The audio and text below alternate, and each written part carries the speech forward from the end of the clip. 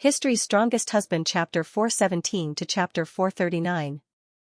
Thank you for your 50,000 yuan tip. This second earthquake was too abnormal. First of all, the area it affected was very small, only the entire South Continent city. Secondly, the damage was huge. Countless cracks had appeared on the ground. It was a ghastly sight. But to the Shui clan's situation in the battle, it was at most like adding insult to injury. They lost the battle from the start. When they were ready to use the level 2 carrion poisonous insect, they lost. This earthquake just accelerated the process. How did this earthquake happen? Xianxia asked. I'll go take a look. Then, Mulan jumped into the depths of the earthquake cracks. Some of these cracks were hundreds of meters deep and looked dangerous, but Mulan still jumped in the cracks like a fairy. After a while, Mulan returned to the ground. Husband, there should be an ancient ruin below. Mulan said, I can already feel its aura. Xianxia was shocked.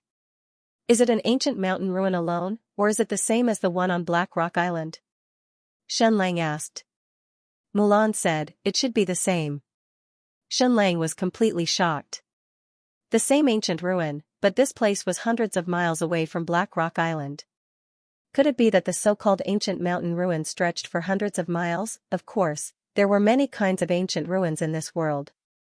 There was only a mausoleum, a temple, and a library. There was another type of ancient ruin that was even more shocking. It stretched across an entire city. But even if it was a city that stretched for hundreds of miles, it would completely sink into the ground. This plane was too shocking. Xianxia said, then, does the earthquake from before have anything to do with the ancient ruins? Mulan thought for a while and said, it's related. I even suspect that the earthquake was man-made. This was even more unbelievable. Although the earthquake just now was small, its power was amazing. Moreover, no earthquake was sudden. It was the power accumulated in the Earth's crust for a long time and then erupted in an instant. Man-made earthquake, what did they rely on to make them? Xianxia let go of his thoughts and let his imagination run wild. Make bold assumptions and verify them carefully. It had been more than a year since Stupa Mountain started exploring this ancient ruin. But the whole process was very mysterious. How has Stupa Mountain been doing lately? He was very low-key. When the Xianxia fleet attacked the Shui family fleet, the Stupa Mountain fleet had no intention of interfering. Was that possible? This earthquake was caused by Stupa Mountain. Why did it create such a huge earthquake? Was it because the important ancient ruins were beneath South Continent City? How can I allow others to sleep soundly beside my bed? If that was the case, then Stupa Mountain was too overbearing and ruthless. After all, the Shui clan and the South Sea Sword sect are your secondary accounts. Enter the city. Under Xianxia's command, the Nirvana army entered the city cautiously. Avoid the poisonous gas. At this time, Xianxia could see it even more clearly. The entire earthquake zone was really within South Continent City. At this time, the city was filled with ruins and corpses. There was such a precise earthquake, the Nirvana army continued forward, and the Shui clan city governor's estate was right ahead. Inside, there was a tall and magnificent castle. Shuiqi had just looked at the battlefield from inside the castle, and Ningqi especially liked to look at the sea from the top of the castle. The Shui clan city governor's estate had half collapsed. But this magnificent castle was still relatively intact. It was really extremely sturdy. Of course, there was another reason. This castle was not in the earthquake zone. Xianxia ordered. The Nirvana army surrounded this sturdy and magnificent castle. With X-ray vision, it was easy to see that hundreds and thousands of people from the Shui clan were in this castle, as well as thousands of warriors of the Shui clan. The castle gate was closed. The Shui clan is rebelling, come out and surrender immediately. Bitter Joy shouted. It was silent inside. The Shui clan is rebelling, come out and surrender immediately. It was still silent. Suddenly, a voice came from inside. Xianxia, I want to kill Jean Mulan, I want to kill her. It was the voice of a young man, about 15 or 16 years old. All members of the Shui clan, listen, our hatred with the Kim family is irreconcilable. There is no room for surrender. Xianxia will definitely kill us all. Everyone, pick up your swords and fight them to the end. We'll stay in the castle. We'll kill all of Shenlang's troops that enter the castle. It was still the young man's voice. Shenlang, come in, I, Shuang, am not afraid of you, I want to kill Jean Mulan. The young man's voice was like a crazy demon. Without saying a word, Jean Mulan picked up a special arrow. She put the arrow on the bow. Whoosh, an arrow suddenly shot through the castle gate. The thermite ignited. In an instant, a huge hole was burned in the sturdy castle gate. Then, the big fool stepped forward, picked up a giant hammer, and madly hit the gate. Bang, bang, bang, bang, after all, this was not a city gate. It was far from being so sturdy and thick. The big fool's strength was amazing. After hitting the gate hundreds of times. Bang! There was a loud noise. The whole gate suddenly collapsed. Kill him, the young man ordered. Whoosh whoosh whoosh whoosh, countless arrows were shot at the big fool. But it was not a tickle. There were hundreds of warriors of the Shui family in the hall on the first floor of the castle. The young man in brocade clothes stood in the center. He was Shuang. Shenlang came in with hundreds of Nirvana army soldiers. Looking at this Shuang.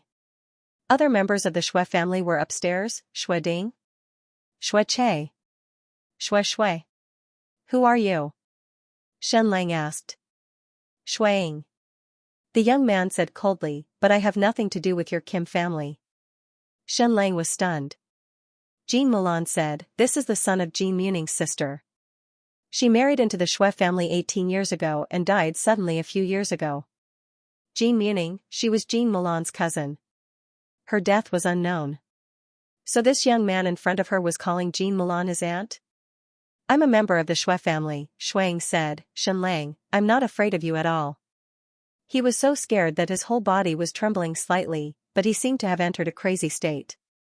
Shenlang asked, where is Shui Ding? Where is Shui Che? Shuang said, you'll have to get past me first.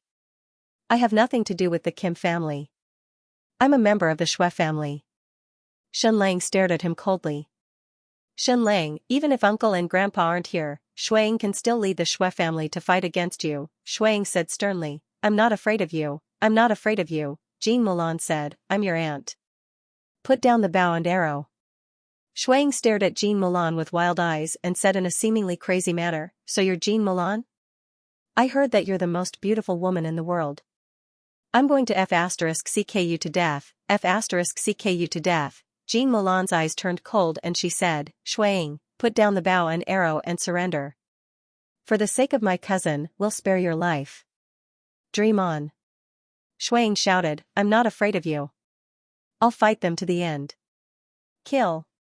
Shuang aimed at Shenlang and suddenly shot an arrow. Whoosh, Jean Mulan's arrow was even faster. She blocked Shuiying's arrow in the air like a bolt of lightning. Puff, her arrow easily pierced through Shuiying's chest and nailed him to a pillar. Fire! Fire! The second Nirvana army shot out a storm of arrows. Hundreds of Shui family warriors also fought back crazily. In the hall, the two armies shot arrows at each other. In just a short while, hundreds of Shui family warriors were killed. Shenlang came in front of Shuang. Shenlang, I'm not afraid of you. I'm not afraid of you.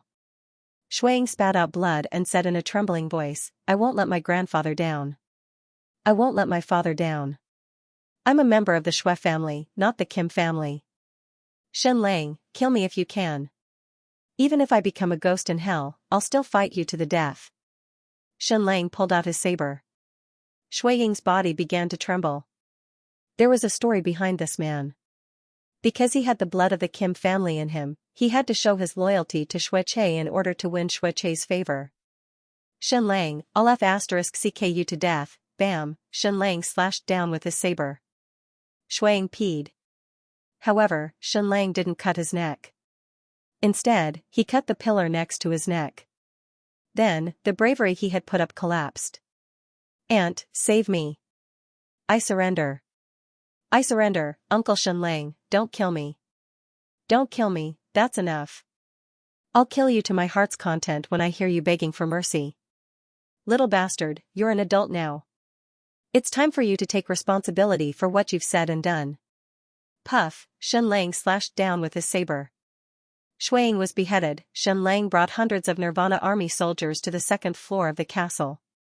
There were also hundreds of people here. All the members of the Shui family were here. Half of them were women. At this moment, they were looking at Shen Lang with eyes filled with fear and hatred. The leader was Shui Chei's mother. She should be 70 this year. Mulan. Shui Chei's mother said softly, the last time I saw you, you were only in your teens. You came to the South Sea Sword sect to learn martial arts when you were 6 and didn't leave until you were 12. At that time, you played with Shui Li, Shui Man, and the others. Jean Mulan stepped forward and bowed. Greetings, Grandma Shui. Shui Chei's mother said, young Master Shen Lang, right? You've already won. You've already destroyed the Shui family. You've already taken revenge. Do you still want to kill us all? Shen Lang said, when Earl Shui Chei attacked the Raging Tide City this time, he was prepared to completely eradicate the Kim family. He was even prepared to kill the tens of thousands of people on Liuzhou Island. Shui Chei's mother wept. Young Master Shen Lang, I know my son did evil things. That's why the heavens punished us. There was a huge earthquake and our Nanzhou city was destroyed. There was a huge tsunami and all the fleets of the Shui family were destroyed. Isn't this punishment enough? Shui Chei's mother said, there are hundreds of members of the Shui family here. There are so many old, young, women, and children. Do you have the heart to kill them all? Mulan, I don't think you're such a vicious person. My son Shui Chei did evil things, so he received retribution from the heavens. If you kill the old, weak, women, and children, aren't you afraid that the Kim family will also suffer retribution? Shen Lang said, Madam, tell me, where is Shui Chei? Where is Shui Ding? I'll spare a few hundred members of the Shui family. Shui Chei's mother wept. Even a vicious tiger doesn't eat its cubs. Are you forcing me to kill my own son? Shen Lang said, either tell me where Shui Chei and Shui Ding are, or your hundreds of members of the Shui family will be wiped out. Shui Chei's mother cried bitterly for a good while. She took out an ancient key and handed it to Shen Lang. He's in the Cave of Nightmare. This is the key to the cave. Before Shen Lang could take it, Bitterhead Huan immediately took the key and examined it carefully. Shen Lang glanced at Madame Shui and then said to Bitterhead Huan, give it to me. Then, Shen Lang took the hexagonal key. Suddenly, Madame Shui whistled. Whoosh, a red thing quickly drilled out of the key and drilled into Shen Lang's body like lightning. Then, it began to swim quickly. Shen Lang knelt on one knee and screamed in pain. Bitterhead Huan stepped forward and held the knife horizontally in front of Madame Shui. What is this? Take out the antidote, take out the antidote. Madame Shui said coldly, this is the brain-eating larva of Stupa Mountain. It can drill into every corner of the body from the blood vessels. Its favorite thing is to devour human brains. You will die for sure, you will die for sure, Shen Lang, you have killed countless members of the Shui family. You are destined to have this retribution. There is no antidote, there is no antidote. This worm will enter your brain, frantically devour your brain, and then continue to self-reproduce. In the end, there will be hundreds of thousands of brain-eating larvae in your brain. They will open your skull. They will drill out from your eyes, nose, and ears. Shen Lang, you will die in the most miserable way. Shui Chei's mother gave up all manners, pointed at Shen Lang, and screamed shrilly. Bitterhead Huan put the knife across her neck and said angrily, aren't you afraid of death? Aren't you afraid of death? Shui Chei's mother said, we are all useless people. So what if we die? To be able to kill Shen Lang, to be able to kill you, is a good deal. To be able to see Shen Lang die in the most miserable way before I die, is a good deal. She looked at Shen Lang with eyes full of absolute cruelty. Jean Mulan, watch carefully. Your beautiful husband will die in the most cruel way.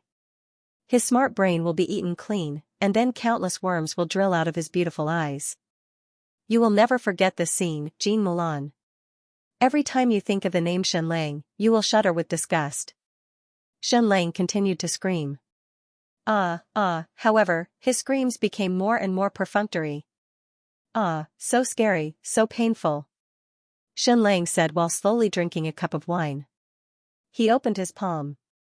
The terrible brain-eating larva wriggled desperately, drilling out of Shen Lang's palm. It wanted to run away frantically. Shen Lang's blood was too frightening. It was about to die as soon as it entered. Shen Lang picked up a pair of tweezers, added up the brain-eating larva, and put it into the normal blood. Soon, it became ferocious again. It desperately wanted to escape from Shen Lang, the further the better. This person's blood was poisonous. Bitterhead Huan, open the old lady's eyes. Yes, yes, old lady, watch carefully. I really admire you. Whether it's the goo, the poisonous gas, or the brain-eating larva, they all belong to Stupa Mountain and are not something that your Shui family can control. Why do you still dare to use such dangerous things? Shui Chei's mother shouted, kill me, don't torture me like this. Shen Lang loosened the tweezers, and the brain-eating larva suddenly drilled into Shui Chei's mother's eyes and into her brain. A moment later, the vicious woman began to roll on the ground. She struggled in incomparable pain. She let out a burst of miserable screams, desperately hitting her head against the ground. It was giving her a taste of her own medicine. Shen Lang, Jean Mulan, you will all die a horrible death, you are going to die soon, you are going to be buried with me, ha ha ha ha, Shui Chei's mother screamed. Perish together, perish together. Shen Lang said lightly, Grandma Shui, you said that under this castle, there are hundreds of thousands of kilograms of fish oil, right? Shui Chei used hundreds of people from his family as bait to lure my Nirvana army into this castle, and then ignited the fish oil to blow up my Nirvana army, completely perishing together, right? As soon as these words came out, Shui Chei's mother was surprised. How did Shen Lang know? That's right, this was Shui Chei's plan. Even at this moment, he still wanted to annihilate Shen Lang's Nirvana army. He even didn't hesitate to sacrifice hundreds of people from his family as bait. Ruthless, your Shui clan is really ruthless, you're all wolves. Awesome. I was once threatened like this in the Great Nan Kingdom's capital. There was an old wise man who threatened to burn himself and his entire clan to force us to retreat, but he didn't want to burn us. So I compromised at that time. And now, Shui Chei used his entire clan as bait to burn my entire Nirvana army to death, and he wants to blow me up into pieces. Amazing, amazing. Your Shui clan really deserves to be annihilated.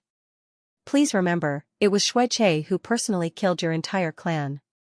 By the way, let me tell you, the people responsible for igniting the fish oil under the castle have all been killed by us.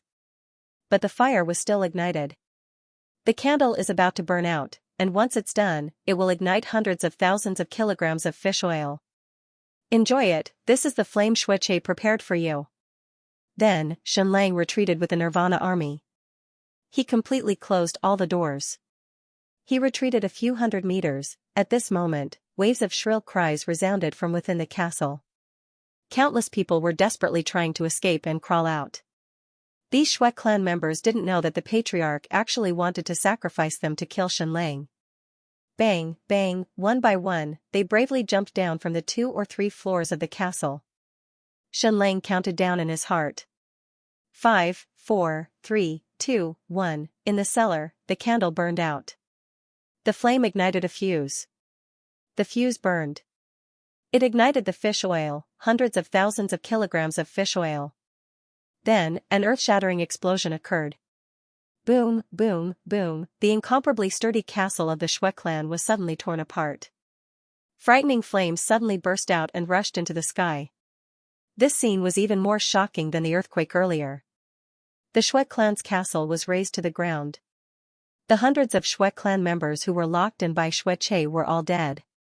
Next, Shen Lang's Nirvana army searched the entire South Continent city. There was no trace of Shui Chei. He didn't find Shui, Ning Qi, and the supreme power experts invited by Shui Chei were all gone. These people seemed to have evaporated from the world. Shen Lang exhausted all his ability to explore every single secret passageway in the Shui clan. Every cave. However, he still found nothing. It should be known that Shen Lang was not an ordinary person. He had X-ray eyes. Almost no underground passageway could escape his eyes. He did find more than a dozen underground secret rooms in South Continent City, and found countless gold and silver, and countless strange things. But he still didn't see Xianxia.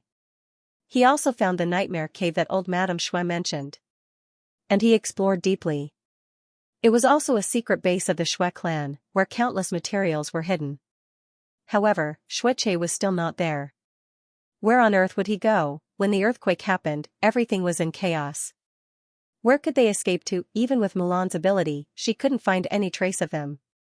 If Xianxia, Xue Ding, and Xue were not dead, then the Xue clan would not be destroyed, and the Kim family and Xianxia would not be avenged. Xianlang closed his eyes and thought hard. What should he do next? It had been a few days and nights. The golden time to find Xianxia had passed. Since he couldn't find Xianxia, it was basically impossible to find him. But he was sure that Xianxia was still on South Continent Island. Because even when the war started, Xianlang's fleet was still patrolling the sea. If a ship escaped, it would definitely be found. After all, the sea was not like the land that could hide. Any ship that appeared on the sea would definitely be exposed. So what should he do? Leave just like that? No, he had to kill Xianxia to exterminate the Xue clan. Finish it all in one go. Xianxia was different from Sunan. Sunan only wanted the rise of the clan. For this goal, he could even resolve all the grievances with Xianlang. But Xianxia was oriented towards enemies. He couldn't tolerate the existence of any enemies. Speaking of which, he was somewhat similar to Xianlang. There was no enmity in the world. Once he let them live, then he would definitely take revenge on the Kim family and do everything possible to exterminate the Kim family. Xianlang thought hard for a few hours. Then he made a decision. Since he couldn't find Xianxia, he would let Xianxia find him. He wanted to kill Xianxia. Xianxia also wanted to kill him very much. The best bait was Xianlang himself. Mulan firmly disagreed. She wouldn't agree even if she died. But Xianlang still convinced him. He convinced him with reality. Baby, I will guarantee that there will be no danger. It can't even be considered as a close call. We have to hurry up and finish what we have to do here and then leave. We don't have time. There is only one way now, and that is to use myself as bait. There is no other way. I promise you, there won't be any danger. Mulan stared at Xianlang. Unless I accompany you, otherwise, it will be impossible. Ugh, Xianlang said, but if you accompany me, it's very likely that Xianxia won't come. Mulan said, even if he doesn't come, I won't let you be the bait to lure him out. It's decided, Mulan said resolutely. Otherwise, I will *CK you to death. Next, a strange scene unfolded in Xianlang's army. The Nirvana army completely retreated from Nanzhou City. The big fool, Xianxia, and his wife, Bitter Joy, and other top experts all returned to the ship. In short, except for Xianlang and Jean Mulan. Everyone returned to the warships. Then, all the warships sailed a few miles away from Nanzhou Island. On Nanzhou Island, only Xianlang and Jean Mulan were left. All of this happened in broad daylight, so everyone could see it clearly. Then, in front of everyone's eyes, Jean Mulan carried Xianlang up a cliff. A cliff more than 200 meters high.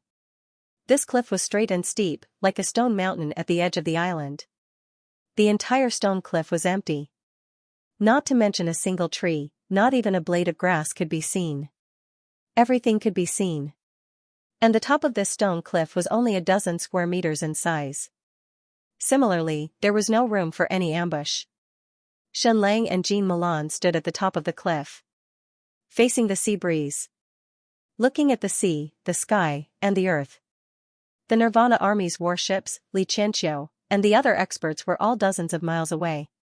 Anyone could see that within a radius of dozens of miles, there was only Xianlang and Jean Mulan on the lonely cliff. This was already putting their lives on the line. Using himself as bait to lure Xianxia out. He bet that Xianxia would definitely not let go of this opportunity. A day passed. Xianlang and Jean Mulan were still alone at the top of the cliff. His fleet, Xianxia, and all the other experts were still more than 20 miles away on the sea. Xianxia, just me and Jean Mulan. You should have 4 grandmasters and a dozen top-notch experts by your side, right? Do you dare to come? Do you dare to kill me? If you don't come, I'm going to leave. Xianxia and Milan were so bored on the isolated cliff. The area was so small, and everything could be seen. No matter what they did, it was inconvenient. Xianxia did not want anyone to see Milan's body. On this cliff that was less than 10 square meters, it was as lonely as snow. 24 hours later, someone finally came. A grandmaster quickly climbed up the cliff. Following that, a second, a third, a fourth, all 4 grandmasters appeared. They climbed to the top of the cliff and surrounded Xianxia and Jean Milan. They confirmed that there was no ambush or danger. Xianxia's fleet was still more than 20 miles away. Xianxia and the Big Fool were still more than 20 miles away. The 4 grandmasters sent out a signal. A moment later, Xianxia finally appeared. He was also a grandmaster. He quickly climbed up the cliff to the top of the cliff. Xianxia led the 5 grandmasters and surrounded Xianxia and Jean Milan on this cliff that was less than 10 square meters. It was as if the heavens and earth did not respond. This was the final killing blow. Note, this chapter was rewritten after deleting 1,000 words, so the update was delayed. Dear Masters, I wish you all the monthly tickets and desserts. Thank you Happy0403 for your tips. Although the top of the cliff was a dozen or so square meters wide, it was uneven. The 5 grandmasters each occupied a corner. Xianxia looked at Xianxia and Jean Milan with a complicated expression. What are these 2 wearing? It's a little strange. Sunan definitely regrets making an enemy out of you, Xianxia said. Xianxia said if he could do it all over again, he definitely wouldn't offend the Jean clan. He definitely wouldn't offend you. Sunan indeed thought so. If he could do it all over again, he would have to do it all over again. If it wasn't for Xianxia, Sunan would have already succeeded. Sunan had already united with the Chang family, and even the Chang kingdom had been swallowed up by his schemes. Xianxia said, I was just as miserable as Sunan. His entire clan was wiped out, and my Xue clan was almost wiped out as well. Sunan sacrificed his entire clan in exchange for his own escape. My clansmen died for nothing. Xianxia said, in a way, you killed your entire Xue clan. But they died because of you, Xianxia said. Back to the topic at hand, Sunan will regret making an enemy out of you, but I definitely won't. But I definitely won't. Living in this world, one shouldn't be afraid of enemies and be restrained. One's life is a process of constantly defeating one's enemies. I really admire your words, there is no enmity under the heavens. Xianxia smiled. Xianxia said, I know you must have set up a trap on this summit and personally acted as bait to lure me out. In order to reassure us, you even chased Xianxia and the other experts 20 kilometers away. Not only that, but Xianxia, Big Fool, and the other experts were also standing on the deck, enjoying the sea breeze at all times, as if afraid that Xianxia's men wouldn't be able to see them. Xianxia said, I hesitated for a long time. I clearly knew you had set up a trap, but I still came. Xianxia said, because you have nothing left, and I'm the only thing you have left, right? Who are you going to use me to ask for a reward? What value do I have? Xianxia didn't say anything. Even at this point, he was still tight-lipped.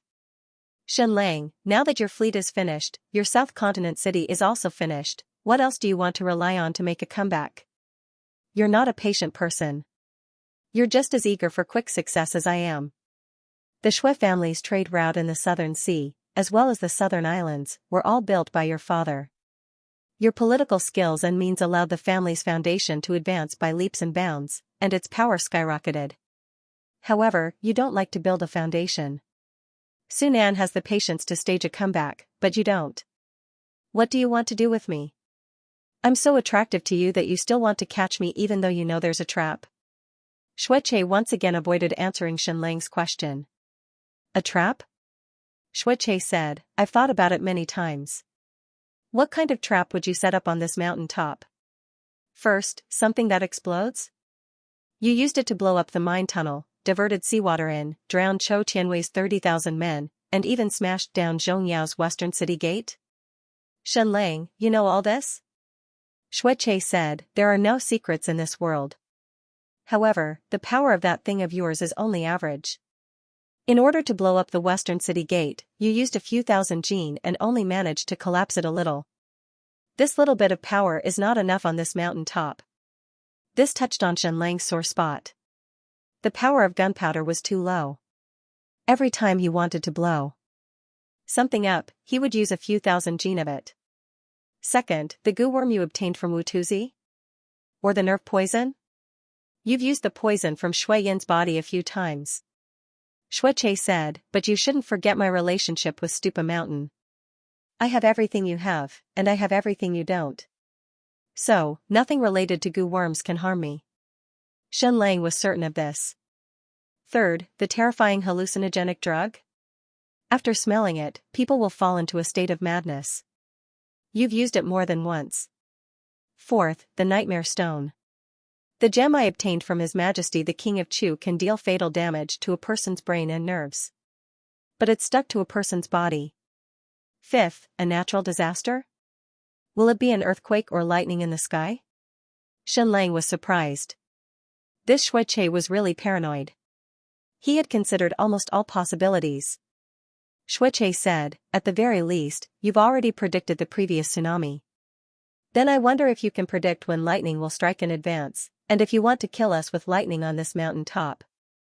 But you can avoid the lightning, but... They looked up at the sky. The sky was clear and cloudless. It seemed difficult to cause lightning in this weather. At least there should be some dark clouds. Xueqie said, I really thought of all possibilities. I can avoid all your traps. The key is that you and Jean Mulan are on this mountain top. No matter what weapons of mass destruction there are, the two of you won't be able to escape. He let out a long breath. This mountain top is about 100 zhang high. The two of you won't be able to escape even if you grow wings. Xueqie continued, Jean Mulan's martial arts are not very good, but she is very agile. But we have 5 grandmasters. She can barely protect herself, let alone you. So, it should be easy for the 5 of us to kill the 2 of you, right? Was that so, more or less? Mulan's martial arts were high, but there was no way she could stop 5 grandmasters. Xueqie said, Xianxia, tell me, what is your trap? Have I guessed it? Yes, I have, Xianxia said. Xueqie had indeed guessed it. So far, Xianxia only had these few tricks up his sleeve. Xueqie said, then I'm going to do it. Don't worry, I won't desecrate Jean Mulan. I will only chop her up and destroy her. With that, Xueqie slowly drew his sword. The other 4 grandmasters also drew their swords. Bang! Suddenly, there was an explosion on the mountain top. A puff of white smoke rose. The 5 grandmasters immediately dodged. They held their breath. And they were wearing the gas masks of Stupa Mountain at this time, and their whole bodies were wrapped tightly. Immediately afterward, Xianxia's second wave of attacks. Bang, there was another burst of fart. Clouds of smoke erupted on the top of the mountain. Green, blue, purple. 3 different kinds of goo poisons. However, the 5 grandmasters, including Xueqie, were still safe and sound. Indeed, as he said, Xueqie had all the goo that Xianxia had, and what Xianxia didn't, Xueqie also had. Then, Xianxia's third wave of attacks broke out. Bang, bang, bang, thermite sparks burst out in several corners. It was stunning. However, this was more like fireworks. It was nice to set off white fireworks on the top of the mountain. Xueqie and the other 5 grandmasters were still motionless. Their clothes and bodies couldn't block the thermite sparks. However, they could be bounced off directly with their internal energy. Anything else? Xueqie asked. Xianxia said, yes. Bang, bang, bang, another burst of smoke exploded. This was a neurotoxin. This was also extracted from the Stupa Mountain goo, which was the one in Shui Yin's body. However, this time there were more than ever. In the end, Xueqie and the other 4 were still safe and sound. They really had immunity. Anything else? Xueqie said, if you use up all your means, we will start killing. Xianxia said bitterly, there is one more. Xueqie said, then we will wait. At this moment, Xianxia seemed to be a kind of person. A magician. It was as if what he had just performed was all magic and didn't hurt anyone at all. Because his opponents were too strong. Not only were there 5 grandmasters, but they were also grandmasters who had a close relationship with Stupa Mountain. Xianxia exhaled. In an instant, it was an extremely amazing scene. Countless butterflies flew out. These were poisonous butterflies. Given by Wu Tuzi. Countless butterflies flew towards the 5 grandmasters. It was gorgeous. The 5 grandmasters danced wildly with their swords. In the next second, these countless poisonous butterflies fell one after another and died tragically. In just a few seconds, they were all killed. Xianxia said, "Xianxia, do you have any more means of ambush? This is very disappointing. It's even quieter than a fart." Xianxia said with a bitter smile, "No." Xianxia said, "Then we will kill you. On this small mountain top, you can't escape even if you have wings. Come on." Xianxia said, "The saying that I can't escape even if I have wings is false." Die, die, die, die, Xianxia shouted sternly. He and the other 4 grandmasters used all their internal energy and rushed towards Xianxia and Jean Mulan. This mountain top was only so wide. "Xianxia, could you escape to the sky, jump down the mountain? Anyone who fell from a height of hundreds of zhang would die. Unless you stuck to the middle of the cliff. But in that case, we can easily catch up and kill you." Die, die, die, Xianxia, Jean Mulan. I will chop you 2 into pieces and cook you into meat soup. After I kill the 2 of you, I'll still head to the Kim clan and annihilate your entire clan. I'm going to exterminate your Jean clan. Die, the 5 grandmasters, with a shocking momentum, rushed to where Xianxia and Mulan were standing. The 5 swords, with a terrible murderous aura, were about to cut them into pieces. However, at the same time, Jean Mulan held Xianxia and jumped off the mountain top. Would jumping off the mountain top work, they still had to stick to the middle of the cliff. It was a dead end. Unless they could fly, but in this world, no one could fly. The people of Stupa Mountain couldn't fly, and neither could the people of Skyseed Pavilion.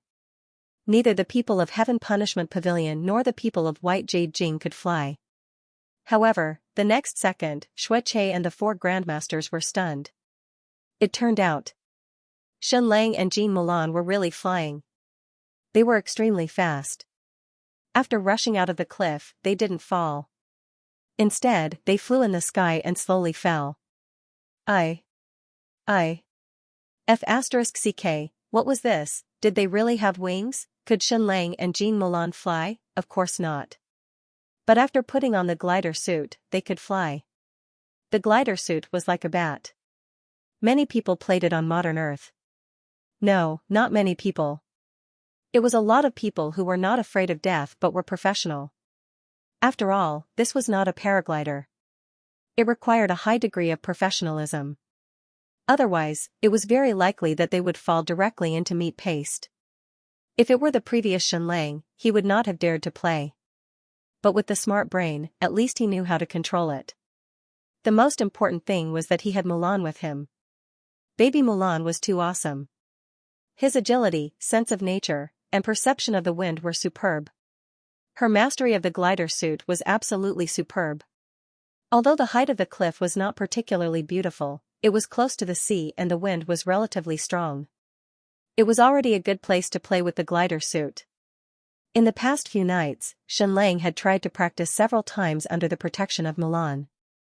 Now, he was gliding and flying at a height of more than 200 meters. Xianxia and the 4 grandmasters almost rushed out and wanted to pounce on Xianxia in the air. But it stopped abruptly. Because they couldn't fly. The 5 of them were completely shocked. How could it be played like this? He could really fly, but what do you mean by this? You can fly away directly and leave us on this top of the mountain.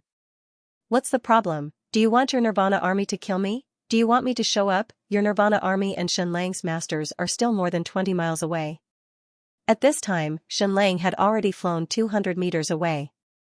He began to count down in his heart. 3, 2, 1. Xianxia's extremely uneasy feeling became extremely strong. Not good, run. Boom, boom, boom, boom. It was an earth-shattering explosion. If all of Xianlang's traps were like farts, then Xianlang wouldn't be able to do anything to them. Then this time, it would be earth-shattering. The power of his gunpowder was small before and he needed a large amount of it each time. But this time, the power of the explosives was amazing. Tris-nitromethylbenzene, also known as T/N/T, Xianlang used everything he had to make this little bit. Its power was far greater than the previous gunpowder. More than 200 kilograms, he used everything he had. This power, it was extremely powerful. But to kill 4 Xianxia realm experts with an explosion, it was still impossible. The speed and physical strength of the Grandmasters were unparalleled. But Xianlang added countless shrapnel in it. Countless steel needles. These shrapnel and steel needles were all contaminated with poison. Cyanide. Many poisons would decompose at high temperatures and become non-toxic. This was cyanide poison. Its melting point was more than 600 degrees and its boiling point was 1624 degrees Celsius. But even if it boiled, even if it became gas, the poison would not be reduced. If it directly entered the bloodstream, 1 or 2 milligrams could kill. In other words, 1 gram of cyanide could kill 500 people.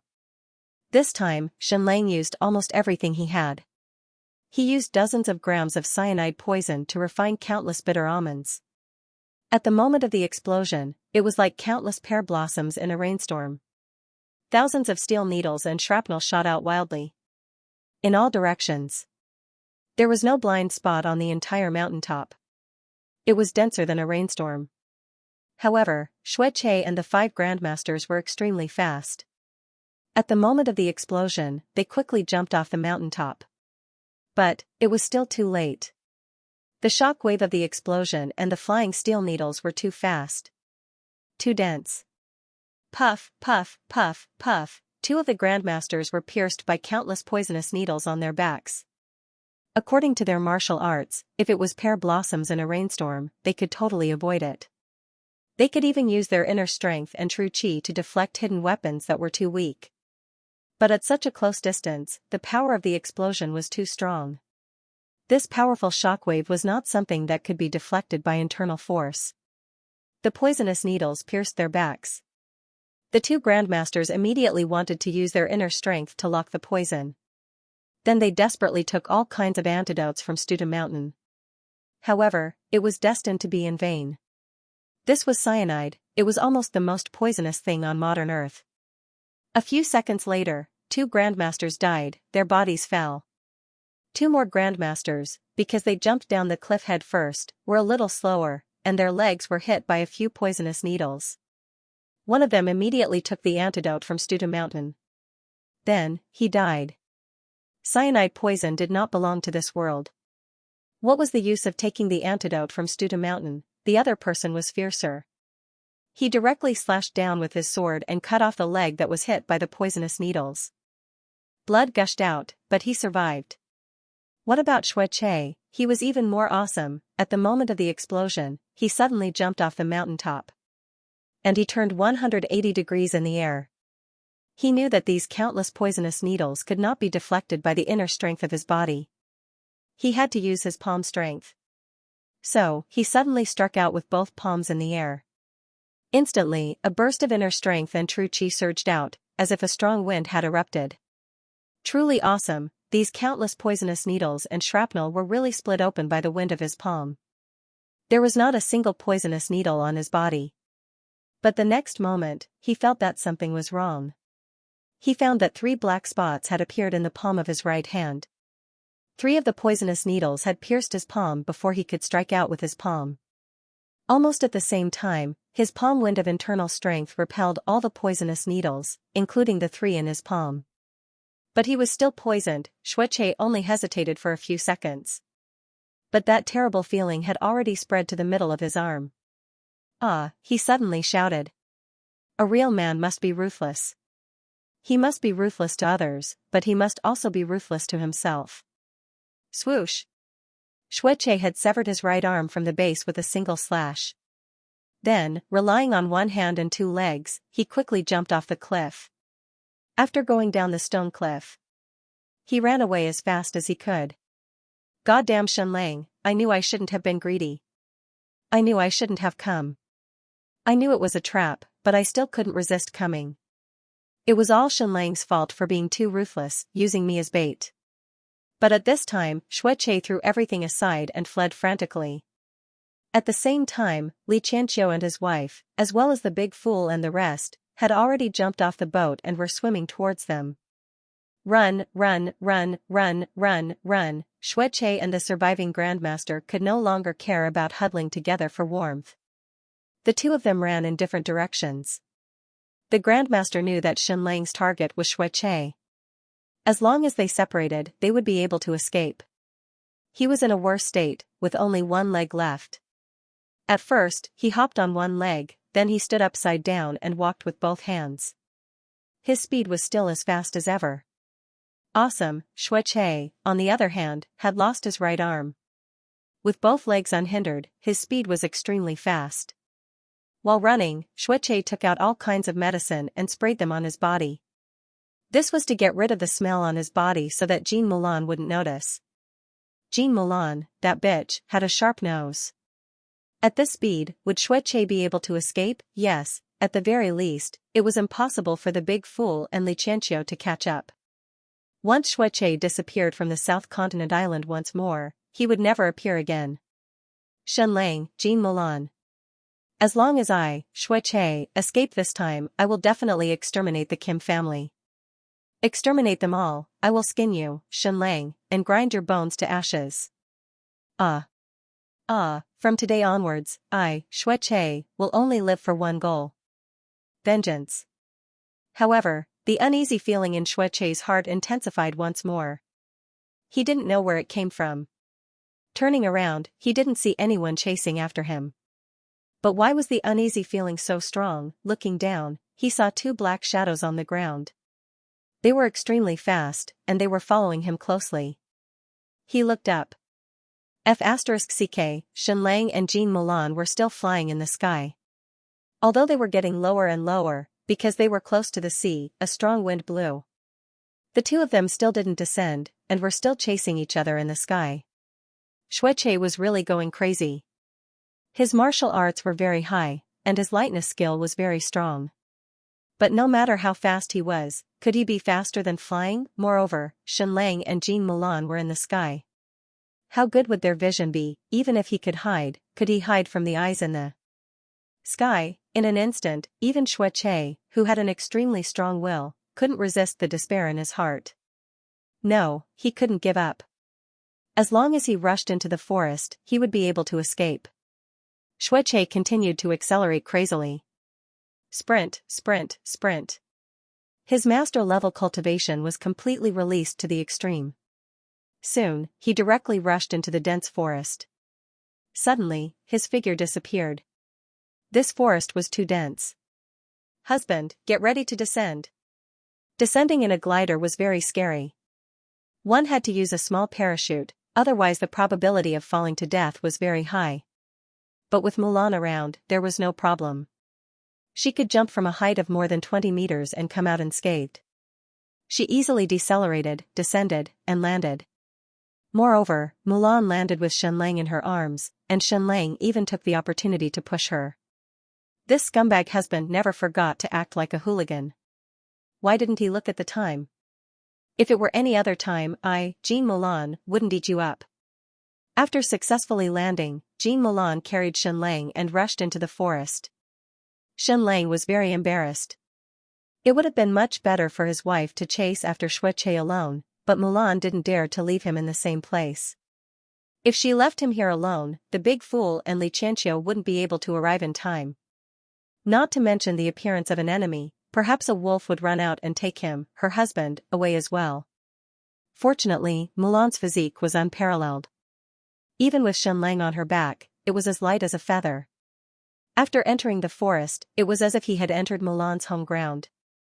His speed was even faster than when he was on flat ground. This was because she could use the branches and vines to propel herself. It could be said that she was as fast as lightning. Xianxia had miscalculated. He didn't know that once he entered the forest, Mulan's perception would increase significantly. Moreover, Xueche's body was covered with all kinds of drugs, which still smelled. He used Qinggong to run, which consumed internal energy. Mulan, on the other hand, was running with her own agility and physical strength. It was like walking normally. On flat ground, Xueche's martial arts were too high, so he was faster than Mulan. But in the forest, his speed was not as fast as Mulan's. Mulan chased after him madly. She was getting closer and closer to him. Xueche didn't look back, but he could feel the fatal danger. Suddenly, he stopped. Why should I run? That's right, why should I run? Only Jean Mulan was chasing after him. No matter how high Jean Mulan's martial arts were, could she be better than a grandmaster? Moreover, he was carrying a burden, Shenlang. I, Xueche, am a grandmaster. Not only do I not need to run, but I can also take the opportunity to kill Shenlang and Jean Mulan. So, Xueche's body stopped instantly. He turned around and stood with his sword drawn. Almost a moment later, Jean Mulan appeared, still carrying Shenlang on her back. She also stopped. Then, she jumped onto a tree more than 20 meters tall and put Shenlang on it. Just like when a female monkey fought, she had to put the little one on a high place. She thought it was safer this way. Xueche had lost an arm. Even if he wanted to climb up the tree to kill Shenlang, it would be more difficult. All Mulan needed to do was to protect the tree from being cut down. This tree was more than a meter in diameter. It would be difficult for Xueche to cut it down with his sword. Protecting this tree was much easier than protecting the scumbag husband. Xueche slowly walked around with Jean Mulan as the center. He didn't have much time. Because the big fool and Xianxia could arrive at any moment. Jean Mulan, it must be hard on you to have such a useless husband, Xueche sneered. Mulan said, it's not hard at all. I'm extremely happy. My husband is #1 in the world. Ah, darling, you don't have to go against your heart. Although you are happy most of the time, there are bound to be hard times. For example, you have to be careful, so that your husband doesn't break down and start doubting his own life. But this scumbag husband doesn't know his own limits. He provokes her every day and thinks he's strong. Xueche said, Jean Mulan, it's not too late if you turn back now. With your talent and beauty, you can join Stupa Mountain, His Majesty the Emperor, or even the Crown Prince of the Great Yan Empire. I can recommend you to the Stupa Mountain. When the time comes, not only Raging Tide City, but the entire Tiannam province will belong to your Kim family. Jean Mulan didn't say anything. She continued to stare at Xueche. Xueche's right arm was broken, and his balance was affected. Moreover, if he used his left hand, his fighting strength would definitely be reduced. Xueche continued, Jean Mulan, there's a secret you might want to know, a shocking secret. Do you know what your husband's true identity is? What is it? Mulan asked. Swoosh, Xueche's body was incomparably fast. He shot forward like a bolt of lightning, the sword in his left hand stabbing toward Mulan. A grandmaster. Mulan's absolute advantage was her agility. Her internal energy wasn't high. With her agility, she could dodge any attack from a grandmaster. But if the opponent was a grandmaster, even with her agility and foresight, it would be difficult to dodge. Swoosh, Xueche's sword stabbed toward Mulan's neck, less than half an inch away. His attack had failed. After all, he had lost his right hand, and he had used up a lot of internal energy to run dozens of li. Therefore, his first attack was dodged by Mulan. Xueche took a deep breath. He didn't have much internal energy left, but it was enough for a few stabs. But he had used all his strength in the first attack. The second and third attacks wouldn't be much stronger. Therefore, he had to play tricks. Xueche took a deep breath and began to prepare the second attack. His whole body suddenly arched. Like a cobra, it was brewing to the extreme. Then, he suddenly stabbed the second time. Swoosh, Xueche's second attack was extremely shocking. Because the whole sword instantly burst into countless pieces, shooting toward Mulan's body. Swoosh, in order to avoid these sharp sword pieces, Mulan instantly bounced more than 10 meters away. That was what made her so powerful. However, after Xueche's broken sword, a gust of green smoke suddenly shot out from the broken sword. Mulan bounced back again. At this time, she could only choose one direction, either left or right. But she could only choose the left, because if she bounced to the right, she would be too far away from husband. If Xianxia wanted to hurt husband, she wouldn't be able to save him in time. However, when she bounced to the left more than 10 meters away, there was a ball waiting for her on the ground there. Because Xianxia had calculated that she would appear at this place. This was 2 steps in advance, he had placed the poison ball at that location. As expected, he had calculated Mulan correctly. Boom, this ball suddenly exploded. Countless goo worms instantly spread out and covered Jean Mulan's body. Instantly, Jean Mulan was frozen. Xianxia was overjoyed. Jean Mulan, although you are strong, you are still too young. Today, you still fell into my hands. My dear niece, although I said that I can't touch you, in case those big shots hold a grudge against me. But, no one knows where this place is right now. But do you think I, Xianxia, will strip you naked and do something beastly to you? No, no, no. I will first cut off the tendons in your limbs to ensure that you have no strength to resist. Then I will grab that useless Xianlang on the tree and cut off his limbs. Then, he was forced to watch everything happen with his own eyes. Xianxia slowly moved forward. His sword was already mostly broken, only a few inches were left. The broken sword in his hand slashed at Jean Mulan's wrist. And at this moment, torrential pear flower. Torrential pear flower. Torrential pear flower. Countless poisonous needles shot out from Mulan's body. Xianxia was like a bird startled by the mere twang of a bough. He quickly retreated while slashing with his right palm, trying to use the palm wind to blow away all the poisonous needles. But the next second, his vision blurred. Mulan's delicate body quickly bounced over. The sharp sword in her hand was like a poisonous snake, like lightning. Poochie, poochie, poochie, in just a short moment, Xianxia's body was stabbed more than 10 times. Whoosh whoosh whoosh whoosh, then Mulan's sword slashed down. She directly cut off Xianxia's remaining hand and 2 legs. So, Xianxia was left with his head and body. She was still worried. The sharp sword in her hand kept pointing, knocking out all of Xianxia's teeth. But she felt that Xianxia might still spit out hidden weapons to hurt people. Another 2 swishes of the sword cut Xianxia's lips.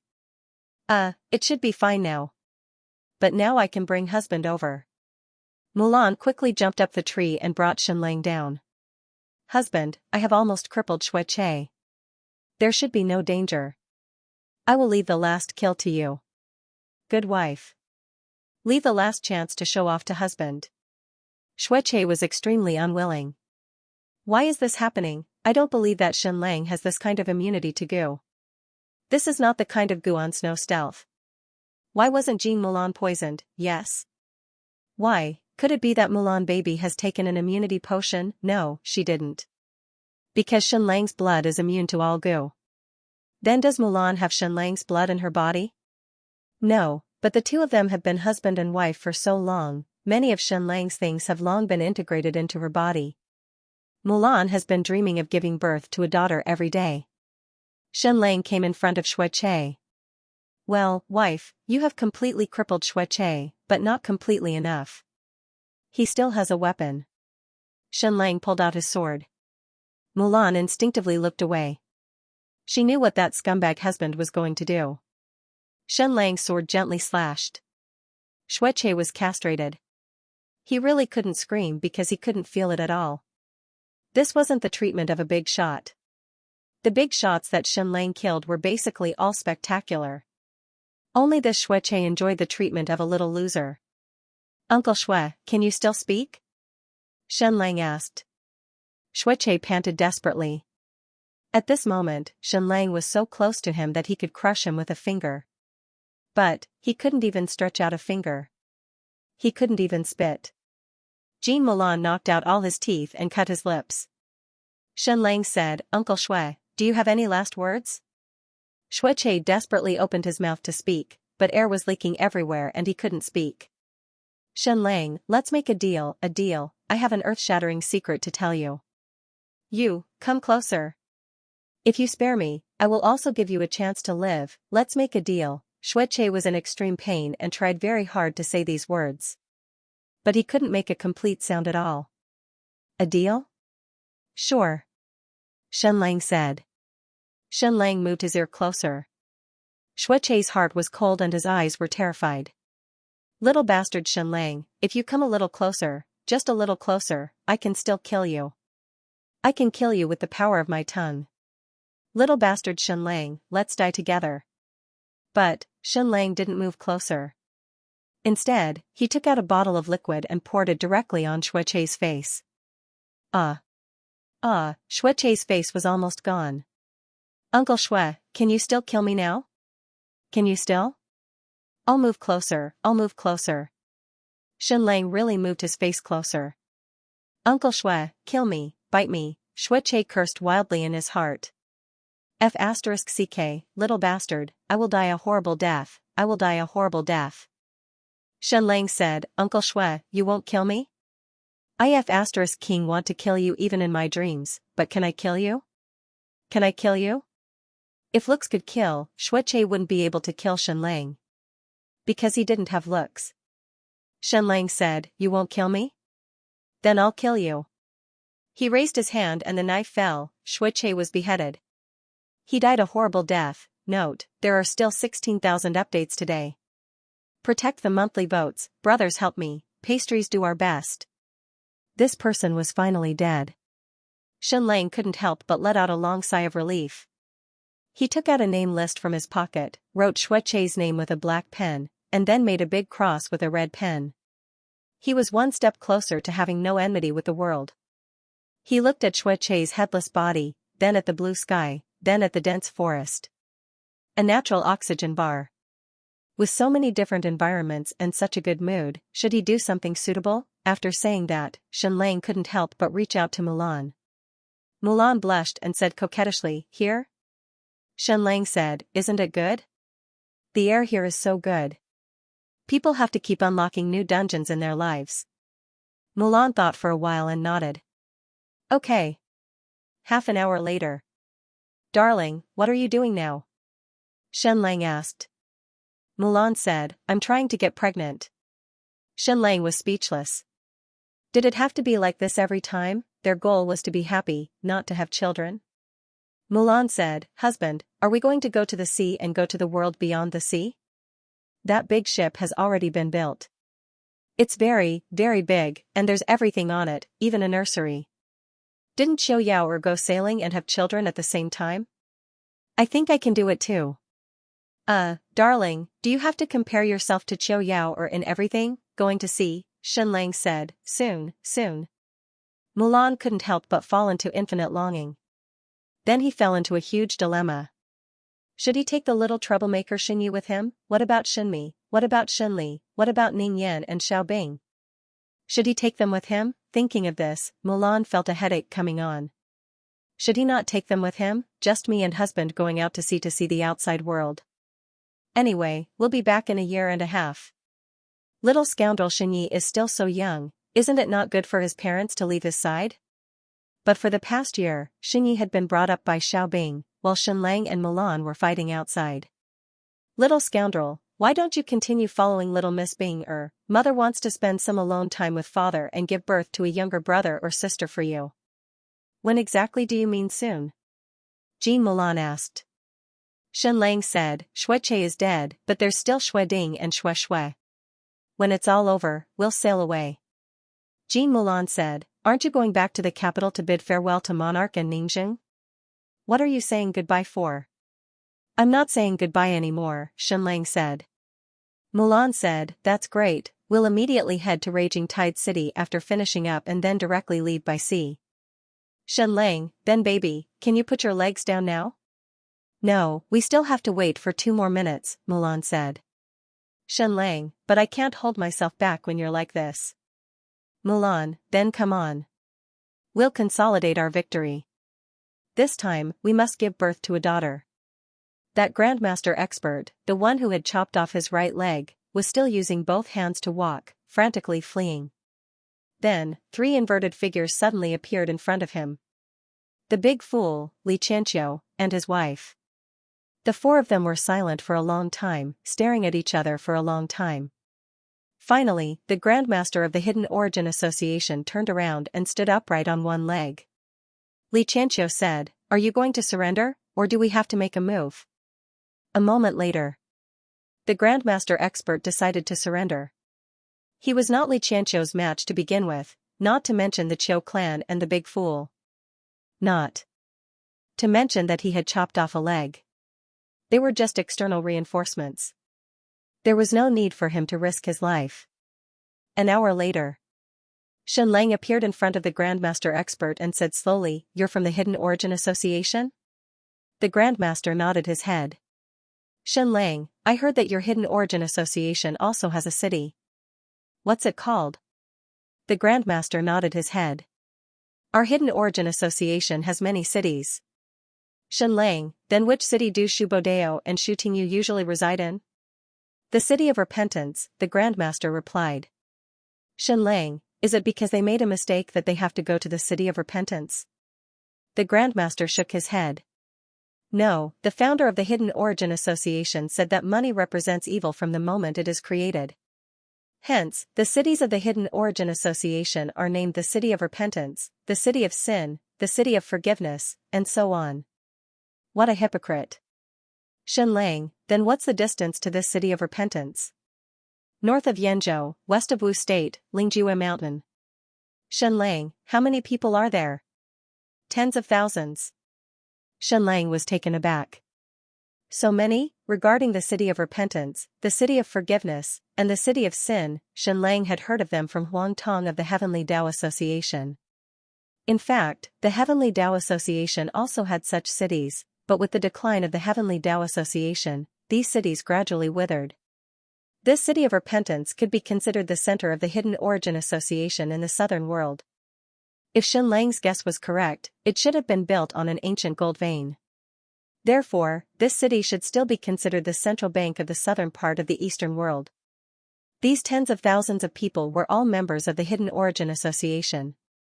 There was the Hidden Origin Association school, treasury, library, and countless materials and storage. Of course, there was also a mint, a gold smelting center, and so on.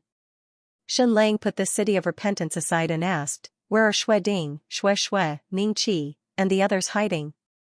The Grandmaster fell silent. Xianxia said, "Xue Che is already dead, and the Xue clan is almost completely annihilated as well. A family should stay together, right?" After saying that, Xianxia threw Xue Che's head in front of him, hoping that he could still recognize it. "Xianxia, what's your name?" "The Grandmaster, Xianxia." Xianxia was startled and looked at Xianxia. "Senior Sword King, this is your brother." Sword King Xianxia was helpless. He could immediately conclude that this Grandmaster of the Hidden Origin Association was also born in a poor family. His previous name was not very pleasant to the ears, but because his bloodline talent was too outstanding, he was nurtured by the Hidden Origin Association. After becoming a Grandmaster of the Hidden Origin Association, he could not use his previous name, so he had to change it to be more impressive. However, there were only a few names suitable for martial arts experts in the world, and the people who named them were not willing to spend too much effort. Therefore, Li Ergu became Xianxia. The person in front of him became Xianxia. In fact, his original name was Xianxia, but to completely distinguish himself from Xianxia, he changed his name to Xianxia. It could be seen that there were too few nice and domineering names in this world. Just like how there were countless boys on modern Earth named Sakai or Chinyu. "Xianxia, I swear in the name of my wife that as long as you tell us where Ning Qi, Xue Ding, Xue Xue, and the others are, I will definitely not kill you and let you go. Don't worry, my words are like farts, and I don't keep my promises, but in the name of my wife, I will definitely keep my word."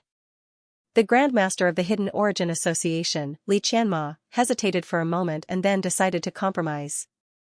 They change places every few hours, and only the people of the Xue family know where the new place is. We just follow them.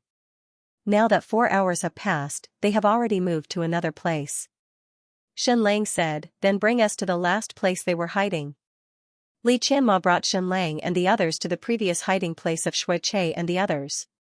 The most ordinary place was the most secretive place. This was a secret underground room in an ordinary forest. From the outside, there was nothing special about it. Unless Xianxia scanned the entire southern islands with X-rays, he would not be able to find it. But the entire southern islands was 17,000 square kilometers, and it would take at least a few years to scan it meter by meter. After entering this underground secret room, Xianxia found that although the area inside was not large, it had everything. Food, vegetables, fruits, wine, medicine, everything was there. It was said that a cunning rabbit had 3 burrows, but the Shui clan had more than 3 burrows. But this underground secret room was already empty. Shui Ding, Shui, and the others had already left. Where did they go? The next hiding place. But where exactly? No idea. But Xianxia was sure that this place should be within a radius of 10 miles. Based on the previous hiding place, it was not too difficult to find it. Next, with Mulan leading the way, they quickly and meticulously searched the area within a 10-kilometer radius. In a secret underground hiding place of the Shui clan, there were only 4 people. Shui Ding, Shui, Ningqi, Yanni, something happened, something must have happened. Shui Ding said, if father succeeded in killing Xianxia and Jean Mulan, he should have returned by now. Shui was silent. Ningqi was silent. They all knew that something had happened because the explosion at the top of the stone cliff was too obvious. These people saw it, so they immediately moved. According to the original plan, they would escape to the 6th cave and hide. But they did not do so, and entered the 9th cave. This was the top secret cave of the Shui clan. Even if someone betrayed them, they would not know this place, because it was at the bottom of the sea. This underground cave was also the most difficult one to construct. It required a very long iron pipe to guide the air. Even so, the secret room was very stuffy and suffocating. Your Highness, don't worry, this hiding place is absolutely hidden. Xianxia will not find it no matter what. Shui said, even if he found the relevant map, the first 8 underground caves are marked on the map, but the 9th secret cave is not marked. Even the people who dug these caves were all executed. Furthermore, the food and water here are enough for us to survive for a few months. It's impossible for Xianxia to stay until then. Shui said, furthermore, the situation will change drastically in a few months. Ningqi did not say anything. The dragon is hidden in the abyss. Your Highness needs to lie low now. Ningqi could feel that Shui's attitude had changed. Even though he was still as gentle as before, his attitude had already become humble deep down. Previously, Ningqi came to rely on the Shui clan when it was strong. Now that the Shui clan was destroyed by Xianxia, the future of the Shui clan depended on Ningqi. Yanni said, Jean Mulan's sense of smell is very terrifying. Will he find this place? Impossible. Shui Ding said, Jean Mulan has awakened the power of ancient humans and has a strong sense of nature. This is not a sense of smell, and he can't track us like a hound. Ningqi nodded. Suddenly, he said, the earthquake before was very special. Shui Ding and Shui fell silent. Ningqi said, is it related to the ancient ruins of Stupa Mountain? The two were still silent. Shui said, Your Highness does not need to worry. I told you that your time is coming. There is only one prince in the entire state of Yu who is absolutely loyal to His Majesty, and that person is you. Shui said again, the dragon is hidden in the abyss. We will wait here quietly for a few months, and then Xianxia will be finished. We can easily make a comeback, and he will not find this place. However, at this time, a strange fragrance suddenly came in the air. Not good, the air is poisonous. Quickly hold your breath and cover all the holes. Shui and Shui Ding went forward to block all the air entrances. The few of them revealed a look of fear. Xianxia had found his way here. How did he find this place? That's right, how did Xianxia find this place? In fact, it took a lot of effort. After a day and a half, he found the Shui clan's 7th and 8th secret caves. But all of them were empty. After searching for a long time, he searched for more than 10 miles, but he still could not find the hiding place of Shui Ding and the others. Later on, he marked the location of the Shui clan's 8 secret hiding places on the map and connected the dots. In the end, he found that it was a word. It was an incomplete word. On the left was a U, and on the right was a Ren.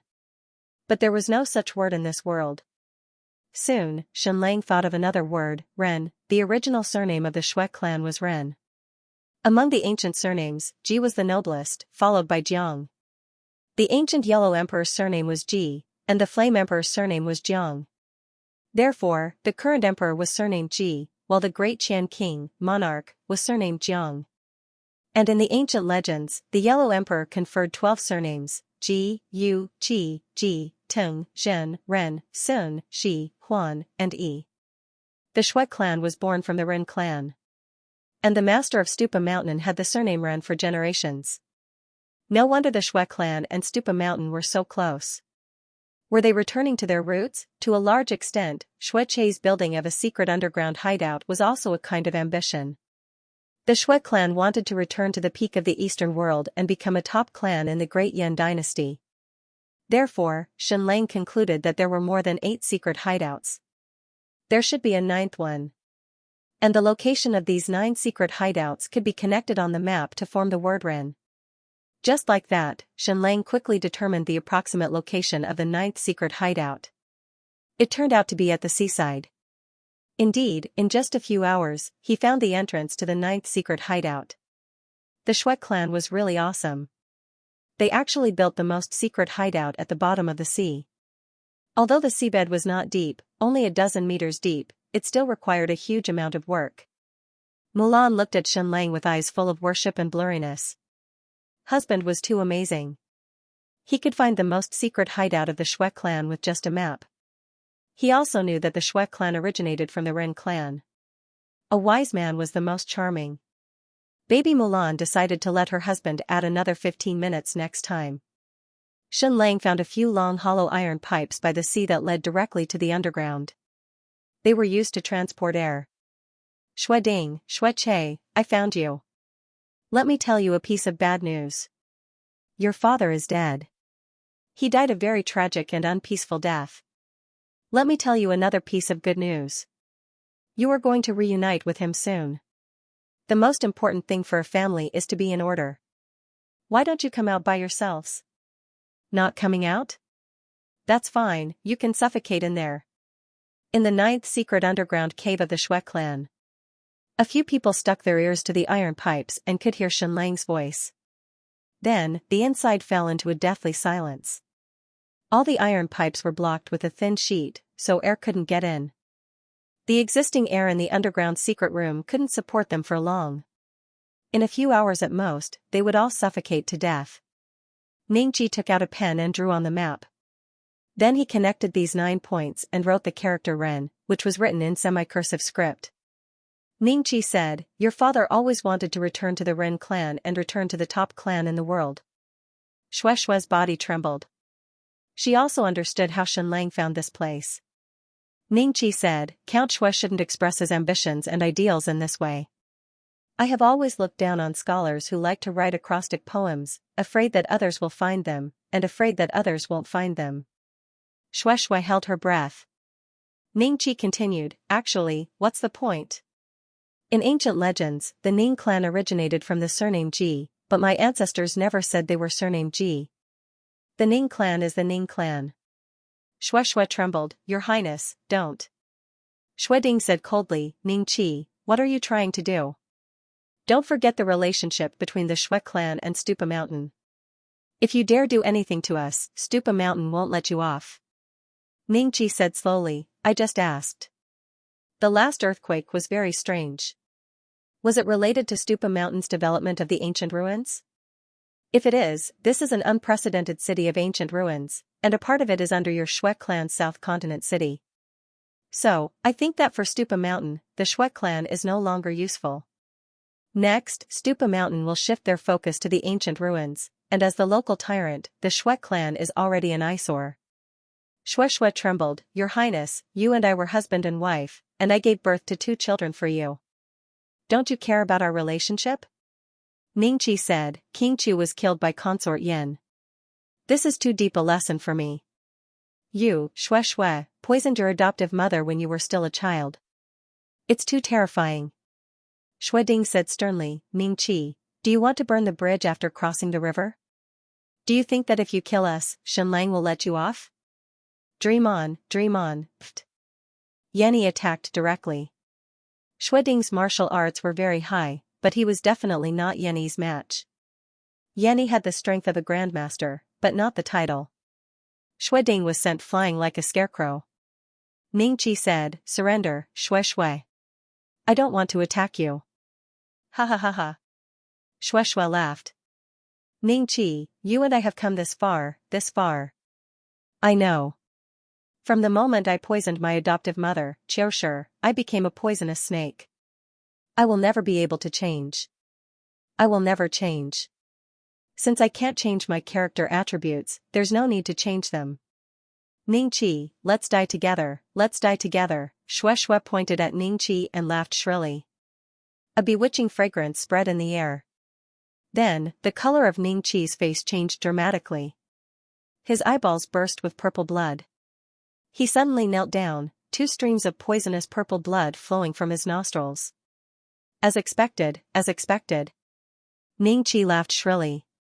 Shui, you really poisoned me, ha ha ha ha. Shui smiled sadly.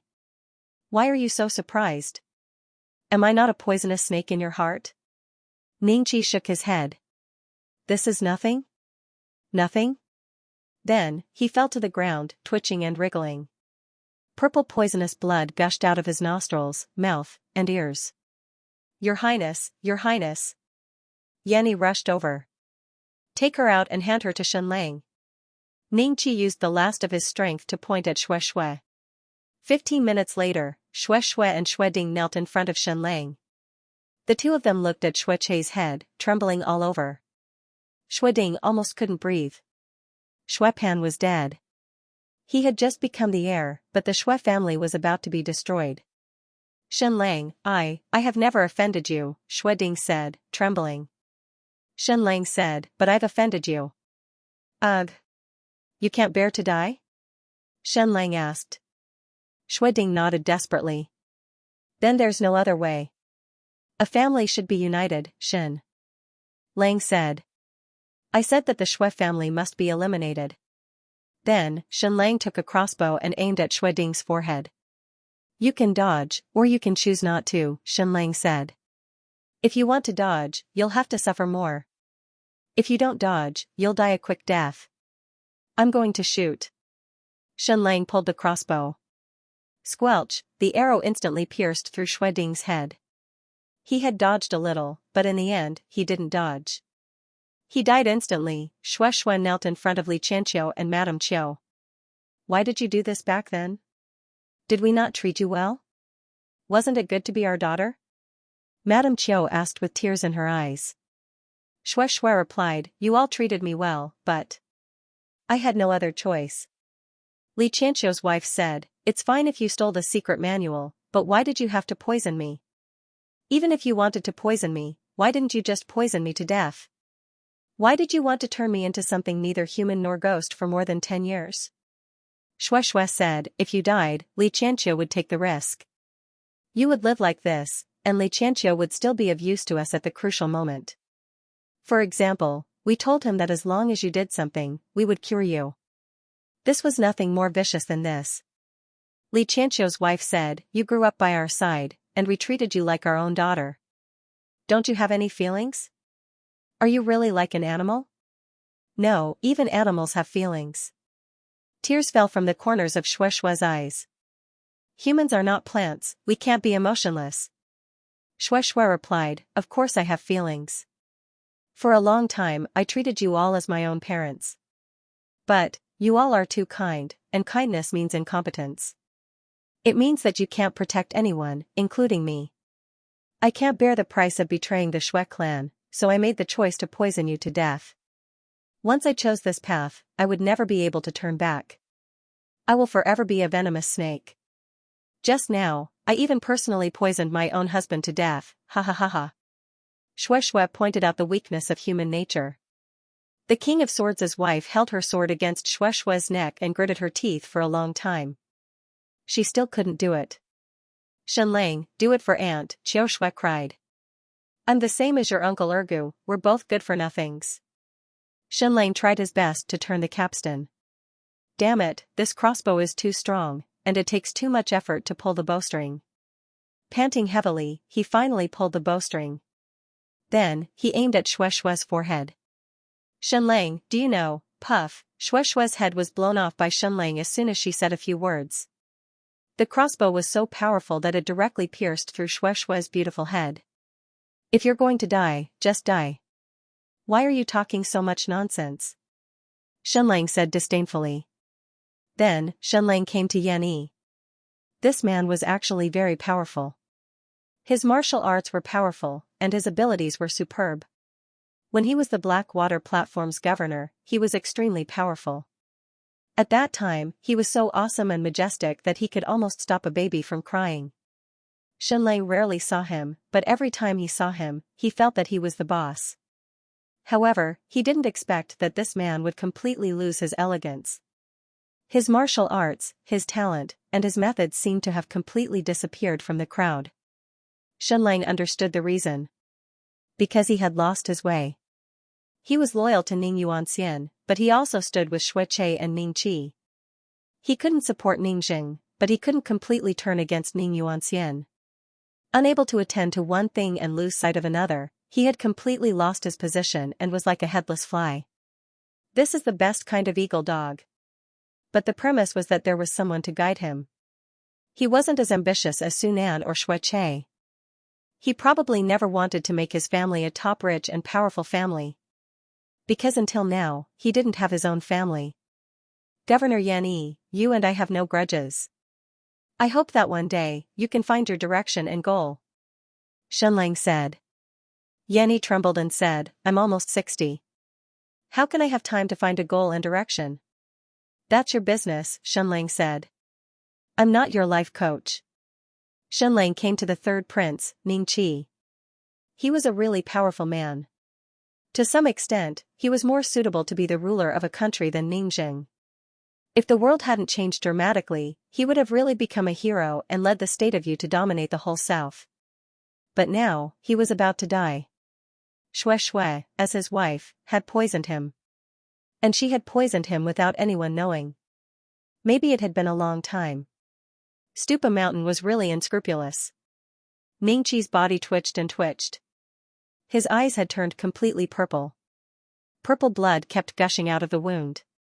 He still looked at Shenlang with his last gaze. Shenlang said, this is the moment you are closest to death, remember it. Then, Shenlang cut his finger and dripped blood into a test tube.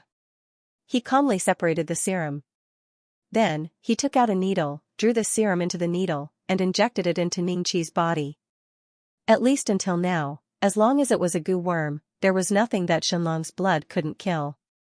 A short while later, the strange and terrifying purple color on Ning Qi's body gradually faded. He gradually recovered his breathing. His heartbeat recovered. The purple color in his eyes also faded. He was alive, saved by Shenlang. A long while later, Ning Qi's body regained its mobility, but he didn't get up. He was still lying on the ground, gasping for breath, enjoying the feeling of surviving a disaster. Ning Qi, I saved you, but I don't ask for anything, and I don't want you to remember any favors from me. You are a very amazing person, a very powerful person, so it's ridiculous to expect someone like you to repay a favor. I believe your father told you that you are a person of the upper class. Then, how can I be a person of the upper class? Or even a person of the upper class? I don't want any repayment from you, I only ask one thing of you. When the sky falls and the earth shatters, remember that your father and your brother Ning Jing didn't kill you. When the sky falls and the earth shatters, remember this moment. That's all, goodbye. Note, the monthly votes list was destroyed by a certain handsome guy. Brothers, help me, give me monthly votes, give me monthly votes. Dessert begs with tears streaming down his face. Thank you book friend 20170517231540879 for the 10,000 yuan tip. An unknown location. A secret underground room. An absolutely dust-free room. A man with his face wrapped in bandages was sitting in front of a mirror, looking at his eyes. He asked, "Can I go out? I just want to take a look at the outside world, just a look at the flowers and grass." "You can't." He asked, can't I even take a look? You can't, your body is too weak, you'll die if you go out, he asked. How long do I have left? I don't know, maybe a month, maybe 2 months, he sighed. I really hope that day comes soon, my life is too painful. The other party was speechless. He continued, I stopped writing, Boundless Romance, Battle Through the Heavens, is also finished, Journey to the West, is also finished, what's the point of living? Then you can watch it a second time, a third time, a fourth time, he helplessly said. I've already watched it 19 times, Legend of Dongli, 153 times, ugh, he continued, can I take a look at the outside world? Just a look, alright? Even if I die from a single look, you can't die yet, at least not now, he asked. Then when will I die? I don't know, perhaps soon, he continued. I heard that the great Yan Empire's little princess Jining is as weak as I am, suffering from over a dozen illnesses, and could die at any moment, is that right? She looks as if she's sick like you, but she's actually different, he continued. I wonder what keeps that little princess going. In any case, my motivation to live is Boundless Romance, Battle Through the Heavens, and Journey to the West. I'm sorry, he said. No, no, no, I'm the one who's sorry. In order to keep me alive, you've done everything you could.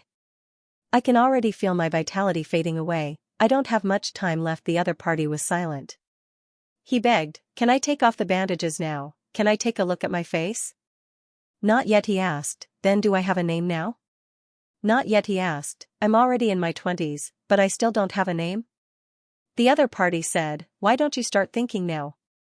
Let me know when you've thought of a name. He said, good, now this has become a new motivation to live on. I must think of the most amazing name, a unique name. I've read so many books and experienced so many lives. I'll definitely think of a good name.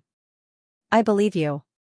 He said, this mirror is really good, I can see very clearly. In these 10 years, I have first experienced the bronze mirror, then the silver mirror, and now this glass mirror is the best. Unfortunately, I still can't see my face. You'll see soon enough. He said, am I a failed product? No, you're just too special. You're unique. He said, I can't think of a particularly good name at the moment, but it's very boring. Can you play chess with me? All right. After a while, the game ended. His chess skills were too good. Forget it, I'll just fight my reflection in the mirror. Then, he set up a Go board in front of the mirror and played with himself. He was completely engrossed, completely forgetting himself. Shen Lang's fleet left the Nanzhou Islands and headed in the direction of Xuanwu City. Baby Mulan kept her word and gave Shen Lang an extra quarter of an hour. The scumbag felt that he was really awesome. Sure enough, a successful revenge could make people stronger. I, Master Lang, went from a quarter of an hour to half an hour, and now it's a full 3/4 of an hour. Who can be stronger than me? Ha ha ha ha ha. Baby Mulan was a little tired. There was no other way. If she wanted to make husband stronger, she would have to be tired. Moreover, she was thinking about giving birth to a daughter every day. She was always locked in thought and fell asleep before she knew it. When she woke up again, the scumbag husband was studying the map. Mulan stepped forward, sat on his lap, and said softly, what is husband looking at? Looking at the map. Mulan's gaze fell on a corner of the map, where Shen Lang had drawn a triangle. What is this? Shen Lang said, the Devil's Triangle. Mulan said, I don't think I've heard of it. It was normal not to pass. Not many people had heard of this word. Chou Tianwei knew, Chou Yaoer knew, Sky Sea Pavilion knew, Prince Jin knew, and Xiayin knew. In short, not many people knew. This was a very mysterious and dangerous sea area. It was an absolute taboo for sailing on the sea. Any ship that entered would never be able to return, vanishing without a trace. It sounded a bit like the Bermuda Triangle on Earth. There were a few strange things in the Bermuda Triangle. First of all, there were some species that didn't exist in other places. Second, the wavelength here was different from other places, so many planes disappeared after entering this area. Moreover, various data showed that the radiation zone of the Bermuda Triangle should belong to the inside of the Earth, not the surface of the Earth. This radiation zone was even named the Van Allen Belt. In short, until now, the Bermuda Triangle was an unsolved mystery. And there was such a sea area in this world. Skysi Pavilion, Heaven Punishment Pavilion, and even Cho Tianwei and the Shui family fleet had all sent ships to explore this Devil's Triangle. In the end, none of them returned. It was as if these ships had completely disappeared from this world. The Kim family was a nouveau riche on the sea, so they hadn't played this high level and hadn't explored this Devil's Triangle yet. This place doesn't seem to be very far from our Furious Tide City, Mulan said. Shenlang said, it's 6,500 miles southeast from Furious Tide City. Mulan said in a sweet voice, why do you call it the Devil's Triangle? It clearly doesn't look big. Goddess, are you purposely acting coquettishly and pretending to be a child? Shenlang said, this only looks small on the map, but in fact, it's more than 7,000 miles long. It almost completely separates the eastern and southern seas. Mulan said, husband, it's just the two of us on this trip? Shenlang shook his head and said, no, our whole family. Mulan said in surprise, I thought it was just the two of us. Then, Mulan said, where are we going? Shenlang said, east, straight east. Mulan said in surprise, east? Are we going to find Xiao Yaoer? She was a bit reluctant. Before she was stronger than Xiao Yaoer, she didn't want to see Xiao Yaoer. Shenlang said, the sea is very, very big. It's tens of thousands of miles away. It won't be that easy to find Xiao Yaoer. Mulan said, husband, are you sure you don't want to say goodbye to the monarch and His Highness Ningxing? Shenlang replied, what's there to bid farewell to? It's better to reminisce than to meet. However, I have letters for them. Mulan said, then, what about Ning Yan and Shenli baby? Shenlang said, we should be able to see them when we get home. Mulan said, Ning Yan is coming to Xuanwu City? Shenlang said, what? Can't I? She's clearly older than you, but she still calls you big sister. Shenlang's fleet left. Third Prince Ningqi was left alone on the ground. He just lay there motionless, looking at the sky. His father had once said that this world might change.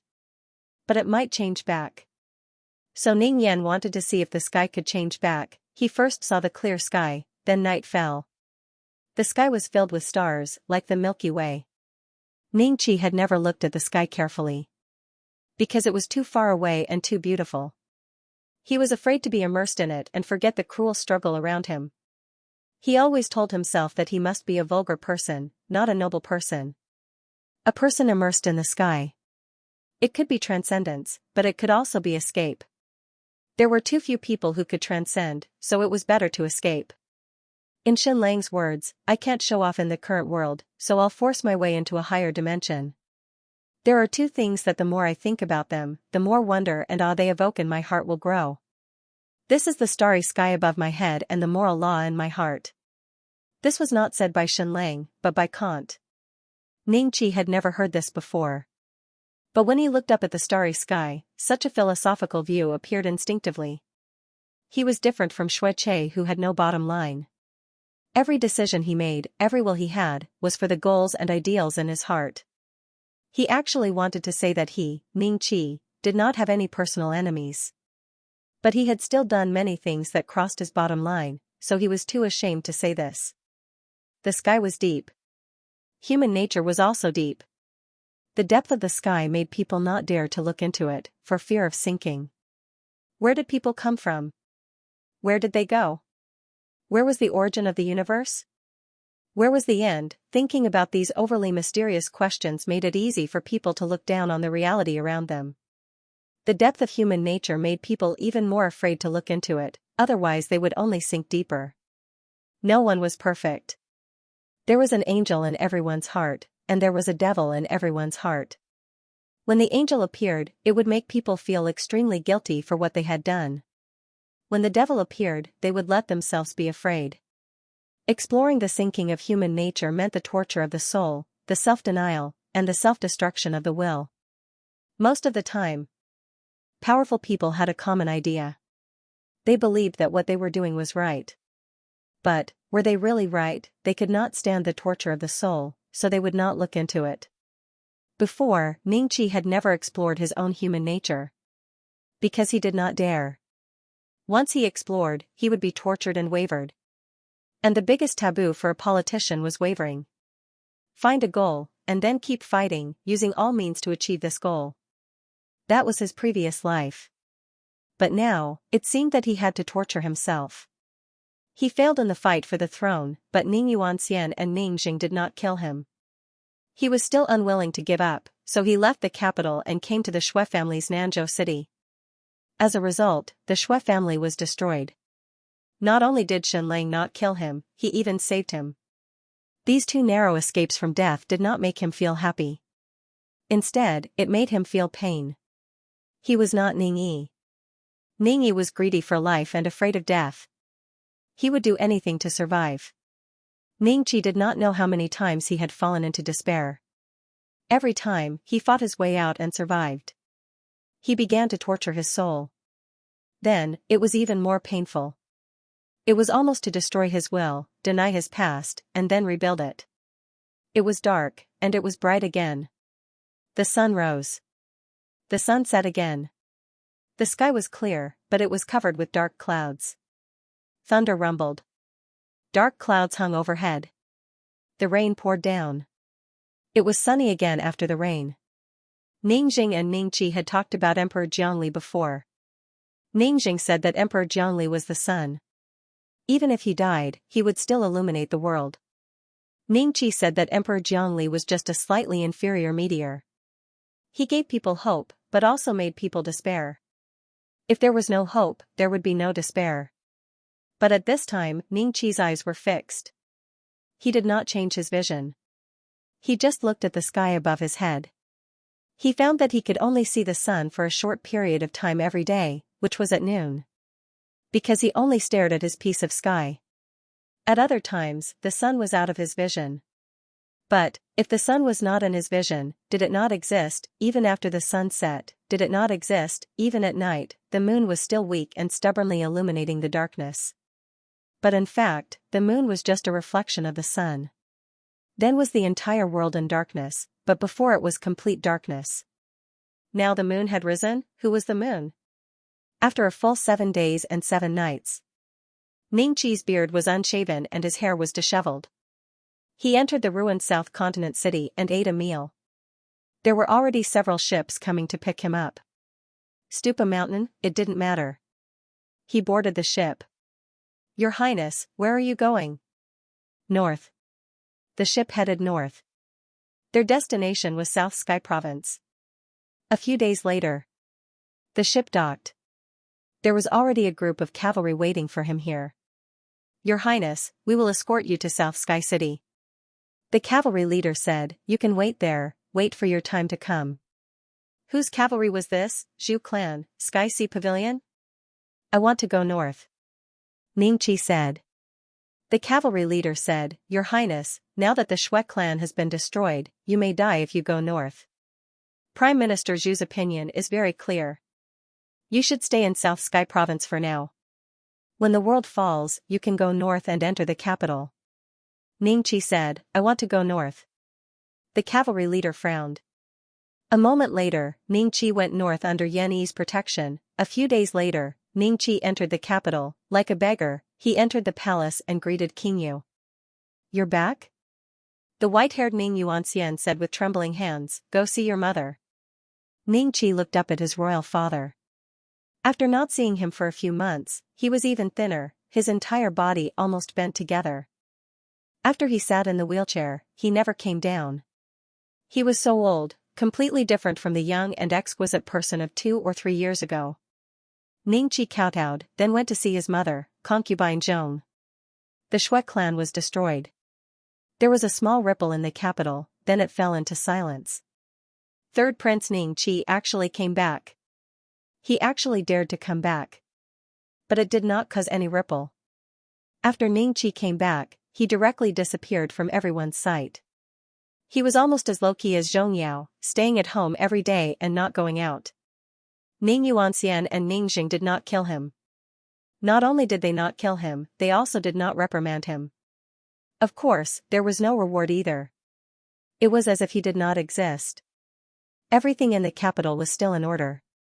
Everything in the state of Yu was developing in an orderly manner. It was terrifyingly quiet. It was like the moment before a tsunami, an earthquake, or a big explosion. This kind of quiet, it was as if one would be frightened if they breathed too loudly. Everyone became little beasts. Little beasts before an earthquake. And they were little beasts that could not escape. They could only stay in their own nest, shivering. Ningjing acted as if nothing had happened. What should he do? He was still extremely diligent, almost masochistic diligent. It was as if he wanted to finish all the remaining things. It was like the lyrics of a song. Treat every day as the end of the world. He did not say anything, but his wife Xianxia once cried and begged him to divorce her and remarry someone else. As the crown prince of a country, how could he not have any descendants? Ningjing smiled and said, "Don't worry about the future. Live in the present." The great Yan Empire gathered an unprecedented army. The new Qian Kingdom gathered an unprecedented army. The Great Jin Kingdom, the Great Liang Duchy, and so on, all the countries in the north sent out their troops. No matter how many there were, all the vassal states, including the northernmost warhounds Khaganate, sent out their troops. All the countries, big and small, received the emperor's decree. An astronomical army, marching south in a grandiose manner, an earth-shattering momentum. The astonishing might was exactly the same as the tsunami that had struck the southern sea. No one and no country could stop it. The young King Wu finally gave in after a day's struggle. He announced that he would unconditionally allow the army to pass through the territory of the Wu Kingdom. Moreover, the King of Wu announced that he would send 100,000 soldiers to join the empire's coalition army. The King of Chu resisted for 2 days and finally compromised. He announced that he would unconditionally allow the army to pass through the entire territory of the Chu Kingdom. Moreover, the King of Chu announced that he would send 100,000 soldiers to join the empire's coalition army. An astronomical army. It was almost more than 20 years ago when the great Yan Empire and Zhongli fought. Like a dark cloud. Like a tsunami. Sweeping south, there was no reason for the emperor to send an astronomical army this time. No one even knew the target. The army would go wherever the emperor wanted it to go. However, everyone vaguely knew in their hearts. Only one thing could change the entire world. How many people were there in this astronomical army? No one knew. Moreover, the number was meaningless. In short, it was an army that surpassed all the wars in this world in the past few centuries. In the previous war for the fate of the state of Yu, the 4 countries had sent out a total of more than 1 million soldiers. However, compared to this time, it was like a child's play. His Majesty the Emperor, with his supreme will, was here. Sweeping the heaven and earth with his might. Unstoppable. Anyone who stood in his way would be crushed to pieces. And now, this astronomical army, half the world's army, was marching towards the state of Yu. The Emperor's target was the state of Yu. This army was enough to destroy the state of Yu dozens of times. This didn't seem like an expedition to the south, but more like a military parade. However, monarch Ning Yuanxian and Ning Jing didn't receive any orders from the emperor. Not even a hint. The entire state of Yu seemed to be shrouded by a huge dark cloud. Zhu Hongzhu walked out of his room for the first time. Looking at the sun in the sky, he said slowly, "The darkness before dawn is a bit too long. But what will come will come. The sun will rise eventually. The time of darkness is over." However, when he said this, the dark cloud kept shrouding from the north to the south. Ningqi stood in the yard, looking up at the sky. "Zhu Hongzhu, is this the dawn you mentioned? Why does it seem darker?" Ning Yuanxian and Ning Jing were having breakfast. His hands were shaking so much that he couldn't pick up chopsticks or even hold a spoon. Bianfei fed him gently. "Your Majesty, a secret letter from Child Shenlang," Eunuch Li Sun said. Ning Yuanxian said, "Call him child, no need to add a name." Eunuch Li Sun said, "Yes, it's a secret letter from child." Ning Yuanxian said, "I'll read it later. I'll read it after breakfast. This guy's letter must make me unhappy. I can't ruin my mood for breakfast. Concubine Bian's breakfast is so delicious. I can't let it down." Concubine Bian gently pressed her face against his, and the two of them gently rubbed against each other. Ning Yuanxian said with a smile, "Besides, you called me a little bastard every time. It won't last long." Maybe you'll change it soon. Ningjing was still eating his breakfast meticulously. The father and son finished their breakfast. Ning Yuanxian said, "Give me the letter." Eunuch Li Sun handed the letter to him. Ning Yuanxian opened the letter. He used all his willpower and strength, but still couldn't stop his hands from shaking. Shen Lang's handwriting came into view. "Your Majesty, you're always brooding about what happened more than 20 years ago.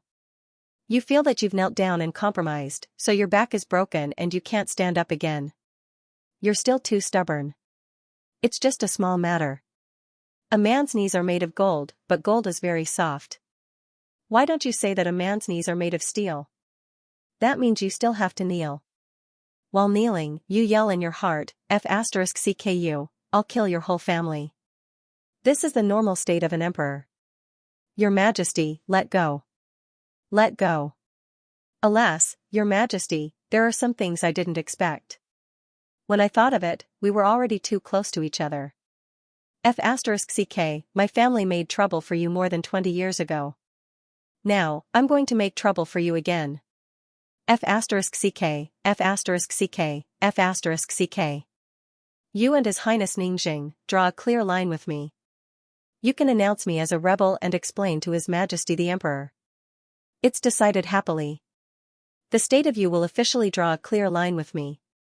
Let go, Your Majesty. Ning Yuanxian handed Shen Lang's letter to Ningjing. Does he think I'm an illiterate idiot?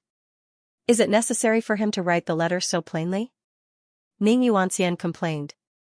Ningjing said, maybe it's because he used too many quotations when he wrote the book, so he likes to write plainly. Alas. Ning Yuanxian said, this man is not reliable. I'm still waiting for the second part of Endless Romance. Now that I think about it, it's probably the end of my life. Ning Yuanxian, you're good. You even know how to complain about the end of your life.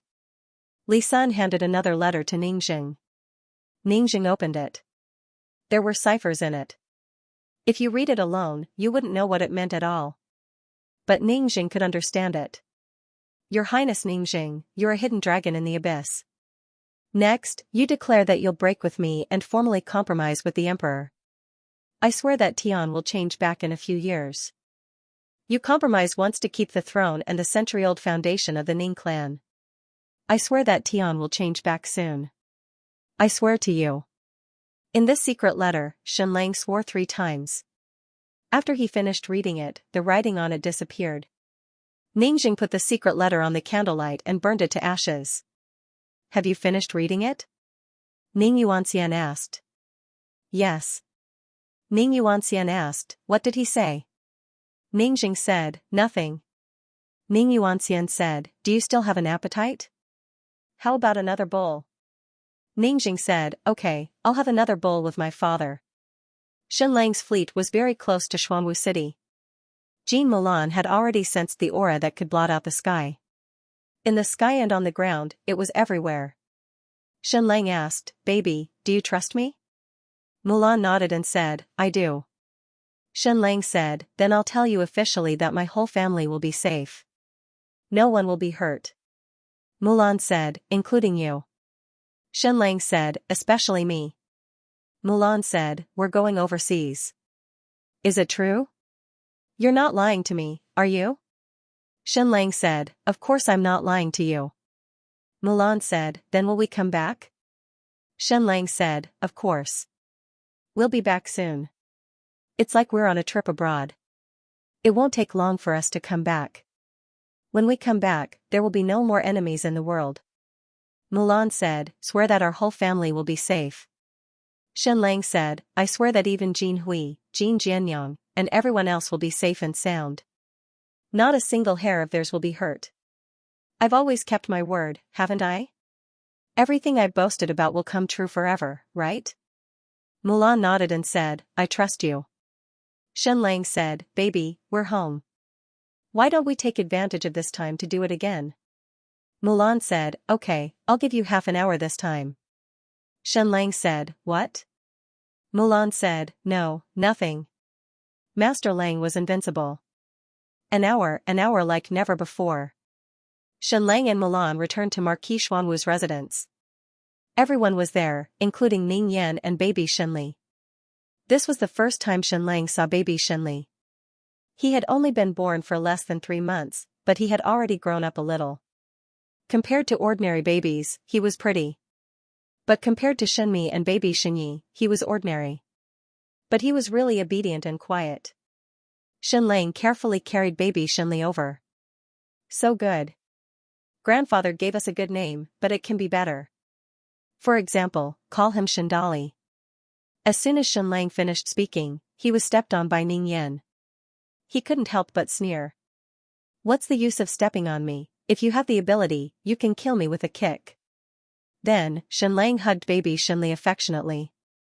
Baby Shenmi looked at him enviously, her gem-like eyes staring at him.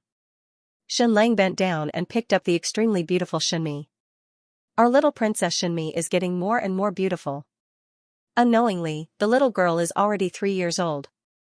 Baby Shenyi looked at his father, then at himself. Daddy doesn't seem to have a third hand. Then what should I do? Am I the baby that gets abandoned? Wha? Baby Shenyi suddenly burst into tears. Xiaobing hurriedly picked him up and coaxed him, but she couldn't coax him at all. Seriously, why are you guys treating our little wild baby like this? Xiaobing complained, then stuffed him into Milan's arms. Staying in his mother's arms, baby Shenye's crying turned into choking, and he looked at his father pitifully.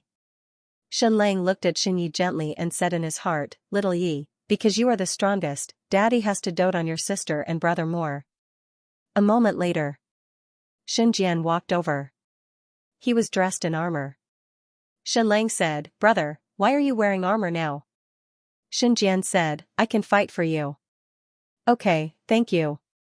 Shenlang said, "But at least there aren't any battles right now." Shenjian said, I thought there were." "Oh right, Daddy and Mommy are waiting for you at home." "Okay." Shenlang said, "I'll go right away." Shenlang returned Shenli to Ning Yan and baby Shenmi to Xiaobing, then went to see his parents. Mulan said, "Husband, I'll go with you." Shenlang said, "No need. If you go, it'll probably be a little awkward." At this time, Shenwan and his wife were not in Marquis Xuanwu's mansion, but in the small house in Maple Leaf Village. This was their home when they were at their poorest. Shenlang came out of the house. The dark clouds in the sky looked like it was going to thunder, but it didn't. Sigh, he hated this kind of weather the most. If it was going to thunder, let it thunder. If it was going to rain, let it rain. It didn't matter if it was hail. He took a deep breath. Shenlang pushed the door open and walked in. Damn, it was indeed this scene. His father and mother were kneeling on the ground neatly. Shenlang also quickly knelt down. The family of 3 knelt together. Shenwan and his wife kowtowed to Shenlang. Old servant Wu Ming greets His Majesty of the Great Qian Empire, long live, long live. Note, this chapter was written with blood, sweat, and tears. I urgently need your support and monthly votes. I will do my best to write the next key plot well. Sirs, please. Shenlang had been an idiot since he was a child. Shenjian was clever, but his parents treated Shenlang like a treasure and treated him like a blade of grass. They kept him in their mouths, afraid that he would melt, and held him in their hands, afraid that he would drop. This was not the attitude they had towards their son, it was the attitude they had towards their ancestors. Now, the truth was finally revealed. Shenlang smiled bitterly. Father, mother, don't be like this. If you want to hide it, just hide it to the end. Isn't it good to be family for life? I'm fine being your son. Shenwan said, No, no, no. We are the lowest of the lowest. Your father is the sun in the sky, the hero in the hearts of millions, the liberator of the Eastern world, the supreme Emperor Jiangli posthumous child. Shenlang was only born after Jiangli died. Shenlang stepped forward and helped Shenwan and his wife up, forcefully pulling them to sit down. Father, mother, Shenlang forced a smile as he tried to come up with an excuse in his mind. Then, he poured 3 cups of tea and took a sip. The greater the power, the greater the responsibility. But I'm not willing to take any responsibility. I only want to enjoy power. I am not willing to bear responsibility. I am not as awesome as Emperor Jiangli. He wants to save the world and save millions of people from the Great Yin Empire and the Transcendent Powers. Based on this alone, I don't look like his son. Also, I look different from him, right? If we look alike, people would have recognized us long ago. Jiangli had the face of a legendary main character. He was wise, mighty, domineering, and noble. For a long time, he was the most handsome man in the world. Shen Lang's face, how should he describe it? The most handsome man in the world. The most villainous face. In women's clothes, he was more beautiful than most women. Jiangli was an unparalleled hero. How did he give birth to such a scum like Shen Lang? His mother said, "Son, you were stupid when you were young. Suddenly, your brain seemed to have been enlightened and you became the smartest person in the world. Actually, when you were so stupid, we were very lucky. At least we could live a peaceful life. But when you transformed, while we were happy, we were also filled with unease. You're so outstanding. You're like a gem in the sand. If you shine too brightly, you'll eventually be discovered." So from then on, we lived in fear every day, afraid that one day your identity would be revealed. Shen Lang noticed that his parents looked extremely haggard, as if they hadn't slept for days.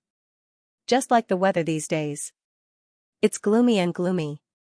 Every day, dark clouds keep pressing down, but there's no thunder or rain. But a few days ago, a person called Dreamy Cloud Lake came to our house. He was a beautiful child, but he was filled with panic. He told us to run as far as possible. Then, the in-laws also came to talk to us. They say that they have never regretted it. They say that this is the greatest glory of the Kim family. Even if the family is wiped out, they have no regrets. At that time, I knew that your identity had been revealed. I knew that the lightning from the sky has finally fallen. This treasure of ours can no longer be hidden. This gem of yours, I desperately tried to hide it in the sand, in the soil, but I couldn't hide it anymore. His mother finally couldn't hold it in anymore and burst into tears. Shen Lang went forward and hugged her. In my heart, I only want you to be a bad boy who eats, drinks, and enjoys wealth. I don't want you to be the emperor of the Deqian Empire at all. I don't want you to become a hero. In this world, being a hero doesn't have a good ending. His mother hugged Shen Lang tightly and cried.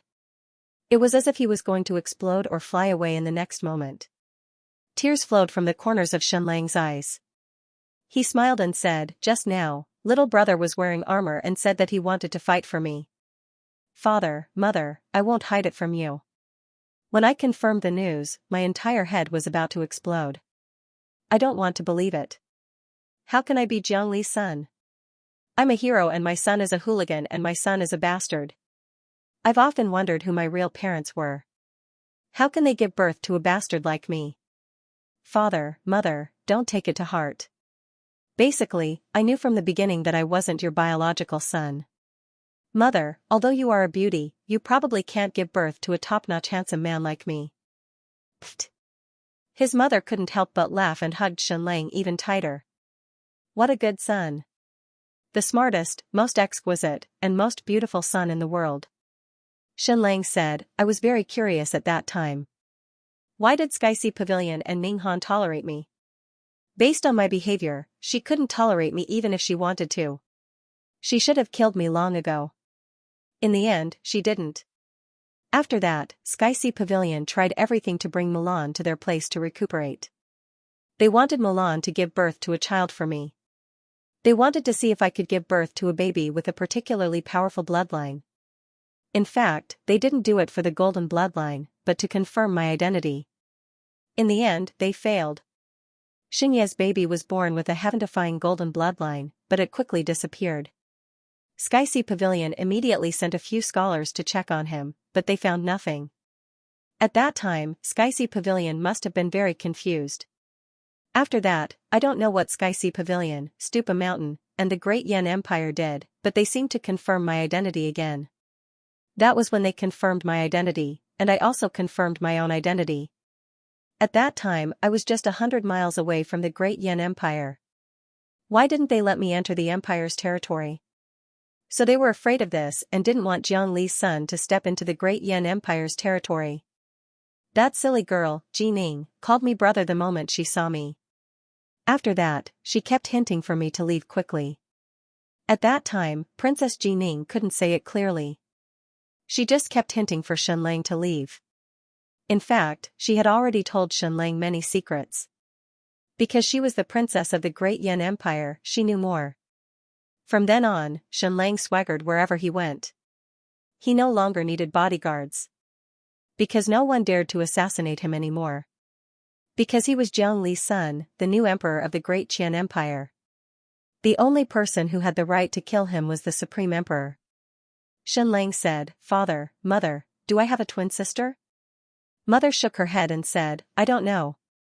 Xianlang asked, "Then what happened at that time?" Mother shook her head and said, "Son, I really don't know. Your father and I were once slaves. We had no name, no identity, and no freedom. It was Emperor Jiangli who freed us and gave us our land. From then on, we became ordinary farmers in the Great Qian Empire." Father Shenwan lifted his clothes. A brand wound could still be seen on his back. This was the mark of a former slave. However, he used a knife to cut it to cover up the mark. "We lived a happy life for a few years. The only regret was that your father and I couldn't conceive a child.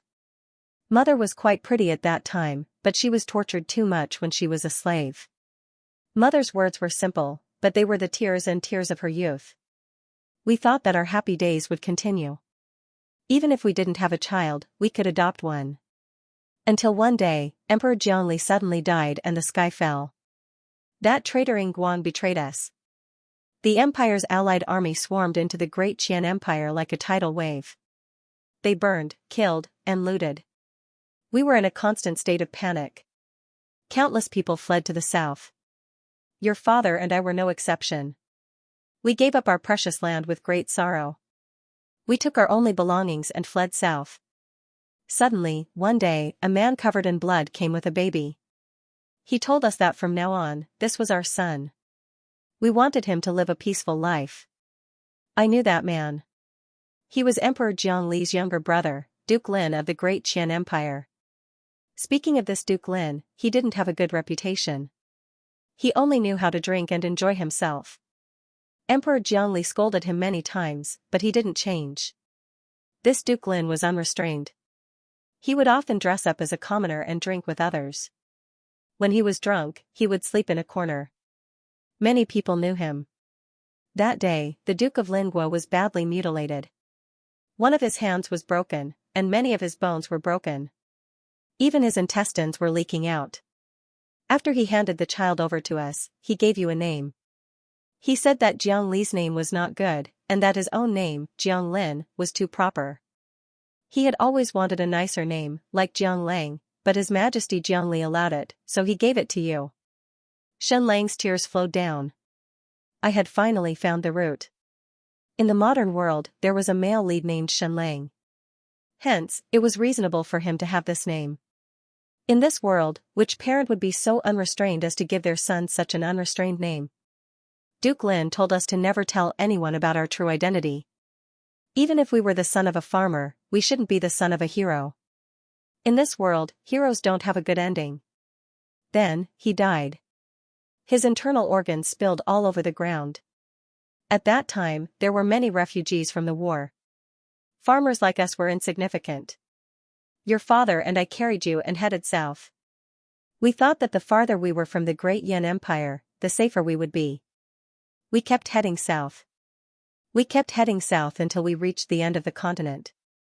That was when we arrived at Xuanwu City. Jiang Lin, Shen Lang didn't know anything about this person. There were only 4 names in the entire Great Qian Empire. Emperor Jiangli, Empress Jiang, Duke Jiangguang, Jiang Wuming.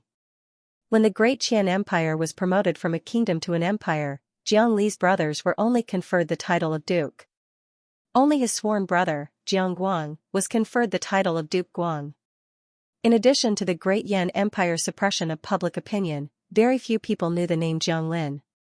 However, Jiang Guang betrayed the empire. However, Jiang Lin, the wanton and unrestrained Duke of Lin, had died for Shen Lang. He even gave him the good name of unrestrained. His parents, Shen Wan and his wife, were different from what Shen Lang had imagined. He had thought that Shen Wan and his wife were Jiang Li's servants or confidants. He didn't expect them to be merely slaves freed by Jiang Li. His mother was a beauty when she was young, so she was well educated. However, she had suffered a lot. Duke Jianglin didn't hand Shen Lang over to the officials of the Great Qian Empire. Instead, he handed him over to an ordinary farmer's wife. He did the right thing. If he had handed him over to Jiang Li's confidant, the Great Yan Empire would have found out about it. However, handing him over to an ordinary farmer was like burying him in a pile of sand. That was why Shen Lang was still alive. Shen Wan and his wife had never interacted with the Emperor and Empress Jiangli. They didn't know what happened back then. They also didn't know if Shen Lang had a twin sister. Shen Lang hugged his parents and said, "Father, Mother, make some preparations. We are going on a long journey. Damn it, our rabbit party was determined to conquer the world. That was why we went on a long expedition. I, Shen Lang, have no intention of conquering the world. I never wanted to be the emperor. I just want to be a son-in-law and live off a woman until the end. Why are you forcing me to go on a long expedition? What the f***ck? Shen Lang walked out of the straw hut. He realized that the foot of the mountain was filled with fully armed warriors. Jin Shuring was waiting outside with more than 2,000 people. When he saw Shen Lang come out, Jin Shuring knelt on one knee. The 2,000 people knelt in an orderly manner. Their gazes were fanatical. Please, don't look at me like that. Can you not look at me like that? I am not Jiangli. I am not the sun in the sky. Don't worship me like crazy. He almost forgot that Jin Shuring was also a war refugee. He escaped from the Great Qian Empire to Xuanwu City. He lost his parents and was adopted by Jin Shua. But now, he treated himself as a subject of the Great Qian Empire. Shen Lang went over and said, "Brother, do we not need to defend Raging Tide City?" Jin Shuring kowtowed and said with a trembling voice, "I will be wherever His Majesty is." Shen Lang's head was about to explode. Don't be like this, don't be like this. Don't call him His Majesty. Father, Mother, let's go. Shen Lang said, "Let's go to the Xuanwu Marquis residence first." Then, 2,000 Kim family warriors sandwiched Shen Lang in the middle and protected him as he headed to the Xuanwu Marquis residence. They walked for 20 miles. On the way, they encountered a group of people, a group of soldiers. City Lord of Xuanwu, Lu Wuyan. You are still here? That day, you were ordered to go to the Tiannan defense line to fight Prince Jin. You didn't die. City Lord Lu Wuyan was stunned when he saw Shen Lang. Then he bowed and retreated to the side of the road. He bowed all the way, almost in half. When the hundreds of troops behind him saw Shen Lang, they first whispered to each other, then knelt on the side of the road in an orderly manner, motionless. Shen Lang said, "Mother, shouldn't my background be a top secret? Why does it seem like everyone knows about it now?" This matter was originally a top secret. But ever since the emperor gathered an astronomical army to go south and began to spread the news to the kings of the world, this was no longer a secret. Shen Lang walked on this road. When he passed by Lu Wuyan, he said in a very low voice, "Your Highness, take care." Just this sentence alone was enough to tell what kind of people the Emperor Lord Jiangli was in the world. Even if he, the sun, was smashed to pieces, he would still illuminate the entire world. Shen Lang sighed. At that time, he also wrote Lu Wuyan's name on the wall of enemies. But too many things happened later, so he forgot about this person. Bitterhead Joy and the First Nirvana Army had already returned to the capital. At this moment, Bitterhead Joy, Lunatic Lan, and the 10 Lan brothers knelt in an orderly manner in front of Ningxing. Your Highness, we officially bid you farewell. 20 years ago, the world's heroes pledged loyalty to Emperor Jiangli. We were still young and didn't have this opportunity. Now that His Highness has descended again, we will go and protect the remaining descendants of the Emperor. Prince Ningxing nodded and said, "All right, all of you go to Xuanwu City to fight for Emperor Jiang. I will fight for the dignity of the Ning clan's royal family in the capital." Bitterhead Joy and the dozen of them kowtowed in an orderly manner. Then, they left the crown prince's residence. The dozen of them mounted their horses and headed south along the Xuanwu road. Along the way, one knight after another silently joined this group. Bitterhead Joy said, "We are going to die in Xuanwu City or face the great Yan Emperor's astronomical army. Do you want to go as well?" The leader of the knights said, "We are also citizens of the great Qian Empire. Don't think that only people with special bloodlines like you can protect His Majesty. We can too." Ha ha ha ha. Bitterhead Joy laughed and shouted, "Then let's go together, let's go together. Protect Emperor Jiang, protect the world's hope. Protect His Majesty, protect His Majesty." More and more knights followed Bitterhead Joy. In the end, they left Tianyu in a grandiose manner and headed towards Xuanwu City. Lan Bao knelt in front of Third Prince Ning Qi. "Third Prince, I'm leaving." Ning Qi said, "To Xuanwu City?" "Yes." Ning Qi said, "You will die if you go." Lan Bao said, "So be it. 20 years ago, I was still young. My parents died for Emperor Jiangli. Now that I'm old, it's our turn to die for Emperor Jiang. F***ck, Jiang Lang? What a stupid name. Prince Ning Qi, I'm leaving." Lan Bao carried his huge mace and left Ning Qi's third prince's residence. He left the state of Yu and headed towards Xuanwu City, Chu Nation's Devil Cliff Palace. Grandmaster Ban Rua doubted his life. That hooligan is Emperor Jiangli's only son, the sole heir of the great Qian Empire. He has teased me more than once. Every time he looks at me, he looks at my legs, then my hips, then my waist, and finally my face. Such a hooligan can also represent the world's hope. But, hope is better than no hope at all. Grandmaster Ban Rua looked at the few hundred disciples of the Devil Cliff Palace. "Everyone, are you sure you want to go with me? It's like a mantis trying to stop a chariot with an egg." The Devil Cliff Palace disciples were silent. "All right, let's go." Grandmaster Ban Rua said, "Protect Emperor Jiang, protect the world's hope." Everyone from the Devil Cliff Palace left the mountain. They headed towards the state of Yu and Xuanwu City. 100 swords descending the snow mountain. Countless corners of the eastern world, every mountain range, every lake. Countless warriors came out of the forest. Like countless rivers, they gathered in one direction. Xuanwu City. Protect Emperor Jiang. Protect Emperor Jiang. Like countless fireflies, they gathered towards a single spot of light. More like moths to a flame. The southern kingdom, Jing Jun stared blankly at the map and the countless booklets on the table. These were the work of his blood, sweat, and tears. In a few years, he had written a plan to develop the Great Nan Kingdom.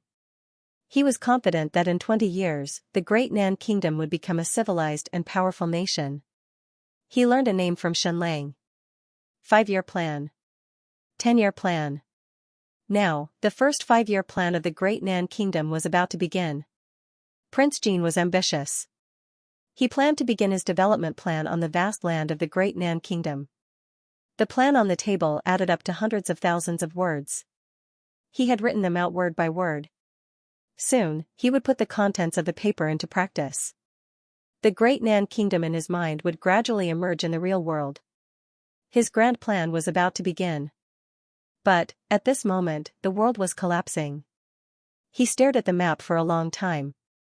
Queen Charmin said, "The Great Yan Empire has led an army of half the world to surround the state of Yu. Their army can probably destroy the state of Yu and us 10 times, or even 100 times. Oh." Queen Charmin said, "This is really not the right time." "Yes." Prince Jin said, "Our best time is coming. The Great Nan Kingdom is about to usher in an unprecedented opportunity for development. I was about to create the most glorious miracle in the Sand Barbaric tribe's 1,000-year history, but the world is collapsing." Queen Charmin said, "Then, are we not going?" "Not going?" Prince Jin smiled, "If we don't go, my soul and pride will be completely destroyed. I will no longer be qualified to lead the Sand Barbaric tribe." Then, Prince Jin silently put on his armor, equipped his saber, and left the king's residence.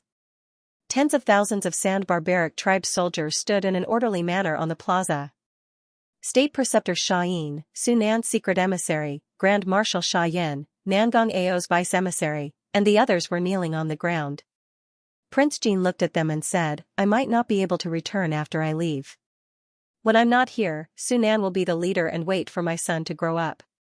Once the Empire's army moves south, the southern kingdom will not be able to hold on, and the Chang kingdom will also be destroyed.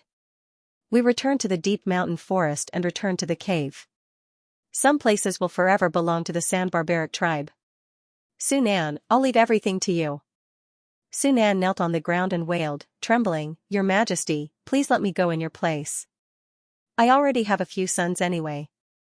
I'm the one who deserves to die. Prince Jean said, No one else can do this for you. Prince Jean got on his horse. Take care, everyone. Once news of my death spreads, immediately retreat from the southern kingdom and return to the forest. Let's go. Prince Jean led the 10,000 San barbaric tribe soldiers north toward Xuanwu City. There were no heroic words. There was only the determination to die. To protect Emperor Jiang, the Chang kingdom, Queen Arunana of the Chang kingdom looked at her son. She was in a dilemma. Should she bring her son along? If that happened, the Chang kingdom's royal family would be wiped out. Should she not bring her son? The Chang kingdom was different from other countries.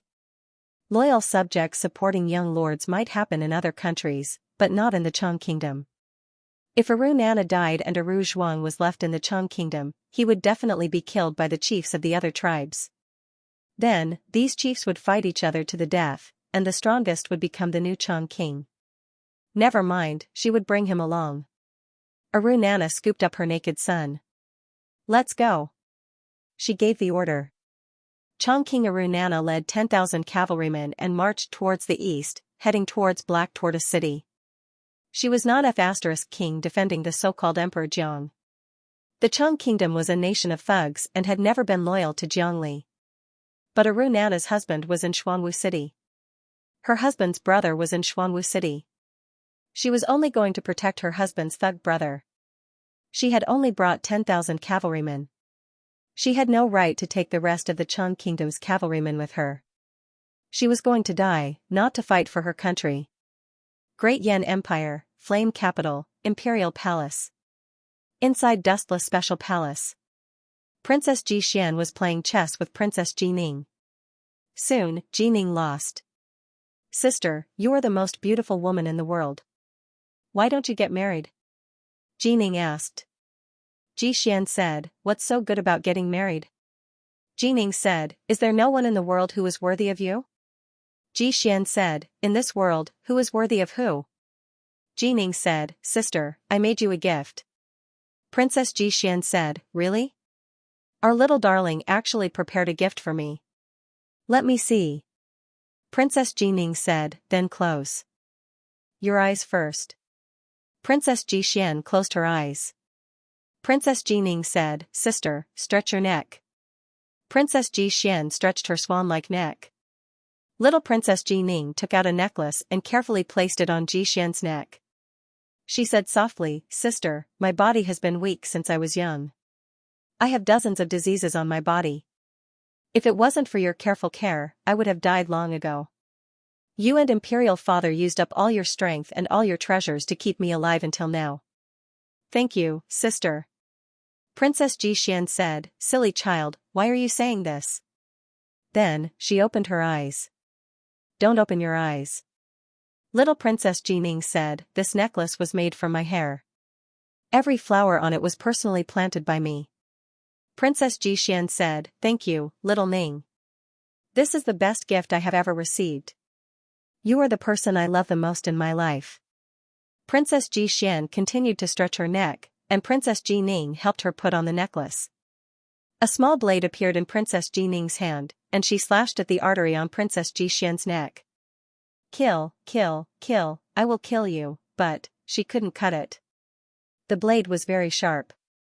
Princess Ji Xian's neck looked very soft, but it didn't suffer any damage. Princess Ji Xian held the little princess' hand and said gently, Little Ning, do you really want to kill me so badly? Princess Ji Ning's tears flowed down. Ji Xian, you are going on a long journey. You are going to Xuanwu City to kill my brother, right? Yes or no? You are my brother's fiancé. It is your honor to be married to him. You have imprisoned me in this golden palace for my entire life. You have done everything in your power to protect my life. Should I be grateful to you? Lies, big lies. You are only studying my bloodline. You are a bunch of hypocrites and cowards. You are afraid of my brother. My brother is clearly weak, but you are afraid of him. Although my father, Emperor Jiangli, is dead, he will forever live in the hearts of countless people. He is like the sun. Although it has already been destroyed, it has illuminated the entire world. The Great Yan Empire and the other transcendent factions sealed off civilization and enslaved the ignorant people. After my father, His Majesty Jiangli, died, night fell. Now, my brother, Shenlang, is only a small moon. A crescent moon at that, but you are already so afraid of him.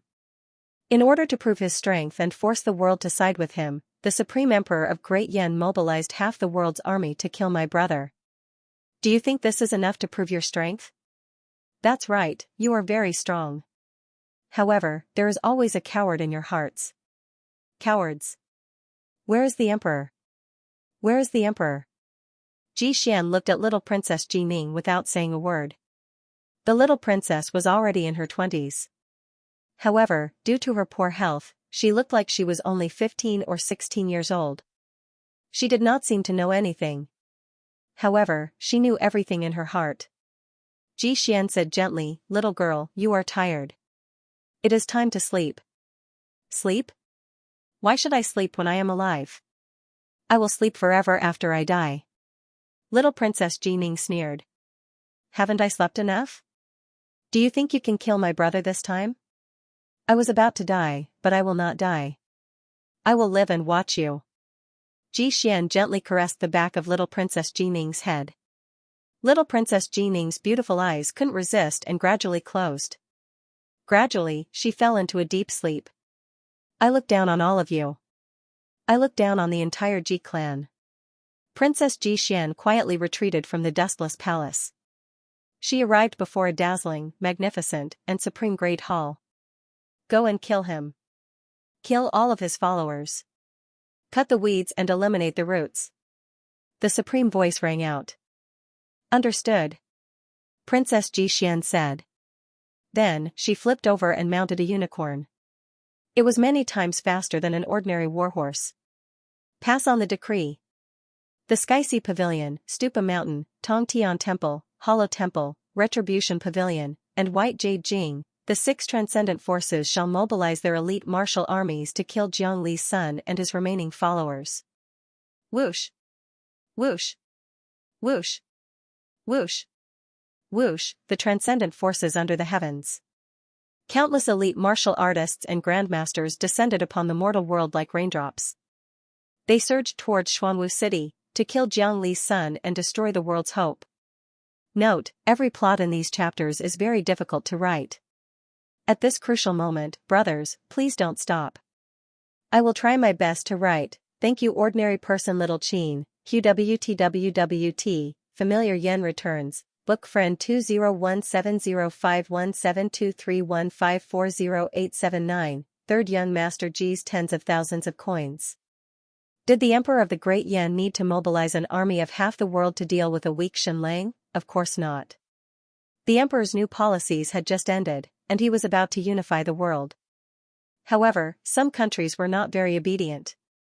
For example, Ning Yuanxian of the state of Yu, and the young king of Chu. Therefore, he needed a name at this time. He needed to make an enemy. With this name, he could wipe out all the disobedient feudal lords. Just like how Xianxia used the name of destroying Qin to wipe out the feudal lords. As the son of Jiangli, Shenlang was the best name to use. In that case, did the emperor value Shenlang? Yes, but no. He did not value Shenlang very much. Shenlang was very intelligent, almost demon-like. However, he was nothing in the face of absolute power. However, the emperor valued Shenlang's identity very much. He was the son of Jiangli. The emperor wanted to be the son of the world, but in the hearts of many, Jiangli was the son. It would be fine if he did not have descendants. But if he had a descendant, and an outstanding one at that, countless people would rush to him like moths to a flame to pledge their loyalty. It would be like a bright light in the eternal night. In the darkness, this bright light would be the only direction. Shenlang's reputation was not good at all. The nobles, feudal lords, and even the commoners all expressed their disgust for him. He was just the son of a farmer, a mere son-in-law. What right did he have to be so unrestrained? What right did he have to be so unrestrained? Once his identity was exposed, everything would be different. All of Xianxia's shortcomings would become strengths. His frivolity would become unruly. His viciousness would become decisiveness in killing. In short, everything about him would become right. Even those who had been abused by him would feel honored. He would become a unique leader. Therefore, His Majesty the Emperor had to make a big show of it and completely eliminate Xianxia while he was still in the bud. They ignored all borders and borders. An astronomical number of troops surrounded the entire state of Yu from the south to the north. Scorching sun in the sky, illuminate the world. Advance, advance. Following the order, half of the world's armies flooded into the state of Yu from the borders of Chu state and Wu state like a boundless tsunami, drowning everything. A few days later, a shocking army surrounded the capital of the state of Yu. The commander of this army was the crown prince of the New Qian kingdom, Jiang Li's former disciple, and the son of Ing Guang, Ing Wuming. The capital of the state of Yu was completely defenseless. The four gates were opened, and the allied army of the empire marched into Tianyue city, surrounding the royal palace of the state of Yu. The crown prince of the New Qian kingdom, Ing Wuming, strode straight into the palace. Monarch Ning Yuanxian, whose hair and beard were all white, sat quietly on the throne. Half of the officials of the imperial court did not come. No, this is not a good way to put it. Half of the officials of the state of Yu had come.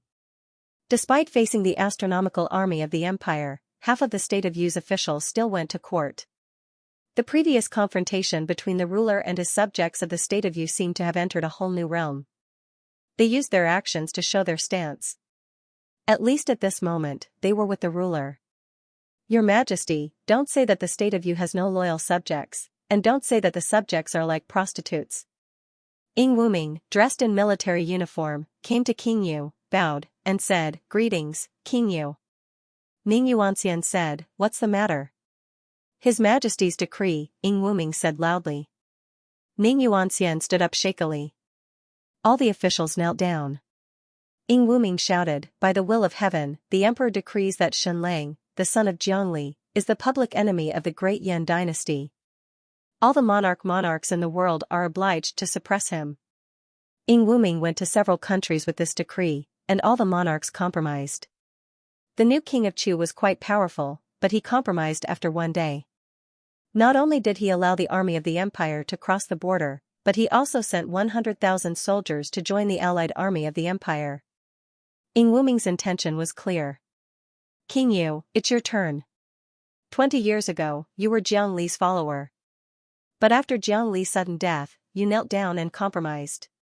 You begged the Zhu family to operate in the Yan capital, which saved your throne. You've knelt down once. Then you won't feel any pressure if you kneel down again. Humans would get used to it after kneeling for a while." Ning Yuanxian bent his body, and the letter from Xianxia came to his mind. A man's knees are made of gold, but gold is soft, so it's normal for him to kneel down. He, Ning Yuanxian couldn't help laughing. Ing Wuming said, "King Yu, what's so funny?" Ning Yuanxian said, "No.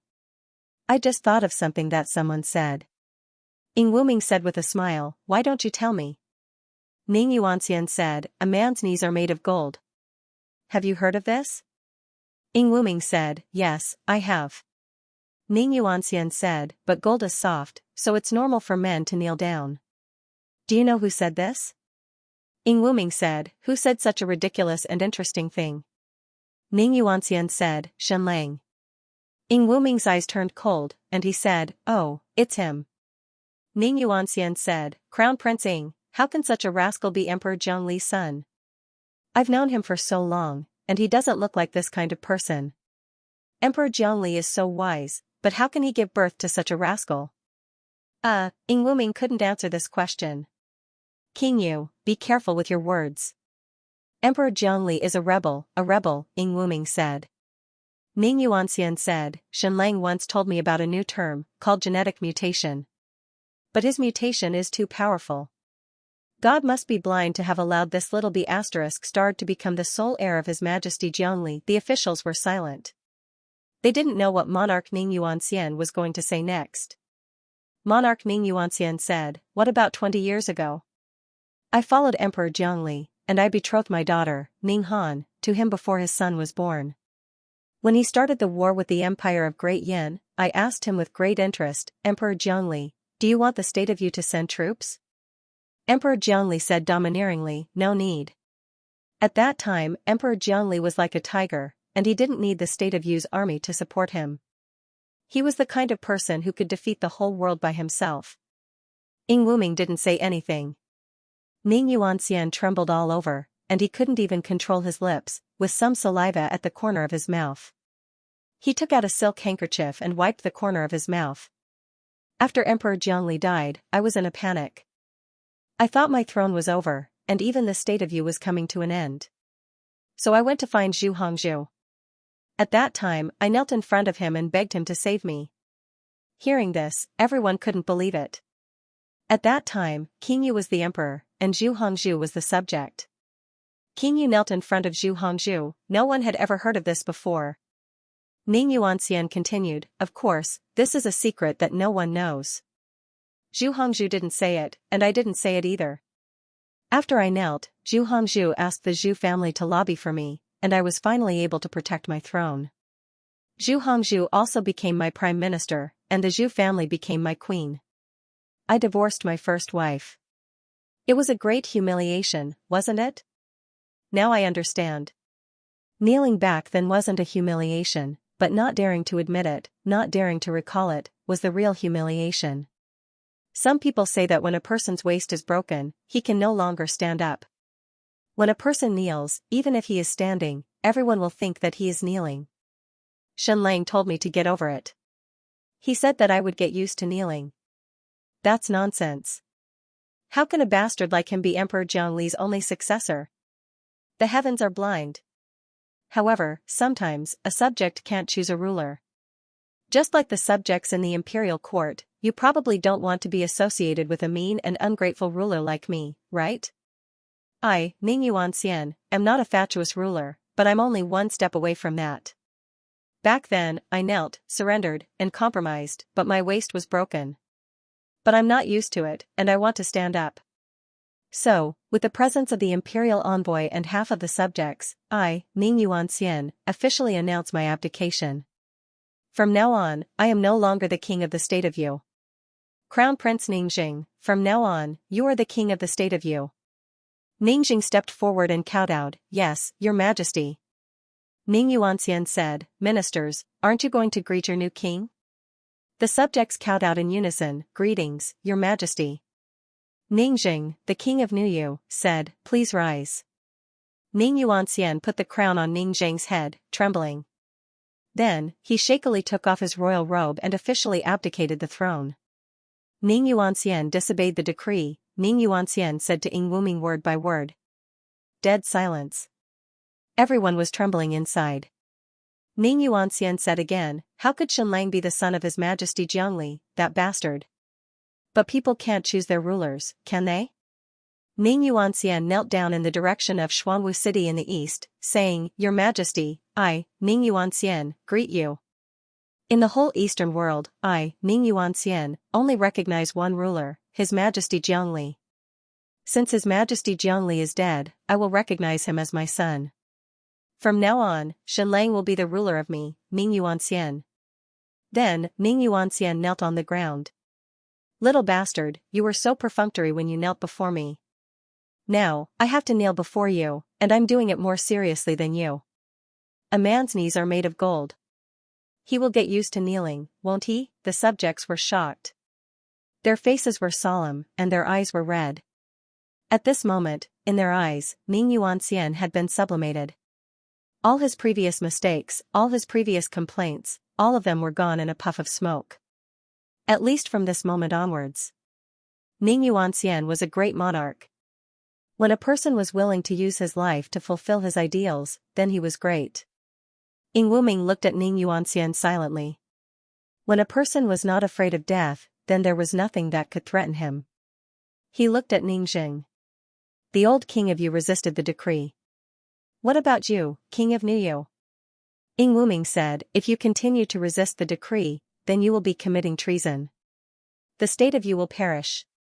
Ningjing put on his royal robe and crown and slowly sat on the throne. He glanced at the courtiers and then at Ing Wuming. King of Nuyu, do you obey the decree? Ing Wuming continued.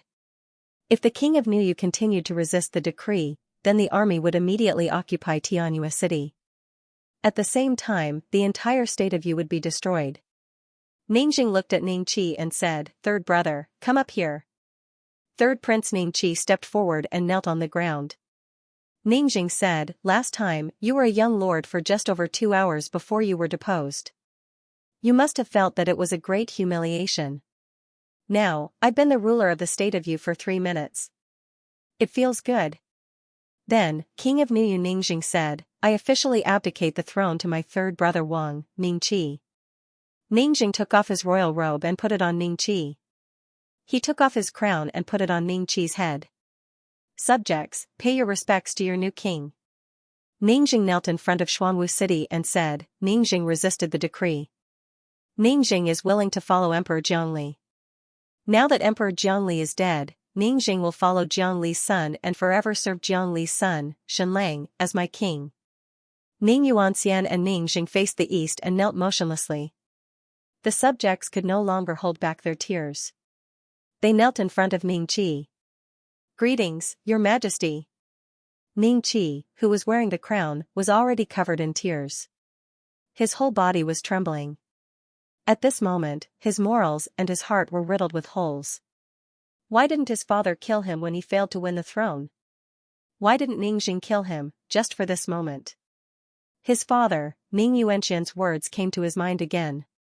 "It's not easy for you to drag out an ignoble existence. The river flows east for a few years, and the river flows west for a few years. Even if the sky changed, it might still change back. Ningqi, we didn't kill you because we hope that you will always remember not to go too far and leave a trace of vitality for the royal Ning clan and the state of Yu. Ningqi, you're not bad, but you lack a bit of humanity." Ningqi couldn't hold it in anymore. He knelt on the ground and burst into tears. He got the throne he had dreamed of. But, is this what he wants? Why didn't he feel any joy, but endless pain? "My father, my fifth brother." Ningqi's forehead was on the ground. He stabbed his nails into his palm, and blood flowed all over his palm. "I share the hatred with my father. Father, I'll remember it. I'll remember your painstaking efforts. I'll remember everything that happened today." Ningqi felt that his head was about to explode. He had a splitting headache. But the endless pain quickly passed. "I, Ningqi, need to calm down quickly." Huff, huff, huff, Ningqi panted heavily. Gradually, he calmed down and slowly sat on the throne. The crown prince of the New Qian kingdom, Ing Wuming, looked at Ningqi's face and said slowly, "King of Nuyu, will you obey the decree?" Ningqi said, "I will follow His Majesty's will and fight against Jiangli's son, the public enemy of the world." "Very good, very good." Ing Wuming said with a smile. Ing Wuming said, "How many troops will your state of Yu send?" Ningqi said, "My state of Yu has just experienced a war that could topple the country and is out of soldiers. But for His Majesty's decree, I'm willing to do my best and send 30,000 troops to fight against Jiangli's son." Ing Wuming said, "Good, good, good. That's rare and commendable. The loyalty of the King of Nuyu can be witnessed by heaven and earth." Then, Ing Wuming said, "However, not only did Ning Yuanxian and Ningjing defy the decree, but they also acknowledged the traitor as their master. This is an open rebellion. They are people of your state of Yu. I'll hand them over to the King of Nuyu to deal with. I hope that you can put justice before family." Ningqi said, "Men, put Ning Yuanxian and Ningjing under house arrest. Never to contact the outside world." Ing Wuming said, "Is that enough?" The King of Nuyu said, "Lord Imperial Envoy, one of them is my father, and the other is my younger brother. I believe that His Majesty doesn't want to see my own flesh and blood killing each other."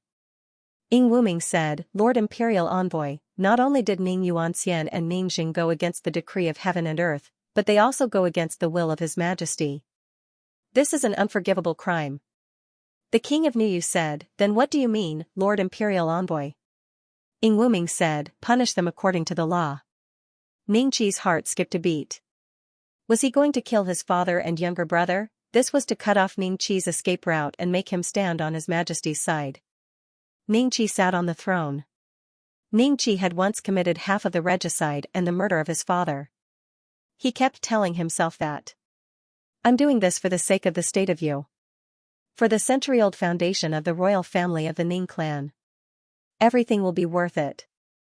Endure humiliation for the sake of the country. The lives of his father and Ningjing are important, but not as important as the territory of the state of Yu. How many lives and blood did our ancestors pay in order to obtain these thousands of miles of land? I can't let them die in my hands. I believe my father and Ningjing won't blame me. Ning Yuanxian raised his head and said, Ningqi, do what you should do. Ningjing didn't move. Apparently, he was ready to die. Ningqi trembled violently.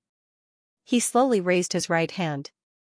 I killed my father and Ningjing, not for myself, but for the state of Yu and the royal family of the Ning clan. The spirits of my ancestors in heaven won't blame me either. Ningqi, everything you've done is for this moment, isn't it? Ningqi, a great king, must make a choice.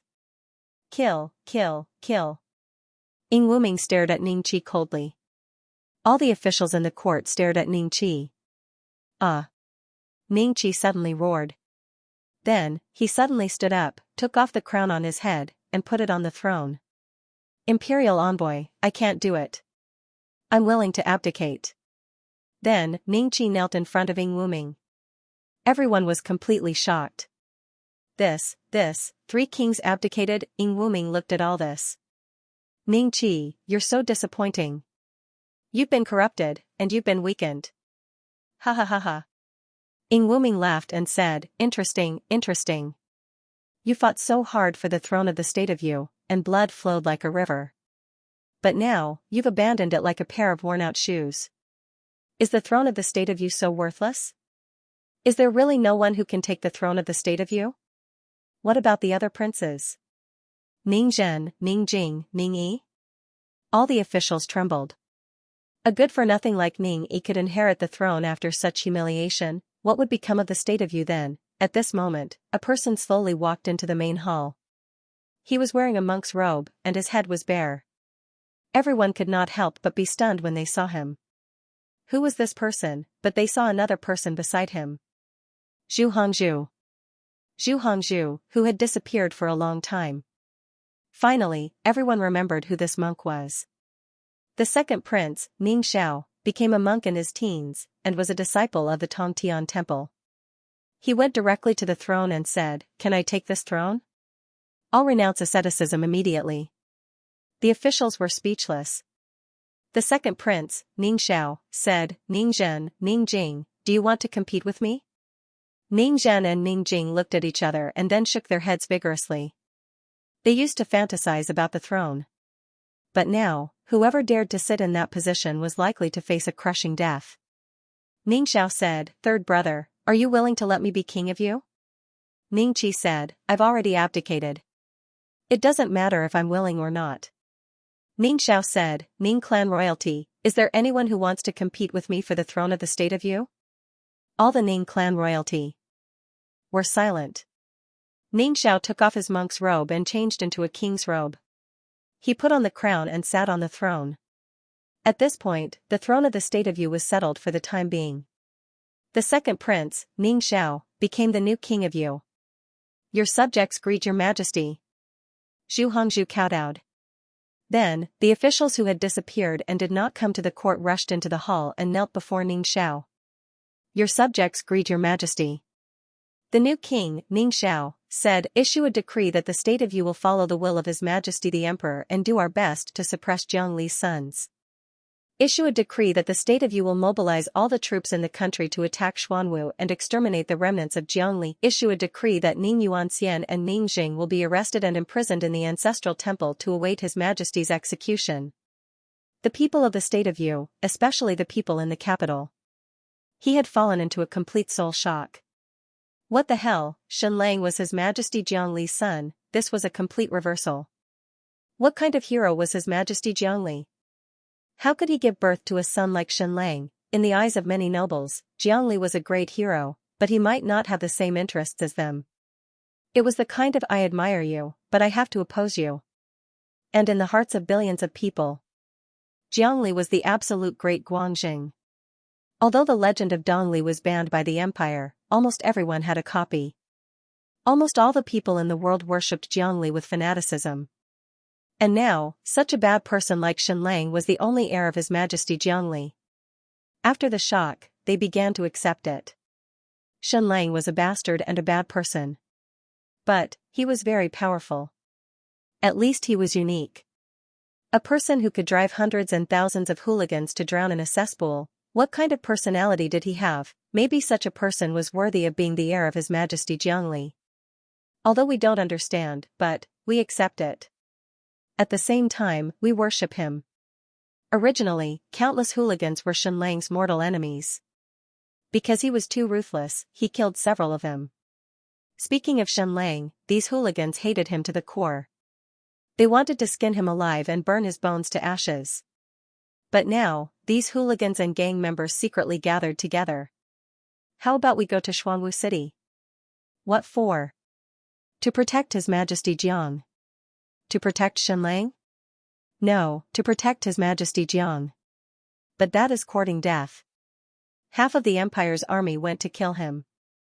No matter how many of us go, we will only be cannon fodder. So what if we die? Didn't Shenlang look down on us the most? Then let him see clearly that we are not cowards. We can also die for him. We are the ones who are truly loyal to His Majesty Jiangli. Those who are loyal are those who butcher dogs, and those who are unloyal are those who are scholars. This is what Shenlang said in the book. Let's prove it to him. Yes, everyone will die one day. It may be spectacular, or as light as a feather. Let's go to Xuanwu City and protect His Majesty Jiang. Dozens of hooligans raised their arms and shouted. Their blood was boiling. Only one person did not raise his hand. Li Qing, what do you mean by not raising your hand? Are you afraid of death?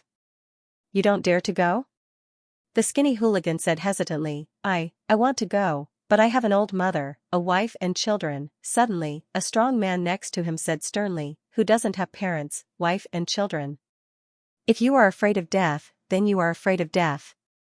Tomorrow, at 3:45 a.m., gather 15 miles outside the gate of Xuanwu City and go to Xuanwu City to protect His Majesty Jiang. Whoever doesn't go will never be able to lift his head in this life. The skinny hooligan Li Qing hesitated for a moment and said, let me think about it. The next day, at 3:45 a.m., the little hooligan Li Qing said goodbye to his parents, wife and children and sharpened his rusty knife. Last night, he went to a few rich people's houses and withdrew a large sum of money for his parents, wife and children. Then, he put aside all distracting thoughts and left Tianyue City to the life and death slope 15 miles outside the gate of Xuanwu City. There, he waited for the other heroes to gather and go to Xuanwu City together to protect His Majesty Jiang. However, 2 hours passed. No one came. He was the only one who came here to gather. However, no one went to report him to the Imperial Army. The little hooligan Li Qing looked in the direction of Tianyue City and mocked himself, so I am the only fool. However, I don't blame you. If there is a chance to live, no one wants to die. Heroes of Tianyue City, I, Li Qing, will fight on behalf of you and protect His Majesty Jiang. I will not lose the face of the heroes of Tianyue City.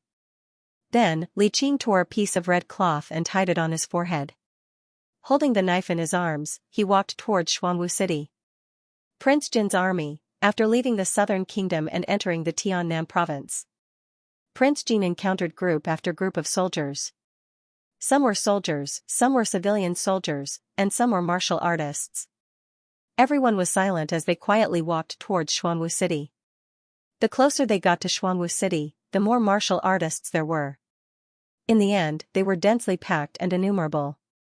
No one raised their arms and shouted, no one uttered any heroic words. They just silently walked forward. Because everyone knew that this was a battle to the death. Husband, is it worth it to be a moth flying into a flame? Queen Charmin asked. Prince Jean said, it is worth it. In the eternal night, even the light of a firefly is incomparably precious. Queen Charmin said, is there even a trace of hope? Prince Jin said, no, death is the only ending. The only hope is to use the deaths of countless people to buy time and space for His Majesty Jiang, to let him leave and return as the king in the future. Queen Charmin said, I didn't expect that scum to be our world's ruler. It really feels like an idol has been shattered. Prince Jin said, yeah, how can we reason this out?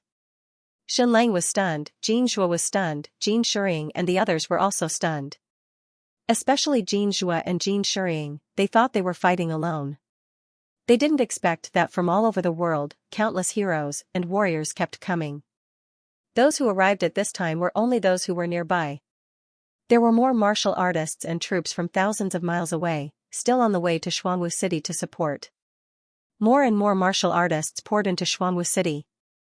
30,000, 50,000, 80,000, it didn't seem like a lot.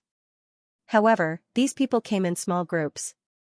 Apart from Prince Jin's and Aru Nana's troops, there were only a few hundred people left. In other words, there were a few hundred forces coming to fight for Shenlang. Shenlang didn't know most of them, and neither did Jin Zhuo. Shenlang knew that everyone who came to Xuanwu City didn't just represent themselves, but a group of people. Behind each of them stood hundreds of people, even thousands of people. Not everyone has the courage to face death. Shenlang took a look. There were countless people outside, and they all came from thousands of miles away. They were all fighting for him. They were prepared to die for him. F***ck, F***ck, don't be like this. I, Shenlang, only want to enjoy power, not responsibility. I only want to have no enmity with the world, I don't want to be the world's ruler. Don't think of me as a lamp in the eternal night. Don't sacrifice for me. But Shenlang's soul still received an unprecedented shock. The Imperial Coalition was shrinking the encirclement. How many troops were there? It was an astronomical number. It was meaningless to say the number. In short, half of the world's army. In short, it was enough to drown Xuanwu City countless times. There were also the countless martial arts forces under the Empire's rule. The 6 transcendent forces and their subordinate forces. The originally incomparably rare Grandmaster Realm experts swarmed towards the Black Warrior City like rain droplets. This reminded Shenlang of the world's top 500 companies in the 90s. Our country only had a few, and each of them was as rare as a unicorn. As for the United States and Japan, hundreds of companies were on the list of the top 500 companies. They were like fish in the river. People of that era must have been desperate when faced with such a situation. Prince Jin said, Your Majesty, Shenlang said, Brother, if you call me Your Majesty again, I'll turn against you. Prince Jin said, Aren't you going to meet these people who are fighting for you? Shenlang shook his head and said, No, I'm not going to meet them. He came to the map and said, So what if I meet them? I'll say a few words and let them die a glorious death. Are they willing? Lord Jin was helpless. This new lord's words were still so practical. What an idol. Shenlang said seriously, Brother, if the world does not betray me, I will not betray the world. They are willing to die for me, so I, Shenlang, will be responsible for their lives. Moths to the flame, countless fireflies falling in the dark night is shocking, like a scene of eternal brilliance. But I don't pursue this brilliance. I don't want them to sacrifice for me. Brother, I know you are ready to die. All of you are ready to die. But I hate tragedies the most. Sacrifice is shocking, but I want to protect each and every one of you. I, Shenlang, only want to be a pretty boy who eats and waits for death. But you want me to be the world's hope, the world's leader. You are forcing me to be a prostitute. Yes, I want to protect each and every one of you. Note, updated at 16,000 again. Brothers, do you still have monthly votes? Pastry will work hard to write better and do his best. Thank you to Go With The Wind as well. Book friend 201903050343505564. Swindler who seems familiar. Yen returns for tens of thousands of coins. Congratulations on becoming the new leader of this book. Thank you. Prince Jin did not ask Shenlang how he would protect everyone, nor did he ask how he would win this war. This was because it was impossible to win this war. Countless heroes had come to Xuanwu City, and many were still on their way. However, the total number would not exceed 100,000. Once again, these 100,000 people were extremely precious because they were all seeds and had come with a determination to die. Behind each of them stood thousands of people. For example, the hooligan Li Qing said that he was here to represent the heroes of Tianhua City and Wanyan County. Therefore, these 100,000 people represented the hearts of hundreds of millions of people. However, these 100,000 people were separated into thousands of troops. They were not organized armies. Of course, even organized armies would be useless. To put it more bluntly, even if all 100,000 people were from the Nirvana army, it would be useless. How long had Xianlang studied bloodlines? How long had the Great Yan Empire been studying the 6 transcendent forces? Xianlang could collect all the people with 0 bloodlines in the state of Yu, while the Great Yan Empire could collect all the people with 0 bloodlines in the world. A secret army like the Nirvana army. How many were there in the Great Yan Empire? How many were there in the 6 transcendent forces? This was a top secret, but it was definitely a huge number. Therefore, in this battle, even if Xianlang used all the secret weapons he had, even if he completed the battle strategy, it would still be useless. The strength of the Empire's allied forces was 100 times greater than Xianlang's. Of course, this was referring to strength, not quantity. With such a huge difference in strength, there was no chance of victory in a simple battle.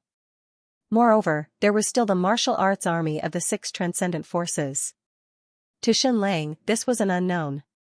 Therefore, to Xianlang, martial arts lay beyond poetry. Ban Rua met Lin Shang again. Senior sister. Humph. Do you hate me, senior sister? If you're not satisfied, I'll give you the position of Devil Cliff Palace leader. How about that? Do I need you to give me that position? What do you mean? Are you looking down on me? Do you think you can look down on me just because you're beautiful, young, and skilled in martial arts? World, pretend I didn't say anything. I won't give in. Ban Rua, what do you mean? Are you saying that I'm not qualified to be the master of the demonic cliff palace? Are you looking down on me?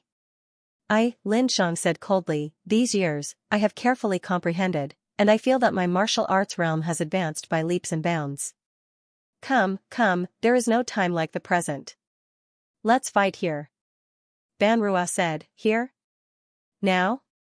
But the war is about to break out, and we're all going to die. Lin Shang said, it is precisely because we are going to die that we need to decide who is the winner.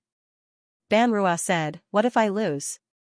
Lin Shang said, give me the position of demonic cliff Taoist palace master. No. A few hundred demonic cliff Tao palace disciples shouted. Lin Shang was furious. What was the meaning of this? Are you looking down on me? Do you think I'm not good enough to be the sect leader? I worked so hard for the demonic cliff Tao palace, and I slept for less than 4 hours every day. What did Ban Rua do? Why does the master like you, and why do the subordinates support you?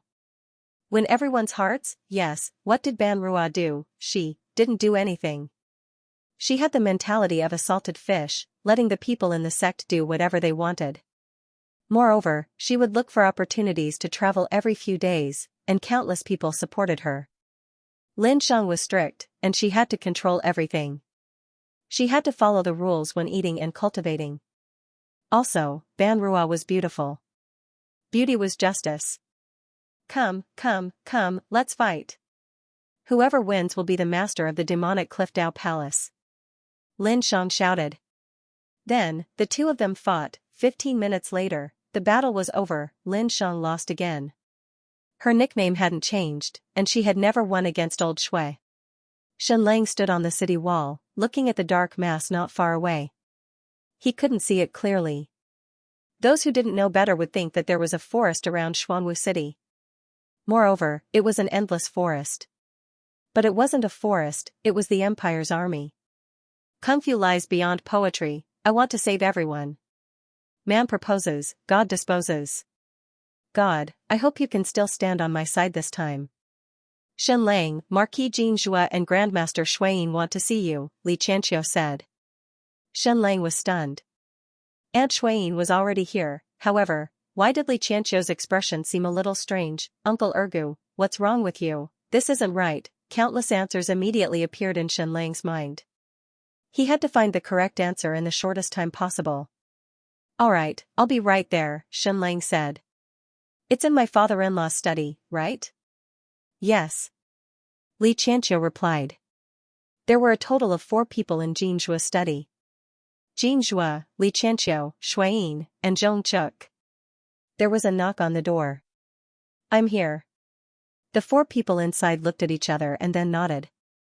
Xianxia opened the door. Xianlang walked in. For elders, your expressions are very strange. Why do you look so serious? Relax a little. Goddess Shuiyin walked forward and caressed Xianlang's face. She said gently, good child, we finally meet again. Xianlang said, previously, I just randomly called you aunt. I didn't expect you to really be my aunt. I'm not related by blood, Shuiyin said. I'm just your father's adopted sister. Hey, what do you mean by that? My father-in-law is here. Good child, good child. Shuiyin's beautiful eyes revealed boundless love. Then, she clapped her hands lightly. Xianlang immediately fainted. Shuiyin hugged him in her arms and gently kissed his forehead. Then, she wrapped Xianlang in a black cloth and placed him in the box. I'll bring him away now. I hope he won't blame me in the future, Shuiyin cried. Xianxua said in a hoarse voice, this isn't your decision alone. It's the decision of the 4 of us. Goddess Shuiyin said, even if he blames me in the future, it's useless. We're already dead. Then, Goddess Shuiyin brought Xianlang and disappeared into the night. In a secret underground room. He was very excited. He was finally going to remove the bandages and see his new face. It had been a few years. During these years, his face had been modified time and time again. Not only his face, but his body, even his tone of speech, etc., had all been changed. But to him, it wasn't anything difficult. Since he was born, he lived underground without a speck of dust. Even the sun had to shine through a layer of dust. He spent his entire life reading books and had almost never come into contact with people. He spent almost all of his time in the world of books, the world of others. He could act as any character in the book. Because most of the time, he was acting in front of himself. Acting out the plot of the book. The bandages were removed layer by layer. What, do you like this face? He looked at himself in the mirror for a while and said, I like it. This face is really beautiful. It won't change in the future, right? It won't change. He said, that's great, that's great. I'll die with this face, how wonderful. You said before that you wanted to give yourself a name, have you thought of one? He thought for a while and said, how about I call myself Mirror? That's a good name. It was indeed a good name. Because he was always together with the mirror. Auntie, will I be able to see the outside world soon? He asked. Soon, you'll be able to see the outside world soon. At the top of the cliff behind Marquis Xuanwu's residence. This place was very, very high up. Look to the north, the dark mass was the Empire's allied army. Look to the west, it was also the Empire's allied army. The net was ugly, but it was still the Empire's allied army. It truly blotted out the sky, connecting the earth and sky. Even when standing at such a high place, it was still boundless. Outside of Marquis Xuanwu's residence, there were also troops loyal to Xianlang, about 100,000 of them. But they seemed so insignificant. At this time, the entire Marquis Xuanwu's residence was like a lone island. As far as the eye could see, it was filled with the Empire's allied army. They could easily drown the entire island. At the top of the cliff, there were only Goddess Shuiyin and Jean Mulan. Mulan, are you willing to die for Langer? Shuiyin asked. I'm willing, but my husband isn't, Jean Mulan replied. Goddess Shuiyin said, come with me. Mulan followed Shuiyin down the cliff, arriving at a secret underground room not too far from Marquis Xuanwu's residence. The two of them went through an absolute dust removal process and put on masks before entering the dust-free basement. This underground room was very comfortable, there was a study room, a bed, and a table inside. It was even decorated exactly the same as Xianlang's home. Mulan looked so familiar. In front of the mirror, there was a man sitting. An incomparably handsome man who looked exactly like Xianlang. Seeing Mulan and Shuayin enter, the man looked like he was startled. He lowered his gaze, and all the pores on his body seemed to close up. Mulan couldn't help but be shocked. Who is this man? Why does he look so much like husband? Almost exactly the same. When was this secret room built? Why is it so close to my home? Mulan couldn't help but look at Shuayin. A trace of hostility could be seen in her eyes. No matter what, she didn't want anyone to look like her husband. Mulan, you're scaring him. Shuayin stepped forward and comforted the young man. He's called Mirror Goddess, Shuayin said. He didn't have a name before, he just came up with this name. You can continue playing chess, Shuayin said. Mirror nodded. In his entire life, he had only met one person, and that was Shuayin. He could be considered one and a half, and there was also Zhongchuk. So in front of strangers, he couldn't say a single word. Goddess Shuayin brought Mulan out. I knew Langer's identity the first time I saw him. Shuayin smiled and said, I carried him not long after he was born. At that time, the Empress gave birth to a pair of twins. One of them was Lang and the other was Ning Mulan said, is she the great Yan Empire's Jining? Shuayin nodded and said, yes. Mulan asked, then why? Shuayin said, the situation was dire at that time. The emperor already knew that Jiangli's wife was pregnant, but no one knew that they were twins. Jiangli protected his wife very well. Although the empress was pregnant with twins, her belly wasn't big. Both Lang and Ning were very small when they were born, like little kittens. In order to gain the emperor's trust, I handed Ning over to the great Yan Empire, and handed Lang over to Duke Jianglin. So this was how Jining grew up in the imperial palace of the great Yan Empire. For a long time, the emperor thought that Jiangli only had one daughter. He didn't know that he had a son. The first time Lang was exposed was not because of himself, but because of the Big Fool. The Big Fool's golden bloodline was too amazing, and it attracted the attention of countless people. Even though Zhongchuk took him away, he still couldn't escape the attention of countless people. When people paid attention to the Big Fool, they would naturally pay attention to Lang who was always by the Big Fool's side. You know your husband. Even if he doesn't do anything, he can attract everyone's attention just by standing there. Moreover, he has done so many things. The first time someone suspected that he was Jiangli's son was when you visited the Sky Sea Pavilion for the first time. At that time, Lang displayed an amazing talent for arithmetic. Everyone knows that His Majesty Jiangli's martial arts are the best in the world. However, those in the higher echelons know that his wisdom is even better than his martial arts. This kind of wisdom is 1 in a billion. And this kind of wisdom has been displayed by Lang again and again. After that, Lang began to study the bloodline. He even began to modify the bloodline and the Nirvana army. He also gathered all the people with His Majesty Jiangli's special bloodline under his command. This made the Empire and the transcending forces even more suspicious. Of course, this is not Langer's fault. Gold will always shine. Moreover, he is a gem. Moreover, why is he so unrestrained? Even before I saw him, I had already begun to suspect his identity. When I actually saw him, I was completely certain. From then on, I knew that Langer's identity would soon be exposed. I had to hurry up. Mulan said, so, you found a substitute?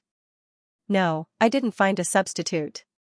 Shuayin said, that person is also a child of our great Qian Empire, just like Bitter Joy, Lunatic Lan and the others. However, he is even more important. He was originally on the same level as the Big Fool. But when his mother was pregnant with him, she was greatly injured by the enemy. So, after he was born, he was extremely weak. But I found that his skeleton is very similar to Langer. So, I nurtured him to be Langer's substitute. Goddess Shuayin said it very lightly. But this was a very serious matter. This person had no name since he was young. He only had one mission, to be Shen Lang's substitute. Mulan said, then why does he look so similar to husband? Shuayin said, that's because they are cousins to begin with, or even cousins. Mulan said, what about husband's mother? Shuayin said, Her Majesty Empress? After giving birth to 2 children, she passed away. The two were silent for a long time. Mulan said, why did you call me here? Xueyin said, we can't win this battle. Mulan said, I know. Husband also knows. Xueyin said, I spent a few years to prepare a substitute for Lang. You should know what I plan to do. Mulan said, I know. I want him to die in place of husband. Xueyin said, but this is not enough, right? It is not enough, the death of a substitute is not realistic enough. It is not shocking enough to dispel the doubts of the Empire and the six transcendent forces. Xueyin said, how can it be realistic? How can it be shocking? Jean Mulan said, only sacrifice. Yes, only sacrifice. Goddess Xueyin said, that day, Sunan faked his death and fooled almost everyone. So, we need to make the performance more realistic. The most realistic is the death of more than 100,000 people. Jean Mulan was silent. Goddess Xueyin said, I will knock out Lang and hide him. I will hide him in a place that only the two of us know about. After that, Lang will disappear. From now on, the one who will show up will be this mirror. Mulan's beautiful face twitched. Goddess Xueyin said, this substitute mirror will follow you out to sea. Me, Zhong Chuk, Li Qianxiu, Ban Rua, Bitterhead Joy, Lin Shang, and everyone else will protect you. As for the 100,000 soldiers, they will stay in Xuanwu City to block the Empire's army and buy time for you. Mulan did not say anything. Goddess Xueyin said, in reality, you won't have the chance to escape. A few months ago, the Empire gathered half the world's fleet and sealed off more than 18,000 miles of sea. You won't be able to escape. Mulan still did not say anything. Goddess Xueyin continued, in order to protect your ship, 100,000 people will die. They will be annihilated by the Empire's army. Then, on the surface of the sea, us martial grandmasters will also die in order to defend against the martial armies of the six transcendent factions. Me, Zhong Chuk, Li Qianxiu, Ban Rua, Prince Jin, Lin Shang, Lan Dao, and everyone else will die. They will die in the hands of Ji Xian and Ming Han. The performance up to this point is already shocking enough. However, the last scene is still missing, and you will be the one to act it out. After all of us martial grandmasters die, there will be no one left to protect your ship. At this time, your Kim family will commit suicide. You will kill the mirror in front of Ji Xian, Ming Han, and the others, and then kill yourself. Finally, you will blow up the entire ship. All of us will die. All of us will disappear from this world. Only Lang will live. Only then will there be hope for the future. As long as he is alive, there will still be hope. In a few years, he will return like a king, inherit his father's dying wish, and complete his unfinished business. Jean Mulan closed her eyes and said, everyone will die? Xueyin said, yes, everyone will die, including the big fool, including you, including everyone. Only then will it be absolutely real. Jean Mulan said, has your husband agreed to this plan? No. Xueyin said, he will not agree. He even said that he will protect each and every one of you. Although he is the ruler and we are his subjects, this matter is decided by me, not by him. Jean Mulan still closed her eyes and did not say anything. Goddess Xueyin said, what, are you not willing? Jean Mulan said, in your hearts, Shen Lang is the son of Jiangli, the ruler of the world, and the hope of the world. But in my heart, he is Shen Lang, and he is my husband. That is all. He only wants to live his life happily. He doesn't want to be a ruler. Goddess Xueyin was silent for a moment, then said, I once thought the same. That is why I almost gave up on this business. But do we have a choice now? Jean Mulan said, I am willing to die for husband, don't even ask. However, I have to get my husband's approval before I do anything. Blind sacrifice can only move one's heart. Countless of you are sacrificing for him. You have to ask him if he is willing. Goddess Xueyin said, let me ask you, are you willing? Jean Mulan said, I am willing. Goddess Xueyin said, then that is enough. Jean Mulan said, but husband has other plans. Goddess Xueyin said, I understand him, you also understand him. He is a child who loves to take risks. But I will definitely not let him take any more risks. Once he dies, everything will be over.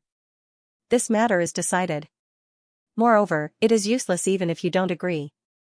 The plan has already begun. What?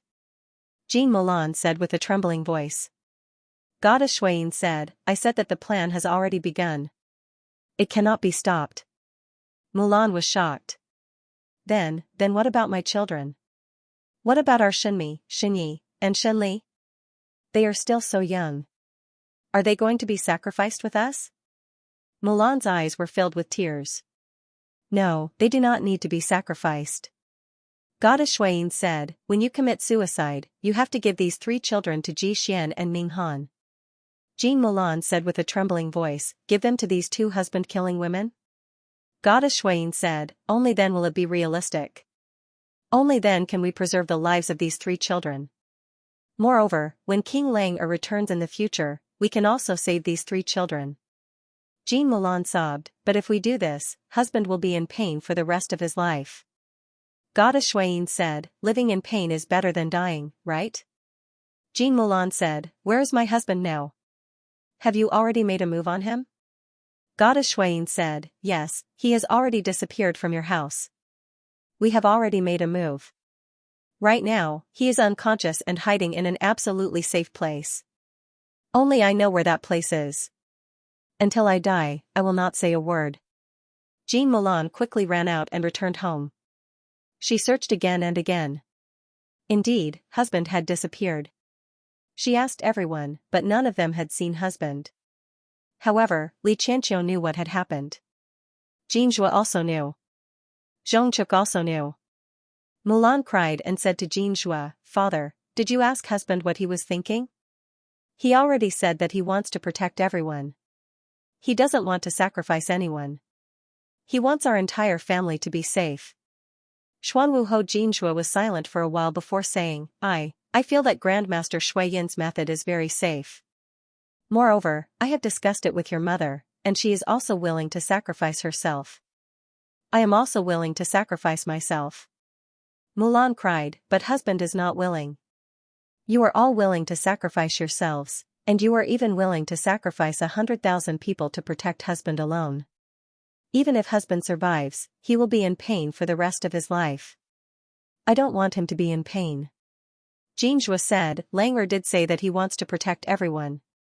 But have you ever thought that he might be sacrificing himself to protect everyone? Mulan was astonished. After a long while, she said in a trembling voice, he said that he will ensure the safety of the entire family. I asked him if he included himself, and he said that he especially included himself. Jin Zhua said, then do you believe him? Mulan was silent. Jin Zhua said, the situation before us is very clear. Either Langer sacrifices himself to protect all of us, or we all sacrifice ourselves to protect him alone. Even if Langer is willing to sacrifice himself, he may not be able to protect all of us. Then, this choice is not difficult to make. Mulan's tears kept flowing. Jin Zhua said, in any case, the 3 little babies can survive. What else do we have to be dissatisfied with? Mulan was sobbing uncontrollably.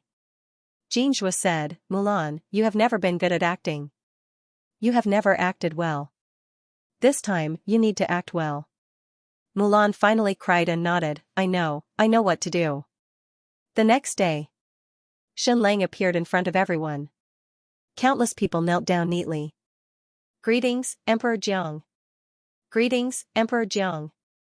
Nearly 100,000 people shouted in unison. Long live Emperor Jiang, long live, long live. Protect Emperor Jiang. Then, Shen Lang boarded a luxurious carriage. Jean Mulan and Xiao Bing, carrying their 3 children, entered the carriage together. All of Shen Lang's family, including Jin Muzong, Shen Wan and his wife, Shen Jian, Jin Zhong, Jin Hui, and everyone else. Jin Shuying led 2,000 family warriors. The entire army, more than 3,000 people, headed toward the eastern sea. Li Qianqiu, Xueyin, Zhong Chuk, and the other grandmasters guarded the carriage. Let's go, protect Emperor Jiang. Let's go, protect Emperor Jiang. As Jin Jun, Bitterhead Joy, Aruna Nana and the others gave their orders. 100,000 people followed behind Shen Lang's army, escorting them to the sea. At the same time, oh! Oh! Countless bugles sounded within a radius of several hundred li.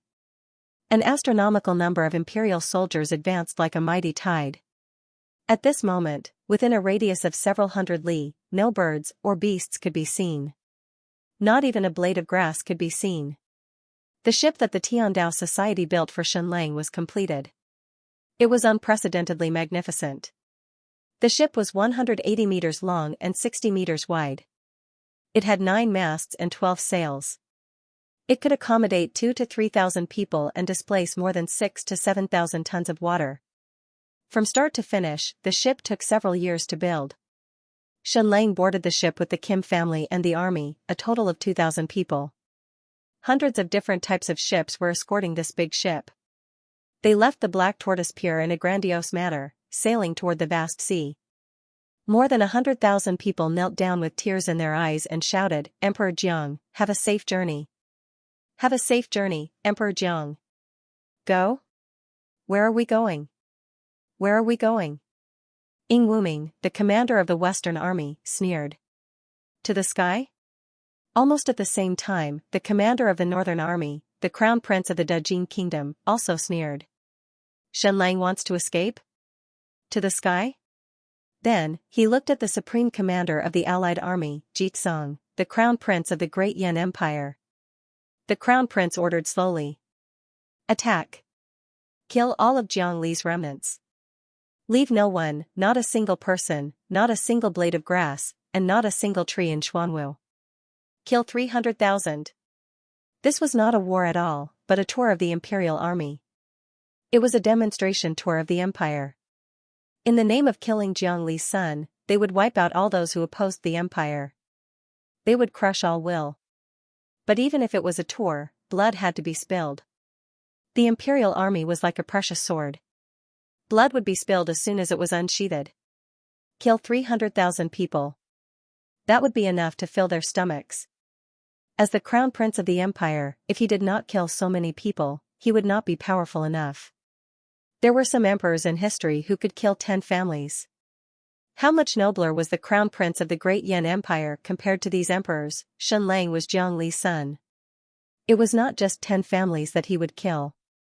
It was 300 miles, within 300 miles of where Xianxia was, everyone, regardless of age or gender, was a rebel. Kill everything, kill everyone. Following the crown prince's order, the astronomical number of imperial army marched forward. Shrink the encirclement. Prepare for a massacre, kill 300,000, looking down from the sky, on the surface of the sea, the astronomical number of fleets surrounded the entire eastern sea. Compared to this fleet, Qiu Tianwei's and Shui Chei's fleets were child's play. It was unprecedentedly huge. The empire had gathered half of the world's fleets a few months ago. Not only that, but they also enlisted the fleets of the foreign tribes in the north and the armed fleets of the western merchants. There were so many that they covered the sky. The size of this fleet far exceeded the limits of one's field of vision. Because this world was very far away, one's field of vision on the surface of the sea would not exceed a few dozen miles. However, within a few hundred miles, the empire's allied fleet was everywhere.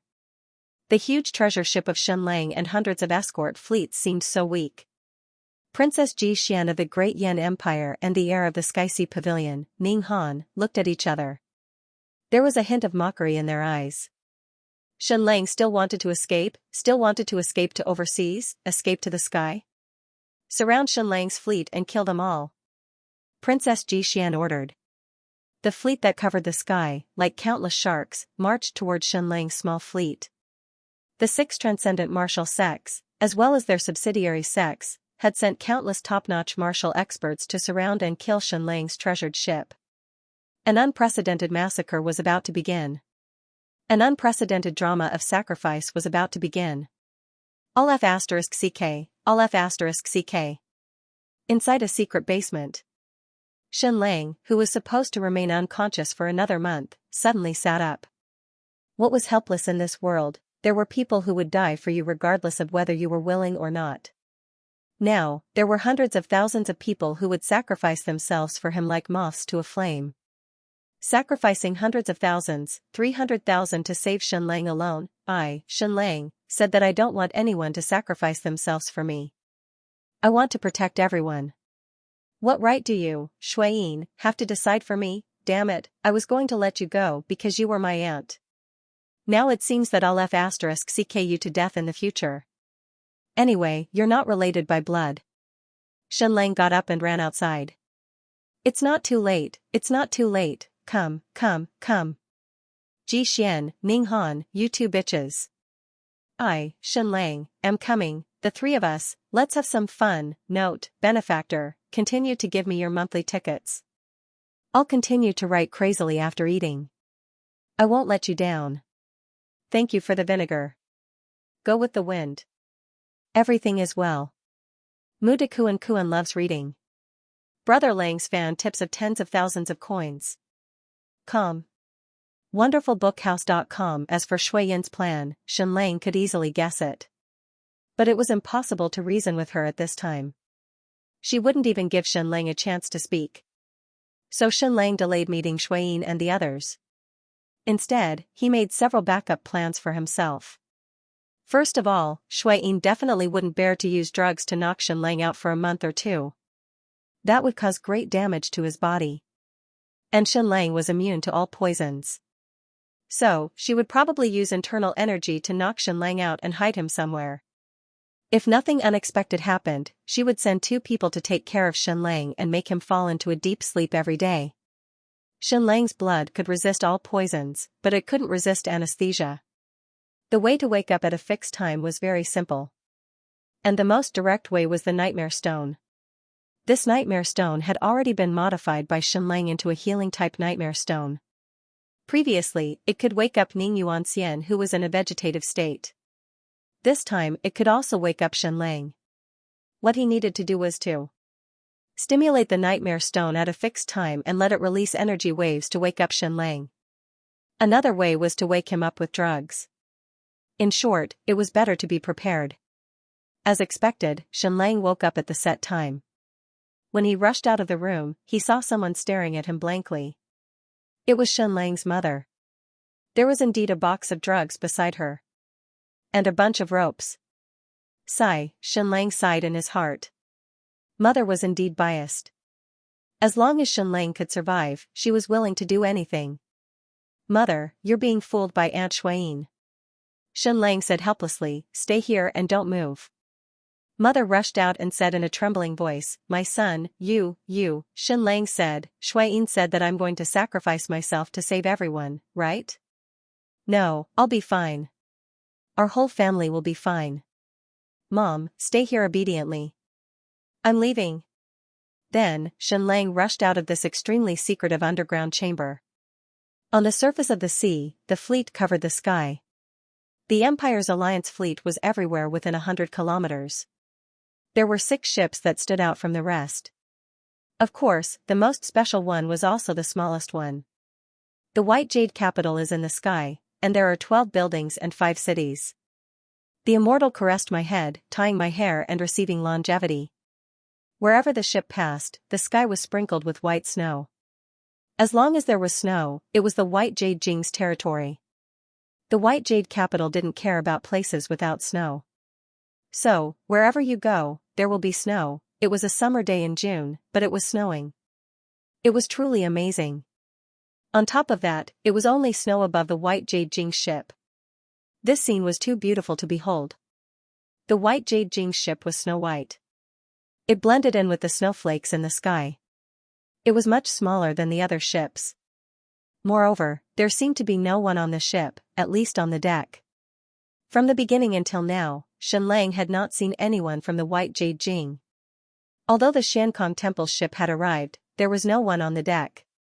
The Sky Sea Pavilion, Stupa Mountain, Punishing Sky Pavilion, and Tongtian Temple's ships were filled with countless martial artists. Behind them, there were dozens of warships, all of which were affiliated martial arts forces. How many grandmasters did the 6 transcendent factions send? Countless of them. The State of Yu only had 6 grandmasters because the grandmasters were conferred by the 6 transcendent factions. The 6 great factions and the Empire sealed off all civilizations in the world. They only allowed themselves to be strong, not the rest of the world. So, how many grandmasters did they have? Only God knew. Princess Xian was the liaison between the Great Yan Empire and the 6 transcendent factions. She was on the Sky Pavilion ship. The Sky Pavilion ship was fast. It was much faster than ordinary ships. All the other ships maintained their encirclement. Xian boarded the Sky Pavilion ship and headed toward Shenlang's ship. "Shenlang, stop," Princess Xian said calmly. Shenlang's fleet continued to move forward. Princess Xian ordered, "Attack." Instantly, an incomparably magnificent scene appeared. Swoosh, swoosh, swoosh, swoosh, countless top-notch warriors leaped out of all kinds of ships like birds and landed on the sea surface, heading towards Shenlang's treasured ship by treading the waves. Could the martial arts of this world allow one to walk on the waves? Milan stared at the scene in disbelief. Her agility was already the highest, but she could not walk on the waves. Even Li Xianxia, a top grandmaster, could not walk on the waves for such a long distance. But in front of them, countless martial arts experts, hundreds and thousands of them, were walking on the waves. Were they so powerful? Had the martial arts of the transcendent factions reached such a level? Shuiyin shouted, "Protect Emperor Jiang." Fire! Suddenly, the Nirvana army on the Shenlang's fleet fired a rain of arrows.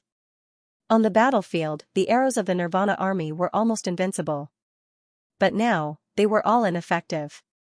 These transcendent martial arts experts brandished the swords in their hands and easily turned the arrows into powder. Even the strongest group of martial arts experts were indifferent to the arrows of the Nirvana army. And when these arrows hit their clothes, they were immediately torn apart. Effortlessly, Princess Xian brought over 1,000 pinnacle martial artists and directly surrounded Shenlang's enormous treasure ship. Why did she not attack Shenlang's entire family on land? Because she felt that there would be fish that slipped through the net on land. And once they were on the sea, they would not be able to escape. She could kill them all. His Majesty's decree was very clear. Don't meet again. There was no need to capture them alive. Just kill them all. Kill Shenlang and his entire family.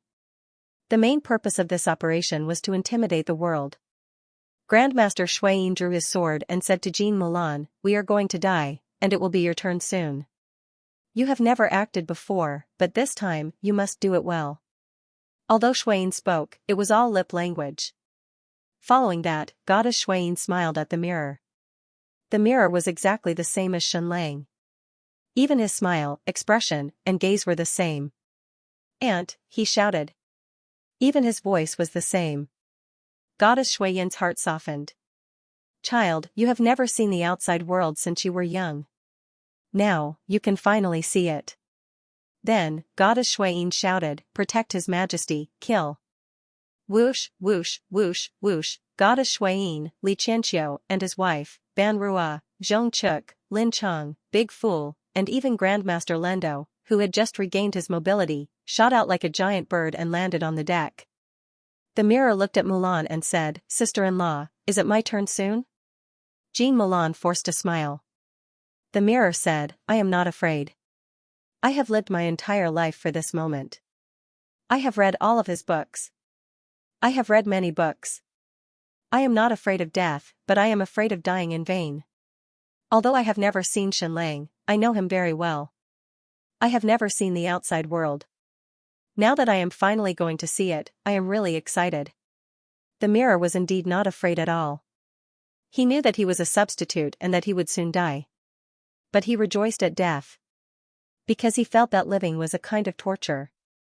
At this time, on the sea outside the Shenlang treasure ship, Princess Xian led over 1,000 top-notch experts, walking on the waves from beginning to end, firmly surrounding the entire ship.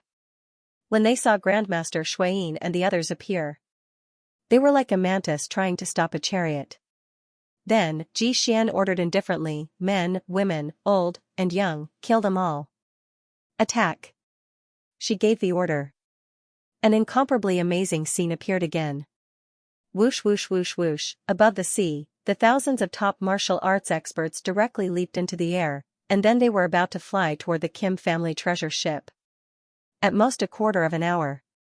They could kill every single person on this ship. They could kill the entire Shenlang clan and the entire Kim clan. Do you want to do it on a grand scale? No way, it was an instant death. Even Shenlang was beheaded in an instant. You are not a big shot, so you don't deserve to say anything before you die. Dang dang dang dang, boom, boom, boom, boom. Suddenly, there was a burst of sound on the sea. One of the ships suddenly burst into flames. Even in the daytime, it was bright and gorgeous fireworks. Suddenly, it attracted everyone's attention. The ship was not big, and there was one person standing on the deck. Shenlang. Xian, come and talk, Shenlang shouted. It was far away, so his voice couldn't be heard. Princess Xian was stunned and glanced at Princess Minghan. Then, he glanced at the Kim clan's treasured ship. What? What kind of play was he putting on now? Shenlang was actually not on this ship, but was actually at the back. When Shuiyin, Xianxia, and the rest saw this scene, they were completely stunned. Wasn't Shenlang knocked out by her and locked in a secret underground chamber? No, no, Shuiyin suddenly shouted and jumped off the treasure ship crazily, rushing toward Shenlang's ship. She was really going crazy. She paid a huge price, even sacrificing herself, just to let Shenlang live. And now, Shenlang actually came to die. How could she not go crazy? Immediately, Mulan also rushed over. But Shenlang shook his head firmly. Mulan could choose to continue rushing toward Shenlang at this time. But, she chose to listen to Shenlang. Princess Xian's beautiful eyes narrowed, and then she looked back at the sea. She rushed toward Shenlang's ship. Thousands of top-notch martial artists also rushed toward Shenlang's ship like birds. They were like a school of sharks that had found a more valuable target. Princess Xian, let's have a chat. Shenlang stood on the deck. An instant later, Princess Xian led thousands of top-notch martial artists over on the waves, surrounding Shenlang's ship. Even an expert like Grandmaster Shuiyin couldn't walk on the waves and could only row over from the sea. Xian and Minghan didn't board the ship. They only surrounded the small ship that Shenlang was on. Shenlang's fleet was still heading southeast. The Empire's allied fleet was still surrounding Shenlang's fleet, also heading southeast. At the same time, on the ground, an astronomical number of Imperial soldiers charged toward the 100,000 soldiers guarding Shenlang. They wanted to kill 100,000. Kill 300,000. Drink their blood until they were full. Shenlang looked at the thousands of top-notch martial artists walking on the waves and laughed. Wow, so awesome, so strong. Even Xianxia couldn't walk on the waves, but you guys can do it. This is too amazing. When Shenlang saw this scene, he was indeed shocked. It was common to see top-notch martial artists running on the water in movies and television dramas. Mulan could also do it in a short distance. But for Xian to walk on the sea like this, it was too amazing. Most importantly, thousands of people could do it.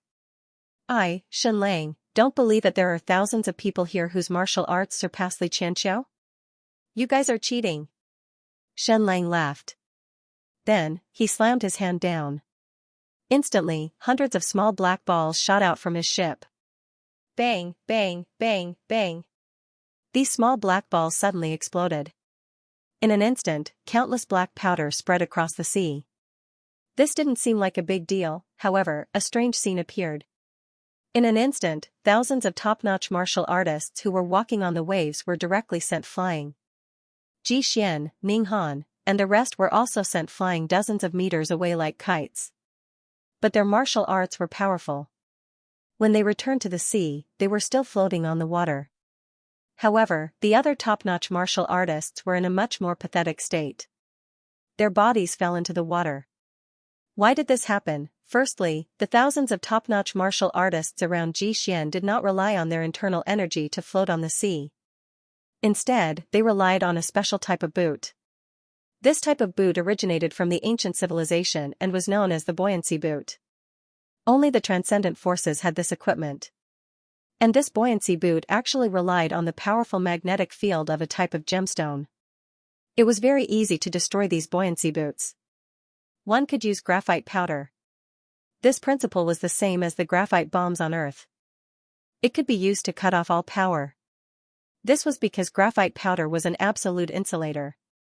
The buoyancy boots that the transcendent forces were equipped with relied on the intricate magnetic field of the gemstone. Once the graphite powder stuck on it, it would immediately malfunction. Previously, when he was at Prince Jin's place, Xianxia had read thousands of ancient books. Among them, there were tens of thousands of words and dozens of pictures introducing this buoyancy boot. It was considered a basic equipment of the ancient civilization. And its status in the ancient civilization was far lower than that of the nightmare stone. Therefore, in the past few months, Xianxia had spent almost all his free time researching the nightmare stone. Then, he came to a conclusion. In fact, there was a large nightmare stone at the entrance of every ancient relic.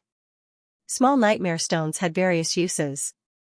And large nightmare stones were a large source of energy for the ancient civilization. Unfortunately, Xianxia's research on the nightmare stone was a little too late. He did not even have the time to dismantle the large nightmare stone at the entrance of the Sand Primitive Tribe's ancient relic. Xianxia could not stand others showing off the most, so he destroyed the other party's extravagant show. Princess Xian waved her hand, and thousands of top-notch martial artists returned to their respective ships. But she and Princess Ninghan were still floating on the sea. This was really awesome. Princess Xian, let's talk, Xianxia said. Xian said, talk about what? Xianxia said, let go of the 100,000 people who came to fight for me. Let go of the entire Kim clan? How about that? Xian said, impossible. When a sword is unsheathed, it must see blood. This is the Empire's coalition army heading south. If we don't kill a few 100,000, we will not be able to show the might of the great Yan Empire. A few 100,000? Xianxia said in surprise. Xian said, at least 300,000. Xianxia said, this land is innocent. Xian said, this land raised you, so it is not innocent. The great Yan Empire will exterminate 10 clans for traitors. As for you, you're not just a traitor. That's why you've implicated so many people in a radius of 300 miles. You should feel honored. Xianxia said, kill 300,000? That's amazing, so impressive. Then Xianxia said, then my condition is very simple. Do not kill a single person, the Empire's army will retreat, and the Kim family's fleet will enter the Devil's Triangle and disappear from the face of the earth. Princess Xian said, in your dreams. Xianxia said, you don't agree? Xian said, are you done? What she meant was that if she was done, she would start a massacre. Xianxia said, if you don't agree, I will kill 10 million, 20 million, 30 million people of the great Yan Empire. I will kill 1 million or more people of the Empire's coalition army. Princess Xian and Princess Ninghan were stunned when they heard this. Xian looked at Ninghan and said, is this person Xianxia? I know that Xianxia likes to brag, but I didn't expect him to be so good at it. She clearly knew that this was Xianxia. She had seen him before. Ninghan said, that's him. Xian said, it seems that you are done. Then wait quietly. This place is not far from the land, we can still see. This meant that Xianxia could still see the Empire's army slaughtering his supporters. He could also see the blood on the ground, and the heads rolling. Xianxia said, don't worry, don't worry. The news should come soon. If there are no accidents, I just slaughtered an entire city half a month ago. Xianxia's voice was very quiet, but it was like a clap of thunder.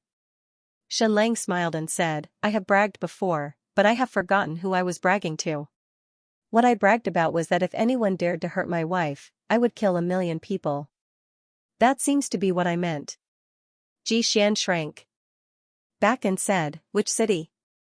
The city of repentance. Xianxia said, the city of repentance of the Inyuan Association. Have you forgotten that the Kim family's enemies are the Shui family and the Inyuan Association? Since I have destroyed the entire Shui family, how can I let the Inyuan Association off? Princess Xian did not believe it, but she held her breath. The city of repentance. It was an isolated city. It was the highest headquarters of the Inyuan Association in the 3 southern countries. Moreover, it was built on an ancient gold vein. There were astronomical gold coins and endless wealth in it. The Inyuan Association used this city of repentance to control all the trade and finance of the Wu Kingdom, the state of Yu, and the Chu Kingdom. This was the Inyuan Association city. But it was also the southern gathering place of wealth in the Great Yan Empire. In that case, was the city of repentance of the Inyuan Association on Mount Lingju really massacred by Xianxia? Yes, at this moment, the entire city had become a dead city. Originally, only 2/3 of the people were dead. Another third of the people were still alive. However, in order to be on the safe side, the remaining 1/3 were also killed. Shu Tingyu, the young master of the Inyuan Association of the state of Yu, was about to go crazy. He did not know what had happened at all. He only knew that more than a month ago, people started dying in the city of repentance. Large numbers of people died. No matter how they were treated, it was useless. Was this a plague? Even if it was smallpox, it would not be so serious. Half of the smallpox could still survive. Smallpox could also be defended against. The plague that appeared in the city of repentance could not be defended against at all. There was no summoning. After being infected, they died in a short 2 to 3 days. In less than half a month, the entire city was almost wiped out. Don't worry, the news should come soon. Xianxia said, it should be the army on the ground who received the news first, then it will be your turn. Suddenly, a crow flew in the air and landed directly on Princess Jixian's arm. Princess Jixian untied the letter on the crow's leg and opened it. A few words were written on it, extremely dangerous, extremely dangerous. The city of repentance of the Inyuan Association was completely wiped out. Instantly, Princess Jixian's scalp went numb. It was actually true. Xianxia really massacred the entire city? You actually massacred the entire city? Princess Jixian trembled and said, aren't you afraid of harming the heavens? Xianxia shrugged his shoulders and said, those people were members of the Inyuan Association, they deserved to die. There was not a single commoner. And if you are not afraid of harming the heavens by doing so many evil things, what should I be afraid of? Princess Jixian said coldly, how did you kill them? Virus, an extremely terrifying virus. Xianxia said, I call it the Black Death virus. I started researching it about 3 years ago. Originally, its power was not strong enough. Later on, I studied the ancient books of Stupa Mountain, and most importantly, I studied the ancient books, which strengthened this Black Death virus by several times. Xianxia's words were true. In the ancient books, there was a lot of information about viruses. Xianxia had started cultivating the Black Death virus 3 years ago, but he had not had any major breakthroughs. It was similar to the Black Death virus on Earth. Even though it was already very terrifying. The Black Death virus had once swept through the entire Europe, killing nearly half of the population. So last time, Xianxia had threatened them. As long as something happened to his family, he would kill 1 million people. The other party snorted. And last time, after reading a large number of ancient books in the Sand Barbaric tribe, Xianxia had a new understanding of this virus. Finally, he had cultivated an even stronger Black Death virus. This Black Death virus was contagious, and its fatality rate had become even more terrifying. However, its lifespan had greatly decreased. In other words, even if it continued to spread, it would not take long for it to die out on its own. Xianxia pondered for a long time. Finally, he decided to attack the city of repentance of the Inyuan Association. Because there were indeed no innocent people there. Doing so was against the heavens. But, there were no buts. In order to save more people, there was nothing wrong with killing a bunch of beasts. Princess Jixian immediately drew her sword. You want to kill me? It's useless. Xianxia said, my people are already hiding in various parts of the Great Yan Empire. As long as your army does not retreat, they will start to release the virus. Xianxia took out an hourglass and threw it to Princess Jixian. Just wait, there will be news from the second city soon. This time, it is a city under the rule of the Punishing Heaven Pavilion, the city of no return. None of the people in this city are innocent. The city of no return was in the north of the Great Yan Empire. The city of repentance was on Mount Lingju. The city of no return was underground. Rather than saying it was a city, it was more like a martial arts force. The South Sea Sword sect was a smurf of Stupa Mountain. The city of no return was a smurf of the Punishing Heaven Pavilion. Of course, it was too far away from Xianxia, so he had never had any dealings with it. The only time Xianxia had any dealings with the Punishing Heaven Pavilion was on the way back to Tiannam Province from Black Rock Island. The Punishing Heaven Pavilion had attempted to intercept Xianxia at sea and forcibly detain him. At that time, the Xiankong Temple had forcibly taken Xianxia, and the Punishing Heaven Pavilion had only relented. Xianxia said, "When the sand in this hourglass has flowed out, I think the news should be coming. Let's wait quietly." Princess Xian waved her hand. Instantly, a ship approached. Xian leaped onto that ship. A moment later, a dozen crows flew out from that ship. Obviously, Princess Xian was warning the army on the ground, warning the entire Great Yan Empire. Highest alert! Highest alert! The hourglass in front of Princess Xian continued to flow. However, the sand had not flowed out completely. Suddenly, dozens of figures rushed over from the sea. They were the top martial arts experts of the Punishing Heaven Pavilion. They wore buoyant boots and quickly rode on the waves. They looked panicked. A moment later, they rushed to Princess Xian's ship. "Your Highness, the city of no return affiliated with the Punishing Heaven Pavilion has almost been wiped out. The Punishing Heaven Pavilion has sent out a martial arts army to completely seal off the entire city of no return. No one is allowed to leave. The remaining survivors have all been killed." Princess Xian's beautiful face twitched violently. Xianxia's viciousness was far beyond their imagination. This time, she had expected that Xianxia would not give up without putting up a fight. Perhaps he would use all sorts of methods to struggle. However, she did not expect him to be so violent. Moreover, he had prepared for this day for so long. He had actually massacred 2 cities, and these were only 2 special cities that were isolated from the outside world.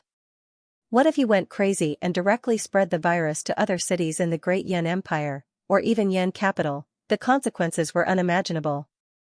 Princess Xian and Ning Han once again appeared in front of Xianxia. Xianxia took out another hourglass and threw it in front of Princess Xian. "I know that Prince Jin's and Arunana's armies are definitely no match for the Empire's army. Once the war starts, they will definitely be annihilated. So, once the war starts, they will immediately release the Black Death virus. How many of your army will die? Of course, the 100,000 people who are loyal to me will also die. But it's worth it to die with 10 times the number of enemies." Of course, there was one thing that Xianxia did not say. The Black Death virus that he cultivated was the easiest to spread in the City of No Return and the City of No Return. This was because these 2 cities were sealed off. One was a castle inside a mountain. The City of No Return was actually a normal city a few hundred years ago. Later, due to some kind of geological change, the ground sank. The city also sank into the ground and was abandoned in the end. After that, a martial arts force under the Punishing Heaven Pavilion occupied the place. Because the city had sunk underground, it was easy to defend and difficult to attack.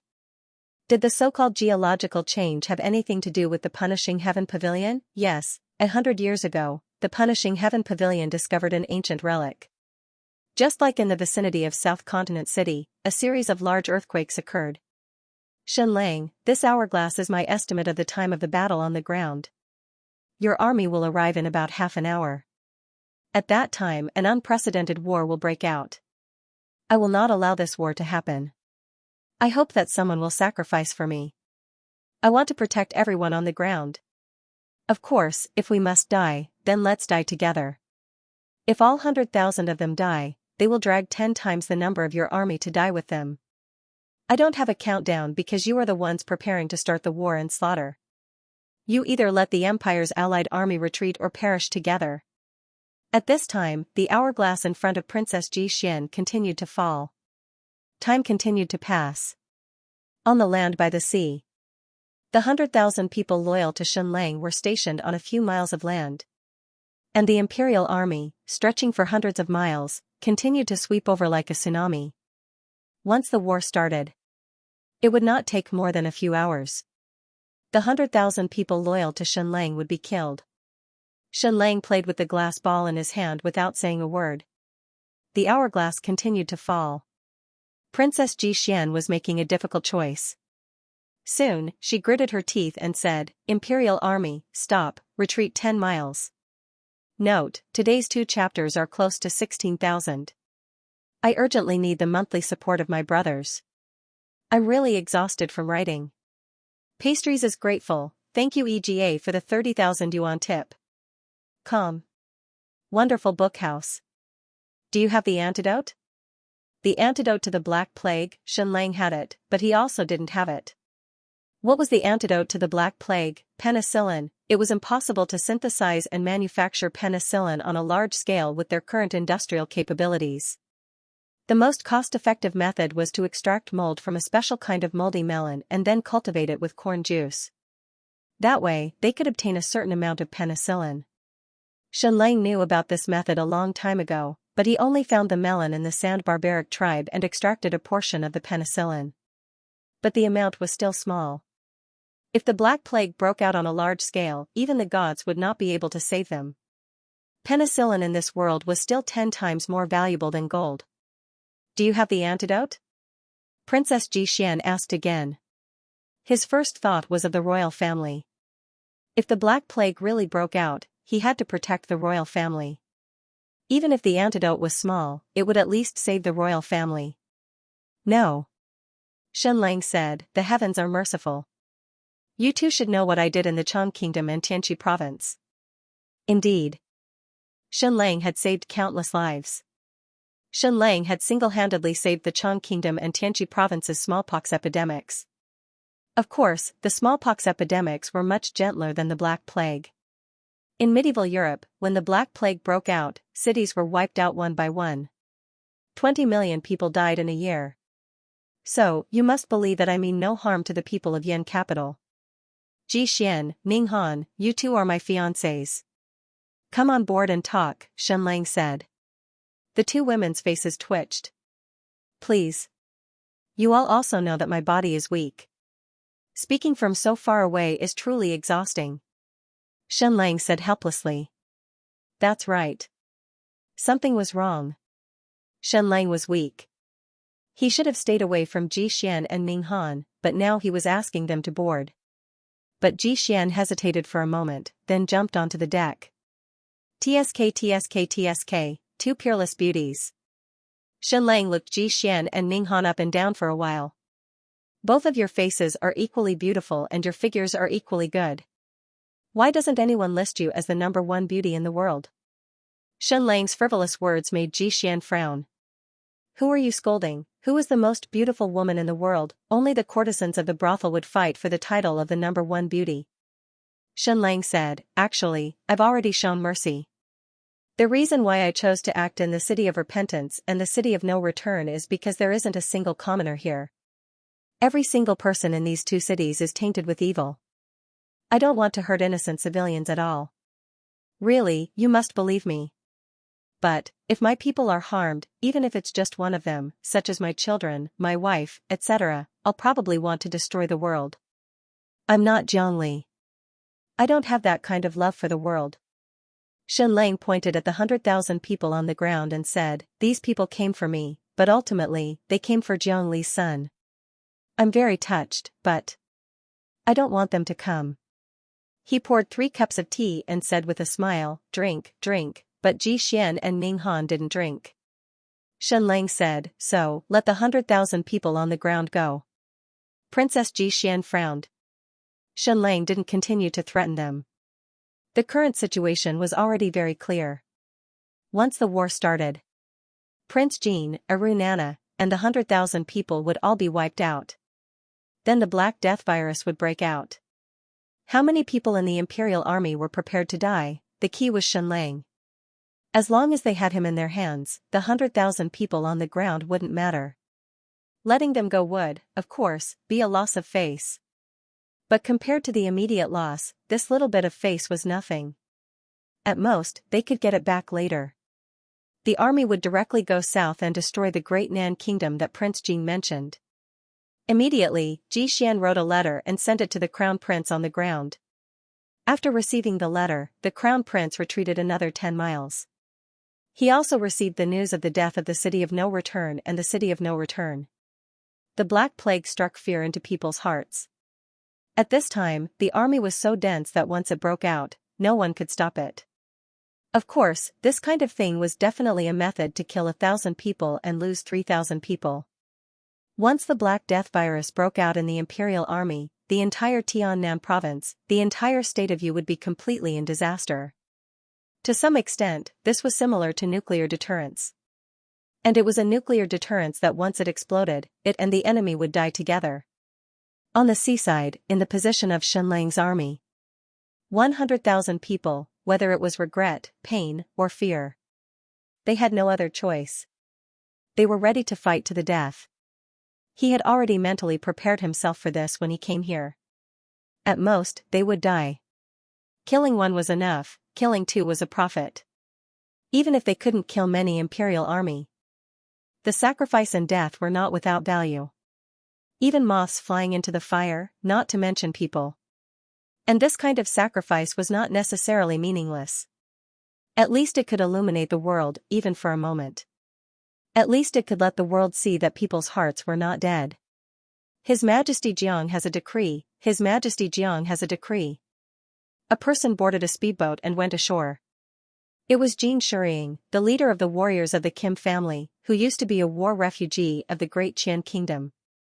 Prince Jin, Aru Nana, Ku Tu Huan, His Majesty orders you to immediately lead 100,000 people south into the southern kingdom.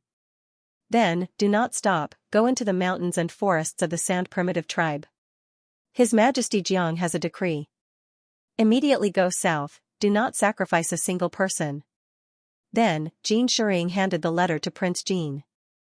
The content was very simple. It was all in code, and only Prince Jin could understand it. Brother, give up the southern kingdom, give up the northern part of the Great Qian Kingdom, keep going south, into the forests, deep into the mountains. Resist, do not give up hope, and wait for my return. This is a strategic item given to you by His Majesty Jiang. Jin Shuriying handed something to Prince Jin. He said that everything on the land will be left to you. Do not pursue victory, do not pursue land, as long as you keep your life, keep your fire, there is hope for the future. Prince Jin knelt down and took everything. Everyone present was shocked. Our 100,000 people left just like that, but we did not do anything, did we not make any contributions? We were going to sacrifice our lives in exchange for His Majesty Jiang's smooth sailing. Who would have thought that His Majesty Jiang would protect our lives? No one knew what had happened, but they could clearly see that the Empire's army was retreating. They had already retreated 20 kilometers.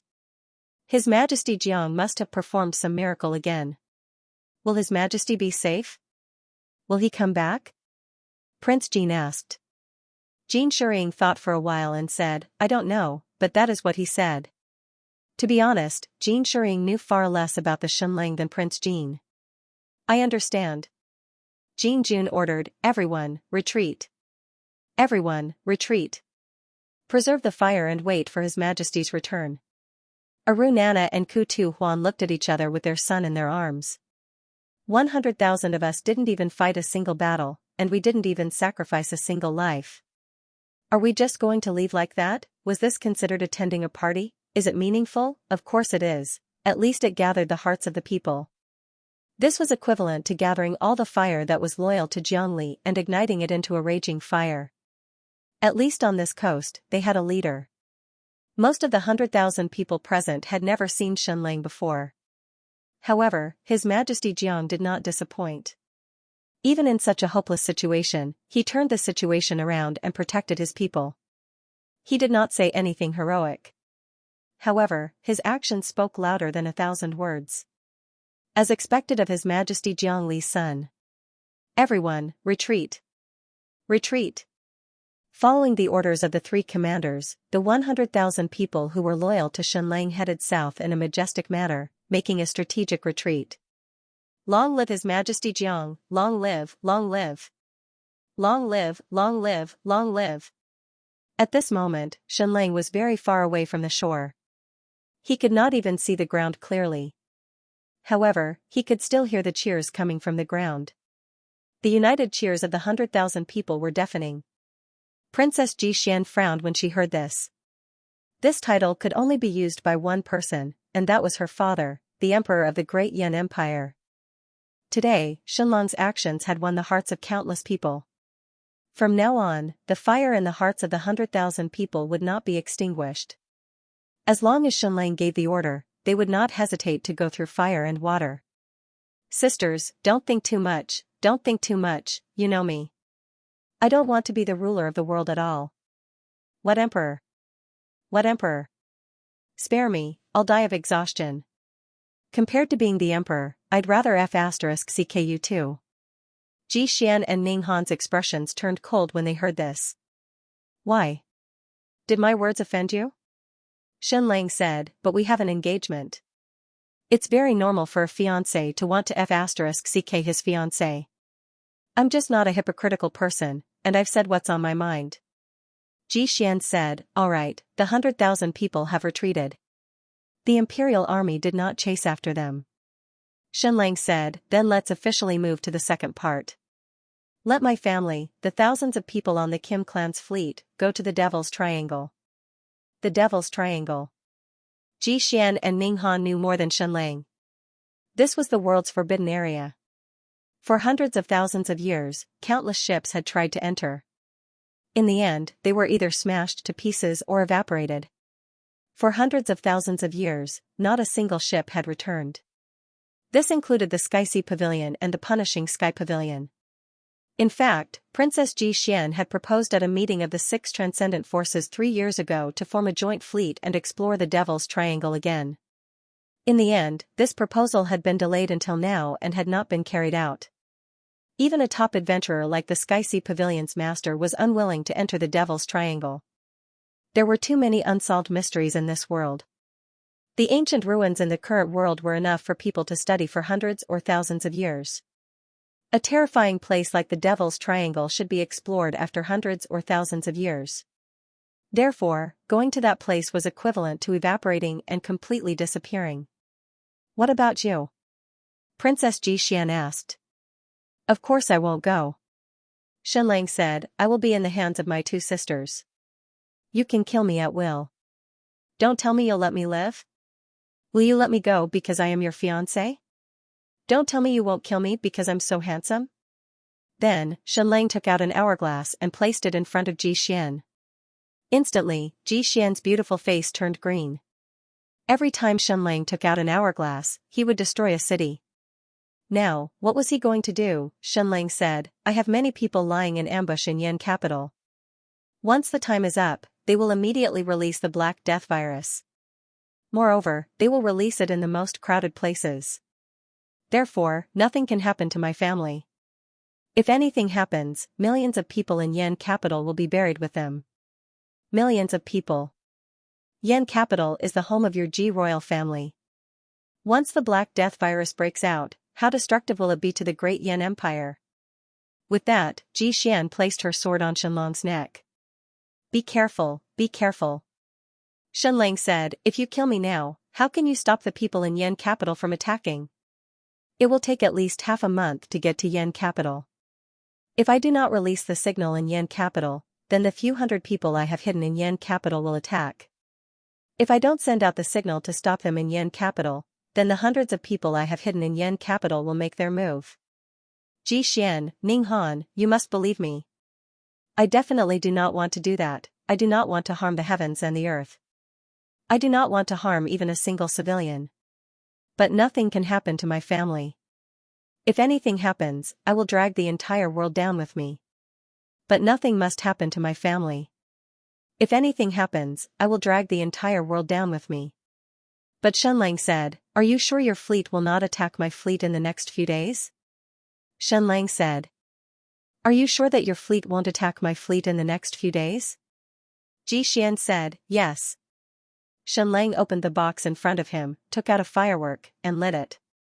The firework flew into the sky. The firework suddenly flew into the sky. The firework flew into the sky. It was a 5-pointed star, and it was red. It was already evening. It was beautiful. Sisters, isn't it romantic for your husband to set off fireworks for you on the sea? Are you moved to the point of wetness? Xianlang said, the red 5-pointed star is the first signal. It is telling the spies in the flame capital to hold off for the time being. Remember, this is only the first signal. The danger is not over yet. We must hurry. It will be too late. There is a box of red star firework here. It will last for a while. The people of Yan capital are in for a treat. With that, Xian carried the box away. Soon, a small boat arrived. There were dozens of Sky-Sea Pavilion experts on it. Send this box to Yan capital as soon as possible. It must be lit before the 19th of June. If it's too late, all of you can kill yourselves. Yes, sir. The boat left. The dozens of Sky-Sea Pavilion experts would protect the box of firework with their lives. It could affect the lives of millions of people. Move, move. Move, move. The small boat was heading towards the north at high speed. Dozens of ships immediately came forward to protect it. Next, the Kim family's fleet was still heading southeast. The Imperial Alliance fleet still surrounded the Kim family's fleet. The fleet that blotted out the sun and the sky moved southward in a mighty manner. There were almost no ships on the sea. At this time, neither the sea merchants nor the pirates dared to show up. Wherever the fleet passed, even the birds and fish fled in fear. They had never seen so many ships. 3 days and 3 nights later, the two fleets sailed for 2,500 miles. The journey was peaceful. The Imperial Alliance fleet did not attack the Kim family's fleet. "Aunt, don't think that I will forgive you just because you were trying to please me," Xianxia said. He was lying comfortably on the recliner, and Shuiyin was massaging him. Not far away, Xian and Ning Han watched everything coldly. After hearing Xianxia's words, Shuiyin sat on Xianxia's waist. What a shameless couple. Xianxia quickly sat up and said, "Don't do this, don't do this. This is a regular massage, no special services." Although my wife was 20 miles away from me, her eyes were very sharp. It would be bad if she saw it. Xianxia came to Xian again and said, "Sisters, we are going to set off the fireworks again." Then, Xianxia lit up the fireworks again. Whoosh whoosh whoosh, blue fireworks exploded in the sky. And the pattern was even weirder. It was a big smiley face. This kind of strange and perverted skill couldn't even be imitated. Send it to Yan capital before June 27th. My men will delay the operation again when they see the fireworks. Remember, you must release it before June 27th. If you are late, Yan capital will be destroyed. Remember, this is only a delay. The danger of Yan capital's destruction is not over yet. Xian took the box. Another ship was approaching them at high speed. This time, it was a top martial artist from Retribution Pavilion. After receiving the box of fireworks, they immediately sent it north as fast as they could to Yan capital. Another 3 days passed, everything was fine. The two fleets sailed another 2,500 miles. At this time, they were already 5,000 miles away from Shuangwu City. They were only 2,700 miles away from the Devil Triangle. The situation suddenly became tense. "Auntie, return to the ship," Xianxia said. Shuiyin did not move. Xianxia said, "Are you going to be disobedient and act on your own again?" Shuiyin's tears rolled down. "You don't trust me?" Xianxia said angrily. In the next second, Shuiyin held Xianxia's face and kissed him. Shameless couple, Xian and Ning Han looked away. Xianxia was at a loss. "Don't do this, don't do this. My wife did not see it, she did not see it." After kissing for a full 3 minutes, Goddess Shuiyin jumped off the ship and swam towards the treasure ship. Another 2 days passed, the fleet sailed another 1,500 miles. At this time, they were only 200 miles away from the Devil Triangle. Xianxia could clearly sense that the atmosphere on the surface of the sea had become extremely strange and heavy. The Devil Triangle. The forbidden zone of the entire world. The most dangerous place in the past thousands of years. Any life or ship that entered it would not survive. The more they knew, the more afraid they became. Hence, the 6 Transcendent Forces fleets were especially quiet. Next, there was not much time left for Xian. If they were to act, they had to act immediately. Otherwise, the Kim family's fleet would enter the Devil Triangle. Xian once again sat in front of Xianxia. "Tell me your plan." Shenlang, on the 7th of July, I will send the final signal to Yen capital. At that time, my people will throw the Black Death virus into the fire and the crisis of Yen capital will be resolved. What is the signal? Ji Xian asked. Shenlang, when the Kim family's fleet enters the Devil Triangle, I will naturally hand it over. Ji Xian, what about yourself? Shenlang said, I will stay on this ship and allow all of you to tear me into pieces. Of course, you might say that you will capture my wife and my family and force me to hand over the signal to stop the destruction of Yen capital. Ji Xian was silent. She did have that thought. Shenlang cherished his family so much. As long as they captured Xiaobing or Shenlang's daughter, they would not even need to threaten him with their lives. In fact, there was no need to threaten Shenlang with his life. As long as Shenlang's limbs were broken, Shenlang would definitely compromise. Shenlang, but you should know that the millions of people in Yen capital are protected not because of my fear, but because of my compassion. You also know that I do not want to hurt them at all. Hence, you cannot allow me to feel hatred. If you hurt my family even a little bit, I will feel hatred. Once I feel hatred, even if my family enters the Devil Triangle, how do you know that I will not continue to seek revenge? That I do not have a follow-up plan? Ji Xian had already thought this through. That was why she did not capture Shenlang's family to threaten him. Shenlang was right. The people in Yen capital were protected because of Shenlang's compassion and kindness. He did not want to hurt the innocent. Shenlang, as long as I see my family enter the Devil Triangle, everything will be fine. I will stay here and be executed by 1,000 cuts. Especially Ning Han, you probably want to chop me into pieces. Ji Xian and Ning Han were silent. A moment later, Ji Xian gave the order. The Imperial fleet stopped advancing. The order was transmitted through the flag signals. It took a long time for the news to spread throughout the entire Imperial fleet, spreading for hundreds of kilometers. Finally, everyone in the Imperial fleet heaved a sigh of relief. They had survived a disaster. The Devil Triangle. The fleet would be smashed into pieces the moment they entered. Moreover, even a glance at that place was ominous. They could not see it from a distance of 200 miles.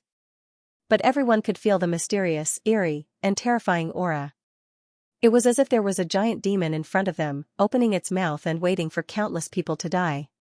Shenlang gave the order. All sailors on this ship, row the boats and catch up with the Kim clan fleet. Get on the big ship and enter the Devil Triangle together. If it were any other sailor, they would be terrified.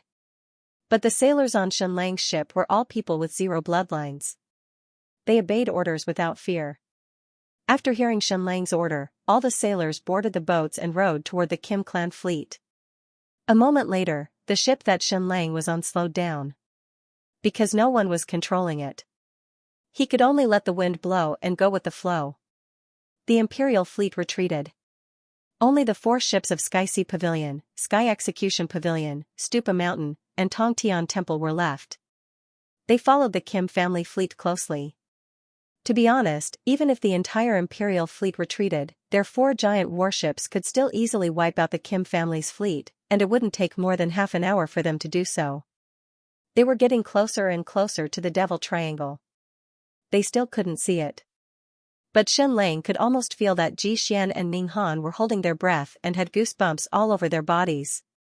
Even Shenlang was able to sense a frightening aura from it. This aura was not just an adjective, but a real magnetic field aura. The magnetic field here was completely different from that of other places. It could be said that once any modern ship or aircraft entered here, they would all lose their reaction. They were getting closer and closer. Suddenly, the Devil Triangle appeared in front of everyone. Although Shenlang had read the written records, he was still completely shocked. This was almost the wall of the world. The edge of the world. It was daytime. But the sea in front of them was always dark. A boundless wall of darkness. It was not a thick fog. In short, the whole world seemed to be shrouded by black clouds. It stretched for thousands of miles. This Devil Triangle was a triangle with a side length of thousands of miles and a total area of more than millions of square kilometers, completely isolating the Eastern Sea from the Southern Sea. Rumble, there should be a loud noise. But there was no noise. In the endless dark clouds of the Devil Triangle, countless lightning bolts struck down. These lightning bolts were like swimming dragons. Countless of them. But the sound seemed to be blocked. Even dozens of miles away, it could not be heard. This Devil Triangle really looked like a hell. Once anyone or any ship entered, they would be smashed to pieces and completely isolated from the world. The Kim family's escort ships were all abandoned, and everyone boarded the giant ship, thousands of people. Several enemy ships silently chased the Kim family's giant ship. They were getting closer and closer to the Devil Triangle. Suddenly, the huge ship became extremely small, like a small boat made of paper. Xianxia was about a dozen miles away from Mulan's giant ship at this time. Mulan was standing at the stern. Xianxia was standing at the bow of the ship behind. The two were more than a dozen miles apart. They really couldn't see each other. They could barely see each other. "Husband, I believe you. I believe that you will reunite with us. Don't lie to me. Otherwise, I won't let you go even if I become a ghost. Don't worry, baby. If I lie to you, come to hell and f*** me to death. I'll give you an extra hour next time. Don't. It's too tiring. Half an hour is just right. Pursuing the realm is the most important thing. No matter how long it takes, it's useless." The two seemed to be able to communicate silently even though they were separated by more than a dozen miles. Then, Mulan picked up Xianxia with one hand and Xianxia with the other. Xianxia stood on the ground. He hugged his mother's leg with both hands and cried loudly. Mulan grabbed Xianxia's hand and waved at Xianxia. "Husband, goodbye. Baby, goodbye. Love you. Love you." Then, the huge warship of the Kim family suddenly broke into the Great Devil Triangle, and broke into the boundless dark clouds. The Six Transcendent Forces fleet stopped 10 miles away from the Devil's Triangle. He watched as the Kim family's giant ship disappeared from his sight. Xianxia widened his eyes and looked greedily at everything in front of him. He looked at his wife and his 3 children. The Devil Triangle was like a giant beast that swallowed the giant ship bit by bit. Soon, the ship and everyone on it disappeared from Xianxia's sight. Xianxia's tears flowed down his cheeks. "My lover, my babies, my family. They disappeared just like that." Xianxia's heart ached as if it was stabbed by a knife. He stood there motionlessly like a statue. A moment later, Ji Xian's cold voice rang in his ears. "Xianxia, we have agreed to your conditions and allowed your entire family to enter the Devil Triangle. Now, you should tell me what the final signal to stop the destruction of Flame Capital is." Ji Xian asked calmly. After she finished asking, she was about to make her move and cut off Xianxia's head. "There is no signal," Xianxia said. Ji Xian's expression changed when she heard this. She said coldly, "What do you mean?" "Xianxia, I have already allowed your family to enter the Devil Triangle. Are you going to break your promise? If you give the signal to stop the operation, you can die a quick death. If you don't tell me, I promise I'll make you wish you were dead, and you'll even regret living in this world." Xianxia said calmly, "There is no signal to stop the operation because there is no destruction of Flame Capital. I am not like you. I am not a beast. I will not harm civilians. You have been tricked. I never intended to release the Black Death virus in Flame Capital." Ji Xian and Ninghan's expressions turned frosty when they heard this. This was an unprecedented humiliation. "Xianxia, you are playing us like monkeys. You have been toying with us for the past 10 days. The experts from Xianxia Pavilion and Retribution Pavilion almost sacrificed their lives to send your fireworks to stop the destruction of Flame Capital. In the end, it was all fake." Xianxia said, "Isn't it good to put on a fireworks display for the people of Flame Capital? Anyway, the people of Flame Capital are living very oppressive lives." Good, very good, cough." Ji Xian laughed coldly. "Then you can die in peace." Ninghan said, "Xianxia, kneel. I will personally behead you. It is time to end this farce." After saying that, Ninghan drew her sharp sword and was about to behead Xianxia. "Kill Xianxia." Jiang Li's faction was completely severed. Xianxia said with a smile, "Sisters, there's something I forgot to tell you. The destruction of Flame Capital is fake. I did not intend to release the Black Death virus in Flame Capital. However, the fact that the two of you have been infected with the Black Death virus is true. You must have a fever. You must be coughing. You must be feeling unwell. Ji Xian and Ning Han's expressions changed when they heard this. When did you poison us? No wonder the two of them felt that something was wrong. They kept coughing and had a fever. But they were highly skilled and managed to hold it in. More importantly, they did not drink a single drop of water from Xianlang, nor did they see Xianlang release any poisonous fog. Xianlang said, "The source of the infection is me. The two of you have been so close to me for the past 2 days, breathing the same air, so of course you were infected. Stupa Mountain is very powerful, but that is only against parasites and poisons. Stupa Mountain cannot save you from the Black Death virus. You will die for sure. No one can save you." Ji Xian and Ning Han were stunned. Xianlang actually infected himself with the Black Death virus, and then spread it to the two of them, too poisonous. Too scary. Xianlang said, "Sisters, if we die, let's die together. Why don't we take this opportunity to do it? Come on, have fun. We have 2 or 3 days anyway. Didn't you want to kill me? You can choose to kill me first. Come on, don't take pity on me just because I'm handsome. Come and ravage me. Note, I'm so hungry that my blood sugar is low and my limbs are weak. I'm going to eat and write. Brothers, don't stop with the monthly votes, the plot will be awesome. Give me the monthly votes, thank you, Little Trouble. You can't live without books. 20170818131102496 10,000 yuan tip. I'll kill you, I'll kill you. Princess Ning Han didn't say it out loud, but she was screaming in her heart. She had never seen such a despicable person, nor had she seen such a vicious person. There was no bottom line, it made people's hair stand on end. She suddenly rushed forward and grabbed Xianlang's collar, lifting him into the air, and then pointed the dagger directly at Xianlang's eyes. She said coldly, hand over the antidote, or I'll dig out your eyes." Xianlang opened his eyes wide and laughed, "Ning Han, so you're afraid of death? That's right, that's more realistic. Who were you pretending to be a fairy for?" Xianlang cherished his life, but he would never show that he was afraid of death at a critical moment. "Please don't torture me. Pulling out my nails, cutting off my balls, I'm most afraid. Please don't torture me, I'd rather die than suffer. You can cut off my head, but you can't cut my face, you can't destroy my handsome face." Xianlang was still chattering. Ning Han really wanted to cut off his tongue. She had never hated a person so much. "As long as you dare to hurt a hair of mine, you're dead, dead, be careful with your dagger, you're going to cut my eyelashes. Every eyelash of mine is numbered. If one is broken, I won't look good." Princess Ji Xian reached out and grabbed Ning Han's wrist, stopping her movements. There was no point in getting angry at this time. Moreover, Xianlang's family had already entered the Devil's Triangle.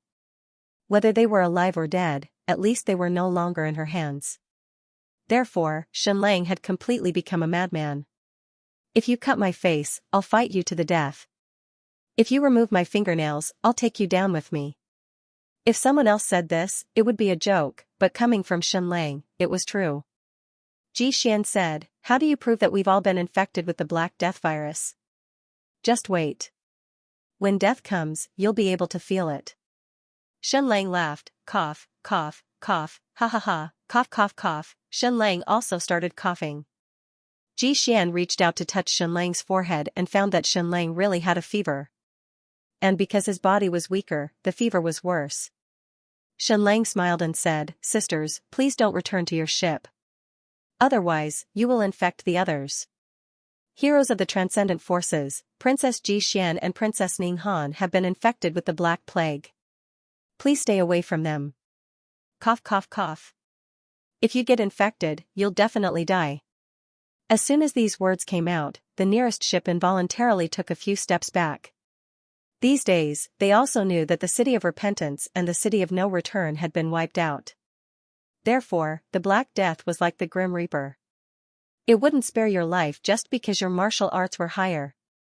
Shen Lang found a recliner and lay down comfortably. The sails of his ship were completely lowered. The ocean currents here were very strange, so the boats were spinning on the surface of the sea. The abandoned ships of the Kim family were also spinning on the surface of the sea. What exactly do you want? Xian coldly asked. Shen Lang reached out to grab her butt. But he didn't manage to grab it. She dodged. He wanted to grab a second time, but he was too weak. Nothing? Shen Lang said, I don't want anything now, I just want you to experience death. The three of us, husband and wife, will go to the Yellow Springs together. Cough cough cough, the following time was a strange stalemate. Shen Lang didn't raise any conditions. And his symptoms were getting worse. His cough was getting worse, and his fever was getting higher. The next day, he was already bleeding internally.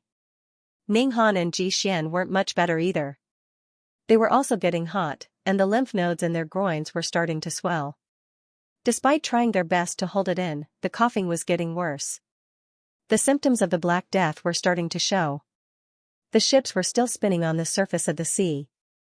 The surrounding Transcendent Forces ships had retreated at least 1,000 meters away. Because the symptoms of these three people were too terrifying. Sisters, let me draw your portraits. Shen Lang set up his drawing board. Then, he started drawing for the two of them. His hands were shaking, and he was coughing badly, but he was still drawing seriously. Why don't you take off your clothes? I'm better at drawing naked women. Forget it, forget it. If you don't agree, then don't agree. Don't look like you're going to kill me. Next, Shen Lang continued drawing. After more than an hour, he was done. Look, how's the drawing? He flipped the portrait over. Xian and Ning Han only glanced at it casually and were surprised.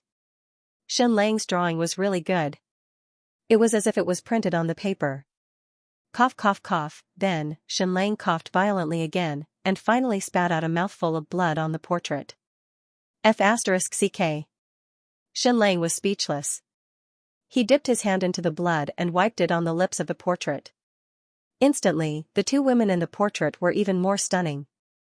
The finishing touch. The blood still can't be used up? Then, Shen Lang wiped the blood on the white paper between the legs of the two women in the portrait. F***ck, this person was truly shameless to the point of no return. Another day had passed, Shen Lang was already lying on the reclining chair, unable to move. His whole body was as red as a heated prawn. And the bleeding had gotten worse. He was on the verge of death. Not only him, but Xian and Ning Han also completely felt the arrival of the Grim Reaper. They didn't know how much medicine they had taken. They didn't know how much internal energy they had used, and they even bled over and over again. But it was all in vain. Their condition was getting worse, and they began to cough up blood. Shen Lang, what do you want? What do you want? Take out the antidote, take out the antidote. Shen Lang shook his head and said, I don't want anything. I just want to die with you, ha ha ha, cough cough cough, then, he coughed up another mouthful of blood. Xian and Ning Han desperately searched for the antidote on the boat. But whether they could find it or not. Even if they found it, did they know it? Night fell. Shen Lang was already in a state of unconsciousness, as if he had lost his mind, and his mouth was full of nonsense. My wife, Mulan baby, Shenli baby, I'm sorry, Daddy missed a moment when you still had time to grow. Shenli baby, Daddy didn't have time to love you, little Yi, you're the strongest, you have to protect sister and brother. At this moment, Ning Han and Xian kept coughing up blood, shaking Shen Lang desperately. Shen Lang, don't die, don't die. Tell me, is there an antidote? Is there an antidote? Shen Lang said in a daze, F***ck me, I'll tell you if there's an antidote. Forget it, I can't do it anymore. You haven't bathed for the past 2 days, you're probably rotten. Even if you're a fairy immortal, I can't live without a bath for 2 or 3 days. Then, Shen Lang gave completely irrelevant answers, and the nonsense in his mouth became more and more serious, even to the extent that Xian and Princess Ning Han couldn't understand. At all. Is the Game of Thrones ending yet? I want to F***ck Lin Jieling, time travel, time travel your ass. Princess Xian could faintly sense that the words that came out of Shenlang's mouth were related to an extremely confidential matter. It was a secret that belonged to the deepest level of his heart. Now that he had actually said it, it could be seen that he had completely lost his mind. She didn't want to die, neither she nor Ninghan wanted to die. She suddenly helped Shenlang up, and exerted internal force to help Shenlang hold on for a while. Shenlang, tell me, is there an antidote? Is there an antidote? Shenlang didn't answer. Shenlang, I will let Ningjing and Ning Yuanxian go, but tell me where the antidote is. We are your fiancés. Are you going to let us die? Ninghan stepped forward, pressed hard on Shenlang's philtrum, and shouted, Shenlang, where is the antidote? Where is the antidote? The two women asked while coughing up blood. Shenlang opened his eyes in a daze. The antidote, then he seemed to use the last of his strength to point in a direction. He pointed to the sea. Those ships spinning on the sea were the small ships abandoned by the Kim family. Was the antidote on those ships? Which ship was it on? Soon, Ninghan and Jixian knew which ship it was. Because the flags of the other ships were very ordinary, but the flag of one ship was a smiling face, a very mean smiling face. It was really strange that there was no smiling face on the flag of this ship before, but now there was one. At this time, night fell, and the sea gradually became foggy. They had to catch up with that ship quickly, or they would soon lose sight of it. I'm going to have a sea burial. Sisters, after all, you are my fiancés. Let's go. After saying that, Shenlang's hand dropped. He was dead. Ninghan and Jixian gasped hard, trying to listen to Shenlang's heartbeat. It seemed that there was no heartbeat and no breathing. They felt the pulse, as if there was nothing. They looked at each other. This scumbag was dead? This scumbag was dead? Just like that, and at this moment, a light wind blew over the sea. Those ships that had been spinning on the sea continued to drift forward, drifting in the direction of the Devil Triangle. Especially the ship that was moving toward the smiling face flag, it was getting faster and faster. How could this be? Once it entered the Devil Triangle, it would completely disappear and be destroyed. Sure enough, one of the ships had entered the Devil's Triangle. Boom, boom, boom, suddenly, a flash of lightning struck down. It directly tore the ship into pieces. Ninghan and Princess Jixian looked at each other again. There was no time. The ship that might have the antidote was about to drift into the Devil Triangle. So at this time, one of them could chase the ship. But what if there was only one antidote on the ship? With Shenlang's despicable character, it was completely possible for him to do so. So, he had to chase the ship himself and search for the things on the ship. Then, Ninghan suddenly pulled out her sword, hesitating whether to cut off Shenlang's head. Whether he was dead or not, he definitely wouldn't survive if his head was cut off. But soon she gave up, and Princess Jixian once again grabbed Ninghan's hand, stopping her. If there was no antidote on the ship with the smiling face flag, and Shenlang was dead, then there would be no response from the heavens. Someone, quickly come to this ship and monitor Shenlang. Princess Jixian ordered loudly. After shouting, she spat out another mouthful of blood. Then, Ninghan took out a special rope and tied up Shenlang tightly. Even if he was dead, she had to tie him up. Then, Jixian and Ninghan quickly jumped into the sea. They didn't need to take a ship, they directly stepped on the waves. They desperately chased after the ship with the smiling face flag. Both of them knew that only one of them was needed, but they had a tacit understanding. At this time, the Transcendent Forces ship was a few thousand meters away from Shenlang's ship. It couldn't be helped, the Black Death of Shenlang's group was too terrifying, the further away they were, the better. Ninghan and Princess Jixian's martial arts were also amazing. They were still so fast despite being so sick. But seeing that the ship with the smiling face flag was getting closer and closer to the Demon Triangle, the two of them were burning with anxiety, releasing their inner energy even more frantically. Pft, pft. The more they released their inner energy, the more serious the blood they vomited. They ran for more than 10,000 meters.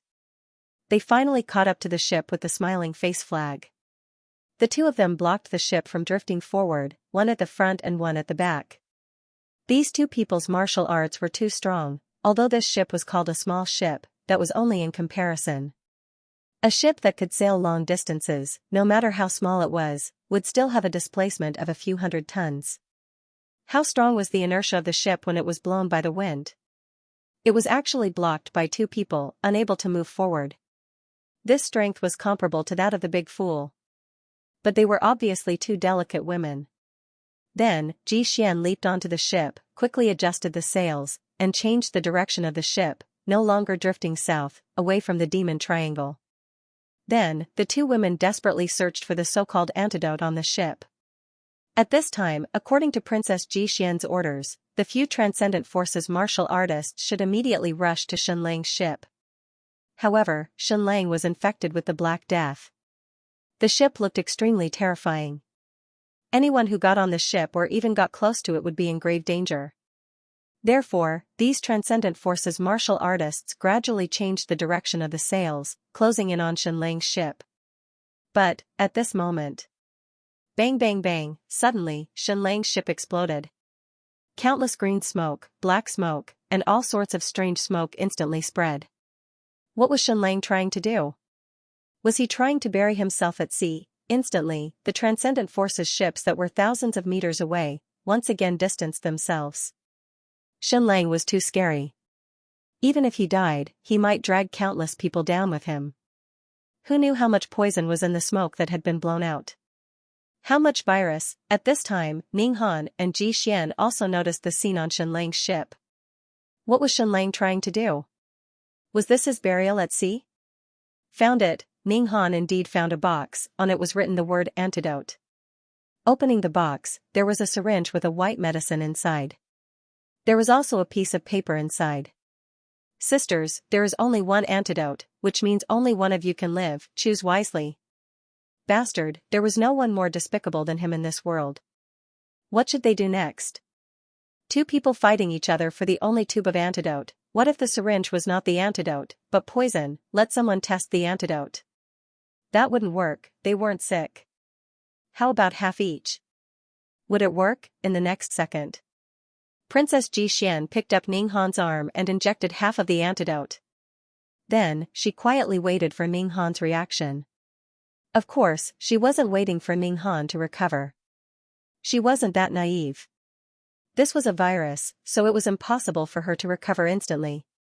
Injecting Ninghan first was mainly to see if there was any poison and if there would be a more terrible reaction. Half an hour passed. Half an hour passed. Ninghan still didn't have any adverse reaction, and even felt that her coughing had slowed down a little. Of course, this was an illusion. The effect of the antidote might not be so fast. It was mainly because Ninghan was too nervous, so she held her breath. Do you feel anything? No. But it seems to be effective. Is it poison?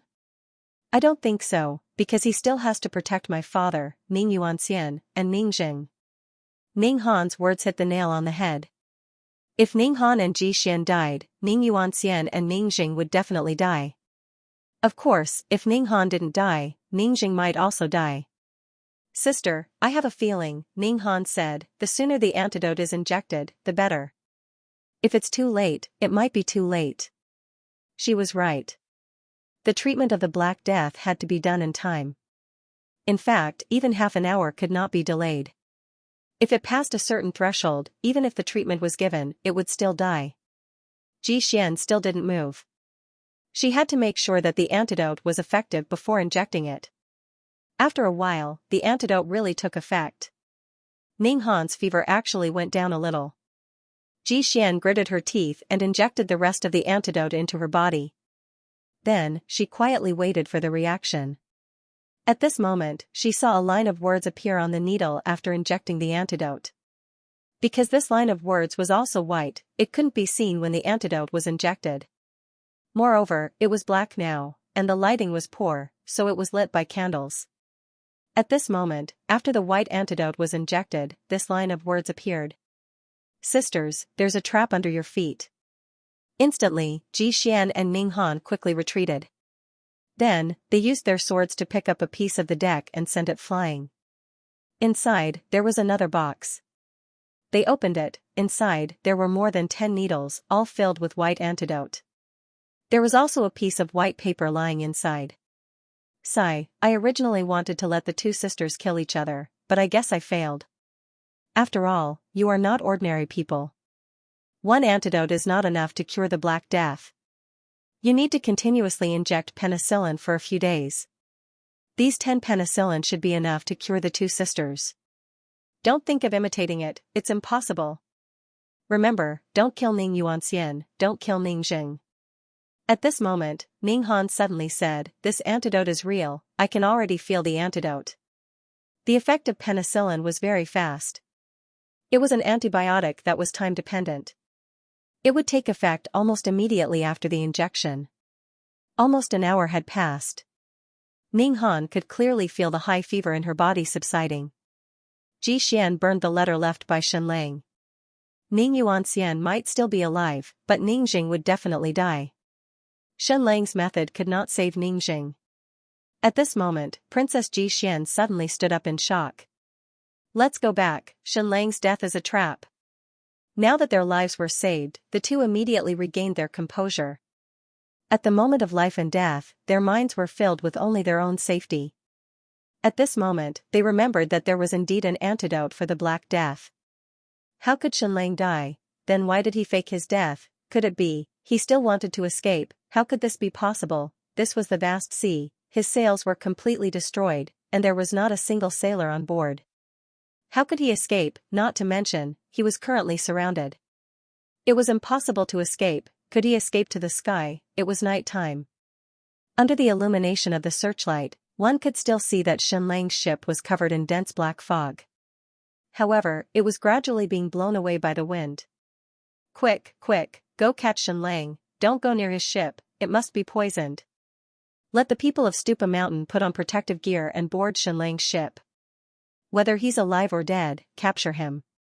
Ji Xian and Ning Han once again rode the waves back. Following her order, several disciples of Stupa Mountain carefully put on thick protective gear, and then rowed their small boats towards Shen Lang's ship.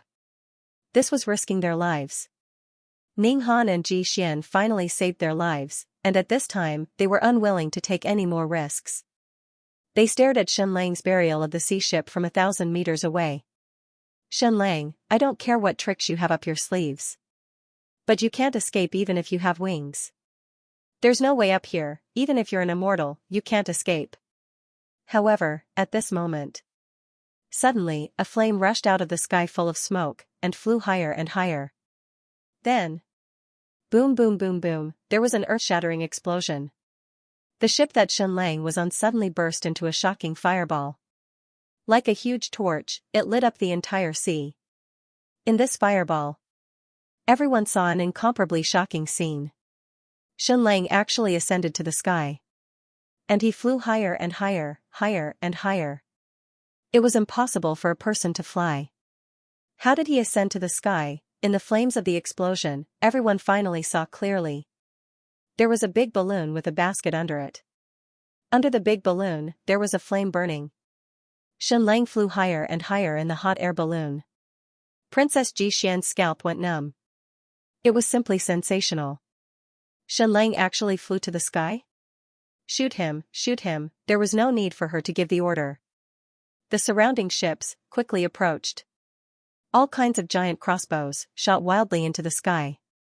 And not just ordinary giant crossbows, there were also some crossbows from the ancient civilization. Whoosh whoosh whoosh whoosh, these transcendental forces were really amazing, they even had rockets. And the rockets with blue light could shoot very far. But it was still not far enough. Shen Lang's hot air balloon was too high and too far. And it was getting higher and higher, higher and higher. In the sky, Shen Lang shouted loudly. "Ji Xian, Ning Han, remember me forever. You forced me to send my family to the Devil's Triangle. I will never forget that moment. My wife, my son has entered this terrifying and strange world, and it's all thanks to you. I will never forget the look in my wife's eyes, I will never forget the way my son cried at that time, my heart was wrenched. One day, I will come back, I will take revenge 10 times, 100 times over. I could have killed the two of you, but that would be too easy on you. How can I let you die so comfortably? I will definitely make you beg for death, and then die miserably, I will definitely make you regret living in this world. Maybe you want to kill Ning Yuanxian, or Ning Jing? Dream on. Ning Han, Ji Xian, what you just injected into your body is indeed the antidote, but do you think it is just the antidote? Ha ha ha. Although Shen Lang had shouted with all his might. But Ning Han and Ji Xian still couldn't hear his voice. It didn't matter, he just needed to shout it out, and it would be fun. To escape from the vast sea, from the thousands of top martial arts masters of the transcendental forces, it was really more difficult than reaching the sky. Shen Lang had prepared 3 plans. The first, a simple submarine, he had even prepared a large number of oxygen reaction devices. The second, a paraglider, jumping down from the mast. The third, a hot air balloon. The first 2 were faster and more direct. The hot air balloon was really too complicated, and Shen Lang was only one person. In order to make the hot air balloon fly in the shortest time, he had done extremely complicated work. First, the entire cabin had to be modified. First, the hot air balloon had to be opened and kept in an upward state, supported by many supports. In this way, it could be ignited directly. When the air was heated enough, the balloon expanded, the cabin disintegrated, and the support in the balloon fell. The whole hot air balloon flew directly into the sky. And this hot air balloon couldn't be made too big, nor could it be made too small. A giant hot air balloon would take more than 1 or 2 hours to prepare for flight. Because Shen Lang had done his work to the extreme, the flight time could be greatly reduced. But even so, he still decided to use the hot air balloon if there was enough time. If there was not enough time, he would use a simple submarine and a paraglider to escape. Because he didn't need to escape very quickly, he just needed to rush directly into the Devil's Triangle region, which was only a few dozen miles. But whether it was a paraglider or a simple submarine, they were too dangerous, and could easily be resurrected. The hot air balloon was the safest. But it was too complicated, even though Shen Lang had greatly reduced the time, it still needed a long time to take off. But unexpectedly, the plan could not keep up with the changes, and the time left for Shen Lang was absolutely abundant. Because the Black Death was too terrifying, the transcendental forces only dared to surround his ship from afar, and did not dare to approach, much less board the ship. And Shen Lang ignited the hot air balloon in the cabin, so the fire would not leak out. It was not until the cabin disintegrated and the hot air balloon took off that the fire was revealed. But it was already too late for the enemy to discover it. Shoot, shoot, shoot, Ning Han screamed at the top of her lungs. Thousands of people madly shot at the hot air balloon in the sky. But it was all in vain. Shen Lang had already flown thousands of meters into the sky. Princess Ji Xian took out a giant bow and a very special arrow. Whoosh, it suddenly shot into the sky. This arrow was even more amazing, and it actually exploded with a blue light. It shot straight into the sky, and actually shot for almost 1,000 meters. Was this also a secret weapon of the transcendental forces? That was simply shocking. The arrow hit Shen Lang's hot air balloon, and directly pierced through it. But it was already pierced through, and it did not matter if there was a hole in the hot air balloon, the key point was that the hole was not big. Shen Lang's hot air balloon flew higher and higher, until it completely exceeded the range of all bows and arrows, even the archery arrows of the ancient civilization. At this time, the breeze was slowly blowing south. Shen Lang's hot air balloon slowly flew in the direction of the Devil's Triangle. Princess Ji Xian and Princess Ning Han were no longer shouting. Instead, they quietly looked at the sky. The fog was too thick. Even with their cultivation, they could only see a ball of fire. No matter how imaginative they were, they did not think that Shen Lang would use this kind of method to escape. Who would have thought that the powerless Shen Lang would be able to escape from the encirclement of thousands of peak experts? Too scary, too amazing. Suddenly, Ji Xian said, "This is our fiancé?" Princess Ning Han replied, "Yes, if I were an ordinary woman, I would also feel refreshed and happy."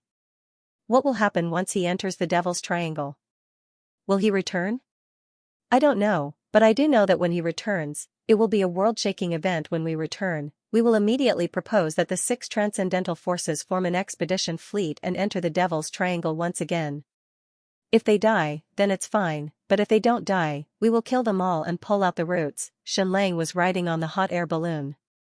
He kept flying south, towards the Devil's Triangle. Even though he was a few days late, he still hoped to catch up to his wife. He was getting closer and closer to the Devil's Triangle. And just at this time, bang bang bang bang, suddenly, a series of lightning struck down from the sky.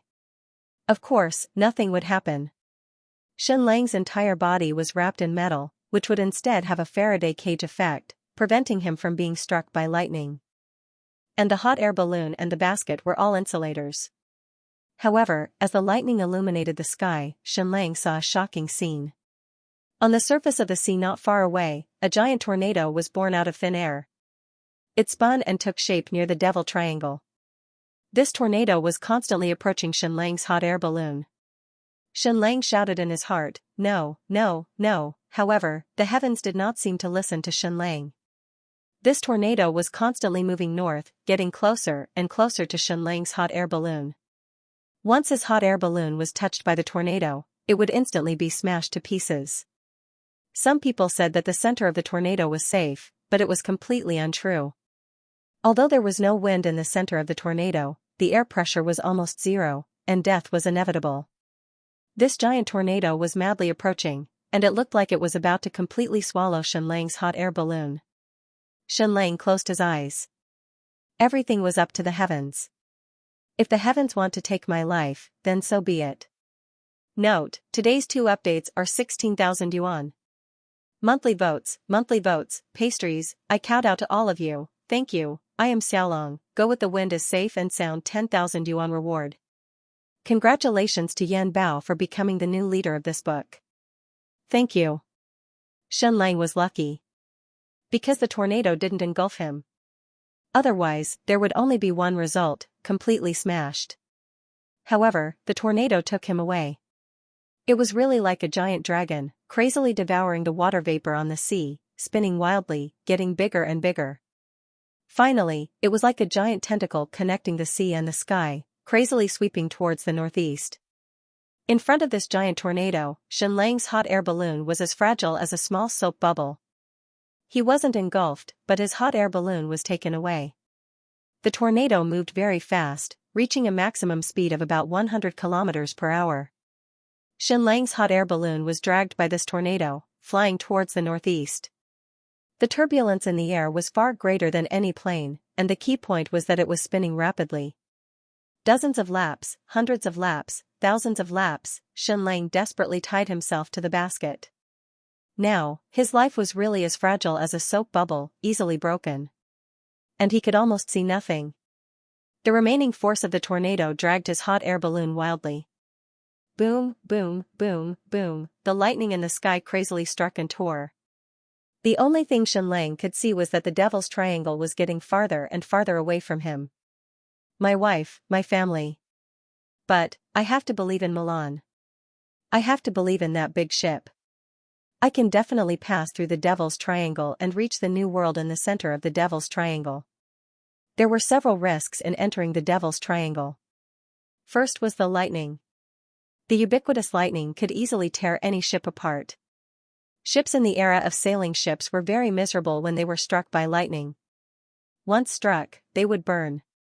During the Napoleonic Wars, the British fleet was struck by lightning and lost hundreds of ships. Moreover, the lightning in the entire Devil's Triangle was innumerable, without any pattern. It was impossible to avoid it. Therefore, most ships would be smashed after entering. However, when Xianxia's ship was being built, he had already done a complete set of lightning protection measures. A large amount of metal was used to guide lightning into the sea without destroying the ship. There was another scary thing about the Devil's Triangle. That was a hurricane, a tornado. In front of the power of heaven and earth, any ship is weak. However, baby Mulan had a hunch about hurricanes and tornadoes, so she could lead the ship to successfully avoid them. Baby, we leave our family to you. I believe you will make sure they are safe. With the help of the lightning, Xianxia waved at the demonic triangle that was getting further and further away. Then, he fainted. That was because his vestibular function had reached its limit. Heavens, where are you taking me? Whatever, no matter where you take me, it's the will of heaven. As long as there are people around, I, Xianlang, will be able to rise to the sky and make waves. After an unknown period of time, perhaps it had been several days and nights, Xianlang woke up. His head was splitting and his stomach was growling.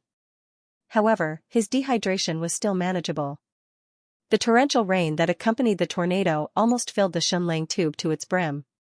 It took a lot of effort for Xianlang to open his eyes. The rays of the sun were so strong that people couldn't open their eyes. What the hell, where is this? How far is this from the Great Yan Empire? How far is it from the demonic triangle? Xianlang entered the AI to check the various data. He had been unconscious for 4 days and 3 nights. Of course, the specific flight time might not be that long. However, Xianlang estimated that this place should be more than 10,000 miles away from the demonic triangle.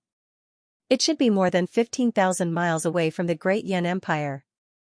And this was only a conservative estimate. How far is it exactly?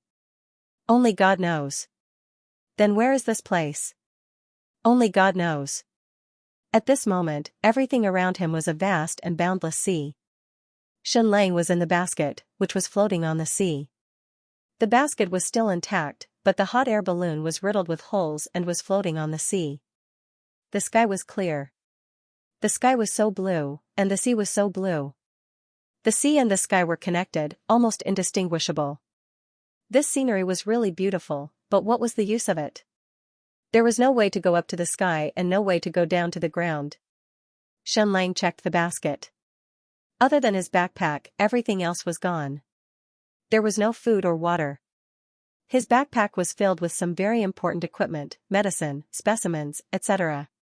He would starve to death if he floated on the sea like this. If it did not rain, he would also die of thirst. More importantly, he could not bathe. He would die of filth. He had not brushed his teeth or washed his hair for more than 3 days. How was he going to live like this? Where was the land? You can just give me any island you want. If I had a few more women on the island, I would be able to reproduce. Xianlang was calculating in his mind. Was this sea within the territory of Qiu Yao's overseas empire? Also, what was the name of her empire? According to the information given to him by the dreamy cloud lake, Qiu Yao had established a large empire overseas. But what was the name of the empire? There were all sorts of names. Just like that, Master Lang sat in the basket, drifting on the sea. He did not even have an oar. Even if he did, he would not know where to row. So he just drifted. He just drifted and drifted, he did not know how long he had been drifting. Xianlang was already feeling thirsty. His hunger was getting worse. It was still a vast and boundless sea, as if there would never be an end. He was so hungry that he had no choice. If he did not eat, he would starve to death. Fishing in the sea, he had overestimated Master Lang's abilities. He had never done any manual labor since he was young. He had never even cut his fingernails. He did not even bathe himself. Only a beauty in 1,000 could cut his nails for him. Sigh. Xianlang sighed. Why bother? He took the backpack and took out a test tube from inside. It was filled with green liquid. To be precise, it was the corpses of neurotoxin parasites. He carefully poured 1/3 of it into the sea. A moment later, countless dead fish floated up. There were hundreds and thousands of them. Xianlang casually scooped up a dozen or so. He removed the rattan from the basket, lit it up, and started to roast the fish. Why not eat it raw? Master Lang could never get tired of eating fine-grilled fish. It was already unfair for him to eat roasted fish. How could he eat it raw? Impossible. After eating his fill, Master Lang lazily lay down in the basket and dozed off. Don't mess around. At this time, physical strength was very precious. Just let it float. According to probability, there were still many islands on the sea. There should be an island after a few hundred or 1,000 miles. As for fresh water, he could only hope that God would give him some face. Moreover, the weather at sea was unpredictable. The probability of a shower was very high. The weather was so hot that water vapor kept gathering in the air. If there was even a little bit of cold air, it would rain. Don't worry, don't worry. Sure enough, it rained after more than 2 hours. Shen Lang took the opportunity to take a shower and brush his teeth. Then, he lazily lay down in the basket and let it float. At this time, he had to pray that there would be no big waves. Otherwise, this basket would easily be smashed to pieces. A delicate person like Master Lang would be even more easily smashed. He floated for another 3 days and 3 nights. In order not to get tanned, Shen Lang cut off the cloth of the hot air balloon and made a sunshade. Not only that, he also used the cloth of the hot air balloon to make a pot to store fresh water and boil it to drink. If he got tired of eating grilled fish every day, he could make fish soup to eat. Also, he could use it to dry salt. Drying salt was not enough. He had to refine it into refined salt. Not only was it delicious, but it could also be used to brush his teeth. Master Lang even used the mirror-like surface of the sea to comb his hair and shave his beard. It was a pity that he did not bring a facial mask. Otherwise, he could put on a facial mask. Are you King escaping or on vacation? Finally, he floated for a whole 5 days. In the AI, Master Lang watched the Game of Thrones several times. When he saw the passion, he could not help but have fun. Mother Long was a little short, Aunt Flame was still the most beautiful and had a good figure. In terms of figure, the 2 little bitches from Dorne were the best. It was a pity that there were not many scenes and even less of them were exposed. Then, he looked up. Shen Lang saw an island. He immediately cried tears of joy. He finally saw an island. If he did not see an island, this basket would have been torn apart and burned down by him. Who asked him to squander? Not only did he have to eat cooked food, but he also had to drink boiled water. Otherwise, he would have taken a hot bath. Shen Lang raised the simple sail made from the cloth of the hot air balloon and adjusted the direction. Instantly, the basket floated toward the island. 2 hours later, Shen Lang landed on the island. No words could describe the ecstasy in his heart. But at the same time, no words could describe the F***ck in his heart. I'm rich. I'm rich. I can wear out iron shoes in fruitless search, but find it by chance. Why can't I, Master Lang, crush all the battles I fought in the state of you? Why do I have to rely on avalanches and tsunamis? There was only one reason. There was no nitrate mine. All the nitrate had to be scraped from the latrine. How much could be scraped from that? Therefore, every time Shen Lang produced gunpowder, he would spend half a year producing it and use it up in one go. Moreover, it was not really useful. It was very difficult to use gunpowder in battle. Everything was because of the lack of nitrate. Without large nitrate mines, there was no way to produce more powerful explosives on a large scale. Things like TNT and nitroglycerin could not be produced. Shen Lang let the people of the Heavenly Society search for tens of thousands of miles of land and sea. There were records of large nitrate mines on Earth in Shen Lang, but unfortunately, this was not Earth. For a few years, they did not find a single nitrate mine. And in front of them, it was an incomparably large nitrate island. Nitrate, which was incomparably precious in Shen Lang's eyes, was everywhere here. Countless of them. Most importantly, the smell of nitrate here was so high that it made people want to cry. How strange! It was not strange at all for phosphorus to appear on an island like this. Countless piles of bird droppings, after thousands of years of evolution, would become phosphorus. But on Earth, large nitrate mines usually appeared on land, and most of them were deserts. For example, the Atacama Desert in Chile, or the Torpon region in China. It was very strange for a large nitrate mine to appear on an island like this. But who cares? Shen Lang squatted on the ground, picked up a piece of high-quality nitrate, and kissed it a few times. I finally found you. How much is there? Who knows, but it must be an astronomical figure. Shen Lang was even more excited than if he had found a big gold mine. With a large nitrate mine, future firearms would no longer be a dream. I'm rich, I'm rich. It was obvious that almost no one had ever set foot on this island. In that case, it belongs to me, Shen Lang. From now on, it will be called Mulan Island. It's as hot as my baby Mulan. But after the ecstasy and excitement, Master Lang was a little stunned. Because this island was extremely desolate, there were no traces of life. Not to mention animals, not even half a plant could be seen. This was in line with the environment for the birth of a nitrate mine. A desert. Xianxia wanted to try to measure the size of this island. But he quickly gave up, because walking in the desert would kill him. In short, this island was very big, and Xianxia could not see the end of it. What should he do next? There was no fresh water on this island, no life. It was simply impossible to survive. It was really fatal. There was not even any wood on this island. My basket can't burn for much longer. Next, Master Lang used stones to build a small hut for himself. He used hot air balloon cloth to pad the inside. It was impossible to sleep directly on the ground, it was too dirty. Next, he dug a hole in the ground and padded hot air balloon cloth so that he could catch water when it rained. He had to continue drying salt.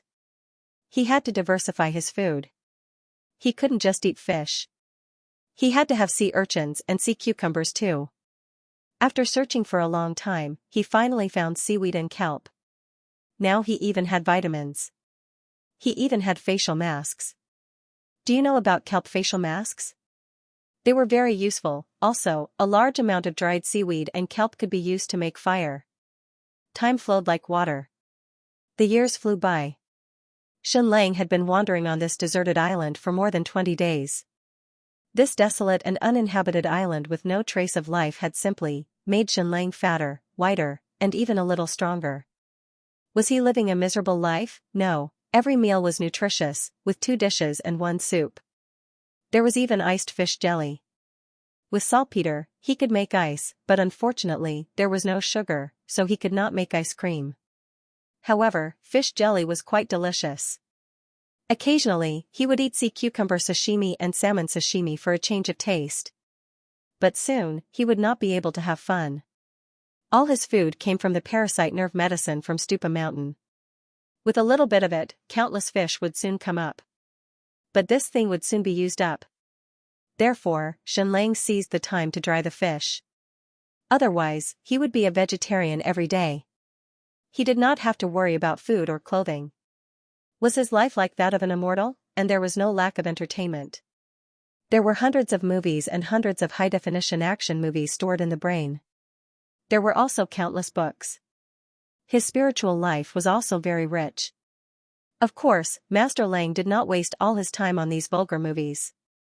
Every day, he would study the ancient texts stored in the smart brain. This was almost the most leisurely time of his life, and he could not waste it. He took the opportunity to understand these ancient books and read them thoroughly. Was Master Lang happy living such a leisurely immortal life? He was burning with anxiety. Every day, he waited for a ship to appear on the sea. It was useless for him to guard this island alone, even if there were countless saltpeter mines. He needed people and territory.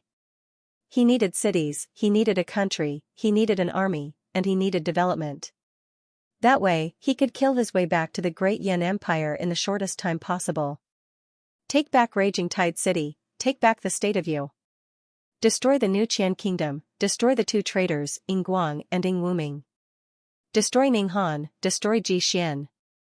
Destroy Sky Sea Pavilion, Stupa Mountain, Punishing Sky Pavilion, and other transcendent forces. Destroy the great Yan Empire. My goal, Xianxia, is still to have no enmity with the world. However, his goal had entered a whole new stage. Almost all of Xianxia's enemies had been killed. Right now, none of Jiang Lang's enemies had moved. These people were still alive and well. In fact, they were even at the peak of their lives. Each of them could summon the wind and rain, and their power could overturn the world. Instead, it was Xianxia. He had been forced to flee overseas. There was also his precious Mulan, who had brought the 3 little ones into the dangerous Devil's Triangle. His father-in-law, Jin Zhua, and his mother-in-law, Su Peipei, had lost hundreds of years of family business, Marquis Xuanwu Mansion, and Raging Tide City because of Xianxia. They had fled thousands of miles into the Devil's Triangle. And Ming Yuanxian and Ming Jing had lost their throne and the state of Yu because of him, Xianxia. All of this was thanks to the great Yan Empire and the few transcendent forces. Their hatred was as deep as the sea, their enemies were very deep. If Xianxia did not skin these enemies alive and grind their bones to ashes, how could he face his loved ones? What ruler of the world, what emperor of the great Qian Empire? I don't care at all. My only goal is to have no enmity with the world. Never forget my original intention. If I can't kill all of these enemies, how can I, Xianlang, live in this world? In this 1 month, Xianlang had to write the names of his enemies on the ground with saltpeter every time.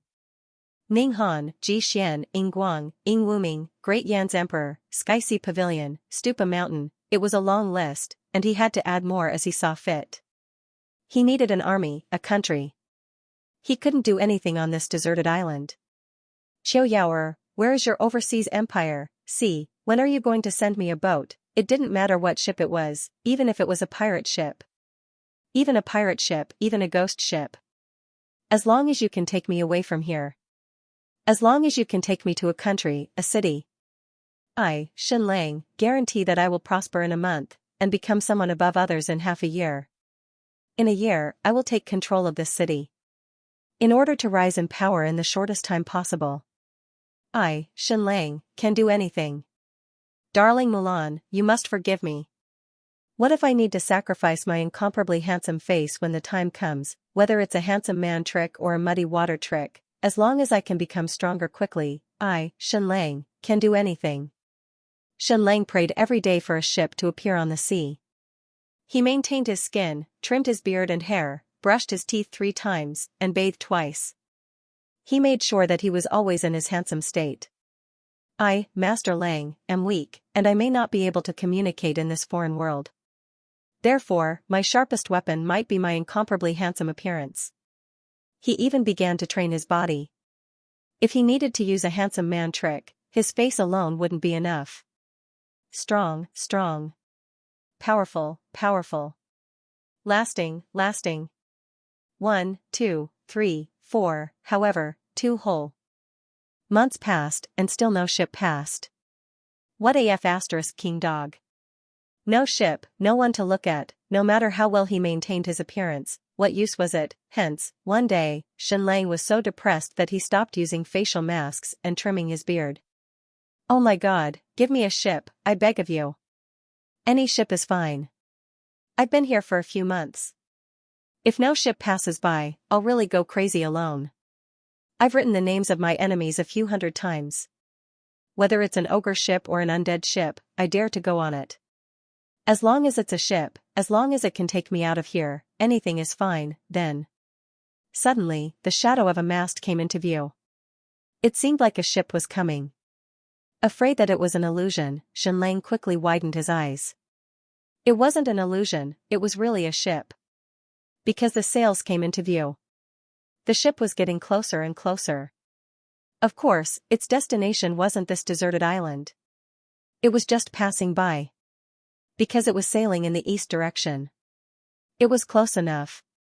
Xianlang could even see the ship's flag and the painting of a burning octopus on the sail. What the hell was this? Which force did this ship belong to? There was no such flag in Xianlang's records. A burning octopus. Why wasn't it a squid? It was so hot. Next, Xianlang hurriedly lit the fire that he had prepared. There were seaweed, kelp, and dried feces. Instantly, a thick cloud of smoke rose into the sky. It was especially eye-catching. Soon, the people on the ship noticed the thick smoke and started to approach the deserted island. The ship was huge, with a displacement of over 1,000 tons. Master Lang began to pray. Please don't let this be a pirate ship. Pirate ships were usually filled with men, and their sexual orientation was unknown. A peerlessly handsome man like Xianlang would be more dangerous. It would be best if the ship was filled with women, and there were beauties among them. Forget it, he hoped that this ship belonged to Qiuyaoer. Look, humans were greedy. Human nature was insatiable. Just a moment ago, Xianlang had said that it would be fine as long as it was a ship, even if it was an ogre ship. Now, he hoped that it was Qiuyaoer's ship. Who knew where Qiuyaoer's empire was? Soon, a small sampan was dispatched from the ship and approached the island. Oh, Master Lang was a little disappointed. 2 strong black men rowed the boat, and a brown man stood still. He had a sinister gaze and a fierce expression, and he held a machete in his hand. There were no beauties. The sampan docked. The brown warrior came in front of Xianlang and looked him up and down for a while, his eyes shining. He was probably shocked by Xianlang's handsome face. Then, he mumbled a few words. What did he say? He didn't understand at all. However, this person seemed to be excited. What did he mean? Why was he excited? And he looked at Xianlang up and down for a while, and he even looked at him in circles. Xianlang began to talk to him. Chinese, English, Spanish, Portuguese, French, he didn't understand any of it. F***ck, finally, the warrior waved his hand. Two strong black men stepped forward, lifted Xianlang up, and took him away from the island. They sat in the small sampan and rowed toward the ship. A moment later, Xianlang boarded the ship. He felt that he had entered the tiger's den. This was a pirate ship. There were ferocious pirates everywhere on the ship. When Xianlang boarded the ship, these pirates stared at him and revealed strange smiles. Their teeth were yellow and black. Everyone's smile was filled with natural evilness. What did this mean? The eyes of this group of people were really like wolves that had caught their prey. Bang! Xianlang was directly locked in a cabin, and the door was locked from the outside. His backpack was still there, and no one collected it. What did this mean? There was only one meaning. In the eyes of this group of pirates, Xianlang was very, very valuable. Far more than the things in his backpack. Because this group of pirates and the warrior who picked him up were very surprised when they saw his gaze. It was as if they had picked up some treasure. And it was a priceless treasure. What were they trying to do? Everything that happened next further proved this point. This group of pirates sent relatively exquisite food and brand new clothes on time every day. But they never opened the door, and no one was allowed to contact him. This attitude was like picking up a panda and then carefully feeding it, lest it go bad. This was too strange. Moreover, every time, it was that brown-skinned warrior who sent him food. The gaze he looked at Xianlang became more and more strange. More and more happy. It was as if he was going to make a fortune. And Xianlang was the treasure that would make him rich. Because there was a complete language barrier, Xianlang had no idea what was going on. He also did not know what the other party wanted to do. In short, it was very strange. In such a strange atmosphere. The ship sailed for a few days and nights. Next, the pirates sent essence, gems, rings, necklaces, exquisite boots, silk clothes, and so on. They even sent a mirror. Damn, this was even stranger. What did they want me to do? Xianlang's scalp went numb, and his hair stood on end. This was really a bit creepy. Dang dang dang dang, in this strange atmosphere, the voyage of the ship finally came to an end. Then, the cabin window opened for the first time. Xianlang could not help but look outside. Then, he could not help but be stunned. A huge city appeared in front of him. A gorgeous city in a foreign land. This city was built on a bay, and everywhere he looked, there was gold everywhere. How much gold was used to build this? It was so prosperous. The streets were bustling with people. Which city was this? Whose city was this? Could it be the city of Qiu Yao's overseas empire, or else? Would this city belong to me in the future? Note, the new plot idea took a few hours. I really racked my brain. Brothers, give me your monthly votes, give me encouragement, let me write better. Thank you Makui, the tearless lazy, aim 1216, the name of this place can be written with 12 words, the 10,000 reward of broken flower and broken water.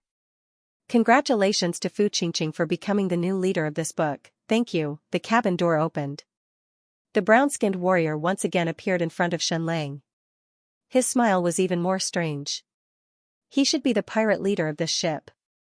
He even made an inviting gesture towards Xianlang. Xianlang wore an exquisite silk robe and carried his backpack. He walked out of the cabin and came to the deck. Then, he saw an incomparably ugly scene. It turned out that this ship was carrying countless slaves. Almost all of them were black men, and each of them was very tall and strong. Each of them wore shackles and were chained together. None of the slaves had a single piece of clothing on them. Pa pa pa, the pirate warriors whipped the slaves, urging them to hurry ashore. Waves of miserable screams came from the front. Because there was a brazier at the place where they disembarked, there was a red-hot iron inside. Every black slave disembarked from the ship, a mark was branded on their face. This mark could never be removed, representing their status as slaves for life. There used to be slaves in the Eastern world, such as Shenlang's adoptive parents, who were freed by Jiangli. However, their slave marks were on their backs, not on their faces. Once the slave mark was burned on their faces, it meant that they could never change their status. Shenlang couldn't help but feel puzzled.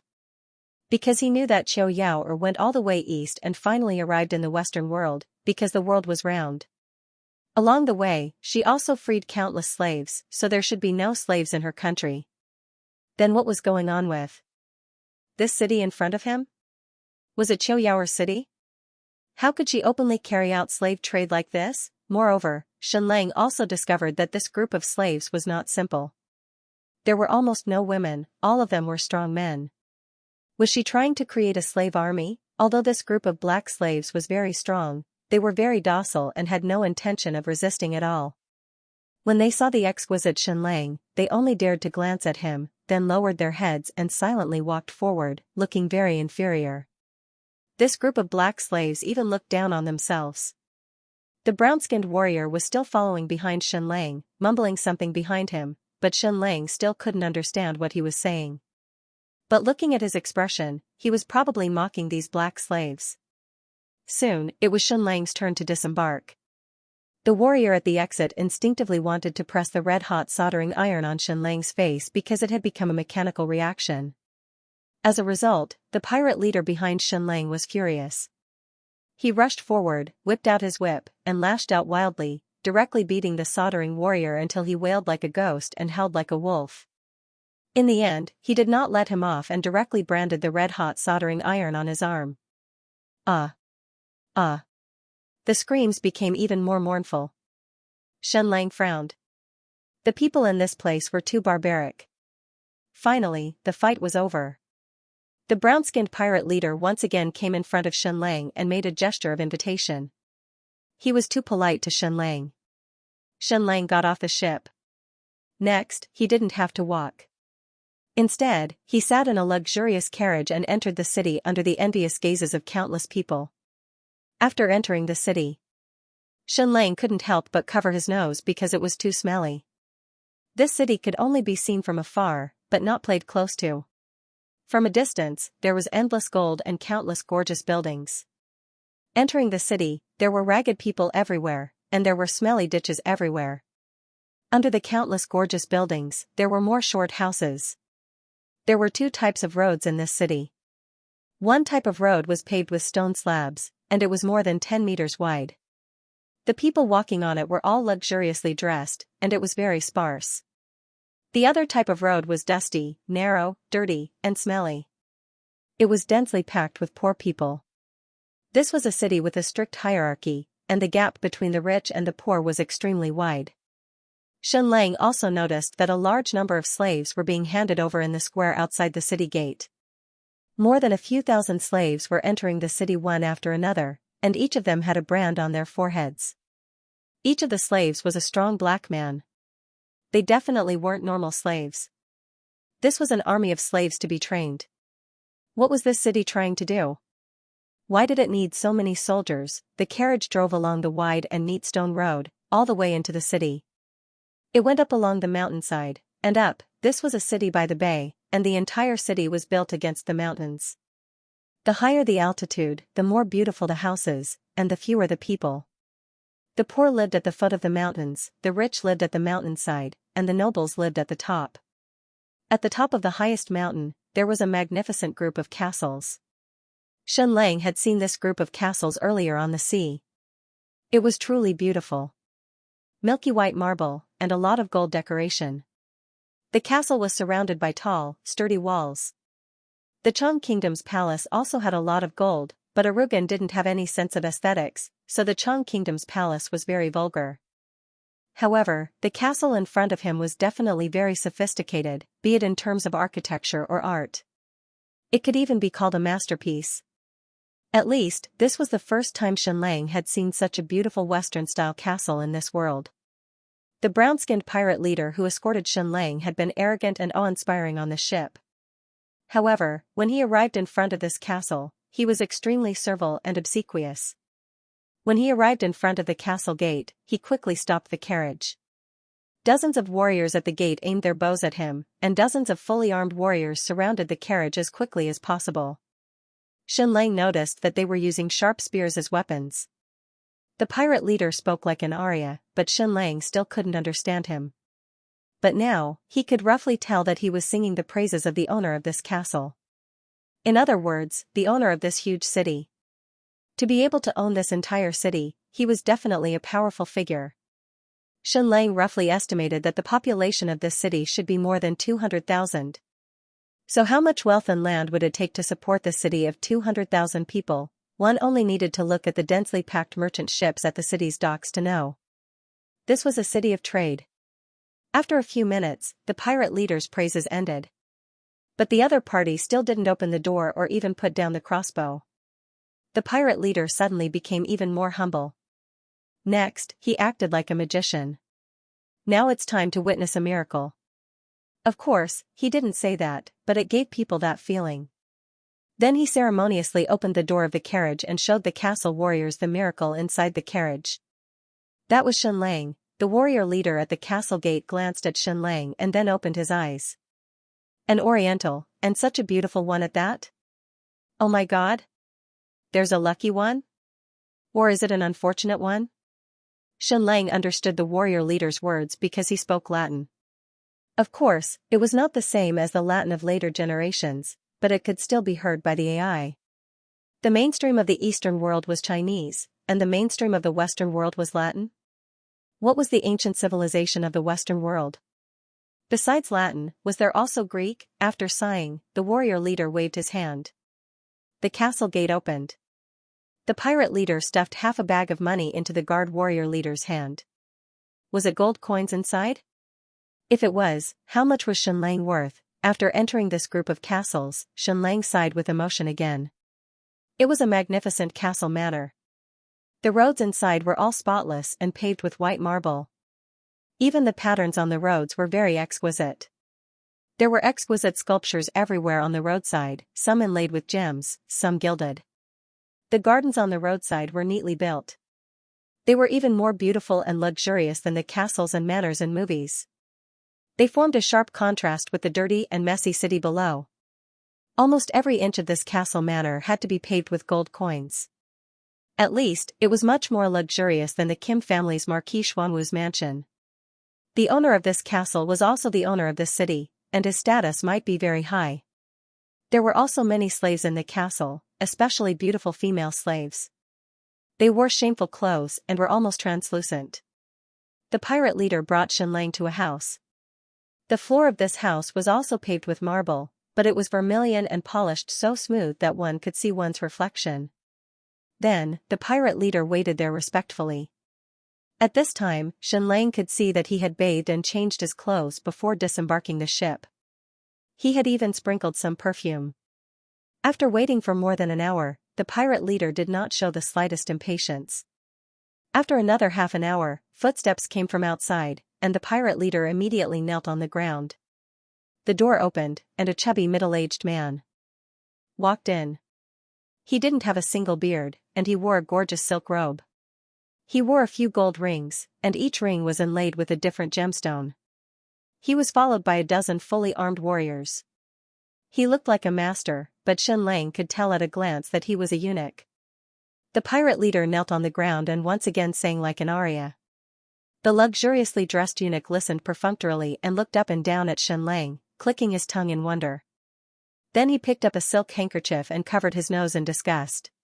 He stood a little further away from the pirate leader, as if he disliked his lowly aura. The pirate leader had clearly changed into silk clothes and washed them clean. Even his hair and beard had been tidied up, but he was still disliked by the white eunuch. Xianxia knew that in the ancient Western world on Earth, eunuchs were also widely used. Ancient Egypt, ancient Greece, and so on. Was this eunuch in front of him a unique phenomenon or a normal profession? The pirate leader still knelt on the ground and sang with all his might. His status was actually not low. At least he had a pirate ship and hundreds of pirates under his command, but in front of this eunuch, he was as humble as a dog. After singing for a full 7 or 8 minutes, the eunuch waved his hand impatiently. 2 warriors carried a box in and placed it in front of the pirate leader to open it. It was an entire box of gold coins.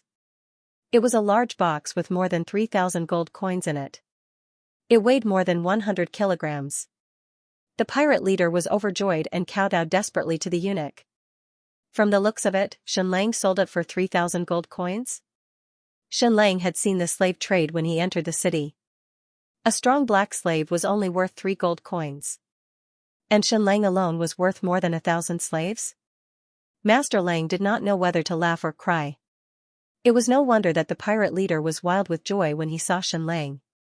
He fed him the most exquisite food and even dressed him in luxurious silk robes, adorned him with gems and expensive fragrances. He looked like an exquisite piece of jade and was afraid that it would be damaged in the slightest. It turned out that Xianxia's profit alone was more than his ship's worth of slaves. But why was this so? Even the most outstanding courtesan in the Great Yan Empire might not be able to sell for 3,000 gold coins. The eunuch waved his hand again, indicating for the pirate leader to quickly take the gold coins and leave. The pirate leader was very strong. He carried the box of gold coins effortlessly and ran away. Lowly people, lowly language. Bring me some clean water. I want to wash my ears. Let the slaves come in and wash this floor, lest it be sullied by lowly people. This eunuch was also speaking Latin. Could it be that this language was a high-level language in this world? He thought he was joking, but he did not expect that he would really start washing his ears. A few female slaves walked in and began to wash the floor. The eunuch carefully looked at Xianxia's skin. He carefully used a silk handkerchief as a cushion and pulled up Xianxia's hands. Then he nodded and said in Latin, "A 1 in a million Oriental handsome man." Next, Xianxia was brought to a magnificent room with a huge bathroom. A few beautiful female slaves walked in and began to take off Xianxia's clothes. They brought him to the huge marble bath and washed every inch of his skin. These female slaves were very reserved, but they were also a little excited. What a beautiful man. He's like a man from a painting. Didn't they say that Oriental men are very small? Why isn't he small? He actually got up. Is he also excited about us? If he wants, I can sleep with him. Do you want to die? Do you want to be burned alive? Don't tease him anymore. Otherwise, if he wants to force you to sleep, you will only have a dead end. There were a total of 4 female slaves. One was white, and the other 3 were brown, a bit like South Americans. Their bodies were very good, full of exotic charm, and they only wore a layer of gauze. Xianxia was not a saint. How could he be indifferent? After bathing Xianxia, a large bucket was carried in, which was full of milk. So extravagant? Such a large bucket of milk was used for bathing. After the milk bath, they entered another pool, which was sprinkled with petals. After bathing, Xianxia's body was full of fragrance. Finally, after all the cleaning, the female slaves gently wiped Xianxia's body with the softest towel. That was not all. They took out exquisite knives and cut Xianxia's fingernails. They shaved the beard on Xianxia's face clean and made a very exquisite hairstyle. Finally, they put on a soft robe for Xianxia. Xianxia could be considered very extravagant, but this kind of extravagance was really rare. This was no longer a normal exquisite life, it could be called extravagant. Next, more than a dozen female slaves brought food, a whole table full of delicious food. There were all kinds of delicious food. After the food was served, more than a dozen fruits were brought, and finally, more than a dozen kinds of wine were brought. Even more than a dozen people couldn't finish it, but only Xianxia was eating alone. Picking up the knife and fork, Xianxia skillfully ate the delicious food. It was indeed very good. Whether it was deer steak, ham, caviar, or first-class sturgeon roe. Xianxia chose a few more mouthfuls of the ones he liked, and only touched the ones he didn't like a little. After eating his fill, a few female slaves served Xianxia to rinse his mouth and brush his teeth. Then, they removed all the food and threw it away. Yes, it was such a waste. Could it be that they despised Xianxia for eating it? If not, the owner of the castle would definitely not be willing to eat the leftover food. And the slaves were not qualified to eat such exquisite food, so they could only throw it all away. The female slave poured a pot of tea and placed it on Xianxia's table. This was the most Eastern thing he had encountered today. Good night. The white female slave said to Xianxia, then retreated with the female slaves. She also spoke Latin, and Xianxia couldn't understand the other brown-skinned female slaves. In the extravagant and gorgeous room, Xianxia was left alone, and he was reflecting on everything that had happened. All of this seemed very unreal. Someone paid 3,000 gold coins to buy him, and then didn't ask him to do anything. Instead, they raised him in an extremely extravagant way. At least, the treatment that Xianxia enjoyed today was comparable to that of a noble. What would happen next? Would the owner of this city walk in and ask him to sleep with her? If that was the case, then the price she paid was too high, right? Was she looking for a lover? Or was she looking for an ancestor, who was the owner of this city? What was his identity? This was a suite, and there was a special study room. Xianxia found a map and was overjoyed. He couldn't help but walk over to have a look. It turned out that the name of this city was Beijing. Of course, this was just a direct translation of the name by Xianxia. The original text was Beijing and the City of Gold. This map was the territory of Beijing City. Sure enough, in addition to this city, there was a vast territory. Xianxia roughly estimated that the total territory of this city was about 150,000 square kilometers, which was equivalent to a province in the state of Yu. In other words, the owner of this castle owned a province. Of course, this was not the main point. The key was that the owner of this trade city was extremely wealthy. There was no more information on this map, because there was no other content drawn on it. There was a bookshelf in the room, and there were many exquisite books on it. All of them were in Latin. Xianxia was overjoyed. He quickly took a look at them, but he was a little disappointed. These books only had one content, which was to introduce the glorious history of the Russo family. This Beijing city, and the entire Beijing province, belonged to the Russo family. Currently, the title of nobility in this family was Duke. Xianxia briefly flipped through the history of this family. For a long time, this family was loyal to the Xiluan dynasty, and there was also a period of time when it was an independent duchy. Xianxia took a brief look at the Xiluan dynasty, and realized that it was the same as the Great Yan dynasty. It was an incomparably huge empire, and it was also made up of dozens of countries. However, it was more unfortunate than the Great Yan Empire. The Xiluan dynasty was now fragmented. It was unlike the Great Yan Empire, which was still at its peak. Xianxia quickly flipped through the books, because the history of this family was too long. It was more than 400 years old, and there were dozens of books. He found the last book, which was very new. It was even newly bound, and had the scent of ink. Xianxia saw an important piece of information here. The current Russo family was loyal to the Witch Empire. Witch Empire? What kind of name was this? What did this have to do with Qiu Yaoer? Such a Chunibya name did sound like Qiu Yaoer. Xianxia had wanted to read about the Witch Empire, but the latter part of it had been burned. It was not accidentally burned, but it could be burned, and it was burned neatly. What did this mean? Why was it burned? Did they not want to acknowledge this history, or did they change their stance? Xianxia continued flipping, and realized that there was not much value. This Russo family, and this Beijing city, were almost completely tied to the Xiluan dynasty. Rather than saying it was the history of the Russo family, it was more like the rise and fall of the Xiluan dynasty. Xiluan First Empire, Xiluan Second Empire, Xiluan Third Empire. From these three names, one could see how many times the Xiluan dynasty had been destroyed, and how many times it had been reborn. Just like the Roman Empire, Eastern Roman Empire, and Holy Roman Empire. And now, this Xiluan Third Empire seemed to be struggling at death's door, but it had suffered a huge blow from the Witch Empire. Xianxia searched everywhere, wanting to see how big the territory of the Witch Empire was, but it was very messy. The territory of the Witch Empire was always changing, but one could see that it was really big, at least a few million square kilometers. However, it seemed to be full of uncertainty. As he read more, Xianxia could see that the Russo family was filled with malice towards the Witch Empire. Even if they claimed to be loyal to the Witch Empire, just the name of the empire was not normal. Xianxia wanted to see more information about the Witch Empire, but in the end, all of it was burned.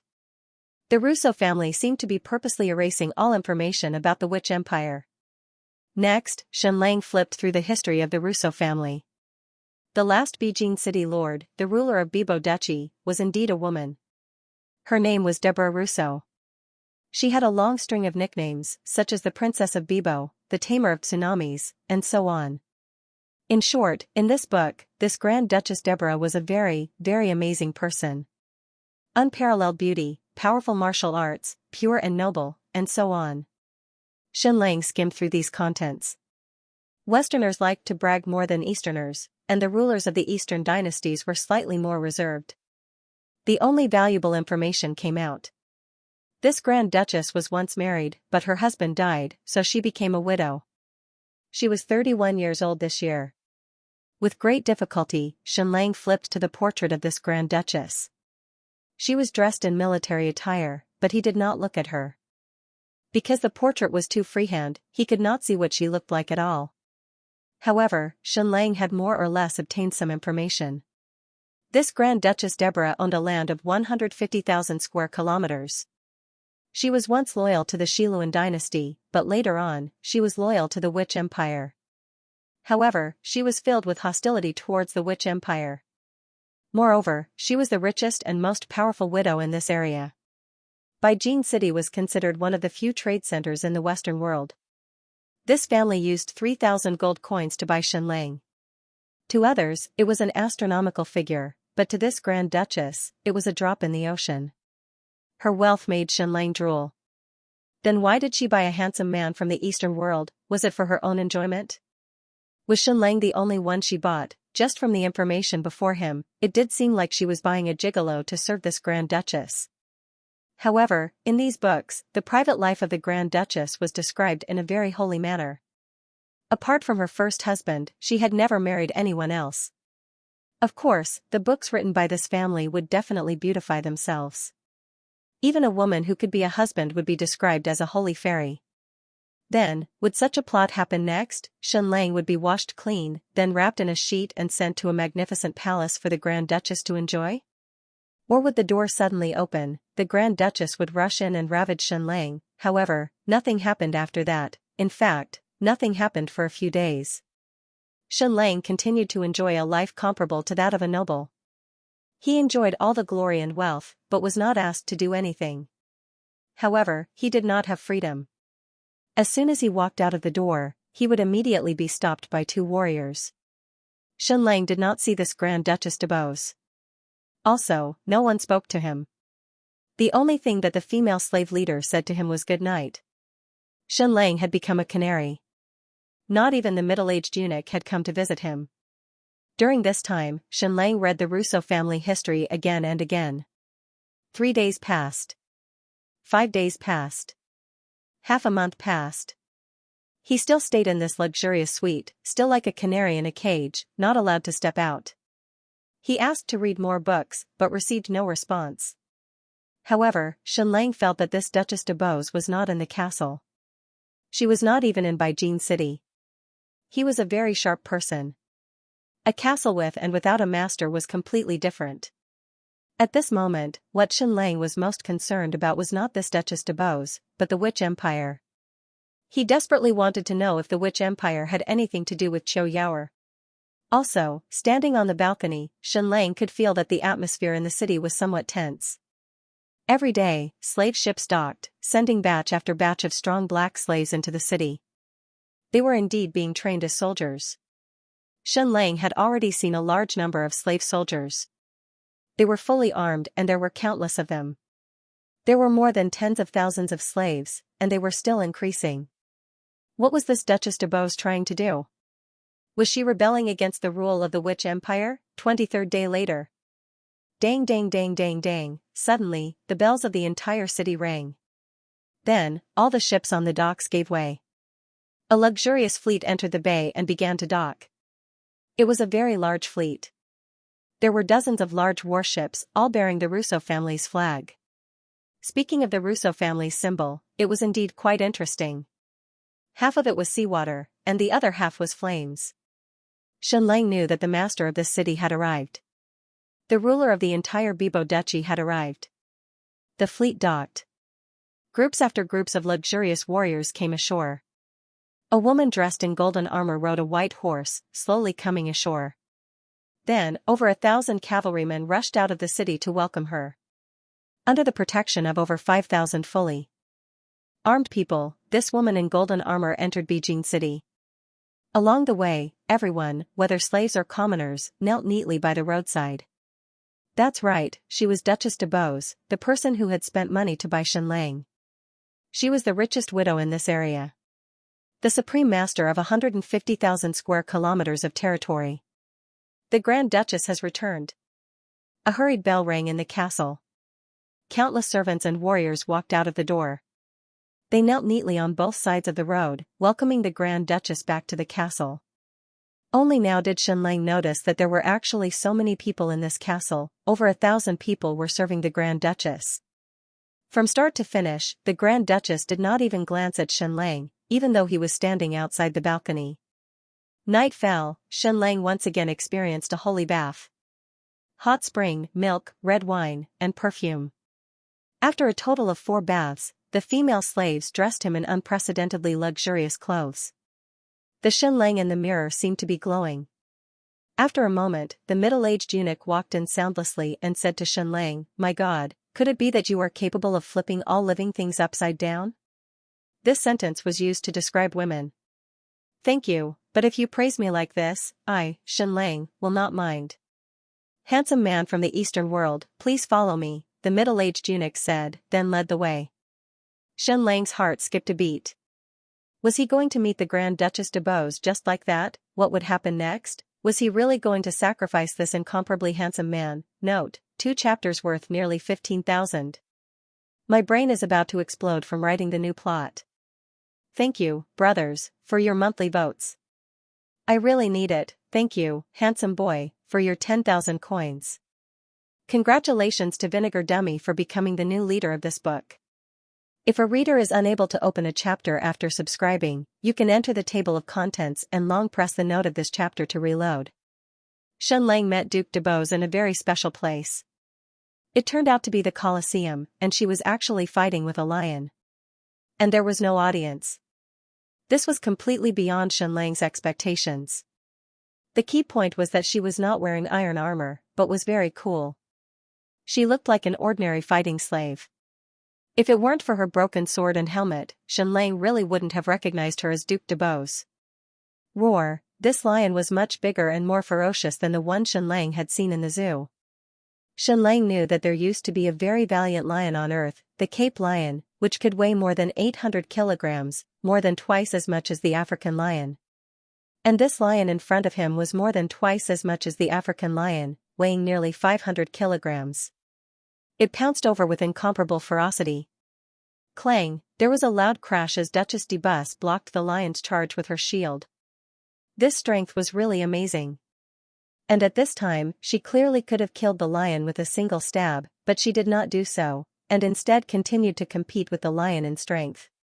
Ja, with a loud shout, her body suddenly bounced, and she actually fiercely pushed the lion that weighed nearly 500 kilograms away.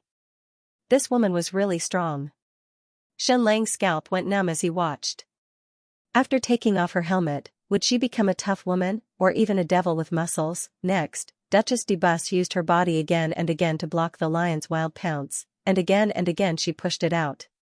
After a full dozen times, she began to dodge the lion's charge.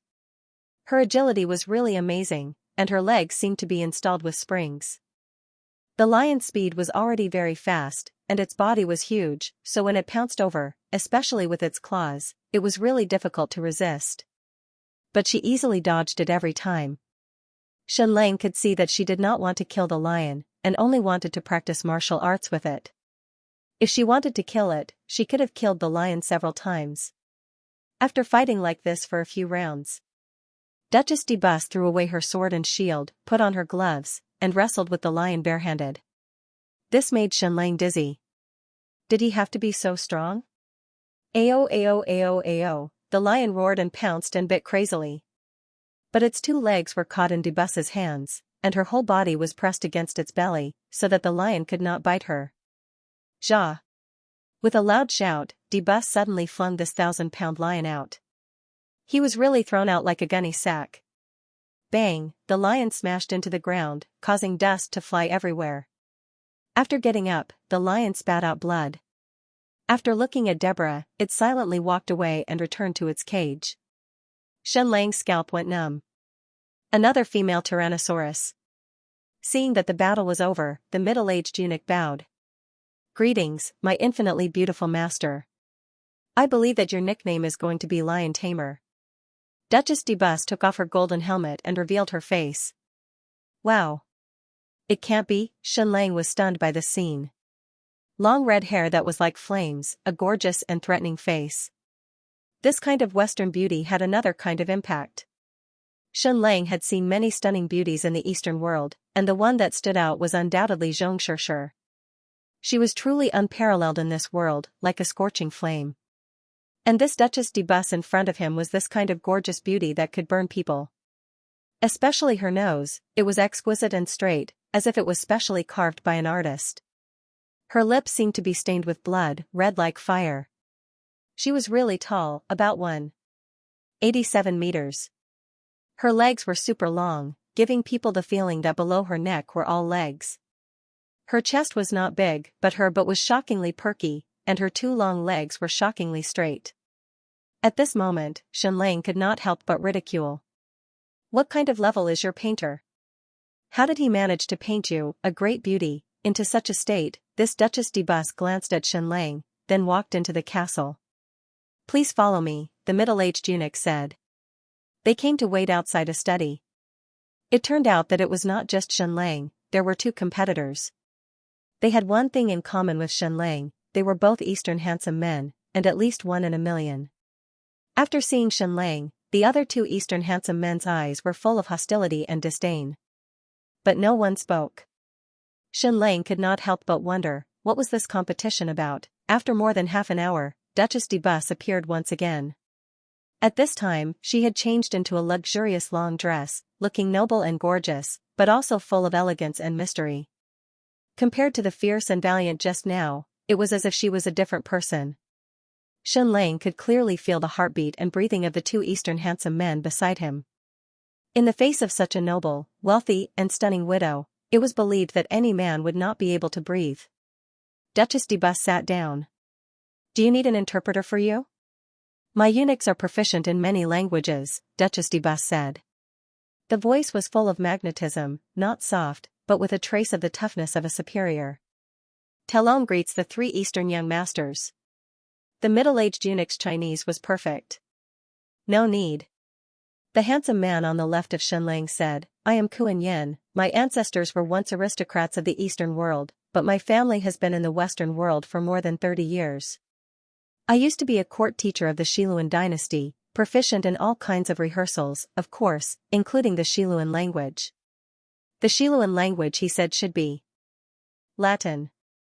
The handsome man on the right of Shen Lang also said, I am Qin Gu. About 300 years ago, my family had already crossed the ocean to the Xiluan dynasty, and became the envoy of the Eastern world to the Xiluan dynasty. Of course, it is a pity that the maritime exchanges between the Eastern world and the Western world have been completely cut off, so my family has also become overseas. These 2 people were showing off their identities. One was a century-old aristocrat of the Eastern world, who fled overseas because of the defeat of the struggle. The other was an envoy of the Xiluan dynasty sent by the Eastern world. Because of the changes in the situation, he settled overseas. But both of them were of noble birth. De Bus looked at Shen Lang and said, What about you? My name is Zhu Zhongtian, born a commoner, grew up in a brothel. Shen Lang said. Immediately, the 2 beautiful Eastern men around him covered their noses and took a step away from him, obviously ashamed to stand next to him. But Duke de Bus did not have any reaction. As everyone knows, the private life of the Xiluan dynasty's aristocrats is very chaotic, but I am an exception. Duke de Bus said, Ever since my husband passed away, I have been living a chaste life. As soon as these words came out, the 2 beautiful men beside her continued to flatter and praise her. Duke de Bus said, Next, I am going to carry out a sacred ceremony, so I need a noble and pure Eastern man to be my partner. My loyal Talon has chosen a total of 3 candidates for me, which are the 3 of you. Sacred ceremony? What ceremony? And I need to find a beautiful Eastern man as a lover? Why does it sound so ridiculous? Isn't it to summon a gigolo? De Bus said, Of course, I have already paid the price for you, 3,000 gold coins per person. So in a strict sense, from the moment you entered the castle, you are my people, and I have the right to deal with you in any way. This doesn't sound good. Debus continued, I only need one partner, and the remaining two who are eliminated will be castrated and become my eunuchs. As soon as these words came out, the faces of Xianxia and the other two beautiful Eastern men changed, and their balls shrank. The middle-aged eunuch shrugged his shoulders and said, maybe it will hurt a little when you are cut, but after that, you will enter a new life, which is pretty good. Duke Debus said, get ready, tomorrow I will test you, and the one who wins will become my lover and partner to carry out the sacred ceremony. And the other two who fail will immediately be castrated and become my eunuchs. Xianxia returned to his room. This matter was giving off a very strange aura. Xianxia could see that this Duchess Debus was indeed living a life of widowhood, and her private life was very strict. Of course, this wasn't necessarily because her morals and sentiments were particularly high, and it could also be that she wasn't very interested in this aspect. Then why did she suddenly need a lover, and a beautiful Eastern man at that?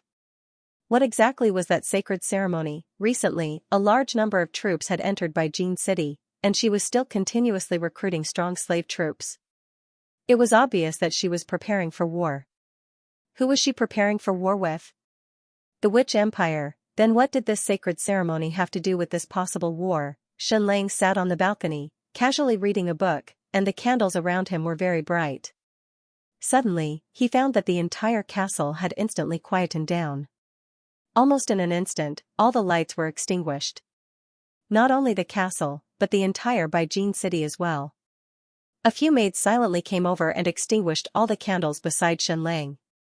Beijing City was an extravagant city, and even at night, it was still brightly lit.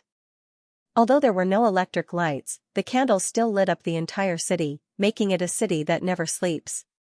But now, it was as if the entire city had suddenly lost its power, and it had sunk into complete darkness. Dang dang dang dang, the huge bell tolled once again. But this time it wasn't hurried, but sacred and melodious. Then, Xianxia saw a ship approaching the pier, and a group of people soundlessly boarded the pier and entered Beijing City. Who were these people? Why were they so imposing? Why were they so mysterious? To think that the entire city was actually about to extinguish all its lights to welcome their arrival. This group of people slowly walked towards the castle at the top of the mountain. Every one of them wore a red cloak, and they held a flame in their hands, so it was as if they were walking flames. Were these people the high priests? The castle gates opened, and this group of mysterious high priests entered the castle. Then, everything returned to normal. Countless lights in Beijing City were once again lit, and it became a city that never sleeps. All the candles in the castle were also lit, decorating the castle in the night, and it was very beautiful. It was as if the group of high priests had never been here. The next day, Duke Deborah's study room.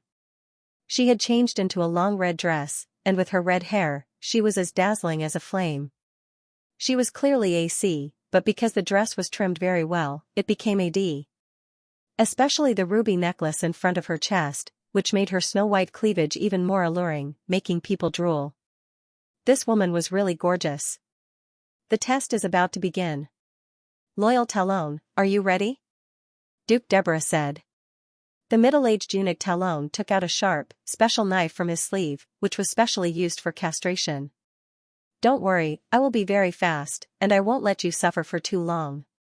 Immediately, the balls of Xianxia and the other two Eastern beauties shrunk once again. If they were eliminated, they would be castrated directly. It was too tragic. Perhaps you think that I'm making a mountain out of a molehill. Why do those who fail and are eliminated have to be castrated? Duke Deborah said, this just proves my single-mindedness and purity, and that's holy enough. What kind of damned logic was this? Duke Deborah said, next, I will carry out the first test. Please answer a question, what is a flame? Mr. Kuan Yin, a century-old noble from the Eastern world, you answer first. The handsome man on the left, Kuan Yin, stepped forward and meticulously performed the etiquette of the Xiluan dynasty's nobles. It's my honor, Your Excellency. What is a flame? You are my flame. Your beauty is enough to burn the whole world. This was the answer of the handsome man, Kuan Yin. Duke Deborah's smile was soul-stirring. Then, her eyes looked at the handsome man on the right of Shenlang, Qinggu. A flame is the sun, a star. This answer was actually very high-end. At least, most of the stars in the sky were stars, and they were indeed blazing flames. Duke Deborah looked at Shenlang and said, Mr. Chu Zhongtian, what do you think a flame is? Shenlang said, a flame is a kind of plasma state, different from solid, liquid, and gas. It is called the fourth state. The three people around him could not help but look at him. What kind of answer was that? After hearing Shenlang's answer, Duke Deborah appeared to be expressionless. The second question, once you become my lover, what can you bring me? What can you do? Duke Deborah asked. Kuan Yin, a century-old noble from the Eastern world, said, I can compose poems for you, play the piano for you, paint for you, and sing for you. Qinggu said, I can share your worries and listen to your complaints. At critical moments, I can give you rational suggestions. Duke Deborah looked at Shenlang. Shenlang said, I. What can I do? Shenlang thought for a moment. He originally wanted to say that he was very skilled in a certain aspect, but he could not deceive others and himself. After a long time, Shenlang said, my bootlicking skills are not bad. Shame, it was simply a shame for the beautiful men of the East. He really deserved to be called a brothel.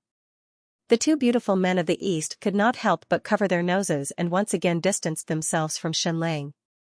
Scum, you are simply a disgrace to the Eastern world, a disgrace to our ancestors.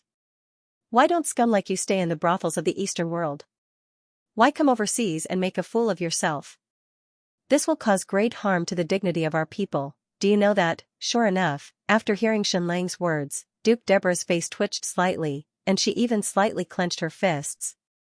The third question, do you think there are gods in this world? Duke Deborah asked, if there are, please draw what it looks like.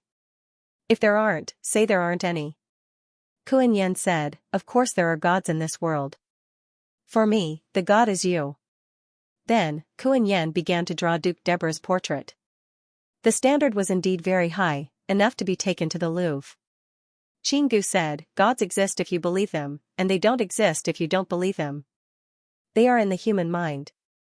Shenlang's mind instinctively came up with several answers. The priest who came last night, and the way Duke Deborah dressed today, all signs showed that she believed in the god of fire. The god of fire in the Eastern world was Zhurong, and the god of fire in the Western world was Hephaestus. And Shenlang had read ancient books. In the ancient civilization, the god of fire in the East was a dragon, and the god of fire in the West was a hellhound. In short, there were all kinds of strange answers.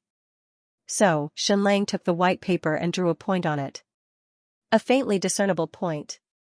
Duke Deborah asked, Mr. Chu Zhongtian, do you think there are gods? What are you drawing on the paper? Singularity. Shenlang said, it contains all things in the universe, including nothingness, and even more, including infinity. If there are gods, it is the god of all gods. This answer made the other two beautiful Oriental men scoff at it. Your answer is too pretentious, but it's equivalent to saying nothing. In this kind of situation, your mysterious pretentiousness is useless. Duke Deborah held a crystal ball in her hand, gently playing with it, as if she was thinking. The whole place was deathly silent, because the one who was eliminated would be castrated and become a eunuch. This was simply the judgment of fate. So even though Kuan Yin and Qinggu were full of confidence in their performance, they still felt extremely nervous. About a few minutes later, Duke Deborah opened her beautiful eyes and said, Mr. Chu Zhongtian, regardless of whether this is your name or not, congratulations on winning. From now on, you are my partner. As soon as these words came out, the faces of the other two Eastern men changed dramatically. How is this possible? This Chu Zhongtian was born lowly, and his answer is completely a pile of shit. How can he win? The two of us are born noble, and we are barely worthy of the Duchess. But Chu Zhongtian said that he grew up in a brothel, and he is completely the lowest person in the world. Grand Duchess, this is not fair, this is not fair. Princess Deborah waved her lily-white hand lightly, and a few warriors walked in and suddenly pressed the two Eastern men, Kuan Yin and Qinggu, to the ground. The middle-aged eunuch, Talon, stepped forward and flashed his exquisite knife. No, no, Duchess, please let us go. This is not fair, not fair. Ah, Talon waved his small hand lightly. This craftsmanship was simply superb. It was over before they could even see everything clearly. It was definitely professional. After 2 mournful cries, there were 2 more eunuchs in this world. Xianxia, who was watching from the side, also felt his scalp go numb. It must have been extremely painful. He also liked to castrate others, but seeing this scene still made him feel somewhat uncomfortable. Believe me, you will soon fall in love with this kind of life, the middle-aged eunuch Talon said. Then, the 2 newly castrated eunuchs were directly dragged out. In the study, only Xianxia and Duke Deborah were left. Your name is not Chu Zhongtian. Although I don't understand your language, my eunuch does. He thought for a whole 3 hours and finally understood the meaning of your name. Duke Deborah said, you are very smart, but you lack respect. No matter what, you want to fool others at all times. You are really too arrogant. After saying that, Duke Deborah took out a piece of paper with 3 words written on it. It should have been written by the eunuch Talon.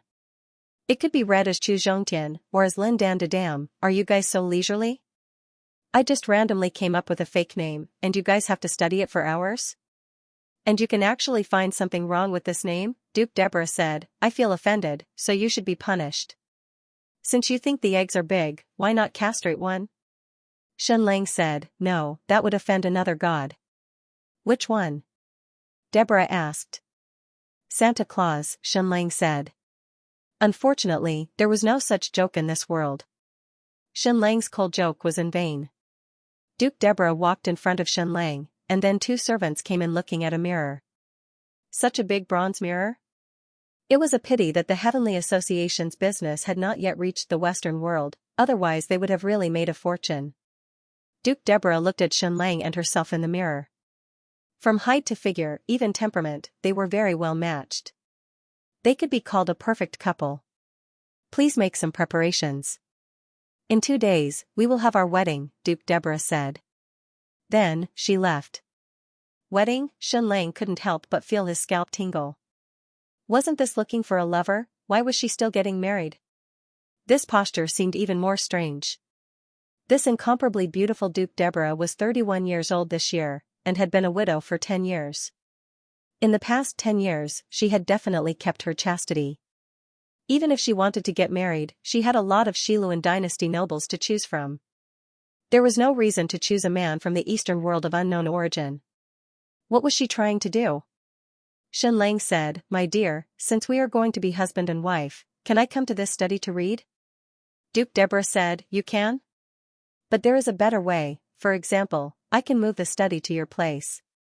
Xianxia once again returned to his residence, and once again enjoyed the life of a marquis. Duke Deborah sent a lot of books, but most of them were about the history, art, philosophy, and so on of the Xiluan dynasty. Xianxia wanted to see information about the Witch Empire, but there was none. He didn't know if it was to seal Xianxia's information about the Witch Empire, or if it was to seal all written records of the Witch Empire. In the next 2 days, Xianxia lived an even more luxurious life, some of which even exceeded his imagination. Was the Russo family actually so rich? Even a prodigal like Xianxia felt his heart ache at this kind of extravagance. It was no wonder that this duchess could buy so many black slaves. These days, the ships on the sea did not stop. Countless armors, weapons, and slaves were transported from all over the sea into Beijing City. Xianxia really suspected that this Russo family had really discovered an ancient gold vein, or a huge gold mine. Could it be that this family's shit was all gold? Xianxia didn't know how many troops she was going to gather. Regarding the Witch Empire, he still knew very little. He didn't even know where the Witch Empire was, and whether it was Zhou Yaoer's empire. He was still like a canary, living in a magnificent castle. He could enjoy all the glory and wealth, but he couldn't even step out of his room. 2 days passed quickly. Next, Duchess Deborah's castle was decorated completely. Everywhere was draped in red silk. Even the sculptures and chairs by the roadside were draped in red silk. The lights in the entire castle never went out. They were lit day and night. In short, the castle tried hard to create a festive atmosphere. Even all the slaves wore special clothes. This was because Duchess Deborah's wedding was coming. She was going to marry a mysterious handsome man from the Eastern world. Holding a wedding was already shocking enough. Xianxia thought that it would be a small-scale ceremony, at most like a concubine ceremony. He didn't expect that this Duchess Deborah would use formal etiquette to hold this wedding. This was even stranger. As night fell, the entire castle was brightly lit. The wine was like a pool, the delicacies were like a forest, and the maids were like clouds. One after another, luxurious carriages entered the castle. Hundreds of VIPs came to attend Duchess Deborah's wedding, all of them rich or noble. For example, the pirate leader who sent Xianxia over, let alone attend the wedding, was not even qualified to enter the castle gates. Xianxia noticed that most of these nobles who attended the wedding were still wearing the clothes of the Xiluan dynasty. Although the Xiluan dynasty was torn apart, everyone still recognized its orthodox position in the Western world. There were many viscounts, count, and marquises present. There weren't many dukes, only a handful. At about 9 o'clock in the evening, the wedding began. Xianxia wore a fiery red brocade robe. Duchess Deborah wore a fiery red dress. Didn't the wedding ceremonies in the Western world take place during the day? Why at night, in the huge hall, there were raging flames everywhere. The paintings on the walls and windows were all flames. There were flames spewed by giant dragons, hellhounds, and volcanoes erupting from huge mountains. Then, the priests who had previously disappeared from the castle appeared again. A mysterious middle-aged priestess presided over the wedding. Xianxia couldn't understand what she was saying at all. It wasn't Latin or Greek.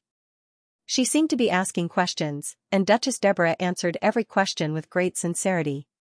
Finally, the female technician took out a gold bracelet and put it directly on both Xianxia and Deborah's wrists. Whoosh! A ball of flame burned from the bracelet, but it didn't hurt anyone.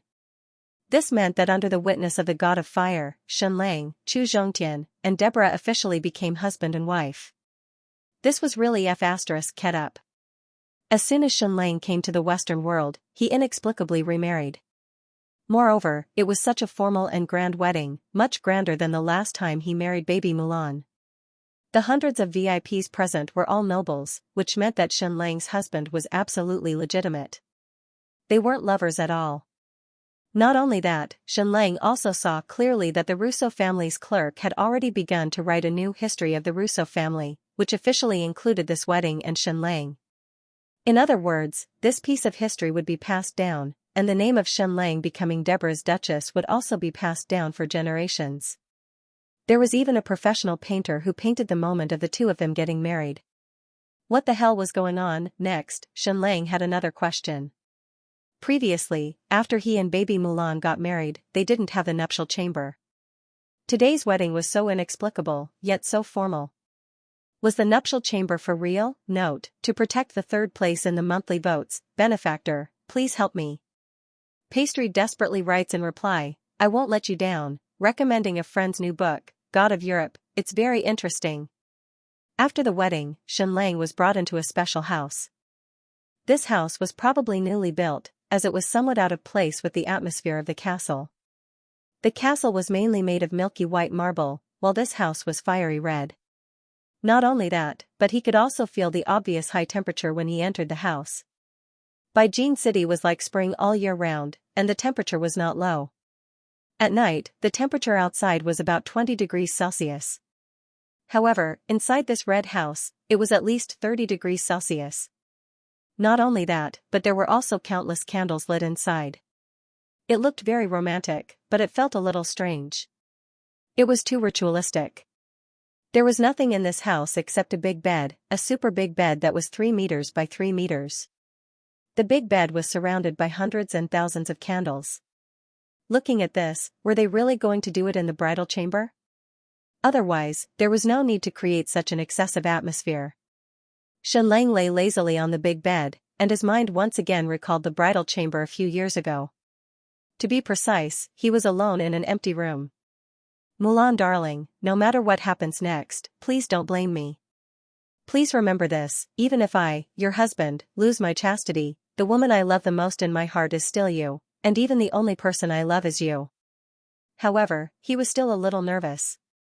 The scene of Duchess de Bus abusing Big Lion kept replaying in his mind. Don't be fooled by the fact that this woman looked so pretty and delicate, she was actually a female Tyrannosaurus. If something really happened, she wouldn't have tortured him half to death, right? The most important thing was that Master Lang was not very confident in his own abilities. His ability was only to destroy Xiaobing. If he encountered a female T-Rex like Duchess de Bus, he might lose miserably. However, man had many different abilities, such as being impenetrable. Just a quarter of an hour later, Archduchess de Bus walked in leisurely and went straight to the big bed through the countless candles. In the light of the fire, she looked especially gorgeous. Especially that head of red hair, it was simply captivating. She walked in front of Shen Lang and tore off her long dress, revealing her graceful snow-white body. She sat directly on Shen Lang's waist and chanted a special note. What did you say? Shen Lang couldn't understand these words at all. Then, de Bus untied Shen Lang's robe and drew mysterious runes on his chest. Pain, pain, pain, because she had really scratched him with her nails. Shen Lang's skin was so soft and tender, so red marks were quickly left on his skin. What the hell was this writing? It filled Shen Lang's entire chest. Then, she slept with Shen Lang. F***ck. He was being serious. An hour later, everything was over. Duchess de Bus immediately left, leaving Shen Lang to lie here alone and reminisce. This world was simply too bizarre. He had thought that she was a widow who could marry anyone, but he didn't expect her to be a chaste woman. Initially, he thought that it was a handsome man, but he didn't expect it to be a formal marriage.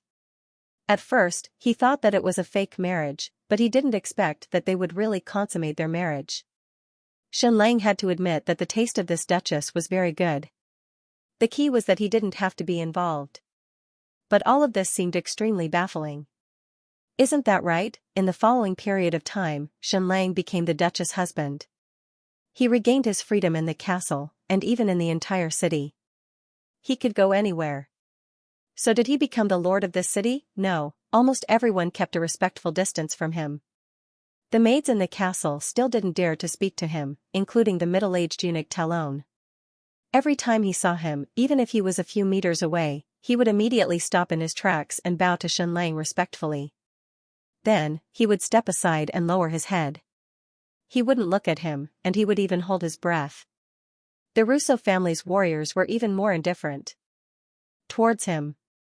No matter what they were doing, laughing loudly, or whispering, as soon as Shen Lang walked past, they would immediately return to their stone-like expressions and stare straight ahead.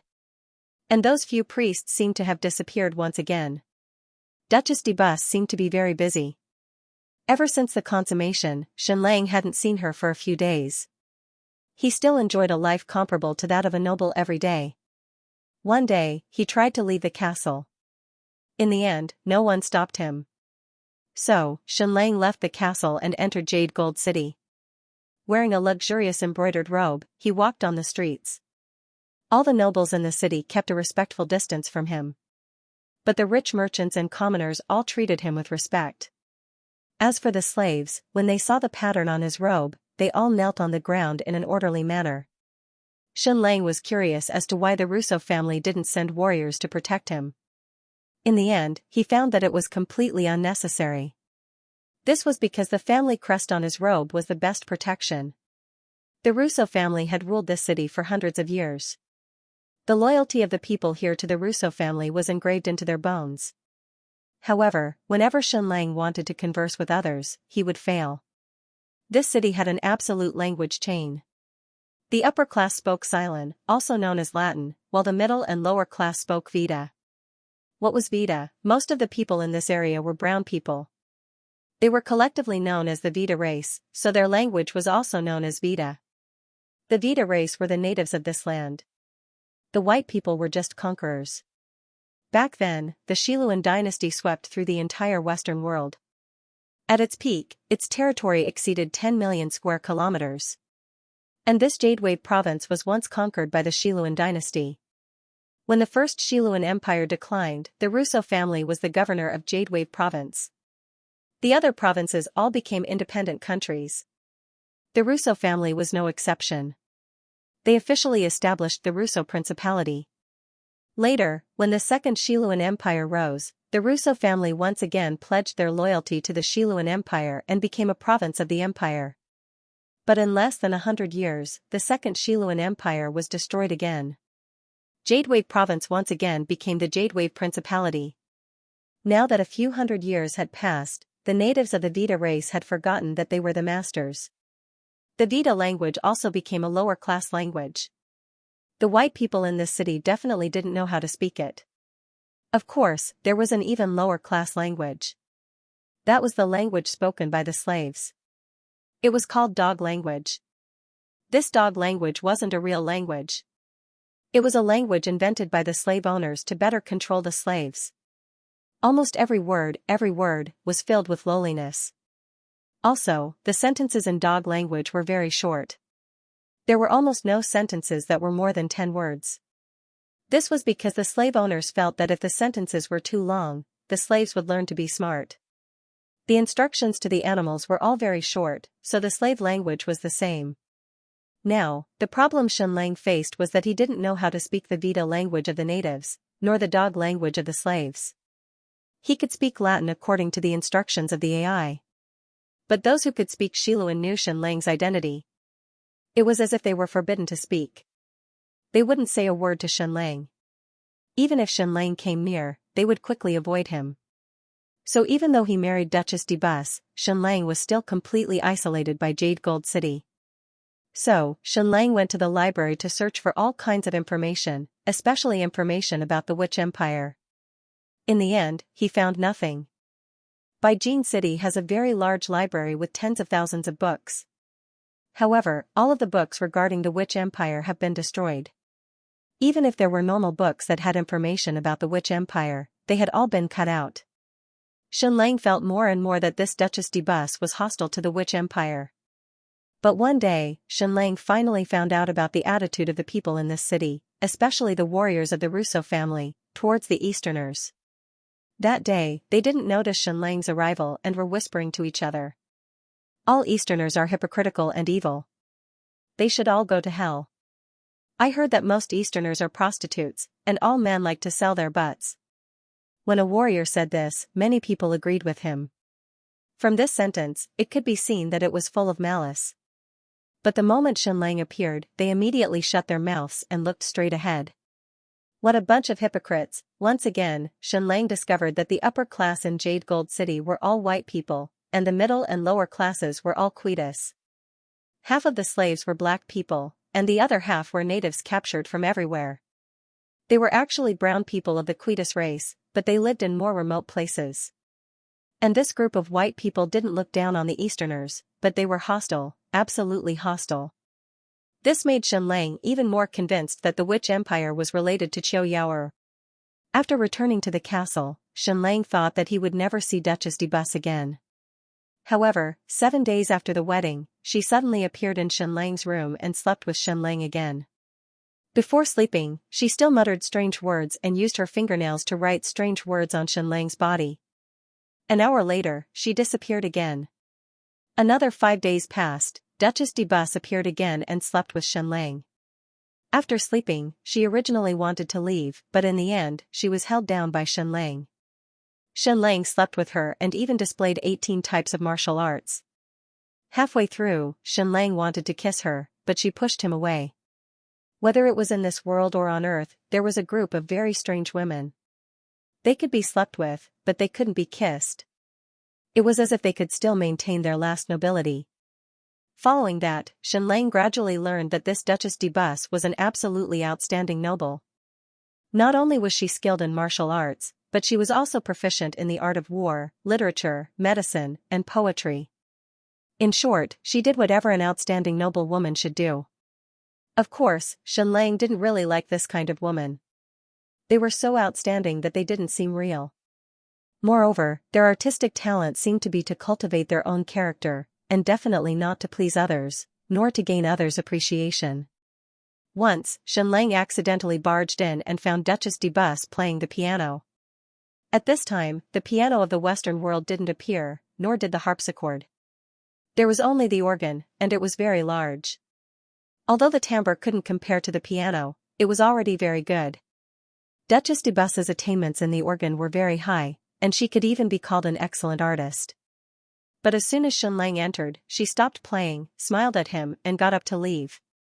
This was a kind of alienation, full of aristocratic etiquette. Why is it that the Duchess of de Bus never plays when there are bystanders? Because she felt that playing music was to please others, but in the whole of Beijing City, she had the noblest status, so she couldn't please anyone. In other words, no one was worthy of listening to her play, including, of course, Xianxia. Of course, if other dukes came, or other princes of the Xiluan dynasty, then he believed that Duchess de Bus would be very happy to play.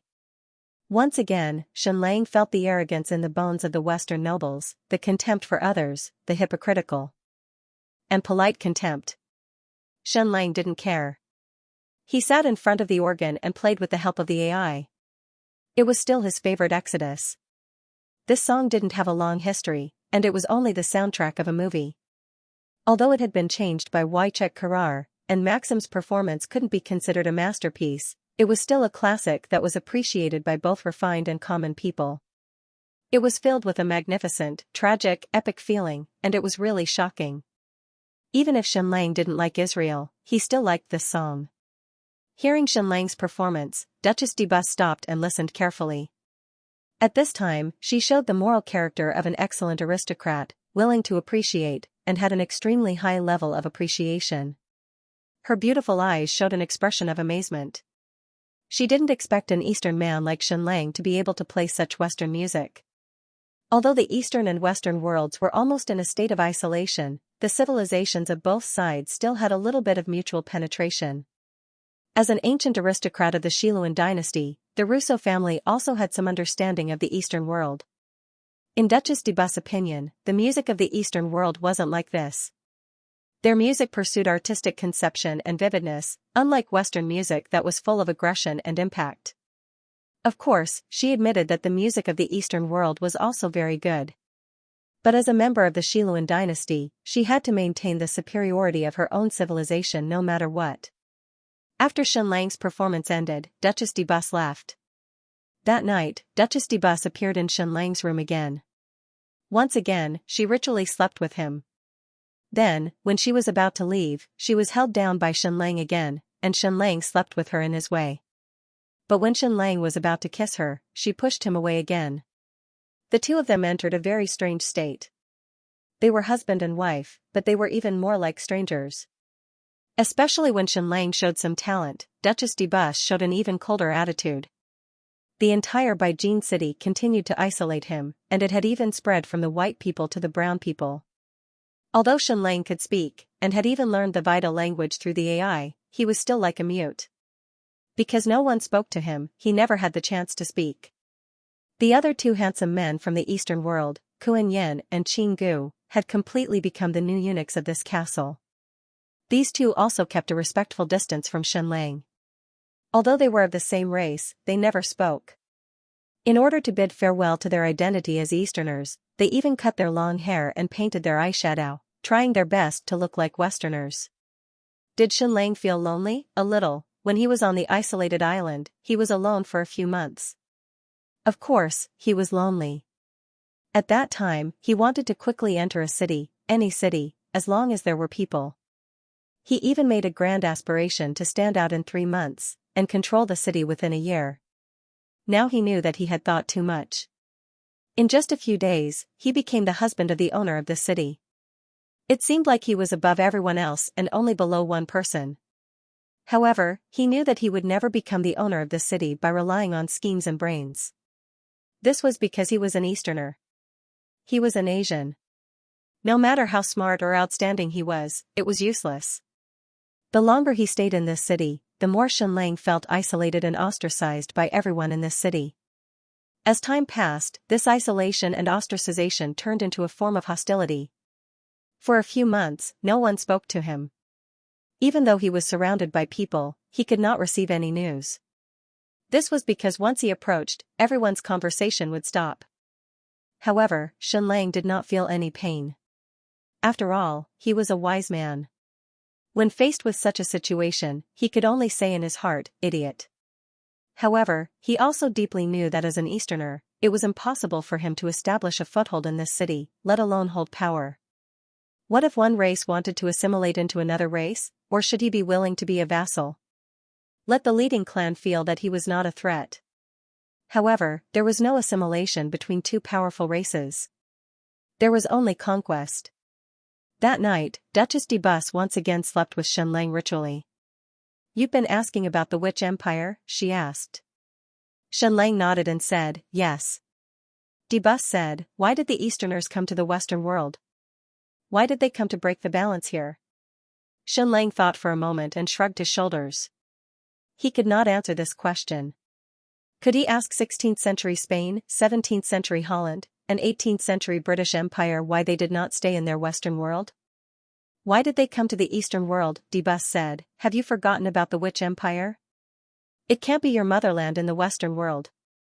Xianxia heard what she did not finish. The Witch Empire would definitely perish. Xianxia suddenly said, "The Russo family was once the royal family of the Xiluan dynasty?" De Bus said, "Our family has never deliberately raised our historical status. We are different from the families of the Eastern world." She said it as if the families of the Eastern world especially liked to get close to their faces, desperately trying to climb up to the royal ancestors. Well, there were indeed some people like that. For example, the Shui family always wanted to become the Ren family. But Xianxia was not like that. The noblest surnames in the entire Eastern world were Ji and Jiang. Originally, the surname Ji was higher than the surname Jiang. But because of His Majesty Jiangli, the surname Jiang and the surname Ji were on the same level in the hearts of the billions of people in the Eastern world. Even after Yin Guang stole the throne of the new Qian kingdom, he did not dare to use the surname Jiang and changed it to the surname Ying. Xianxia, who lived in the Western world, had the noblest surname in the Eastern world, but he did not change his name to Jianglang. The Ji family belongs to the Ji family, and the Xiluan family belongs to the Xiluan dynasty. Duchess de Bus said, "The Witch Empire supported the fragmentation of the Xiluan dynasty and roped in countless slaves and untouchables in an attempt to establish a foreign regime in the Western world. This is destined to be unsuccessful. The Witch Empire is like a castle built on the beach. Any wave can destroy it." Xianxia said, "If I remember correctly, Beijing City and even the entire Jade Wave province once claimed to be loyal to the Witch Empire." Duchess de Bus said, "That was my elder brother's doing, so I hanged him." Xianxia narrowed his eyes. He was not in the mood to find out the truth behind this. On the contrary, because of the Witch Empire's appearance, the Third Empire of Xiluan was established. Duchess de Bus said, "So forget about your Witch Empire. It cannot become your motherland in the Western world. Xiluan to Xiluan. Hee hee. Hee hee, God to God? Caesar to Caesar? No, this sentence was not suitable here because both of them belong to the Western world." Duchess de Bus was about to stand up and leave again. Xianxia hooked his arm around her neck and kissed her red lips. But he was blocked by her hand again. Xiluan to Xiluan, Great Yen to Great Yen. Xianxia sneered in his heart. "You've slept with her several times, and you're still talking to me like this," but now it could be seen that although Duchess de Bus had slept with him many times, she had never intended to get close to him. It was still absolute isolation, that was right. The mouth was for eating and talking, so kissing was considered a higher level of communication. And the bottom was for shitting and peeing, so it was considered a lower level of communication. But did humans prefer lower-level communication or higher-level communication? Xianxia already knew Duchess de Bus's attitude. In the following days, the two would still have the most intimate relationship. But their relationship became more distant. Every time, Duchess de Bus would read a special language and draw special words on Xianxia's body. It was a ritualistic pleasure. Not to mention kissing, they didn't even have half a conversation. She came to be intimate with Xianxia as if she was carrying out some kind of ceremony. The whole city's encouragement and isolation of Xianxia became more serious, and the hostility was also more serious. Of course, no one pointed their middle finger at Xianxia, and no one spat at him. But the path he had walked would not be taken by others for a long time. Wherever he went, everyone would immediately avoid him. Everyone could see that Xianxia was exquisite and noble, but this was a disgusting attitude that raised the hypocrisy of this race to the extreme. Xianxia could only see everything with his eyes. Duchess de Bus continued to buy slaves and train them into an army. The army under her command had reached a very shocking number. Although Xianxia couldn't see any information or hear any conversation, he could feel it. Because of the appearance of the Witch Empire, the Third Empire of Xiluan was rapidly forming. And Duchess de Bus was one of the members of the Third Empire of Xiluan. She recruited troops to attack the Witch Empire. Their goal was very simple: to completely exterminate the Witch Empire, and even kill all the Easterners. Xianxia knew that the Xiluan Empire was actually still very strong. The reason why the Second Empire collapsed was because it had no leader.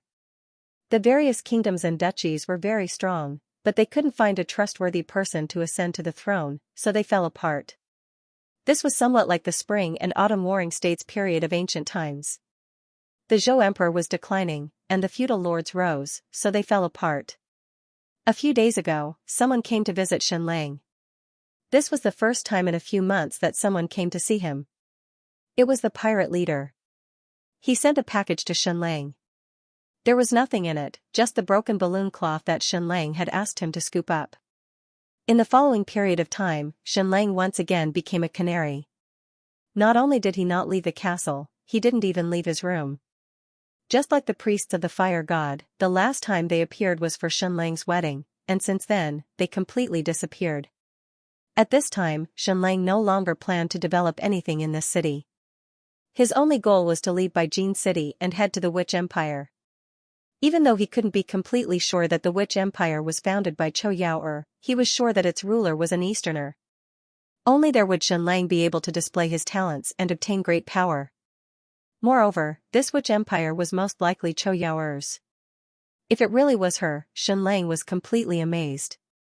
Had Chou Yao'er become so strong after not seeing her for a few years, one could tell the depth of autumn by looking at a leaf, and one could see the whole leopard by looking at a spot. This Duchess de Bus was extremely strong, be it in terms of individual strength or ability. At this time, the army under her command had already exceeded hundreds of thousands. She was only one of the members of the Xiluan Empire's Third Empire. However, this Witch Empire had fought its way from the east, conquered countless cities and provinces, and established a huge empire. This Baijin City had once been under the feet of the Witch Empire. This kind of prestige was really like Emperor Jiangli's style back then. However, even if Xianxia wanted to go to the Witch Empire, he couldn't. In fact, he couldn't even confirm where the Witch Empire was. Previously, he could still wait for a ship to arrive at that isolated saltpeter island. Now, in this Baijin City, although it was filled with people, it was even more lonely than an isolated island. Moreover, he couldn't wait for any more ships to arrive. He couldn't leave Baijin City at all. No matter how much money he offered, no ship was willing to take him away. It didn't matter if he was in disguise or hiding his tracks, it was useless, because he was the only other person in the entire city. A white swan couldn't hide among a flock of black swans. Even if he wanted to paint himself black, it was impossible. However, Xianxia knew that the time for him to leave Baijin City and head to the Witch Empire was coming soon. Starting from a certain day, Xianxia didn't like to wear silk anymore. Instead, he liked to wear other types of clothes. Especially cotton and sackcloth, which were more breathable. However, in this castle, no one would prepare the clothes he wanted. Therefore, Xianxia went to the city to buy his own cotton and sackcloth and sew his own clothes. He didn't like wearing Western-style clothes anymore. Therefore, he put on an Eastern-style robe once again. At night, Duchess de Bus came to Xianxia's room once again and slept with him in a ritualistic manner. Finally, she let out a long sigh. It was as if the entire holy ceremony had ended. Then, she looked at Xianxia with a complicated gaze. "Good night, man from the Eastern world." Then, she left directly. At this point, she and Xianxia had been married for more than 99 days. The two of them had been intimate for more than 19 times. One day, it was probably a very important festival in the Western world. It seemed to be the birthday of the first emperor of the Xiluan Empire. The entire Baijin City didn't carry out any extravagant celebrations. Instead, a solemn bell rang. Perhaps Xianxia had guessed wrongly. This wasn't the birthday of the first emperor of the Xiluan Empire, but the anniversary of his death. A few maids rushed in and helped Xianlang to thoroughly bathe and change his clothes. This time it was even more luxurious and holy. He bathed a total of 9 times. Then, he put on 9 layers of clothes. From the 1st to the 5th layer, they were all Xianlang's own clothes. From the 6th to the 9th layer, they were all clothes prepared for him by the Russo family. Furthermore, they were all Eastern-style robes, silk brocade, and extremely gorgeous. The middle-aged eunuch walked in and bowed. "Your Excellency, the holy ceremony is about to begin. Please come out." Was the so-called holy ceremony finally about to begin? He had waited for a total of 100 days. There was a gorgeous carriage crown outside. It was also Eastern style. Xianlang sat on the carriage crown. 19 people carried him out of the castle and towards the pier. At this moment, the square outside the gates of Beijing City was densely packed with troops. They covered the sky and the sun. Countless of them. They were fully armed and valiant. On the entire sea, there wasn't a single merchant ship or pirate ship. They were all warships. There were more than a few hundred warships. On every warship, the flag of the Russo family was hung. Even higher up, the flag of the Third Empire of Xiluan was hung. Duchess de Bus was dressed in military attire. At this moment, the fire god's high priest, who had been hiding, appeared again. He stood on the pier, full of mystery. Archduchess de Bus stood high up and said hoarsely, "Great Yen to Great Yen, Xiluan to Xiluan. East to East, West to West. Easterners shouldn't appear in the Western world. The Witch Empire is the common enemy of the Western world. The Russo family has been loyal to the Xiluan dynasty for generations. It's no exception now. This time, I'll lead the army to the Witch Empire and rebuild the Third Empire of Xiluan. We'll completely destroy the Easterners and bury the Witch Empire. Great Yen to Great Yen, Xiluan to Xiluan. Great God of Fire, I officially offer you my husband, the man from the Eastern world." A moment later, Xianlang was carried to a special stake. "Burn him! Burn him!" Countless people shouted at Xianlang. Now, the truth was revealed. Duchess de Bus had married Xianlang, an unfamiliar man from the Eastern world. Moreover, they had been married for 100 days and had made out more than 19 times. Everything was for the sake of the sacrifice. It was to burn Xianlang alive when they set off for the Witch Empire. Those who are not of the same race must have different intentions. Note, today, it's almost 16,000. In order to defend the 3rd place in the monthly votes, I plead with my brothers to help me. Continue to compete for pastries. Thank you Invincible 2322, next door old Wang knocks on my door for the 10,000 yuan tip. Congratulations to Centenary Xian for becoming the new leader of this book. Thank you. This kind of sacrifice was full of Eastern and Western colors.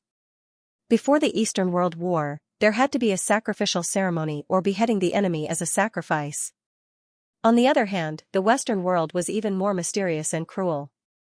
Sacrifice, to a certain extent, was sacrificing oneself. But Archduchess de Bose would not sacrifice herself, she could only sacrifice her family. But she had no children, and her brother had already been beheaded in public. Without family, she could only make relatives, and a husband was naturally considered a relative. And since the Witch Empire was Eastern, she had to find an Eastern man to be her husband. This kind of sacrifice target could not be randomly chosen. It had to be a man of noble blood, the kind of man who gathered the essence of heaven and earth. So Duchess de Bose issued a bounty for a noble, 1 in a million handsome man. The bounty was 3,000 gold coins. Immediately, the mercenaries and pirates of the Western world searched everywhere for such a handsome man. But after searching for more than half a year, they only found 3. Some might ask why Xianlang won that test. Although his answer was mysterious, it was completely perfunctory. In fact, Xianlang would win no matter how bad his answer was, because his temperament and image far surpassed those 2 competitors. Duchess de Bose and the other Vulcan priests had already chosen Xianlang. The so-called test was just a formality. After choosing a candidate, they had to get married for real, and have intimate relations between husband and wife. 100 days, a total of 19 days. Every time they made out, it had to be full of ceremony. Only then would they appear pious, only then would they not be deceiving the Vulcan, and only then would they be blessed by the Vulcan. That was why Shenlang's treatment in Beijing City was so strange. He was the Archduchess' husband, but everyone avoided him like a snake or a scorpion. Because he was a sacrifice, and even an ominous object. Shenlang was firmly tied to a wooden frame. His expression was very calm, without any nervousness or fear. After being tied up, a few Vulcan priests carried him to a ship. The ship was decorated magnificently, but it was also piled with firewood. A few priests of the god of fire surrounded Shenlang on the wooden frame and sang the song of the god of fire, as if they were praying. The whole ceremony seemed strange and deep. Everyone on the shore knelt on the ground in an orderly manner. 15 minutes later, the ceremony was over. Then, Archduchess Deborah walked over to the wooden shelf and looked at Shenlang. "Before you die, are you willing to tell me your true name?" Debus asked. Shenlang smiled and said nothing. "I've said it before. Great Yen belongs to Great Yen, and the West belongs to the West," Debus said. Shenlang said, "But this land, including most of the land of the Xiluan dynasty, does not belong to you. You came from the northern world." This was also what Shenlang had learned from the books. This continent originally belonged to the Aboriginals, the Veda race, and so on. This land spanned over 20 to 30 million kilometers, and belonged to over 100 Aboriginals. And the ancestors of the Xiluan dynasty all came from the northernmost world that was thousands of miles away. They were not the owners of this land. They were merely conquerors. Why did the ancestors of the Xiluan dynasty leave their homeland and head south? What happened in the northernmost world? This was completely unknown. There was no mention of it in the books. Duchess Debus said, "At least we came first." Shenlang asked, "What happened in the northernmost world? Why did your ancestors have to go south and cross the ocean?" "I don't know," Debus replied. For some reason, when the northernmost world was mentioned, Shenlang thought of the White Jade capital. Places with snow belong to the White Jade capital. Debus said, "Didn't you always want to kiss me before? Before you die, I can give you one." Then, she touched her lips with her index finger. Then, she touched Shenlang's lips. "Is she still so arrogant? I don't care what your previous identity was. It's your honor to die as Duke Russo's husband." Shenlang said, "Before I die, I have a request." Duchess Debus said, "I've already given you a kiss." Shenlang said, "No, please pull up my mask. I really don't want to see your face." Duchess Debus's beautiful face twitched slightly. "As you wish." Then, Duchess Debus found the mask on top of Shenlang's head and pulled it down. "Rest in peace." With that, Duchess Debus left the ship and returned to the dock. The sailor untied the rope, and the wind blew the ship to the east. Because the place where Duchess Debus was going to battle was in the east. The ship drifted farther and farther away, until it was more than 300 meters away. At this time, Duchess Debus was not in a hurry. She lit a fire arrow, nocked an arrow, and pointed it at the sky. Whoosh! An arrow suddenly shot out. The fire arrow drew an arc in the air and accurately landed on the firewood in front of Shenlang. Phew, the flames suddenly ignited and burned fiercely in an instant. Shenlang, who was on the wooden frame, instantly became a man of fire. Ah! Ah! Ah! He let out an incomparably shrill scream, which made people's hair stand on end. Looking at the burning Shenlang, the people on the shore fell into a carnival. "Burn the Easterners, burn the foreign species. Kill all the Easterners, long live Xiluan, kill the Witch Empire." At the same time, boom, boom, boom, the ship on which Shenlang was on burst into incomparably bright fireworks. The entire ship was engulfed in flames, instantly covering the entire ship. These fireworks were not set by Shenlang, but by the Vulcan priests. This might not be good news, because they invented gunpowder instead. Boom, boom, boom, boom, ah. Ah. Ah, the bright fireworks, the burning ship, and the screams of Shenlang instantly made the people on the shore fall into a carnival and excitement. The cruelty and desire for destruction in their hearts were perfectly released. "Kill the Witch Empire, kill all the Easterners."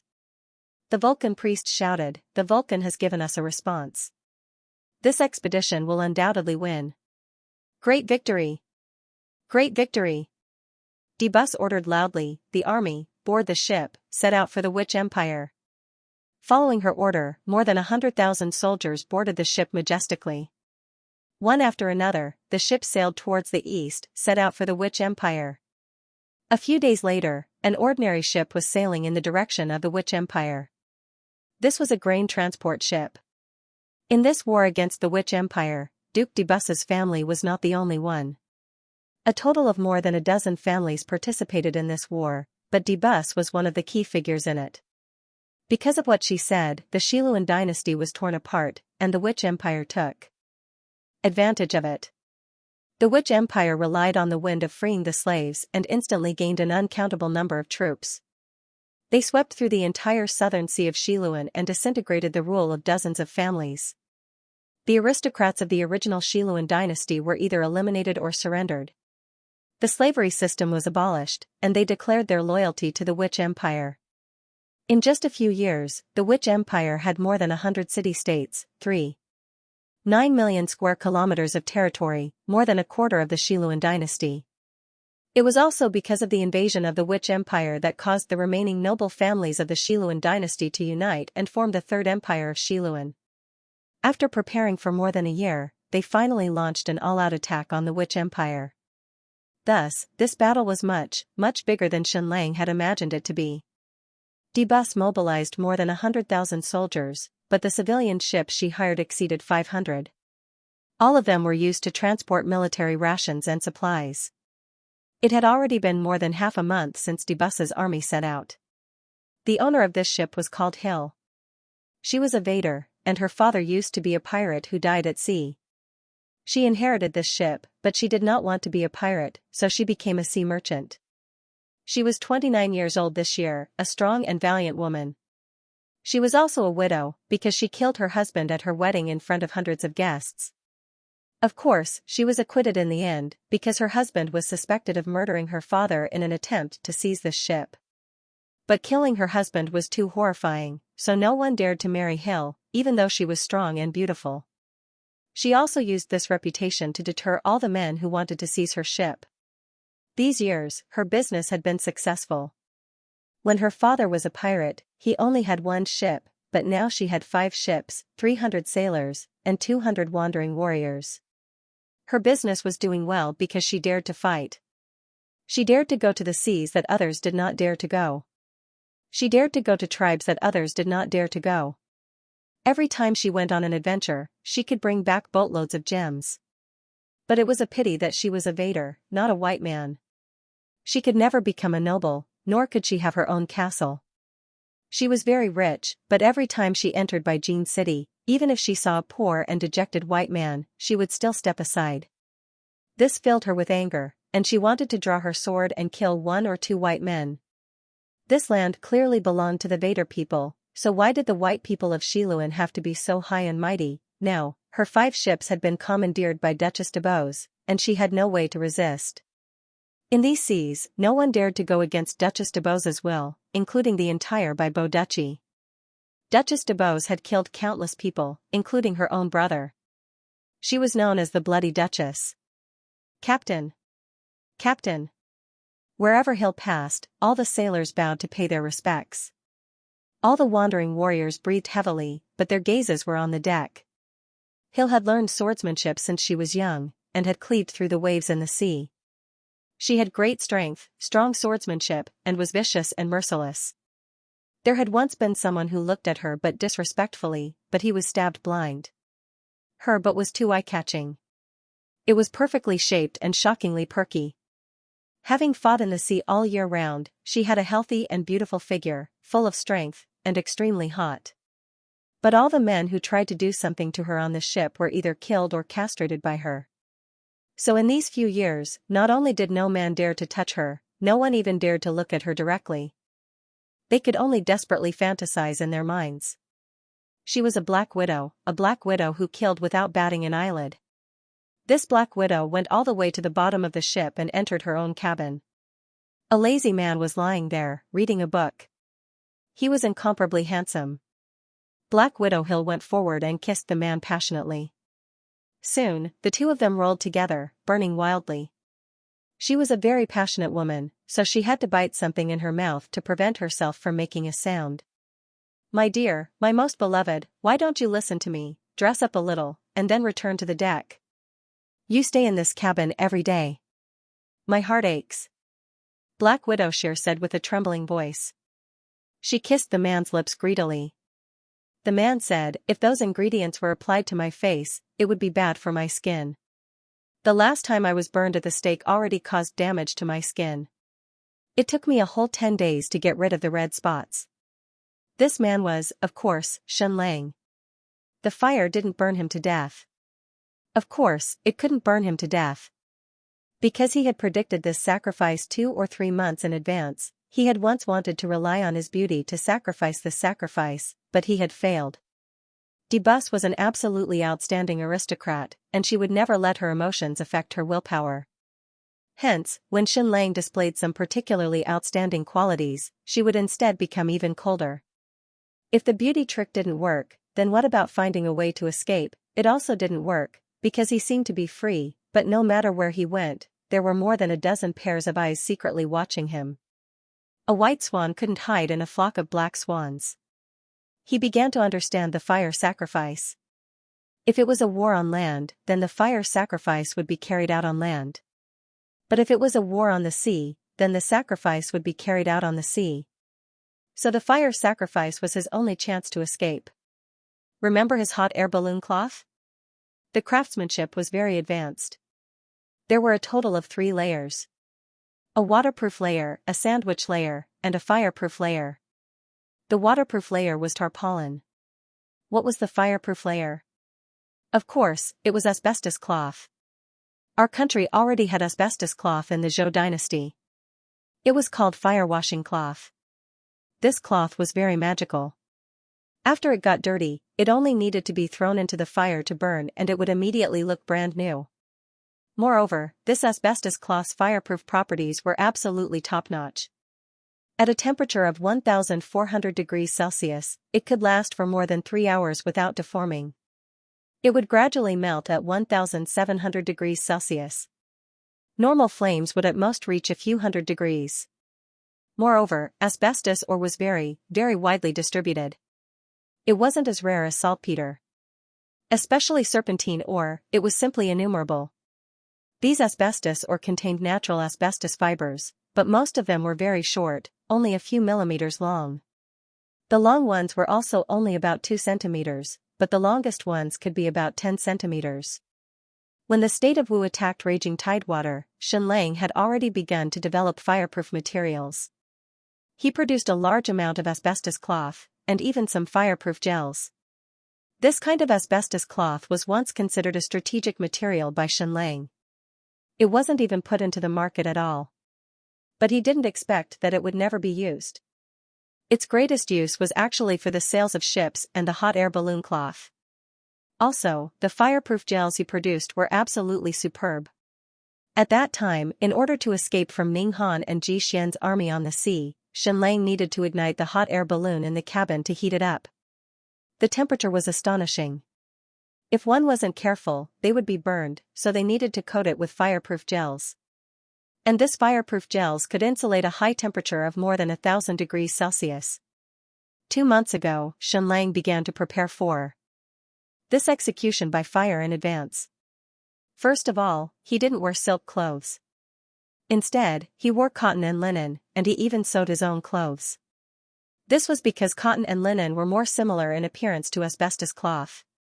Not only that, Xianxia could also make his own skin care products and smear them on his face and body every day, just so that one day he could apply fireproof gels to cover himself. God had mercy, Xianxia really didn't have it easy. The fireproof gels weren't poisonous, but the asbestos cloth was. On the day of the execution by fire, Xianxia wore several layers and applied a thick layer of fireproof gels. Of course, no one had any suspicions, because Xianxia had done this 1 or 2 months ago. And the asbestos cloth was snow white, very beautiful, completely like normal clothes. Therefore, Xianxia's protective work was absolutely done to the extreme. When the fire burned, the outer layer of his clothes was completely burned, turning him into a flaming man. Then he let out a mournful scream. This scream was real. He didn't think it would be so uncomfortable, so painful. Even though his whole body was fireproof, and he even wore an asbestos mask at the last moment, which could insulate him from the high temperature. But it was still very uncomfortable, that feeling of suffocation, that burning feeling. He was still too delicate. Many of the stunt men in the movies were burned several times a day, and their whole bodies were also burning. When the whole ship was in flames, the flames on Xianxia's body were extinguished, because all the combustibles had been burned. Xianxia took the opportunity to turn over and dive into the sea, escaping without a trace. 2 days later, under the cover of night, he sneaked into a ship, which was the ship of the Black Widow, Hill. Fortunately, his incomparably handsome face didn't suffer too much damage, but a lot of his hair was destroyed. But Xianxia used a knife to cut his hair into a medium short hair, which was still a handsome hairstyle. Hill was a Black Widow, who had killed countless people, and no one could be within a few meters of her cabin. After all, she was also at this age, and sometimes she would do some more embarrassing things, so people couldn't hear her movements. When she returned to her cabin, she found a dying, but incomparably handsome man lying inside. "I am the husband of Duke de Beauce, the Eastern man who was burned to death. I don't know why I didn't die. You can hand me over, and you will definitely get a reward." De Beauce didn't lack money. She had money, but what she lacked was status. But because of her race, her status could never be changed. Therefore, Duke de Beauce could only threaten her, and couldn't show her kindness. This time, her fleet was originally going out to sea to trade, but it was forcibly requisitioned, and her heart was filled with anger. So how could she hand over Xianxia? Well, it wasn't too clear to put it this way. Put yourself in her shoes. If you were a man, and there was suddenly a delicate beauty in your room, 1 in a million, and you were very rich, would you hand her over for a reward? And a monarch that you hate? No way. Just like that, Xianxia hid in the Black Widow Hill's cabin. Just 8 hours later, the two of them fell asleep. In this small room, it was very normal for a man/a widow/a woman to have sex. Moreover, Master Lang was so shockingly handsome, and the Black Widow Hill was already 29 years old. She was originally a passionate woman, but because she killed her husband on the wedding day, she became a Black Widow. In order to protect her family's property, she had to use cruel and ruthless methods to frighten the men who wanted to take over her fleet. In fact, she was almost like a volcano that was about to erupt. From then on, the two of them had sex every day, and Master Lang's waist and kidneys were once again tested. Even after a few months of learning, he was still not fluent in the Veda language. However, he had only used 30% of his power to tease this Black Widow woman shipowner to death. Her love had almost completely drowned Xianxia. The only bad thing was that after this woman tasted the fruit for the first time, she was like a glutton. The key thing was that her martial arts skills were high, and she was strong. Master Lang really couldn't handle it. But in less than 10 days, she also started to feel sorry for Master Lang. She thought of ways to nourish him, and at the same time, she forcefully suppressed her own desires. Xianxia displayed all kinds of outstanding talents in front of her, and he simply made the Black Widow Hill fall head over heels for him. Hill was a sea merchant, and these years, she had only come into contact with merchants and pirates. Most of them were greedy and vulgar. They had never seen a person like Xianxia, refined, noble, peerlessly handsome, and brimming with talent. Even though he had just learned the Veda language, he could already write creepy poems. "You're the cutest." When I said it, I didn't have time to think, and after thinking, I still said it. There will no longer be a moonlit night like that, with a blurry light, through the dark forest, pouring the quiet radiance, faintly illuminating my lover's beauty. Such poems flowed out of Xianxia's mouth like water. Every word he said was like a captivating wine. Xianxia also shouted in his heart, "I've finally come to the Western world. This way, the poems of the great Pushkin and Shelley will no longer be lonely." To be honest, if it was used to flirt with girls, the Western poems were still more direct, because they were shameless. Moreover, a woman like the Black Widow Hill was a sea merchant on the surface, but because of her race, she desperately wanted to improve her status and taste after becoming rich, so she especially yearned for literature and art. Unlike Deborah, literature and art were just decorations, and power was the eternal pursuit. In just half a month, Hill had said "I love you" at least 1,000 times. When Xianxia felt that his skin had recovered, he still disguised himself and went to the deck. What did he disguise himself as? He did not want to say, not at all. But for some reason, a blonde beauty even more beautiful than Hill appeared on the deck, causing countless pirates and wandering warriors to fall head over heels for her. Then, everyone guessed that the Black Widow Hill did not like men, only women. This would explain why the Black Widow would kill her husband. The following time was not a happy one. Because Xianxia saw one naval battle after another. The scale of the unprecedented naval battle far exceeded the battle between him and Xueche's fleet. Hundreds of warships were still fighting crazily on the surface of the sea, and the flames of war were everywhere for hundreds of miles. On one side was the flag of the Third Empire of Xiluan. On the other side was the flag of the Witch Empire. Xianxia finally saw what the Witch Empire's flag looked like. It was actually the head of a Medusa, no wonder it was called the Witch Empire. The entire battle line on the surface of the sea stretched for nearly 1,000 miles. It was unprecedentedly grand. The navy of both sides exceeded hundreds of thousands. This scale of war dazzled Xianxia's soul. Xianxia had been sailing on the sea for more than a month. Because of the frequent stops, the total distance still exceeded 8,000 to 9,000 miles. In the next half a month, he saw battles almost every day. Middle-scale and large-scale naval battles were innumerable. This caused Xianxia to continuously increase the scale of this war. Also, he was very confused. Why not two super fleets fight on the sea? It seemed like dozens of fleets from both sides were fighting everywhere on the sea, Black Widow Hill explained to Xianxia. Because the Third Empire of Xiluan was not unified, it had dozens of allied armies. The Witch Empire was also not a complete empire, it was made up of dozens of liberated city-states. That was why there were scenes of battles everywhere. Xianxia and Hill could see that the situation was very unfavorable for the Witch Empire. The Witch Empire also had many fleets and armies, but they were like a plate of loose sand, unprofessional. Dozens of city-states were fighting on their own. These slaves had just been liberated, so the fighting power of their armies was still very low. Xianxia said, most of the Witch Empire's armies are liberated slaves. And Debus also used a large number of slave armies. Why would her slave armies not betray and join the Witch Empire? Because that is the motherland of the slaves. Black Widow Shear said, most of the freed slaves of the Witch Empire are brown people. There are also a few white and yellow people. And the slaves that Duke Debus hired are all black people. They are very strong and valiant, but they have no concept of freedom and are absolutely obedient. And the Fire God sect uses divine authority, faith, and drugs to control this slave army.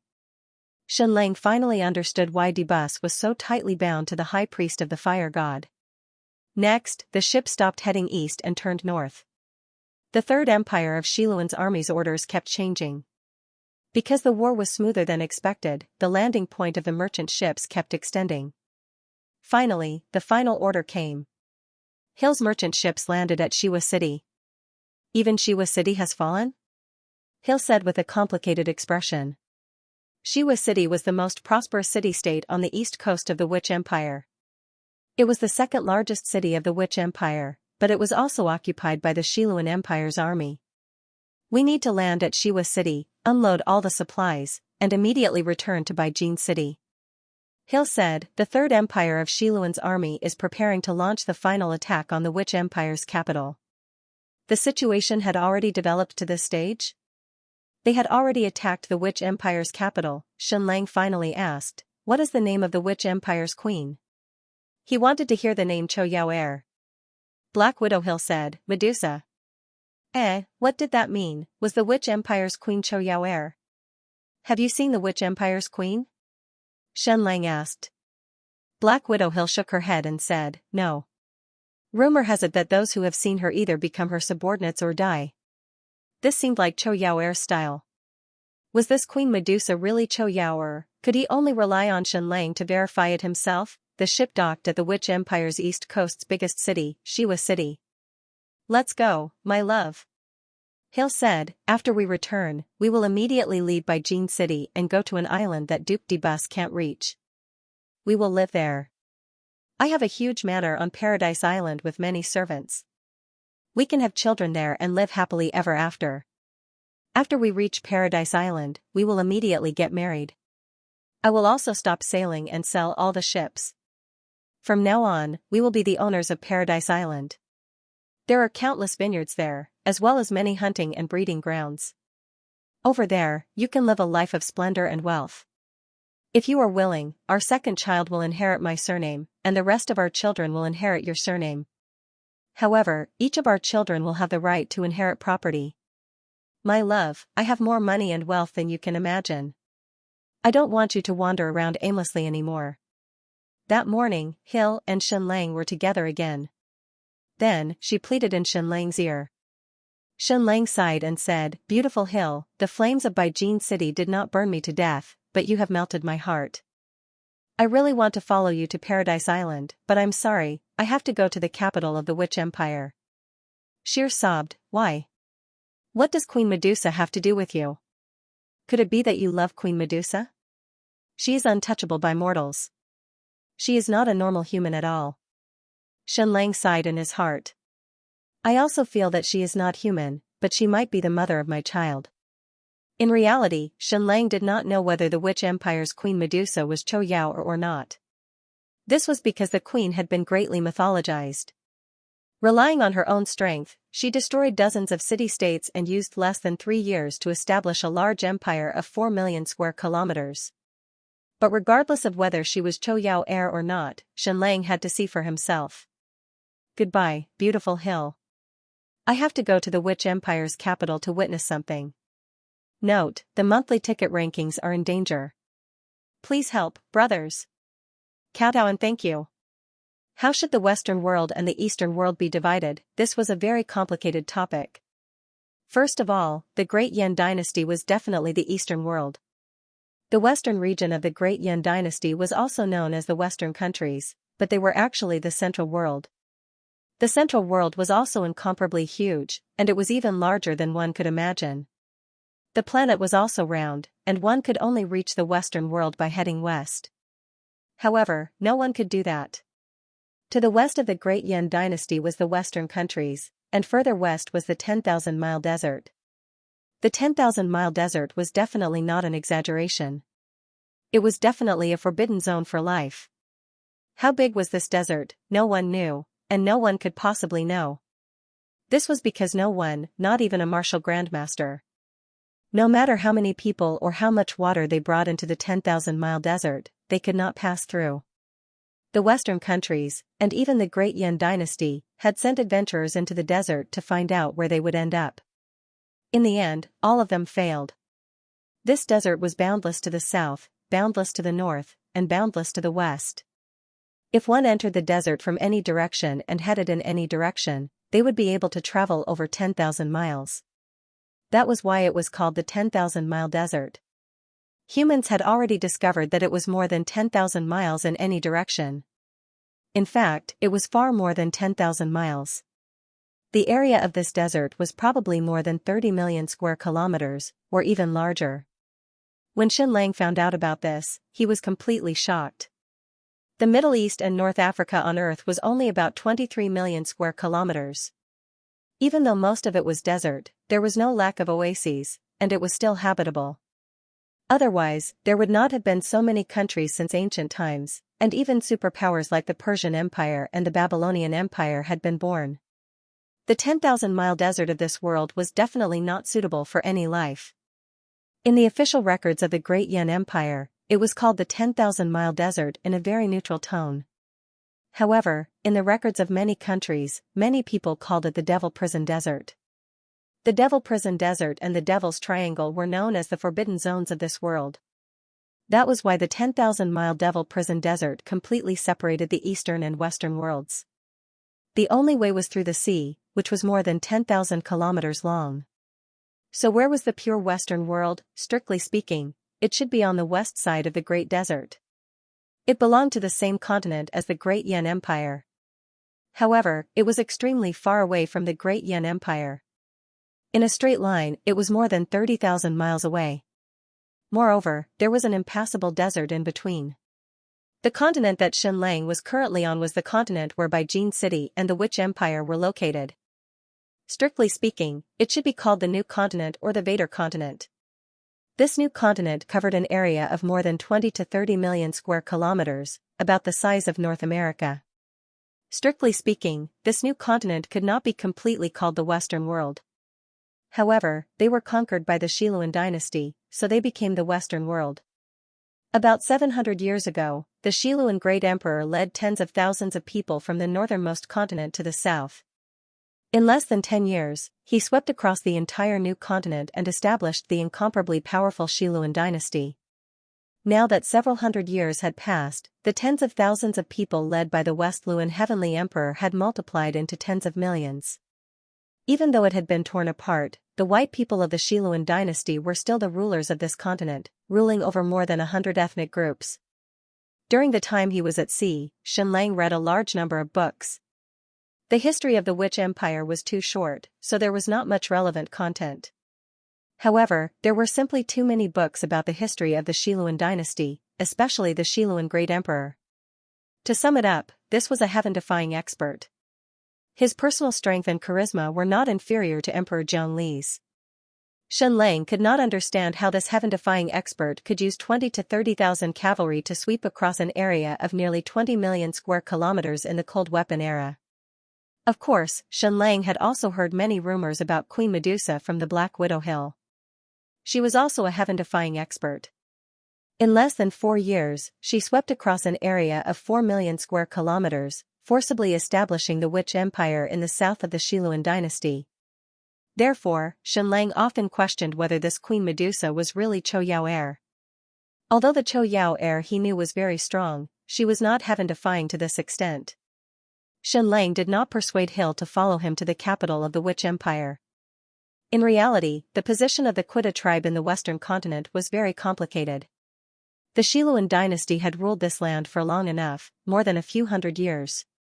Moreover, before the Xiluan dynasty came, this continent was constantly at war. There were countless tribal wars.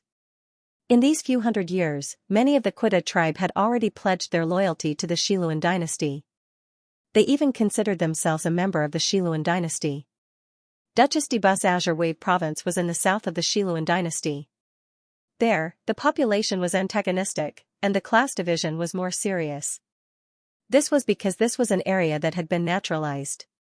In the north of the new continent, the Quita tribe and the white people of the Xiluan dynasty had already integrated. For example, the Manchu dynasty was considered a foreign race that had entered the Central Plains. Its rule in the north was far more stable than in the south. Therefore, most of the revolutions broke out in the south. It was the same for the Xiluan dynasty. Its core area was in the central north, and the southern coastal area was relatively weak. Following the destruction of the Second Xiluan Empire, the few forces of the Xiluan royal family fought for the throne, causing the entire Xiluan dynasty to be torn apart. This allowed Queen Medusa to take advantage of the situation. She swept through the entire south and established the Witch Empire.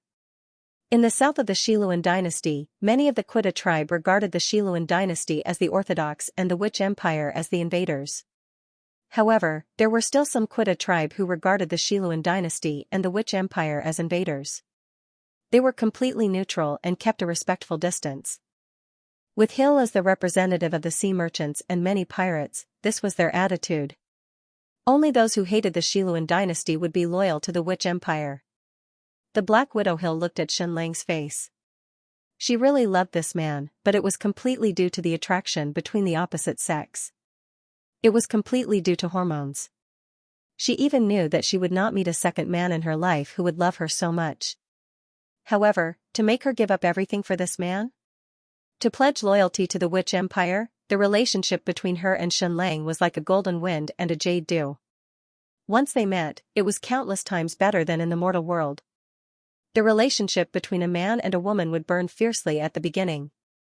However, it would take a long time for it to settle before it would become mutual.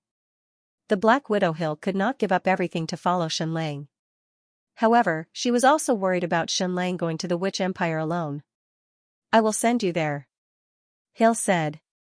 "Perhaps we will have to say goodbye, but not now." Next, Hill went to bribe an officer of the Xiluan Empire's allied army in exchange for 2 military tags. After changing into the Xiluan Empire's military uniform, Xi and Shenlang became two scouts of the Xiluan Empire. After leaving the pier, the two rode through Xiwa City. This city was extremely huge, far bigger than Beijing City. When Shenlang passed by this city, he really felt that it was a huge monster. The Xiwa family was once a noble family of the Xiluan Empire. However, because they participated in a rebellion, they were exiled to the Southeast Sea. Hence, they were called the exiled Xiwa family. He'll introduce the history of this city along the way. Like the Russo family, the Xiwa family relied on sea trade to develop and become the richest city. However, they were always rejected by the Xiluan Empire. During the period of the Second Xiluan Empire, the Xiwa family had to bear a terrifying tax every year. At least 3 generations of Duke Xiwa died in the hands of the empire. Hence, when Queen Medusa swept through the southern part of the continent, Duke Xiwa chose to pledge loyalty. Just like that, the Xiwa city became the largest city in the Witch Empire.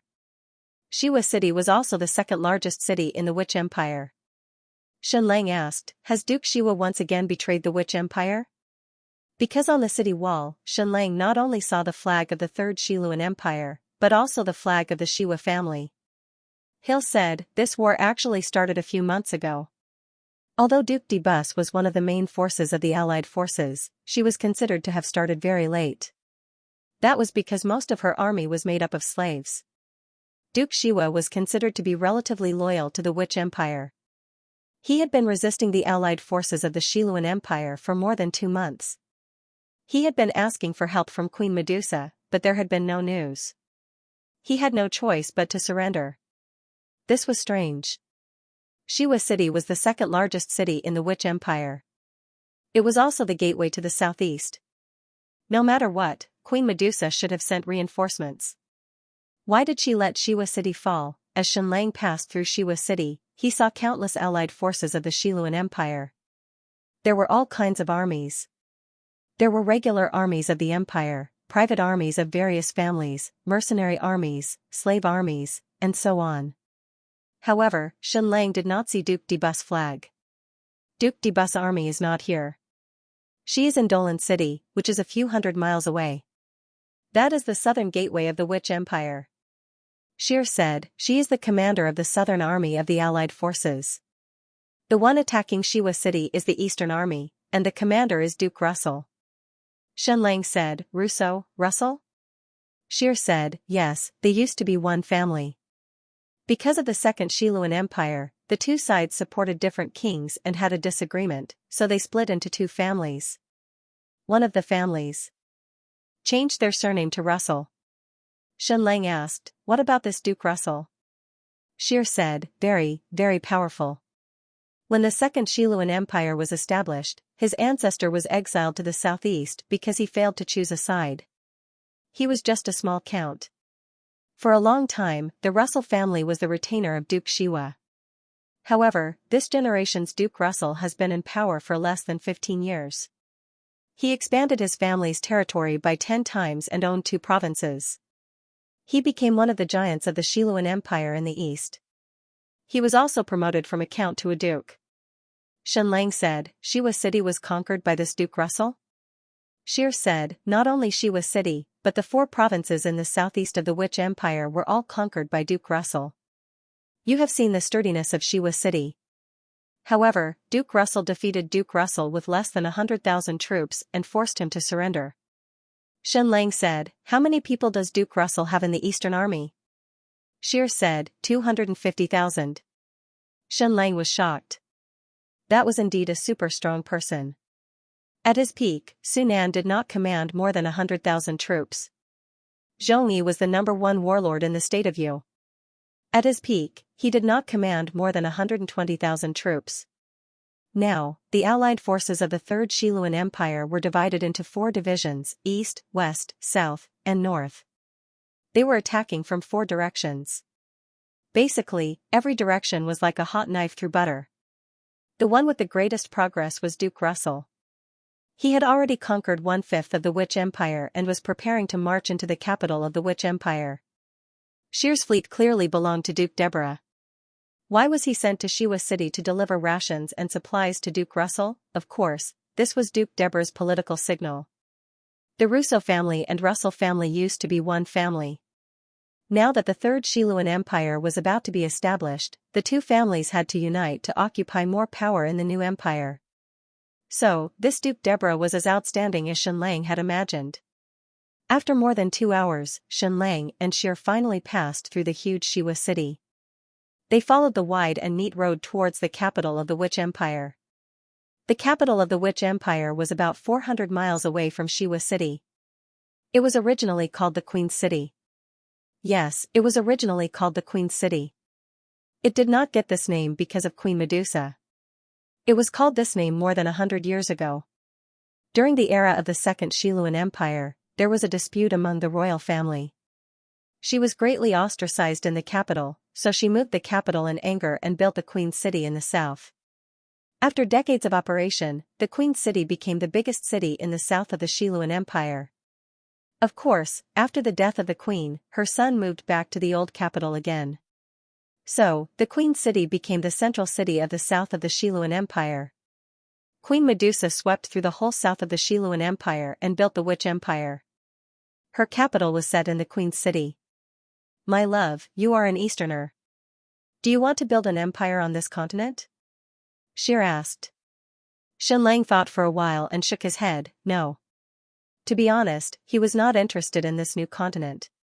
What he wanted to do the most now was to have an army and an alchemist team. Then, he would occupy the Saltpeter Island and develop a powerful artillery fleet. Then, he would majestically kill his way back to the Great Yan Empire and take revenge. To this continent, he was considered a foreign race. He had no interest in ruling this land. He did not care about the Third Xiluan Empire. He was the son of Zhongli and was known as the ruler of the Eastern world. But he still had no interest in ruling the world.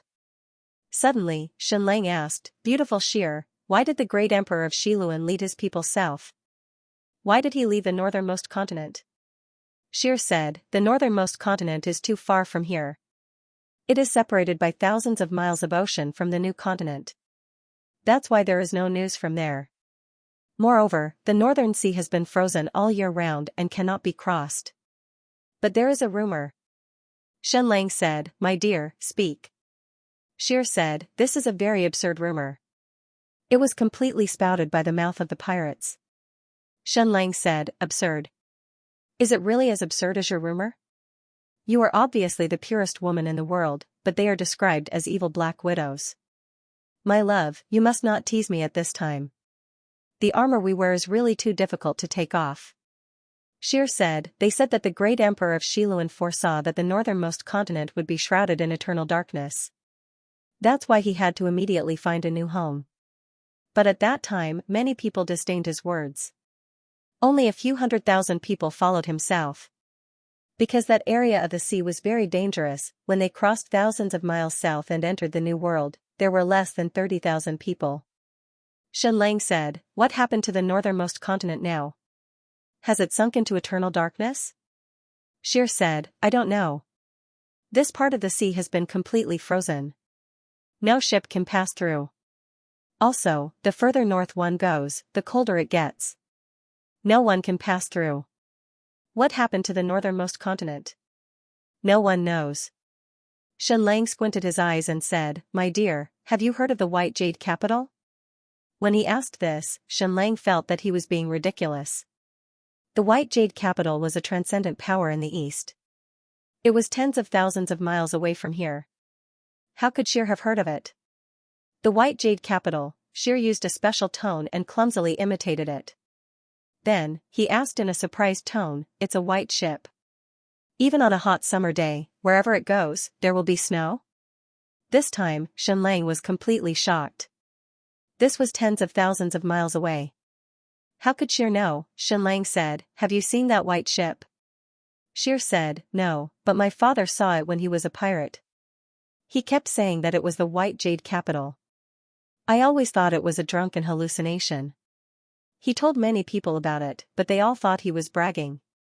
In fact, I also thought he was bragging. How could it snow in summer? Pirates love to brag the most. That's why when you said those 3 words just now, my dear, I was shocked." Xianxia said, "My dear, your father wasn't bragging. He might have really seen it." "When did it happen?" Xier said, "About 20 years ago." Xianxia felt that his brain was going to explode. He didn't want to care about the West. But this was a lot of information. The northernmost continent was said to be shrouded in darkness. The Xiluan emperor went south to rule the new continent and established the Xiluan dynasty. 20 years ago, the white jade capital ship had come to this sea. Now, the sea to the north of the new continent was all frozen. The northernmost continent was isolated from the world. The northernmost continent, the desert, the Devil's Triangle. So there were 3 forbidden areas in this world, thousands of miles of ice and thousands of miles of snow. This seemed to be related to the white jade capital. Of the 6 transcendent forces, Xianxia had met 5 of them. Only the white jade capital. He had met it twice, but he had never seen it in person. Xianxia shook his head. He didn't want to think about it anymore. There was only one thing in front of him now. He had to enter the Witch Empire's capital and see if Queen Medusa was Cho Yao heir. "I want an army. I want cannons." Along the way, there were Duke Russell's elite troops everywhere.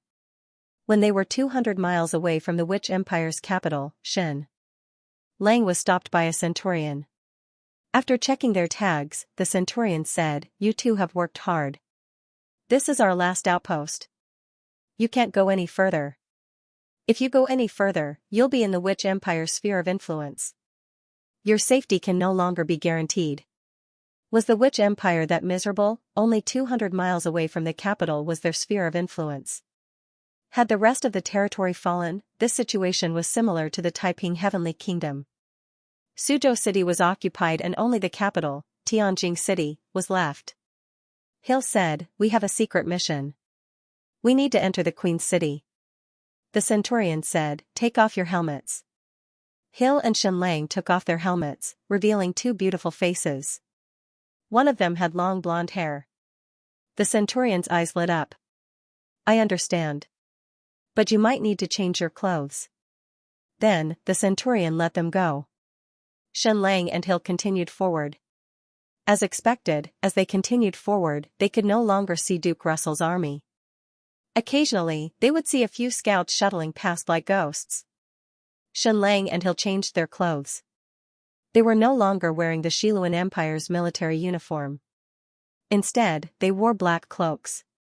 The road ahead seemed to be uninhabited. There were many towns on both sides. The scenery was beautiful and the trees were lush. But there was not a single person. All the people had fled. Duke Russell's troops hadn't occupied this place yet. The Witch Empire's troops seemed to have retreated into the city. They walked forward for another 100 miles. "My love, follow me," Hill said. Then, she led Xianxia to the top of a mountain. "That's the Queen's City," Hill pointed. But it was completely shrouded in fog. She couldn't see it clearly. "Just you wait. I'll show you the most romantic city in the world," Hill said. Then, the 2 of them waited quietly. While waiting, Hill fell asleep on Xianxia. Even though he hadn't bathed for a day, Xianxia could bear it. After all, he could just lie down. Not long after, the fog dissipated. The Queen's City appeared in front of Xianxia. She was stunned. My, there was such a beautiful city in this world. What kind of beauty did the Queen of the Second Xiluan Empire who built this city have? Words were too weak to describe the beauty of this city. No wonder it was called the Queen's City. If a city had a gender, it would definitely be female. This was a red city. It was slightly darker than pink and lighter than vermilion. When the sun shone from different angles, it could even show purple. In such a huge city, the city walls were red, the roads were red, and the houses were also red. Moreover, this city had 2 layers of walls. The outer wall was about 15 meters high. The inner wall was 12 meters high. The distance between the inner and outer walls was 20 meters. There were also such large-scale double layers of walls on Earth in history. For example, Constantinople. Beijing City was built on a mountain. The Queen's City was flat. Only the royal palace was high up. It was built on a mountain that was a few hundred meters high. It was as if the top of the mountain had been shaved off to build the royal palace. This mountain was a few hundred meters high. At least the side facing Xianxia was a straight and precipitous cliff. The royal palace looked like it was on top of the cliff. It was simply a miracle of architecture. However, Hill told Xianxia that the back of the mountain was relatively flat. When the royal palace was built, the materials were transported from the back. The entire city was red. However, this cliff that was a few hundred meters high was white. The royal palace was also snow-white. It was as if all the red was to set off the snow-white of the royal palace. It was too dreamy and beautiful. Beijing City was already considered magnificent. However, the Queen City was even better. Especially the royal palace on top of the cliff. It was simply like a city in the sky. Hill said, "We, the people of Vida, have very complicated feelings towards the people of Xiluan. We hate them because they are outsiders who have ruled this continent. However, we also worship them. If not for the people of Xiluan, we would forever be a barbaric tribe. It would be even more impossible for such a city to appear." It was very sad for the Black Widow Hill to say such a thing. However, it was also very impressive. From this, it could be seen that the people of Xiluan had conquered this continent spiritually and mentally. When they were less than 10 miles away from the Queen's City, Xianxia and Hill were stopped. A group of elite and powerful cavalry surrounded the two of them. This cavalry was all women. Moreover, they were all Caucasian women. Every one of them was very tall, with an average of 1.8 meters. Every one of them looked very skinny, but they were all very strong. They are the Roland clan, a powerful fighting clan. Their population is very small. They are also the natives of this new continent. They have a matriarchal society. The men stay at home to take care of the children while the women fight outside, Hill introduced in a low voice. When the leader of the Witch Empire's cavalry saw Hill, her gaze became much friendlier. However, when she saw the Asian man, Xianxia, she could not help but be stunned. "Who are you?" "What's the matter?" the female leader asked. Instantly, Xianxia was so excited that he almost cried. Because she spoke in Chinese. After more than half a year, he finally heard his mother tongue again. At this moment, he was filled with a sense of belonging to the Witch Empire. "I'm here to pay my respects to the Queen," Xianxia said. The female leader said, "Although the Witch Empire is considered the motherland of the Easterners in the Western world, it is already in danger. Are you sure you still want to enter our Queen City?" "Yes," Xianxia replied. The female leader looked at Xianxia for a while and shook her head. "Sorry, I can't." "Why?" Xianxia asked. The female leader said, "During this time, a lot of Easterners have entered the Queen's City, but 80% of them are spies. After entering the city, they carried out wanton destruction, so please leave." "I have to go in," Xianxia said. As soon as the female leader raised her hand, dozens of powerful female knights suddenly raised their crossbows and aimed at Xianxia and Hill. "You too, I don't want to hurt you at all, but the Queen City today does not welcome anyone," the female leader said. Xianxia raised his hands high and said, "I may be your queen's man." As soon as he said that, the female knights were not shocked, but furious. It was as if their queen had been tainted. Xianxia knew that he had poked a hornet's nest.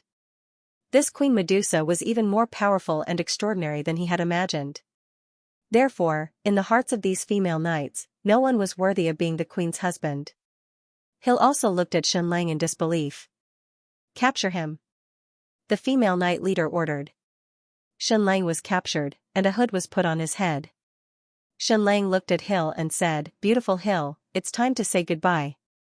Black Widow Hill looked at Xianxia for a long time and said, "Goodbye, my former lover.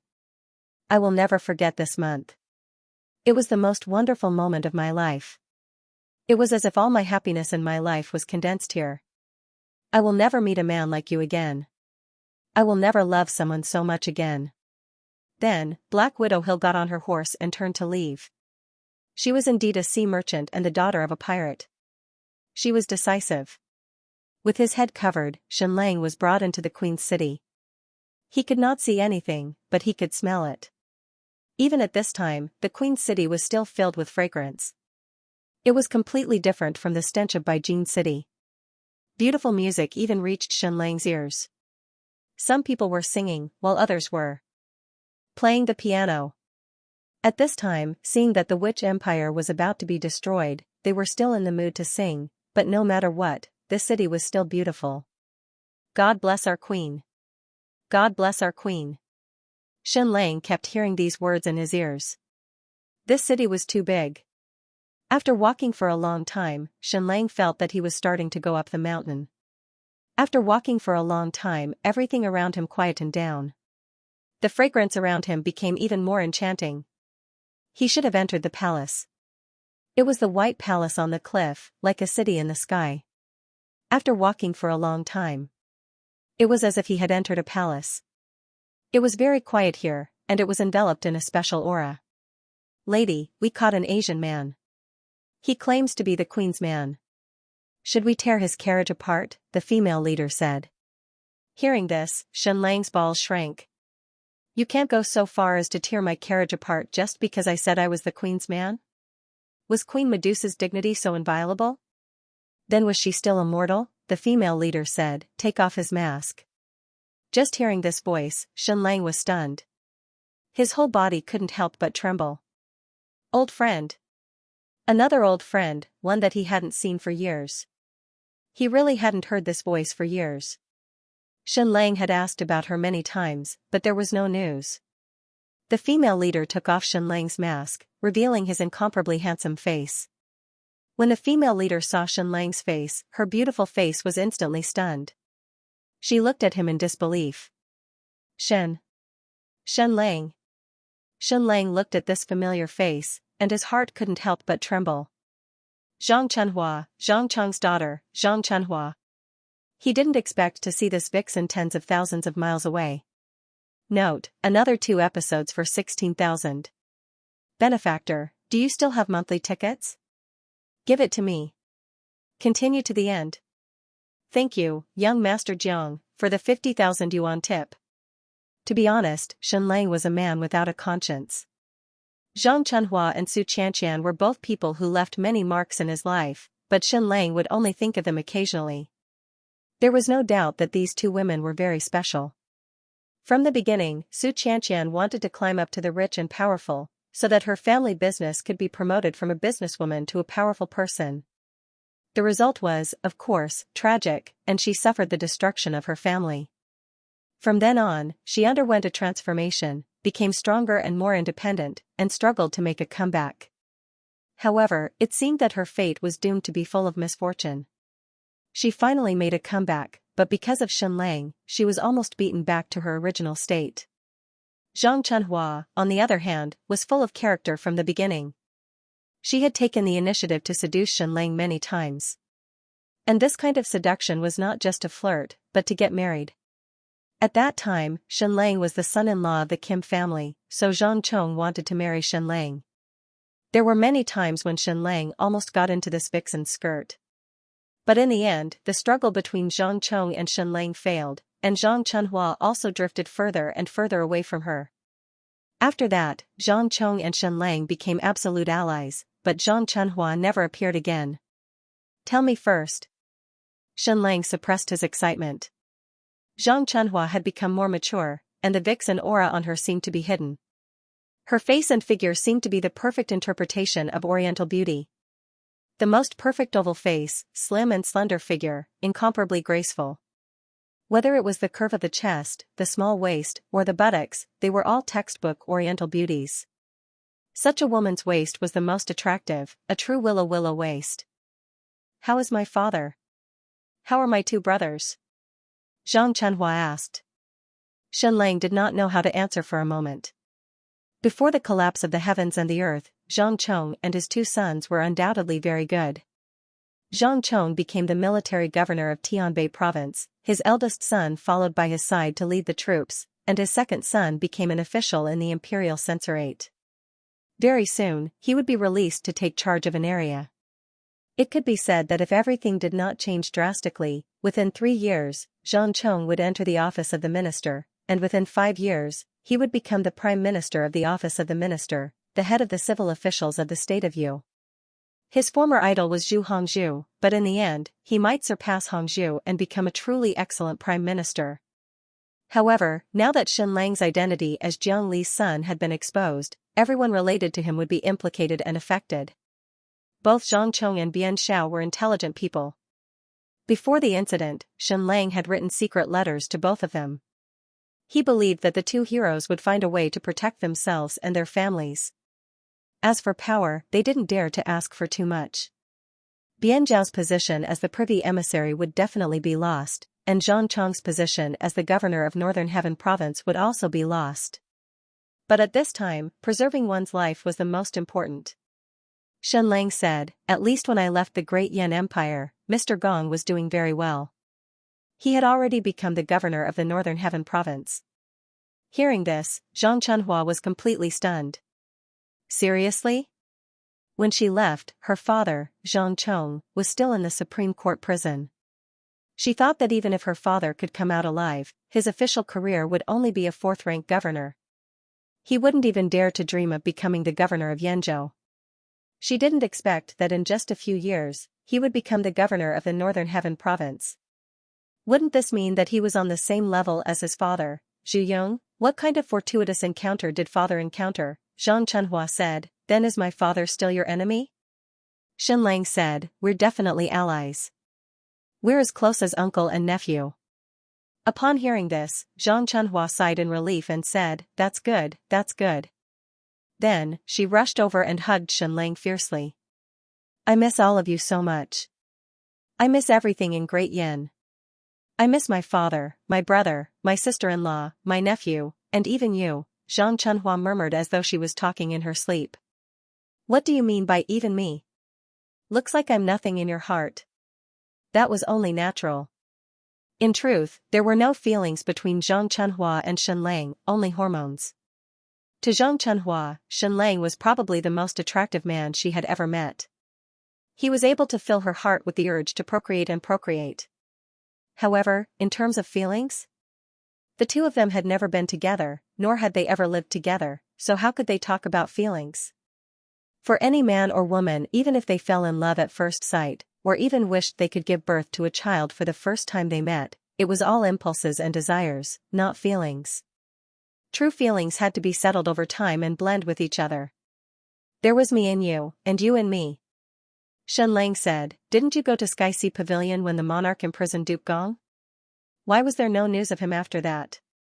After Zhang Chong was imprisoned, he felt that his daughter was too beautiful for him to protect, so he used his connections with Zhu Yong to send Zhang Chunhua to Xianxia Pavilion. After that, when Zhang Chong was released from prison safely and even rose through the ranks, Shenlang never heard of Zhang Chunhua's whereabouts again. At that time, he found it very strange and even tried to ask Zhang Chong about it. However, Zhang Chong pretended to be confused and did not answer. Shenlang was also too embarrassed to ask again, lest the Duke think that he was a beast and still had thoughts about his daughter. Could it be that he wanted to take Zhang Chunhua as a concubine? That was absolutely impossible. Princess Ning Yan could live with Shenlang without a name, but it was absolutely impossible for Zhang Chunhua. This was because Ning Yan was already married in name, and the rice had already been cooked. Zhang Chunhua was silent for a long time and said, "Shenlang, if I say that Xianxia Pavilion is not as detached from the light as it seems on the surface, can you understand?" Shenlang was too good at understanding, but it was indeed amazing that Zhang Chunhua could discover it in such a short period of time in Xianxia Pavilion. Bitter Joy did not discover it even after several years in Xianxia Pavilion, and in his memory, those years were very beautiful. Zhang Chunhua said, "After I entered Xianxia Pavilion, I was assigned to Grand Secretary in Ning. She specialized in ancient books. Because I was very smart, she thought highly of me. She was not only smart, but also had a high IQ and EQ. At that time, she wanted to gain a foothold in Xianxia Pavilion and then help her father, so under her deliberate flattery, she quickly stood out among the many apprentices." Zhang Chunhua said, "After a few months in Xianxia Pavilion, because my performance was too outstanding, the tutor wanted to transfer me to the Life Research Department. But this department was confidential. Once I entered this department, I would almost have to stay in Xianxia Pavilion for the rest of my life, and almost never marry. You know how I was at that time. I only wanted to help my father and my family, so I agreed. Life Research Department, Xianxia immediately thought of Mulan. Previously, it was difficult for Mulan to get pregnant. In the end, she went to Sky Sea Pavilion to recuperate. Was it because of this Life Research Department? Xianxia said, after entering the Life Research Department, even though the work I was in charge of was very low level, I could still feel that the things this department researched were very scary. It was about bloodline modification, and even human body modification and animal modification. This time, even Xianxia was shocked.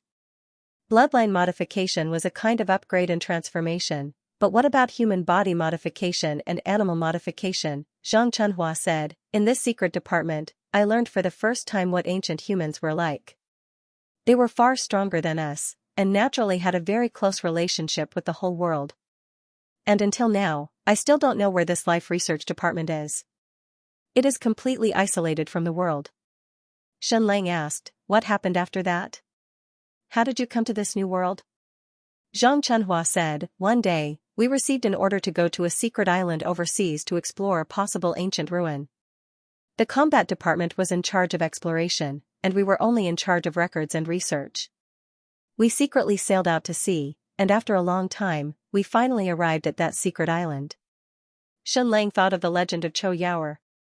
Chou Yaoer went out to sea for a few months, fighting countless battles, and the fleet grew larger and larger. However, just as she encountered the strongest pirates, she encountered a storm, and the fleet was completely stranded on a mysterious island. Chou Yaoer also disappeared in this storm. At that time, the entire fleet felt that the end was coming. There were terrifying enemies on the sea, and their leader Chou Yaoer had disappeared. They were running out of water again. And it was in this moment of despair that Chou Yaoer appeared again. She completed her transformation and became extremely powerful. Along with his appearance, waves and storms descended once again, allowing the stranded fleet to return to the sea once more. The heaven-defying Chou Yaoer directly destroyed all the powerful pirates, and then continued to lead the fleet east. Xianxia continued, but we were a step too late. By the time we arrived, the secret island had already sunk, and the ancient ruin had completely disappeared into the vast sea. At that time, Chou Yaoer's fleet was fighting the pirate army, but the battle was coming to an end, and Chou Yaoer won. The Sky Sea Pavilion's combat department went up to negotiate with Chou Yaoer, probably to ask about the ancient ruin. In the end, the negotiation did not go well, and the Sky Sea Pavilion fleet attacked Chou Yaoer's fleet. Huh? The Sky Sea Pavilion directly tore off their face and attacked Chou Yaoer. Xianxia said, you may not know this, but the Sky Sea Pavilion's fleet is very, very powerful. They have many weapons that you can't understand. Xianxia had already seen them, such as the buoyant boots and the giant energy arrows that could shoot more than 1,000 meters. So, at that time, we thought that it would be easy to destroy Chou Yaoer's fleet, Xianxia said. But, Xianxia did not know how to describe the scene. But Chou Yaoer alone destroyed our flagship and killed all the experts in the combat department, and then we lost. Xianxia chose to use the simplest words to describe it. Then, Xianxia's scalp went numb, and he felt like peeing. Chou Yaoer was very powerful, but she was not as powerful as she was in the Fury Tide City. Although the Sky Sea Pavilion fleet that she destroyed was only an exploration fleet, and not the main combat fleet, it was still full of experts. Xianxia said, how many people were in your Sky Sea Pavilion exploration fleet at that time? 2,000. Xianxia said, there were about 500 martial arts experts in the combat department. According to the State of U's martial arts classification, there should be 7 grandmasters. Xianxia said, and then, Xianxia said, they were all killed. My, Xianxia said, killed by Chou Yaoer alone? Xianxia nodded. That was really heaven-defying. Xianxia said, Chou Yaoer killed all the people in the combat department, killed all the men, and captured all the women. I was also one of the captives. Xianxia said, then, you were very smart, very outstanding, and quickly became Chou Yaoer's confidant, right? Xianxia said, are you mocking me for being cunning? Xianxia said, yes. Xianxia said, how much better can you be than me? I am a female fox, and you are a male fox. We are both foxes who use the tiger's might to intimidate others, so don't make fun of each other. Then, Zhang Chunhua said in a sarcastic tone, Shen, who is almost demonic in intelligence, how did you end up tens of thousands of miles away from the sea? Did you get killed by that tyrant because you were too reckless and escaped to the sea? Zhang Chunhua still remembered the time when she was an enemy of Shenlang. In her opinion, Shenlang was too reckless, so it was not surprising that he got into trouble. Ning Yuanxian was a narrow-minded, mean, and ungrateful monarch. How could he tolerate Shenlang? Then, Zhang Chunhua stopped mocking and said, "Where is Jean Mulan? Is she okay?" She's fine, Shenlang said. Then, Zhang Chunhua said, "What happened to you? Why did you run overseas to seek refuge with us?" Shenlang said, "It's a long story, a long story." Zhang Chunhua stopped asking and said, "It's because you were too reckless and offended Ning Yuanxian completely. That's why you got into trouble. Moreover, Crown Prince Ning Yi has always been greedy for Jean Mulan, so he can't tolerate you." Shenlang said, "Zhang Chunhua, let me ask you a question." Zhang Chunhua said, "Go ahead." Shenlang said, "Who is Queen Medusa of the Witch Empire? Is it Qiu Yaoer?" Zhang Chunhua fell into a short silence. Obviously, she did not know how to answer. After a long time, she said, "I don't know if I am." This answer was indeed within Shenlang's imagination. This Queen Medusa was Qiu Yaoer, but she was already dead. Shenlang said, "Did she metamorphose very much in that antiquity relic?" Zhang Chunhua nodded and said, "The entire antiquity relic, a huge island, was completely sunk. How could she not metamorphose? How could she not be powerful when she single-handedly destroyed the Skysea Pavilion's exploration fleet? This kind of metamorphosis might not be a miracle of martial arts. It was a complete nirvana from the inside out." Shenlang said, "I want to meet this Queen Medusa." Zhang Chunhua shook her head and said, "No." Shenlang was stunned. Zhang Chunhua said, "I don't have this right. In fact, no one has this right. Queen Medusa is in seclusion. No one is allowed to disturb her." Shenlang said, "The enemy is already at the gates. The Witch Empire has fallen by 80%. Why can't we disturb her?" Zhang Chunhua nodded and said, "Yes." Shenlang said, Then tell me, is she still a human?" Zhang Chunhua fell into a state of confusion again. After a long while, she said, "I think so." This answer made Shenlang's scalp numb. What did she mean by probably? "Then, can I see her child?" Shenlang asked. Zhang Chunhua said, "Come with me." As they went deeper into the palace, Shenlang's body became colder and colder, and his heart sank. Don't be like this. Because he was about to enter a dustless palace. This reminded him of another family member, the little princess Jining, his twin sister. Sure enough, Shenlang's body went through layers of purification.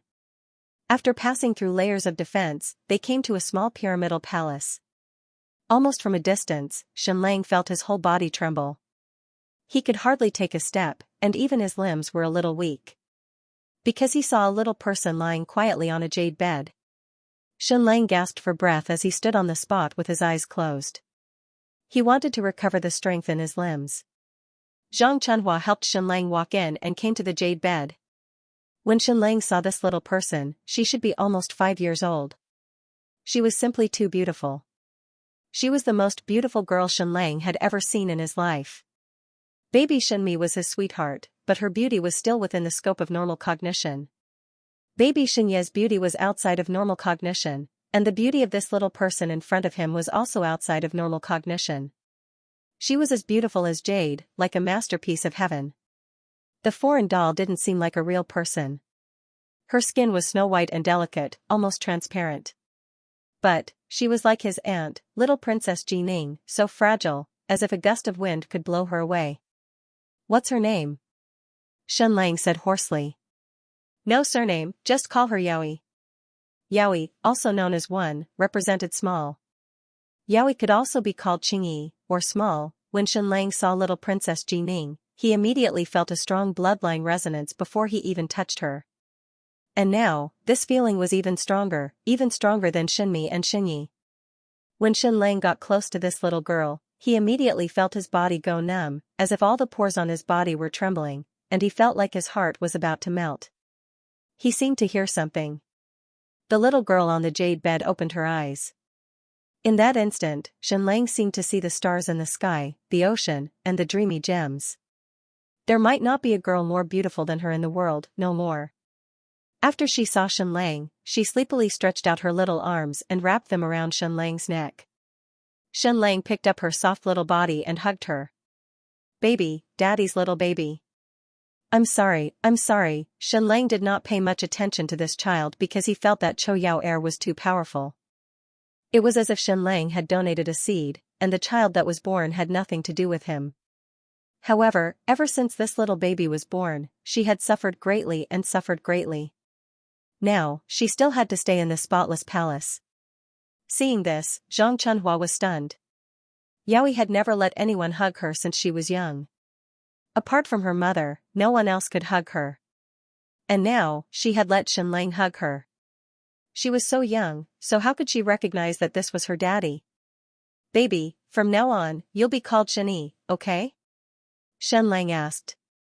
The little girl's arms were still wrapped around Xianxia's neck, and she gently nodded. Baby, go to sleep, Xianxia said softly. The little girl once again closed her eyes and fell asleep in Xianxia's arms. Xianxia asked, has she been like this since she was born? Zhang Chunhua nodded and said, Yaoi has been very fragile since she was born. Her Majesty the Queen has used almost everything to keep her alive until now. Xianxia couldn't help but think of Princess Jining. She had dozens of illnesses, and since she was young, she couldn't even take half a step out of her room. She had to stay in a spotless room. Xianxia could sense that this baby of his was extremely frail. It was as if it was a human made of snow. If it was not careful, it would melt and shatter. Xianxia asked, is she sleeping most of the time? Zhang Chunhua nodded. Xianxia asked, has she barely seen the outside world? Zhang Chunhua nodded and said, as soon as she breathes in the air outside, she will immediately cough and get a high fever. It's very dangerous. Xianxia couldn't help but hug the baby a little tighter. This meant that her immunity was very low, and it was very easy for her to get a lung infection. Also, she can't bask in the sun. Her skin will be burned, Zhang Chunhua said.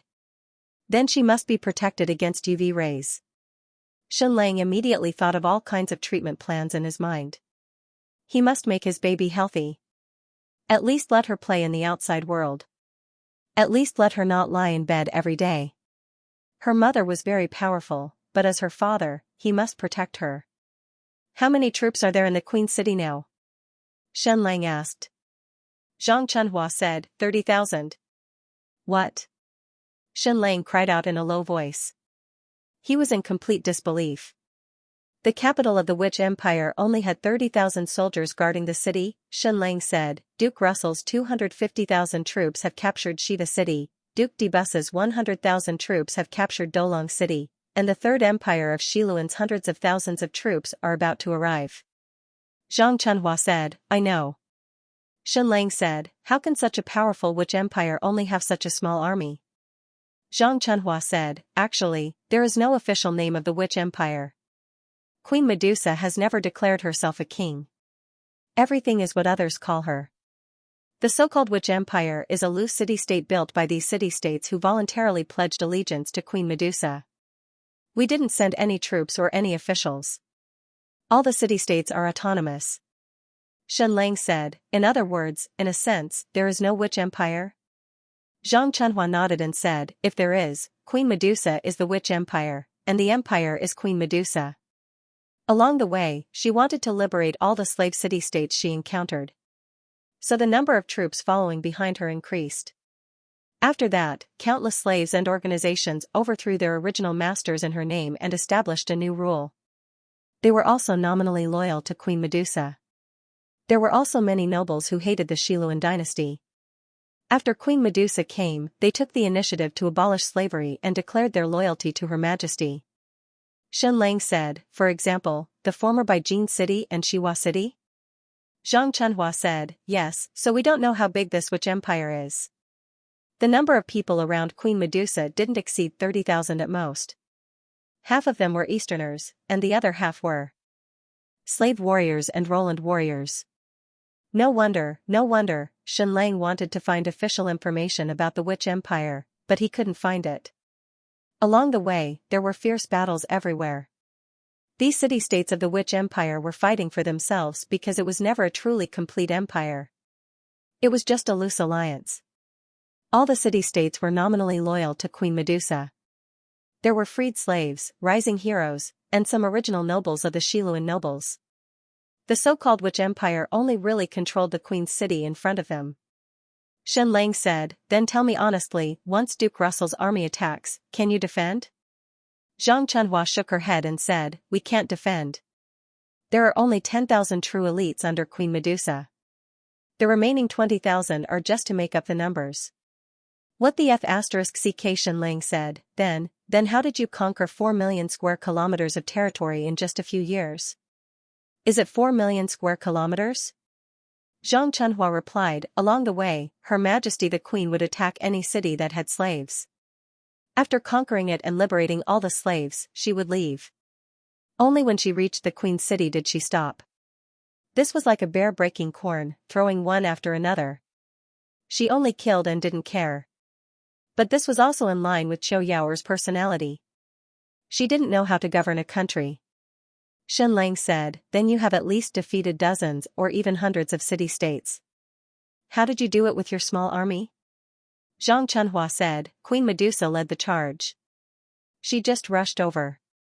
There has never been an opponent. She just rushed over and won. Any city is like this. Queen Medusa easily breached it." Shen Lang said, "Just by herself?" Zhang Chunhua nodded. Something like that.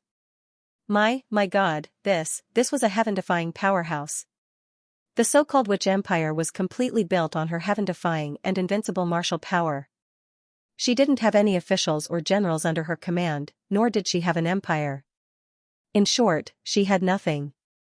Shen Lang said, "In other words, if Her Majesty doesn't end her seclusion and she doesn't wake up, once Duke Russell attacks, the Queen's city will definitely fall?" Zhang Chunhua nodded. "Yes, definitely.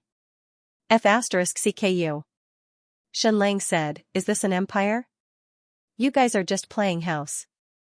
Zhang Chunhua said helplessly, "Her Majesty never wanted to build an empire. It was these people who raised the flag of the Witch Empire and declared their loyalty to Her Majesty." Shen Lang said, "When I passed by the Queen's city, they were still singing and dancing. There was no tension before the war. Why is that? Aren't they afraid that the capital will fall?" "No." Zhang Chunhua said, "Because Queen Medusa has never been defeated. No matter what enemy she encounters, no matter who the enemy is, she is invincible. She kills her way through and the enemy is defeated. So the people of the Queen's city think so too. As long as Her Majesty appears, the enemy will be defeated." Shen Lang said, "They don't know that Her Majesty is in seclusion?" "Yes, except for a few people, no one knows that Her Majesty is in seclusion," Zhang Chunhua said. Shen Lang said, "In other words, if Queen Medusa doesn't wake up, the Witch Empire will lose and the Queen's city will fall? Then when will she wake up?" "I don't know," Zhang Chunhua said. Shen Lang said, "No, then I must go see her." Zhang Chunhua said, "No, of course it's not that I want to stop you. Outside the mausoleum where Her Majesty is in seclusion, there are 4 masters guarding it. Without Her Majesty's orders, no one is allowed to approach. Otherwise, they will be killed. If I go, I will be beheaded. You will be no exception. Even if the Queen's city falls, they are not allowed to disturb Her Majesty." "4 masters?" Shen Lang said, "Where did the 4 masters come from?" Zhang Chunhua said, "I don't know. They appeared inexplicably." Shen Lang said, "Where did they appear from?" Zhang Chunhua said, "Ancient ruins." F***ck me. "Ancient humans?" Shen Lang asked. Zhang Chunhua said, "I don't know, but they are not like us. No, I must see Queen Medusa no matter what." Shen Lang said, "Where is she in seclusion?" "The underground mausoleum of the palace." Zhang Chunhua said, "You can go, but I have to say that if the 4 masters try to kill you, I can't stop them. I can't save you either." Shen Lang said, "Just bring me there." "Sure." Zhang Chunhua led Shenlang to the underground mausoleum where Queen Medusa was in seclusion. Note, continue to rush for 16,000 today. Brothers, continue to give me your monthly votes and continue to eat pastries, thank you, I'm Xiaolong, next door Lao Wang is knocking on the door. Kuan loves reading, 10,000 coins as a tip. The empress who built the Queen's city was clearly a construction maniac. During her decades on the throne, not only did she build the palace, she also built her mausoleum, and it was built under the palace. Yet, this Queen Medusa liked to meditate in the mausoleum. What kind of mentality was that? Zhang Chunhua said that Queen Medusa spent most of these years in the mausoleum, and the time she woke up was very short. Immediately, Shenlang felt even more sorry for his little darling. She was already 5 years old, and she spent most of her time sleeping in bed. Not only was her father not by her side, even her mother was not by her side most of the time. Following the palace all the way down, there was a long tunnel. This was the tunnel to the mausoleum? Why was it crystal clear? What kind of dreamy feelings did the Xiluan Empress from 100 years ago have? Going from the palace to the mausoleum meant going from life to death, yet she used such a gorgeous tunnel. Following the tunnel all the way down, he found that the gorgeous gradually dimmed, and finally turned into darkness. Was this a symbol of life going from gorgeous to gloomy? Finally falling into eternal darkness? It was unknown how long this dark tunnel was. There was no light, and one could not even see their fingers in front of them.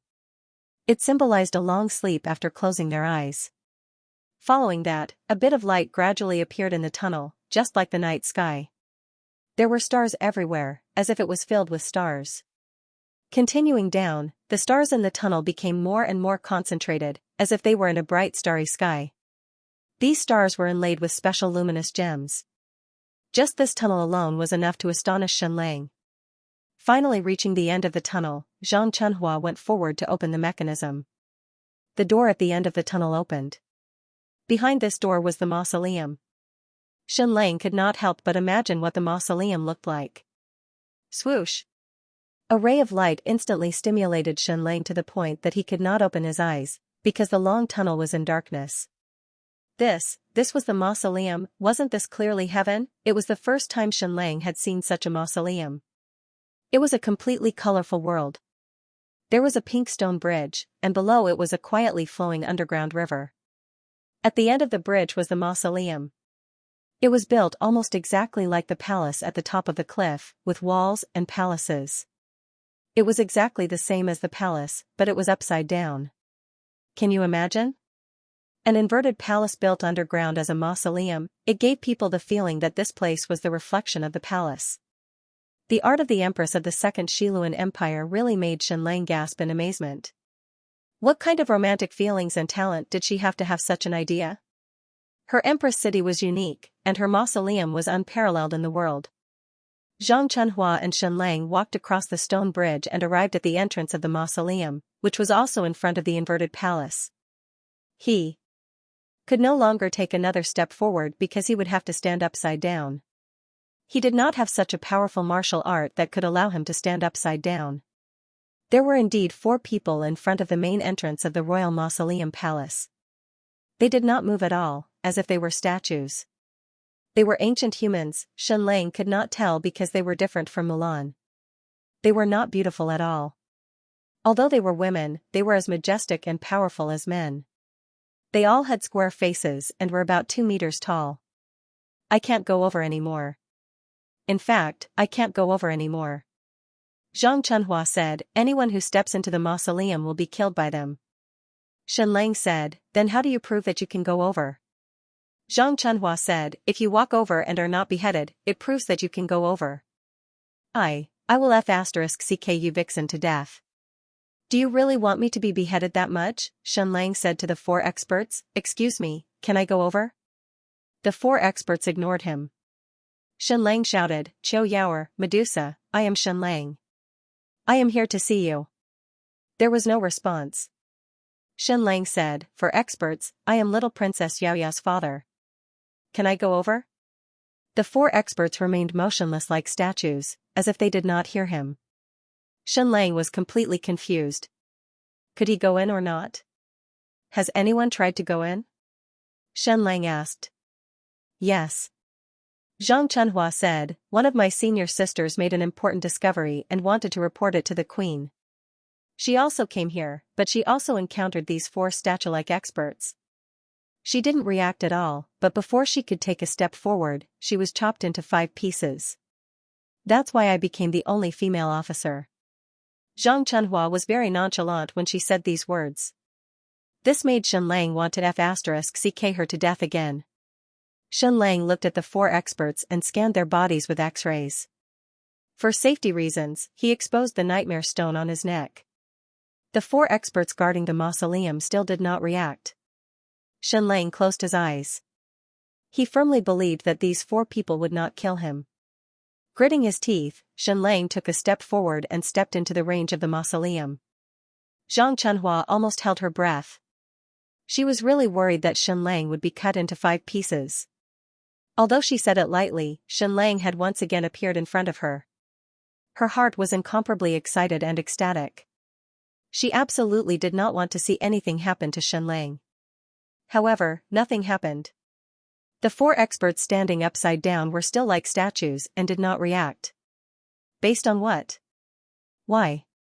This time, Zhang Chunhua could not help but feel indignant. Zhang Chunhua could not help but take a step forward, as if she was about to step into the mausoleum. In an instant, a shocking murderous aura surged, almost frightening people to the point that they wanted to squat on the ground. The 4 experts still did not move, but 4 pairs of eyes looked at Zhang Chunhua in unison. Their gazes were too terrifying. Not to exaggerate, but at this moment, Zhang Chunhua was so scared that she almost peed her pants. She originally thought that Shen Lang could enter because the 4 experts were asleep. Now, it seemed that was not the case. It was because Shen Lang could enter, but she could not. Based on what? No one could enter the mausoleum where the queen was in seclusion, but Shen Lang could, just because the 2 of them had slept together before. But Queen Medusa was not Qiu Yaoer. After Shen Lang entered the range of the mausoleum, it was very difficult to walk. Because everything here was upside down, he was walking on the sky as he carefully walked into the interior of the mausoleum. Queen Medusa should be in this central palace. Shen Lang worked hard to climb to the top of the palace and then came to the main door of this palace. What was carved on this palace? Was this the statue of the 2nd Empress of Xiluan Empire? Shen Lang took a look and felt as if his mind had been taken away. He could not look away. Was this Empress of Xiluan Empire so beautiful? Just a statue alone could make people unable to look away, but for now, Her Majesty should be put aside. The important thing was Queen Medusa. Shen Lang could not help but imagine in his mind. What had Qiu Yaoer become? At the very least, was she still Qiu Yaoer? The mystery was about to be revealed. Shen Lang took a deep breath and pushed the door open. The first thing he saw was Queen Medusa. Then, he was instantly frozen. She was indeed not Qiu Yaoer. Perhaps she had been, but now she was really not. Shen Lang tried very hard to find traces of Qiu Yaoer from before, but it was really difficult. Baby Mulan was still Mulan after her transformation. Although she had become more beautiful and taller, and her figure had become more devilish, her personality had not changed. That familiar aura had not changed either, and even her appearance had retained 80% of her original appearance. And Qiu Yaoer? How much did she retain? 10%? Maybe not even. Shen Lang could not use words to describe the beauty of this woman in front of him, nor could he describe her figure. Because it had also exceeded the scope of what words could describe, and also exceeded his understanding.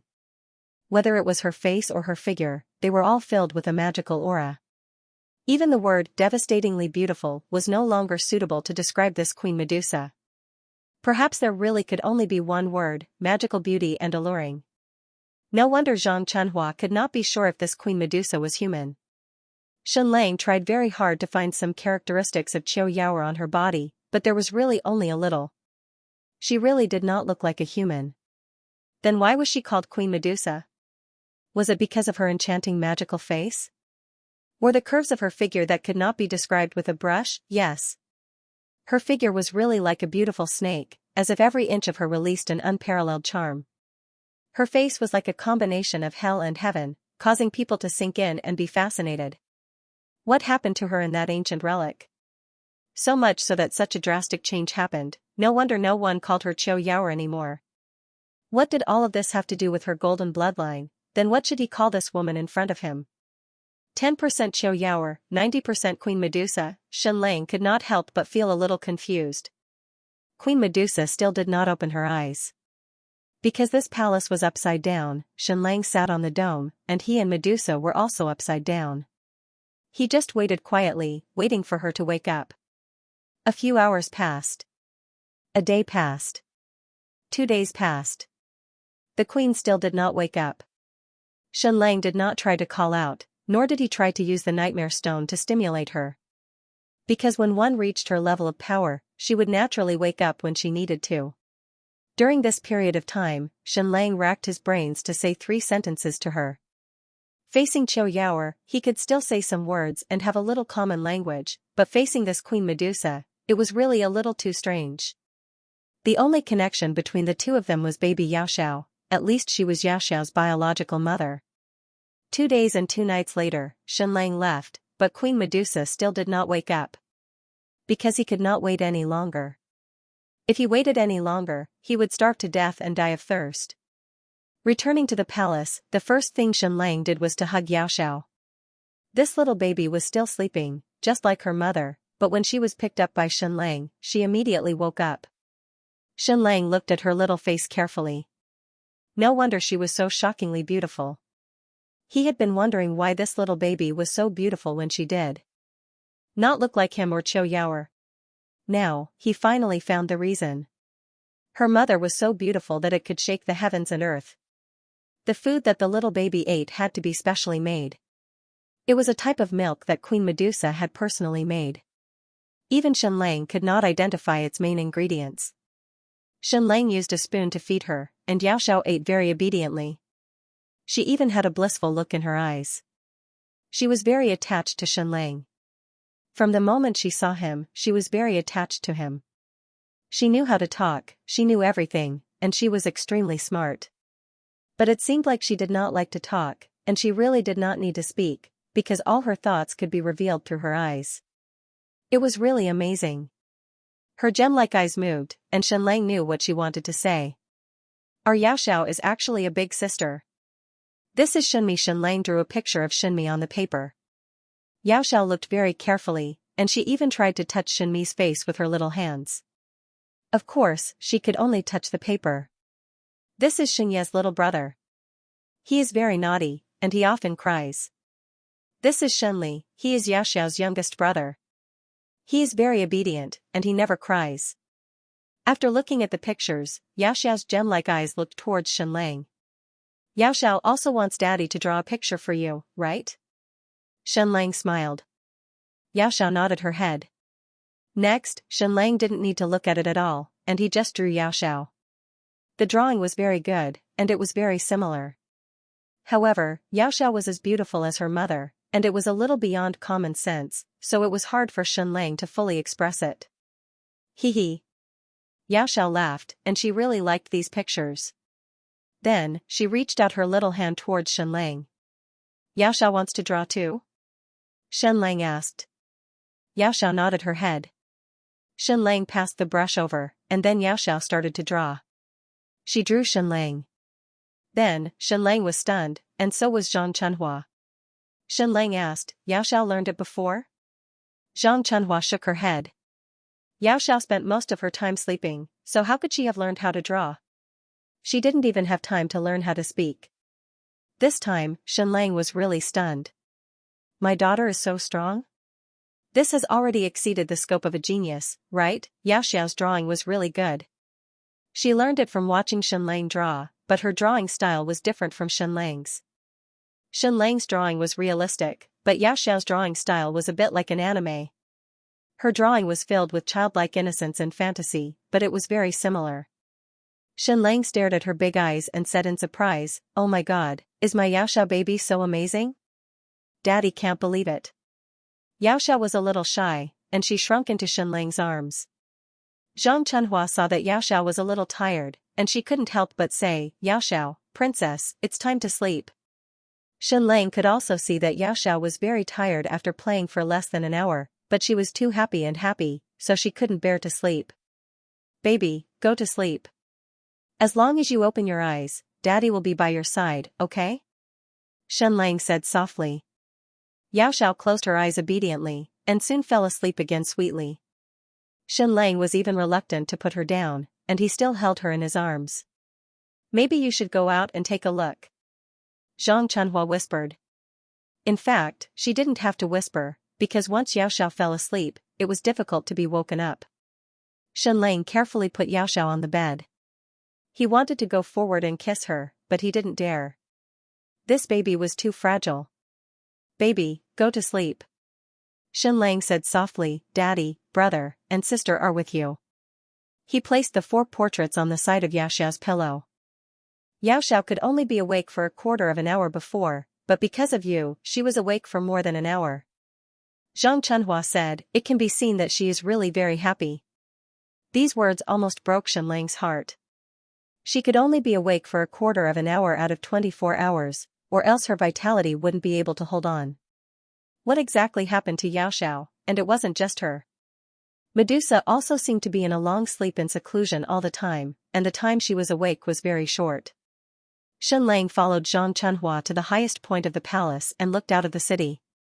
Then, he took in a breath of cold air. The Queen City was still magnificent, but what made him take in a breath of cold air was the countless army outside the city. Duke Russell's army had already arrived. It was overwhelming, and there were countless of them. There were only a few 100,000 now, but the army behind had arrived one after another. The army's encirclement of the Queen City was in progress. Once the 250,000 army arrived and completed the encirclement of the Queen City, the war would begin. Xianxia saw a large number of siege equipment. Not only were there giant catapults, but there were also giant siege crossbows and siege hammers. Apart from these, there were siege fortresses that were more than 20 meters tall. They were like mobile houses, almost 6 stories tall. Once they were pushed to the front of the city walls, the siege gates would open, and the soldiers inside could pour out continuously and jump directly onto the city walls. In order to attack the Queen City, Duke Russell had given everything he had. Xianxia asked, what about your Prime Minister? Is there any plan for battle? Zhang Chunhua said, we don't have a Prime Minister. Xianxia asked, then you don't have a cabinet? No civil servants? Zhang Chunhua shook her head and said, no. Xianxia couldn't believe it. This was really heaven-defying. How did you guys last until now? The other city-states of the Witch Empire have their own castellans and lords, but the Queen City is yours, right? What do you rely on to govern such a large city? Xianxia asked. Zhang Chunhua said, the Queen City Lord, Duke Hall. Xianxia asked, who is he? Zhang Chunhua said, his ancestor was the major domo of the Second Xiluan Empire's empress. He was a commoner, and he had the bloodline of the Quita race in him. However, Her Majesty conferred his ancestor the title of Duke, which triggered the opposition of the entire Xiluan dynasty. Therefore, the Hall family is an anomaly in the Xiluan dynasty. Xianxia said, in other words, this Duke Hall isn't recognized by the Xiluan dynasty, so he's loyal to Queen Medusa? Zhang Chunhua said, yes, the entire Queen City is managed by Duke Hall. We only provide protection and don't interfere in any internal affairs. The world was really full of wonders. Xianxia originally thought that even if the Witch Empire was an alliance of city-states, Queen City would at least belong to the Witch Empire. He never expected that Queen City would also belong to Duke Hall. Queen Medusa was just a flag. She was just too heaven-defying and powerful, so with her reputation alone, she managed to sustain the Witch Empire that spanned 4 million square kilometers for 2 to 3 years. The so-called Witch Empire was just a name established by some feudal vassals who hid under Queen Medusa's wings. Queen Medusa had never ruled this land. She was only protecting it. Xianxia looked inside the city again. Previously, Queen City had been singing and dancing every day. Now that the soldiers were at the city gates, the atmosphere was finally a little more solemn. However, it was very limited. There were still many people singing and playing the piano, still shouting "Long live the Queen" and "God bless our Queen." In short, the tension that a war should have was nowhere to be seen. This city was just too romantic, even more so than Paris on Earth. But during World War II, everyone remembered clearly what happened to the romantic Paris. Such a powerful country ended up being reduced to a pile of sh*t because everyone believes that the queen is invincible and can defeat any invading enemy. Under the protection of Queen Medusa, any citizen is insulated from war, Xianxia said. Shenlang couldn't help but frown. This queen city looked very beautiful, but it was so dreamy that it was somewhat unreal. It was too artistic. Even the citizens here were full of dreams, but reality was really cruel. Are we not holding a military meeting? Shenlang asked. Zhang Chunhua said, it is, but there is only one topic to discuss. When will Her Majesty wake up, and how should we welcome Her Majesty when she wakes up again? What the hell, Shenlang said, let's go. Is it okay to visit the military meeting in Queen City? Zhang Chunhua said, of course. The Witch Empire is different from other countries. There is no strict hierarchy. All are equal under the queen. This sentence made Shenlang frown again. This kind of country was the most ridiculous. Inside the palace, Shenlang saw the highest level of the entire Witch Empire. This was probably the poorest level of the empire. There were only 6 people in total. The size of the state of Yu was far smaller than the Witch Empire. There were a few hundred people in the big court meeting, and 100 people in the small court meeting. The Witch Empire, which was more than 4 million square kilometers, had a total of 6 decision-making levels. Zhang Chunhua said a little awkwardly, on the little princess' 4th birthday, the masters of every city came. There were a total of 100 people, and this hall was a quarter full. And there are many officials in Queen City, but they can't enter the palace. Previously, Shenlang had said that the Xiluan dynasty was like a declining emperor of Zhou. Now it seemed that Queen Medusa was more like the emperor of Zhou.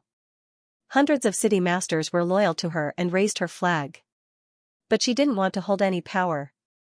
This was what true transcendence felt like. This is the Queen City Master of the Witch Empire, Duke Hall. Duke Hall was a handsome man, extremely handsome. He should be in his 30s, but he looked like he was in his 20s. Shenlang knew that he had the blood of the Quita people in him, but he couldn't tell from his appearance at all. His skin was even whiter than a normal white person, and his blonde hair was incomparably elegant. He was as elegant as a prince. He was even more like a pure nobleman than Duc de Bus. This is the commander of the Roland Knights, General Violet Roland. General Violet, when Shenlang saw her, he only had one thought, oh my god, you're so tall. 2 meters tall. This was a very resolute female warrior, very, very strong. This is the commander of the Eastern Knights, General Lan Feng. Lan Feng? Shenlang seemed to have heard this name before, right? Grandmaster Lendo's younger brother seemed to have this name. But he was much younger than Grandmaster Lendo, only about 40 years old. This is the commander of the Eastern Knights, General Mo Chen. This person was Oriental, but he didn't look like he was from the Great Yan dynasty. But he was almost the most orthodox warrior Shenlang had ever seen. Every posture and expression was absolute warrior style. This is the commander of the Witch Empire's fleet, General Black Pearl. Sure enough, it was Black Pearl. She was a black woman, probably a pirate. This should be the woman with the most explosive figure that Shenlang had ever seen. Everyone knew the buttocks of black women, it was as firm and perky as a bug. This is the Grand Secretary of the Witch Empire, and also my teacher, and Ning.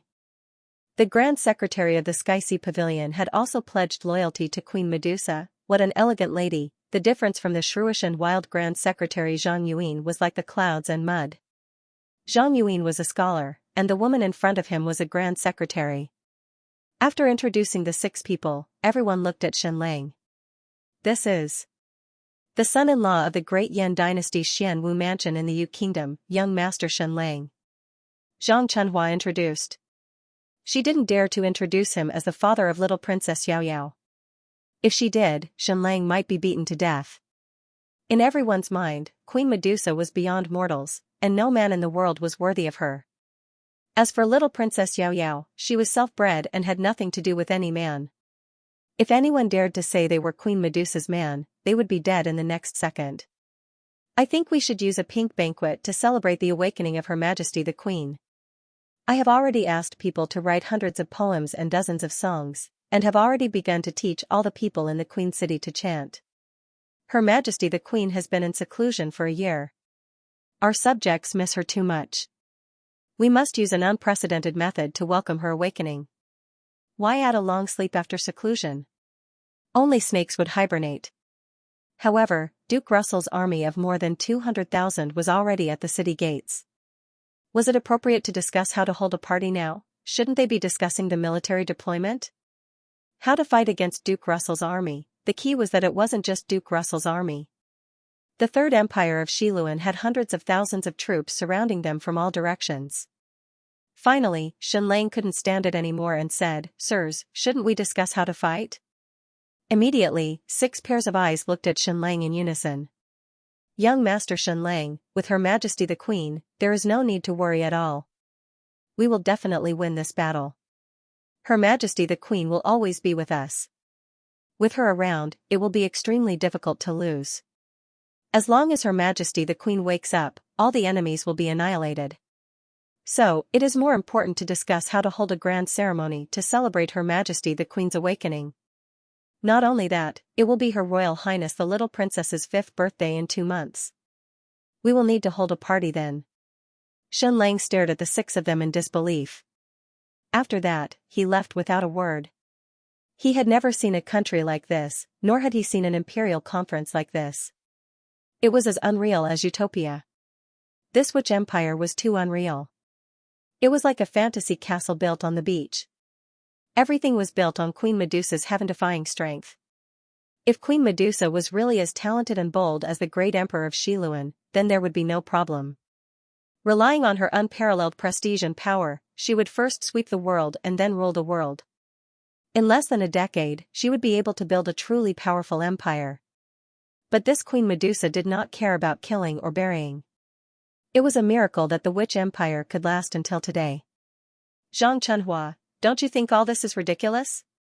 Xianxia said, the 6 highest decision-makers of the witch empire are all people like this? Zhang Chunhua stared at Xianxia for a long time before she said, Young Master Shen, I know you're brimming with talent, and your intellect is almost demonic.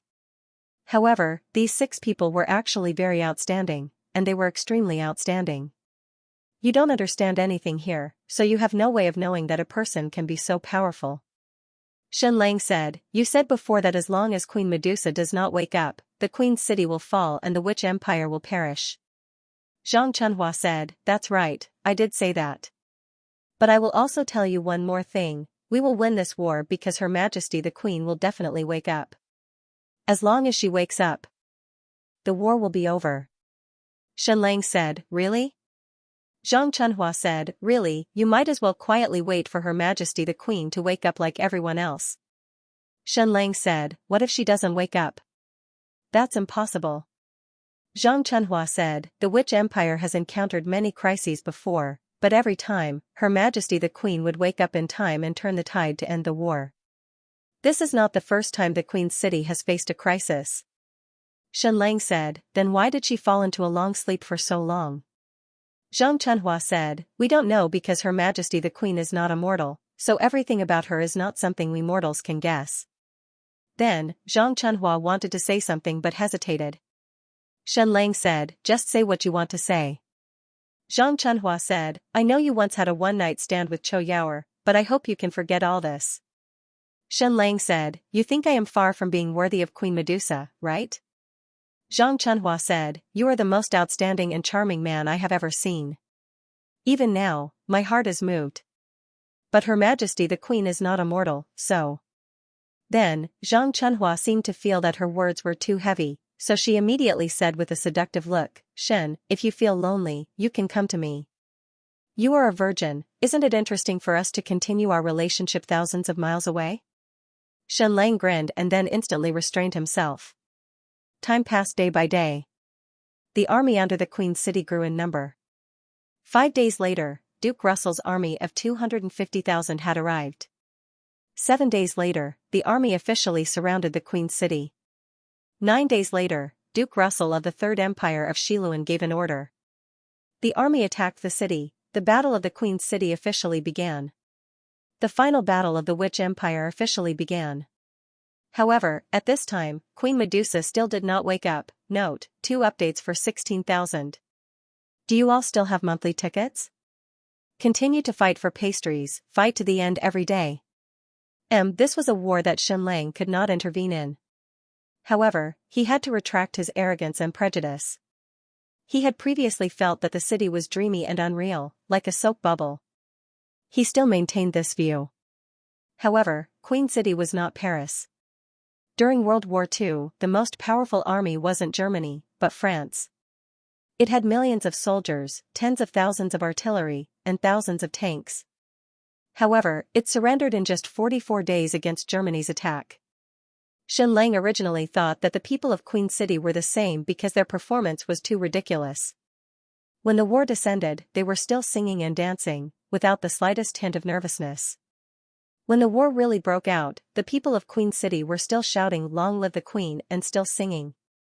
However, they sang as they fought. Under Duke Hall's call, countless militiamen rushed out of their homes with weapons. This was a city filled with a free spirit. They were undisciplined, but they did not lack for struggle. The Witch Empire had 4 armies under its command: the Roland Knights, the Eastern Knights, the Eastern Warriors, and the Black Pearl Fleet. And now, these 4 armies had climbed the city walls and were bravely preparing for battle. Even the pirate warriors had begun to defend the city. Xianxia finally saw Duke Russell. However, Xianxia could tell at a glance that he was a super strong man. Even though he was a Westerner, Xianxia thought of Duke Bixiao when he saw this man. Both of them were equally arrogant, had iron wills, and great strength. Moreover, Duke Russell was very tall, more than 2.1 meters, and the great sword in his hand was more than 1.6 meters. It was conceivable that his martial arts were very high, probably surpassing Duke Bixiao's, and he was a grandmaster on the battlefield. According to the martial arts classification of our Eastern world, has this Duke Russell reached the level of a grandmaster? Xianxia asked. Yes, and he's a grandmaster of martial arts on the battlefield. Zhang Chunhua said, he's invincible on the battlefield.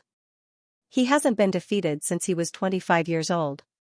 When he inherited the family business, he only had half a county's territory, but now he has 4 provinces. This is a super strong man. At this moment, Duke Russell was standing straight on the ground, looking up at the palace. He stood there like a cliff. This is a truly noble person. Zhang Chunhua said, he is a hero. He made the greatest contribution to the establishment of the Third Empire of Xiluan. This time, his army accounted for half of the Xiluan Empire's allied forces that destroyed the Demoness Empire. Xianxia said, and he's already allied with Duke de Bus. Zhang Chunhua said, Duchess de Bus is very powerful, but she is not as pure as Duke Russell. She is a proud and ambitious woman, but Duke Russell is a pure patriot. Xianxia couldn't help but look at Zhang Chunhua. How could she praise an enemy like that, and a man at that? Don't worry, Xin. I respect heroes, but I'm easily attracted to scum. Zhang Chunhua said in a tender voice, especially scum who doesn't even have the strength to truss a chicken. At this moment, Duke Russell's army of 250,000 was completely assembled. He slowly pulled out his 1.6-meter-long sword and shouted, for the Third Empire of Xiluan, attack the city. As he gave the order. Instantly, the army under his command surged forward like a tide. Whoosh, whoosh, whoosh, whoosh, under the push of countless strong men, 20 giant siege fortresses slowly advanced towards the city walls. Xianxia now admitted that Duke Russell was indeed a noble person. His army was clearly equipped with countless giant catapults, but they were useless. This was because the Queen City was the architectural treasure of the Third Empire of Xiluan. If they used catapults, it would bring great destruction to the city. This was like the end of the 40s, when we couldn't bear to start a war in Beijing. Only those who truly loved this city would not bear to destroy it. They would rather suffer heavy casualties than use the catapults. Advance, advance, advance. Half an hour later, Duke Russell's army officially attacked the Queen City walls.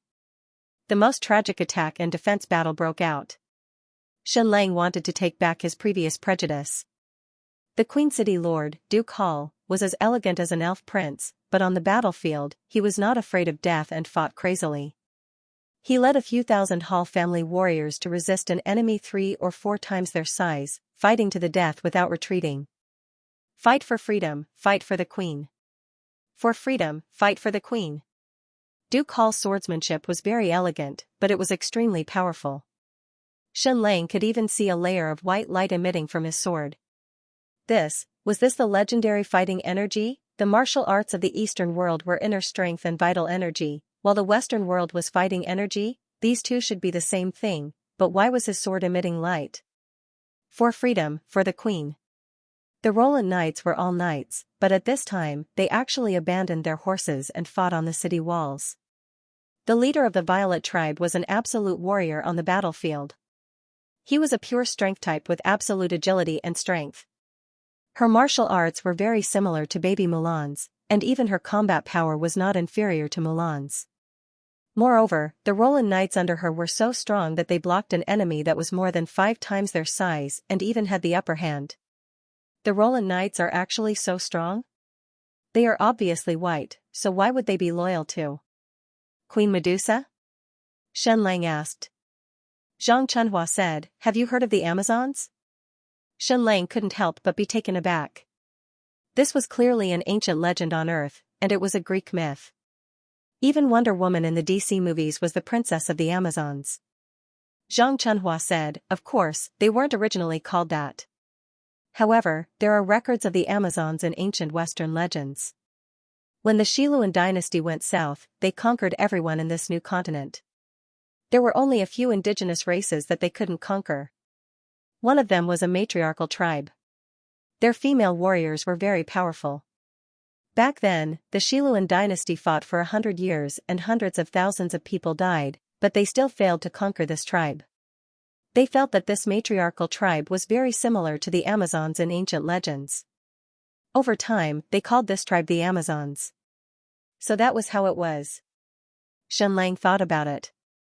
It was impossible for the Amazons in Greek legends to appear in this world. Zhang Chunhua said, "And this Roland Knight is an outcast that was exiled by the Amazons." Shen Lang asked, "Why were they exiled by the Amazons?" Zhang Chunhua said, "Because they were too weak, so they were eliminated." F***ck. This is weak. Shen Lang looked at this group of ferocious Roland Knights. To be honest, their combat power was not inferior to the first Nirvana army. Moreover, their equipment was far inferior to the Nirvana army. Zhang Chunhua said, "After every trial, the Amazons would eliminate some people. This group of people were all exiled to a deserted island because the Amazons only needed the strongest female warriors. Over time, these exiled people formed a new tribe called the Roland Knight." Shen Lang couldn't help but look at the Roland Knight's female warriors again. Zhang Chunhua said, "Most of these are the descendants of the Roland Knight. Their physical fitness and height are not as good as the Amazons. However, this group of Roland Knight's female warriors were already very tall. On average, they were more than 1.8 meters tall. If this group of eliminated Roland Knights' descendants were already so strong, then how strong would the Amazons be?" Zhang Chunhua continued, "The Xiluan dynasty and the Amazons have a blood feud. They couldn't conquer the Amazons, so they attacked the Roland Knight. Therefore, for the past hundreds of years, the Roland Knight's experience has been very tragic, almost to the point of being exterminated." Shen Lang said, "Although the Roland Knight was eliminated, they are still the Amazons' compatriots. How could they not save them?" Zhang Chunhua said, "The Amazons have an ancestral rule that they are never to leave their territory. Of course, they also have a group rule. No man is allowed to set foot on their island. Otherwise, they will be cut into pieces." Shen Lang couldn't help but shrink back slightly. "Then how do they reproduce?" Shen Lang asked. Zhang Chunhua said, "Every spring, the Amazons' women who are suitable for pregnancy will arrive on an island. And on this day, the island will be open. Any outstanding man in the world can land on this island and have a night with the Amazons' female warriors." This method of reproduction was really amazing. Shen Lang asked, "Are there many men who go every year?" Zhang Chunhua said, "Countless. It's practically a sacred festival in the New World. Moreover, the Amazons' female warriors only choose the most outstanding men to reproduce. Duke Russell and Duke Hall have been there before." "No way?" Shen Lang couldn't believe it. A noble hero like Duke Russell had been there before, Zhang Chunhua said. You don't understand the traditions of this world. This is indeed a very sacred thing. Back then, the Xiluan dynasty tried to use this method to conquer the Amazons but failed. This is because this tribe is absolutely matriarchal. They only recognize the mother and not the father. Shen Lang said. The Roland Knight is also a matriarchal tribe. Zhang Chunhua said. The Roland Knight still has a fixed family relationship. It's just that the men take care of the children at home while the women fight outside. General Lan Feng of the Eastern Knights led a few thousand warriors to fight against an enemy twice their size. General Mo Chen of the Eastern Knights led a few thousand warriors to fight against an enemy twice their size. Zhang Chunhua said. These are 2 Easterners under the Queen's command. The 2 generals are very powerful and the warriors under them are very brave. However, their combat strength is far inferior to the Roland Knights.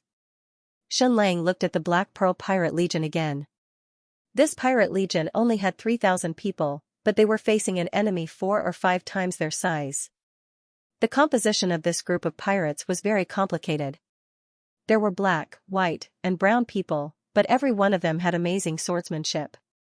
This group of pirates were also so powerful on land? What about the origins of this Black Pearl pirate? Shen Lang asked. Zhang Chunhua said. Have you heard of the Skull Gang? Shen Lang shook his head, but he quickly remembered that he had seen the records of the Skull Gang in the Russo family's history books. This is the most powerful pirate group in the 10,000 miles of the sea. Zhang Chunhua said. This group of pirates rose to power 40 years ago and defeated all the coastal cities in the New World. They were completely invincible and could not be mentioned in the same breath as Qiu Tianwei, the so-called Pirate King. Shen Lang still had no idea. Zhang Chunhua said. They are the #1 pirates in the Western world. Even if Medusa's fleet met them at sea, it would be hard to predict the outcome. When they were at their strongest, all the cities in the entire Xiluan dynasty, regardless of whether they were dukes or princes, had to pay protection fees to the Skull Gang. This time, Shen Lang understood. They were indeed powerful to the point of making people tremble. Shen Lang said. Then what is the relationship between this Black Pearl pirate group and the Skull Gang? Zhang Chunhua said. More than 10 years ago, the Skull Gang suddenly disappeared. Some said that they went to explore the Devil's Triangle, some said that they went to the extreme north. In short, they went on a crazy adventure to explore the forbidden areas of this world. In the end, they never returned, and the children who stayed behind to guard the Skull Island gradually grew up. It was the Black Pearl and the rest. Shen Lang said. That is to say, the Black Pearl pirate group is actually the old and weak left behind by the Skull Gang? Their main force went to explore the forbidden areas of the world? Zhang Chunhua said. You can say that. Shen Lang felt suffocated again, and could not help but look at the Black Pearl pirate group. They were already very strong. To be able to fight against enemies that were 4 to 5 times their size, how strong was the main force of the Skull Gang? Zhang Chunhua said. After the news of the Skull Gang's disappearance spread out, the Skull Island was faced with a calamity. The entire Xiluan dynasty's fleet frantically attacked the Skull Island. Because everyone knew that the island had an astronomical amount of wealth, at its peak, there were more than 200,000 people attacking the Skull Island, while the number of people left to guard the Skull Island was less than 10,000. The result could be imagined. The members left behind on the Skull Island met with a calamity. The Black Pearl led 3,000 people to escape from the Skull Island, and fought with the fleets of the Xiluan dynasty for a few years. They were besieged countless times, and were facing a calamity. In the end, Queen Medusa came at this time, so she pledged her loyalty to the Queen, and became the commander of the fleet under the Queen. Right, Duke de Bus was the main force that besieged the Skull Island back then, and seized an astronomical amount of gold coins, causing her to become as rich as a country. So that was the case. When Shen Lang was in Beijing City, he was still curious, was the Russo family actually so rich? This kind of extravagant lifestyle, even King Yu could not achieve it. As it turned out, Duke de Bus made a fortune on the Skull Island. Shen Lang stood at the top of the palace, and could see the entire battlefield. Although the troops under Queen Medusa's command were not many, they were truly outstanding and powerful. Not only them, there was also the militia of the Queen City, and none of them were afraid of death. The 5 generals under the Queen were all very powerful. I want to take back what I said before. Everyone under the Witch Empire is very strong, brave, and outstanding, Xianxia said. Zhang Chunhua said, I can understand what you're thinking. We're from the Eastern world, so we really can't bear to see their behavior. This kind of undisciplined behavior is not in line with the rules of our Eastern dynasty. For the glory of the Xiluan Empire, kill. For the queen, for freedom, kill. On the city wall, the two armies fought in a frenzy. Blood flowed like a river, and murderous intent soared into the sky. This was not an ugly war, and both sides were fighting for ideals. Now, Xianxia could also understand why the Roland Knights, Eastern warriors, Duke Hall, and the Black Pearl pirates were loyal to Queen Medusa, not only because of her strength, but also for freedom. Once the world was ruled by the Xiluan dynasty again, they would lose their freedom. Only the queen could give them freedom. However, to Duke Russell, freedom was too illusory. Restoring the glory of his ancestors and restoring the glory of the Xiluan Empire was the highest ideal. Xianxia, why are you here? Zhang Chunhua said, you've changed a little. You're not as unrestrained as before. Xianxia shrugged his shoulders and said, I'm here for you, do you believe it? I've traveled thousands of miles across the ocean just to f***cku.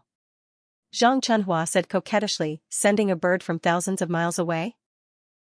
You fox spirit, you're too dirty.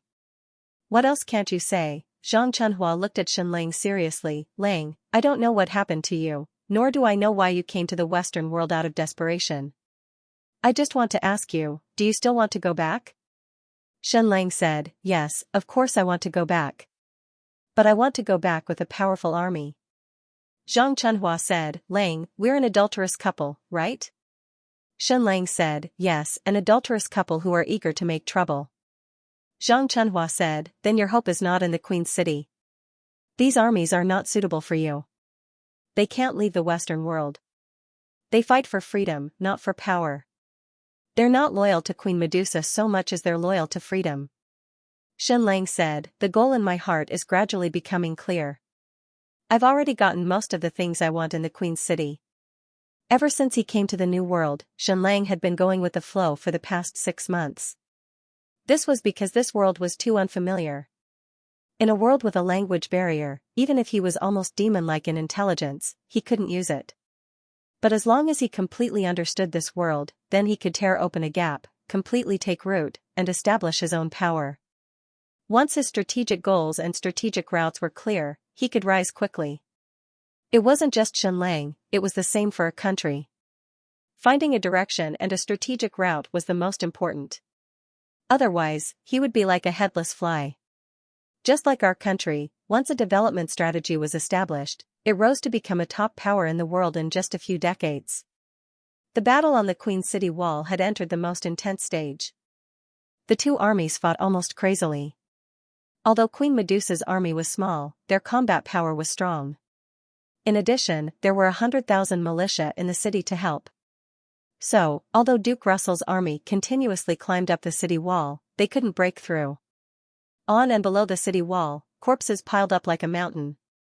Seeing the stalemate, Duke Russell slowly walked down from the podium and silently put on his helmet. Immediately, the Russell family's officials knelt down and shouted, Your Excellency, you're the Commander-in-Chief. You can't personally go into battle. Your Excellency, you're not only the hope of the Russell family, but also the star of the Third Empire of Xiluan. You can't take the risk. Almost everyone was stopping Duke Russell from personally entering the battlefield. In a war of this level, the Commander-in-Chief could not participate. Duke Russell slowly said, the Russell of 20 years ago, the Russell of 10 years ago, the Russell of today, and the Russell of 10 years later, will still be the same Russell. It will not change with the promotion of the title, nor will it change with the increase of the number of soldiers. I am the warrior Russell, not the Duke Russell. Duke Russell, we can use the secret fire to blow up the Queen's City Wall. This way, the city will be directly breached. A fire god priest said. No. Duke Russell said, this city is the treasure of the Xiluan dynasty. It hasn't been destroyed for more than 100 years. It can't be destroyed in my hands. Warriors of the Russell family, charge. For the glory of the Xiluan Empire. Following Duke Russell's shout, a few thousand elite warriors of the Russell family madly followed behind him and charged forward. Including his sons, they all followed beside their father. This was a charismatic commander-in-chief. Charge, charge, charge. For the Empire, for the Empire. This is really a hero worthy of respect. Xianxia sighed and said, no wonder Duke Shiva surrendered to him. No wonder he could conquer the entire east side of the Witch Empire. As Duke Russell charged up the city wall, the situation of the battle was completely reversed. This Duke Russell was too strong. There was no way he could withstand a single round. The warriors of the family he led were like a sharp sword, easily tearing apart the defensive line of the Queen's city. Violet was already very strong, and General Lanfeng was also a top-notch warrior. However, Violet was defeated by Duke Russell in just 3 strikes.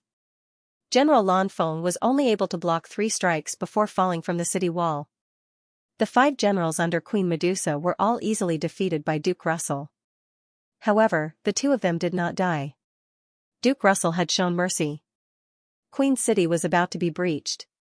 After Duke Russell led a few thousand powerful warriors to tear apart the defensive line, the army of the Third Xiluan Empire poured into the Queen's city. The outer city wall fell. After a while, the inner city wall also fell. Xianxia said, this city is going to fall. What about Queen Medusa?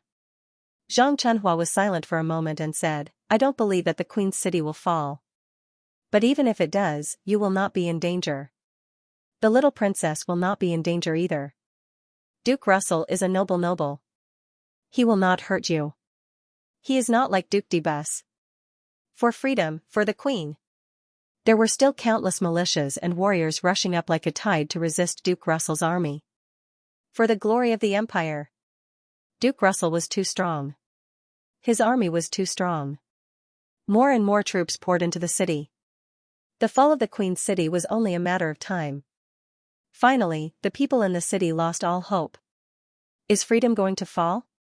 Is the free city going to fall? Countless people knelt down in an orderly manner in the direction of the palace. Your Majesty, hurry up and save your people. The Witch Empire was going to fall. The free and mighty Witch Empire was going to fall. Duke Hall led his family warriors and rushed up frantically, desperately trying to resist Duke Russell. Still only 3 strikes. Duke Hall was defeated. It seemed that no matter how strong a person was, they could only withstand 3 strikes in front of Duke Russell. Duke Hall, surrender. I will make the Third Empire of Xiluan recognize your family. Duke Russell's sword was placed across Duke Hall's neck. No, I won't ever. Duke Hall sneered. No matter how perfect I perform, even if I look more like a noble than anyone else, it's useless. Everyone will say when they see me, look, this is the bastard Hall of the Vader race.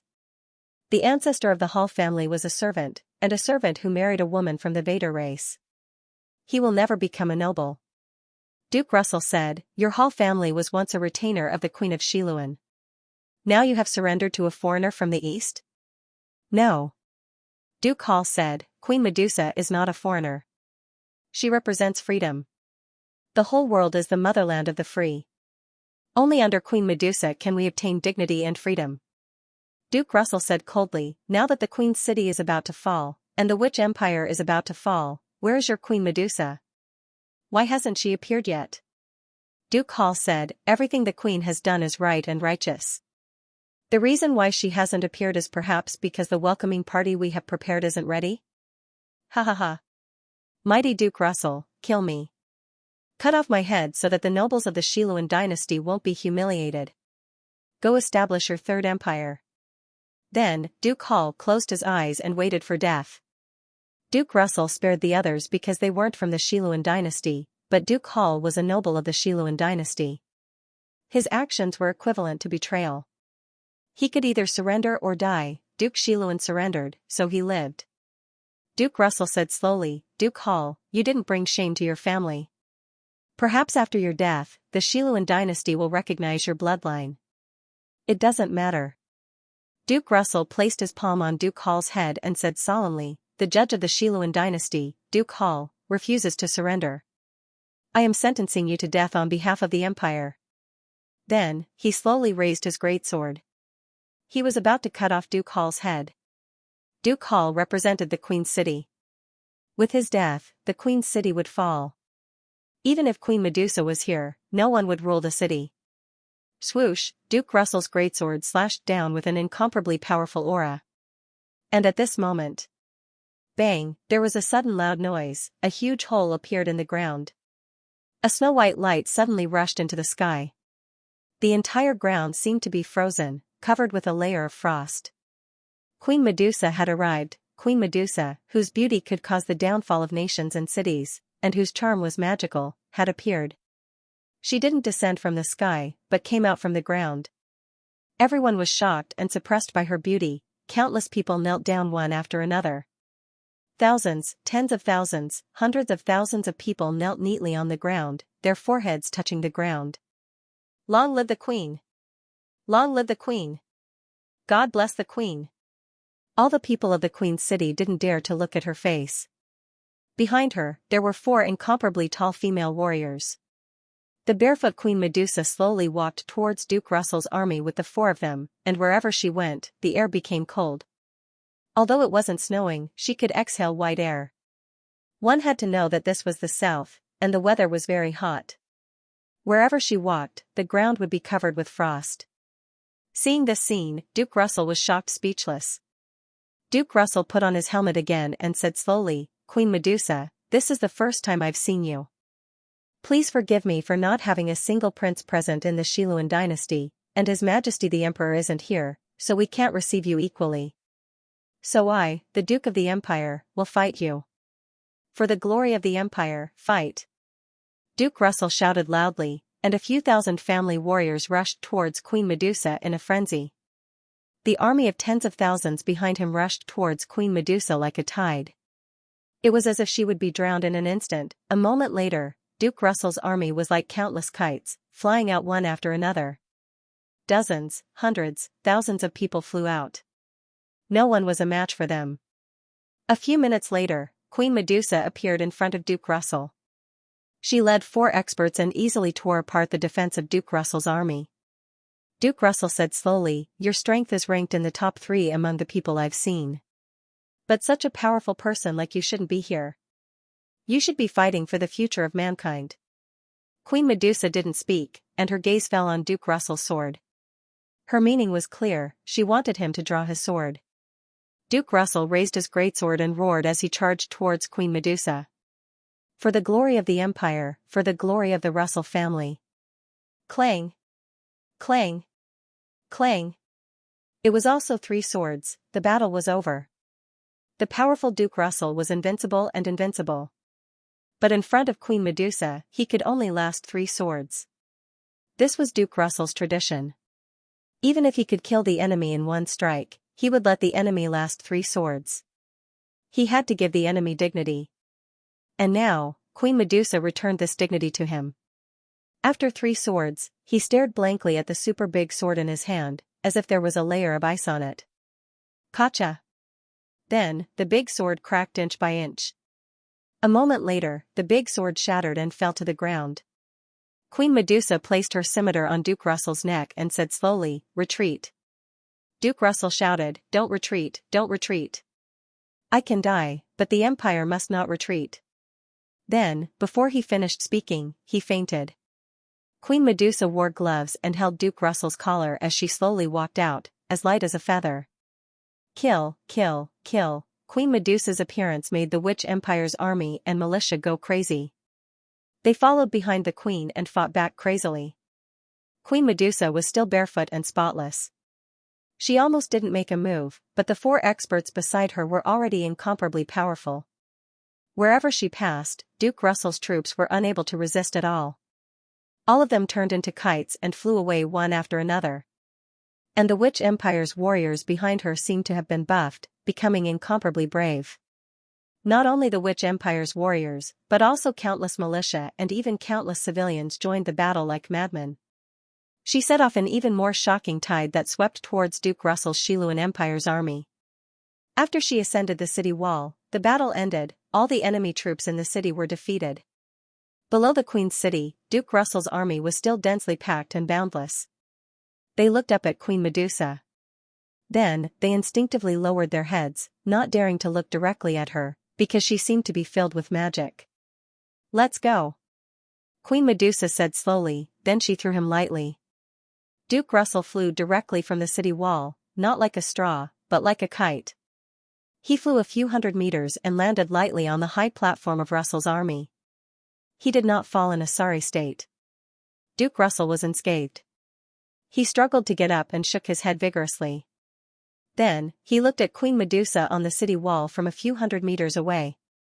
She really had a charm that could make people sink. Even as an enemy, they could not help but admire her. "I lost, I am not fit to fight with her. Retreat." Following Duke Russell's order, the remaining 200,000 soldiers retreated like the tide. The Battle of Queen City had ended. Seeing this scene, Xianxia was completely stunned. He did not see any heaven-defying martial arts that could kill tens of thousands of people. In fact, Queen Medusa did not kill many people, not even as many as Chou Yaoer. Previously, Chou Yaoer was an invincible general, with 2 demon head blades turning and smashing. 1 person against 1,000, invincible electric fan. Wherever she went, there would be broken bones, and the enemy would die without a complete corpse. But now, Queen Medusa was no longer a fierce general, but a queen full of magic and charm. Wherever she went, the battle would end. She seemed to have an unparalleled aura that was enough to suppress all enemies. She had gone from a fierce general to an invincible queen. The people who followed behind her seemed to instantly become stronger, and her enemies seemed to lose their courage when facing her. Back then, Emperor Xianxia was also filled with a domineering leadership aura. Queen Medusa did not like to stay in the crowd, nor did she like the cheers of others. She led the 4 experts away from the crazy crowd, and slowly walked into the palace. She was still barefoot, still peerless and alone. She directly came in front of Xianxia, and said in a hoarse and charming voice, "You are here, father of my child. Note, the first update has been sent, I will write the second update after eating. Thank you brothers for your monthly votes, I am really hungry, thank you for the $10,000 of tips from the river of spring water." "Are you, still Chou Yaoer?" Xianxia asked. Queen Medusa said, 10%, both mentally and physically. As expected. I have Chou Yaoer's memories, as well as her personality and emotions. But only 10%. Xianxia asked, in Chou Yaoer's memories, should she be waiting for someone? Chou Yaoer was also a war orphan. She was saved by Chou Tianwei while drifting on the sea. She had forgotten everything except for a voice in her ears, telling her to wait for someone. Queen Medusa said, yes, she is waiting for her younger brother, who is also her master, the son of Emperor Xianxia. Hearing this answer, Xianxia's heart skipped a beat. As expected. He had probably known this answer a long time ago, but Chou Yaoer had already left. Immediately, Xianxia said bitterly, then the person she is waiting for should be me. Hearing this, Queen Medusa was only slightly startled, while Zhang Chunhua looked at Xianxia in disbelief. How is this possible, scum, although you make me very moved.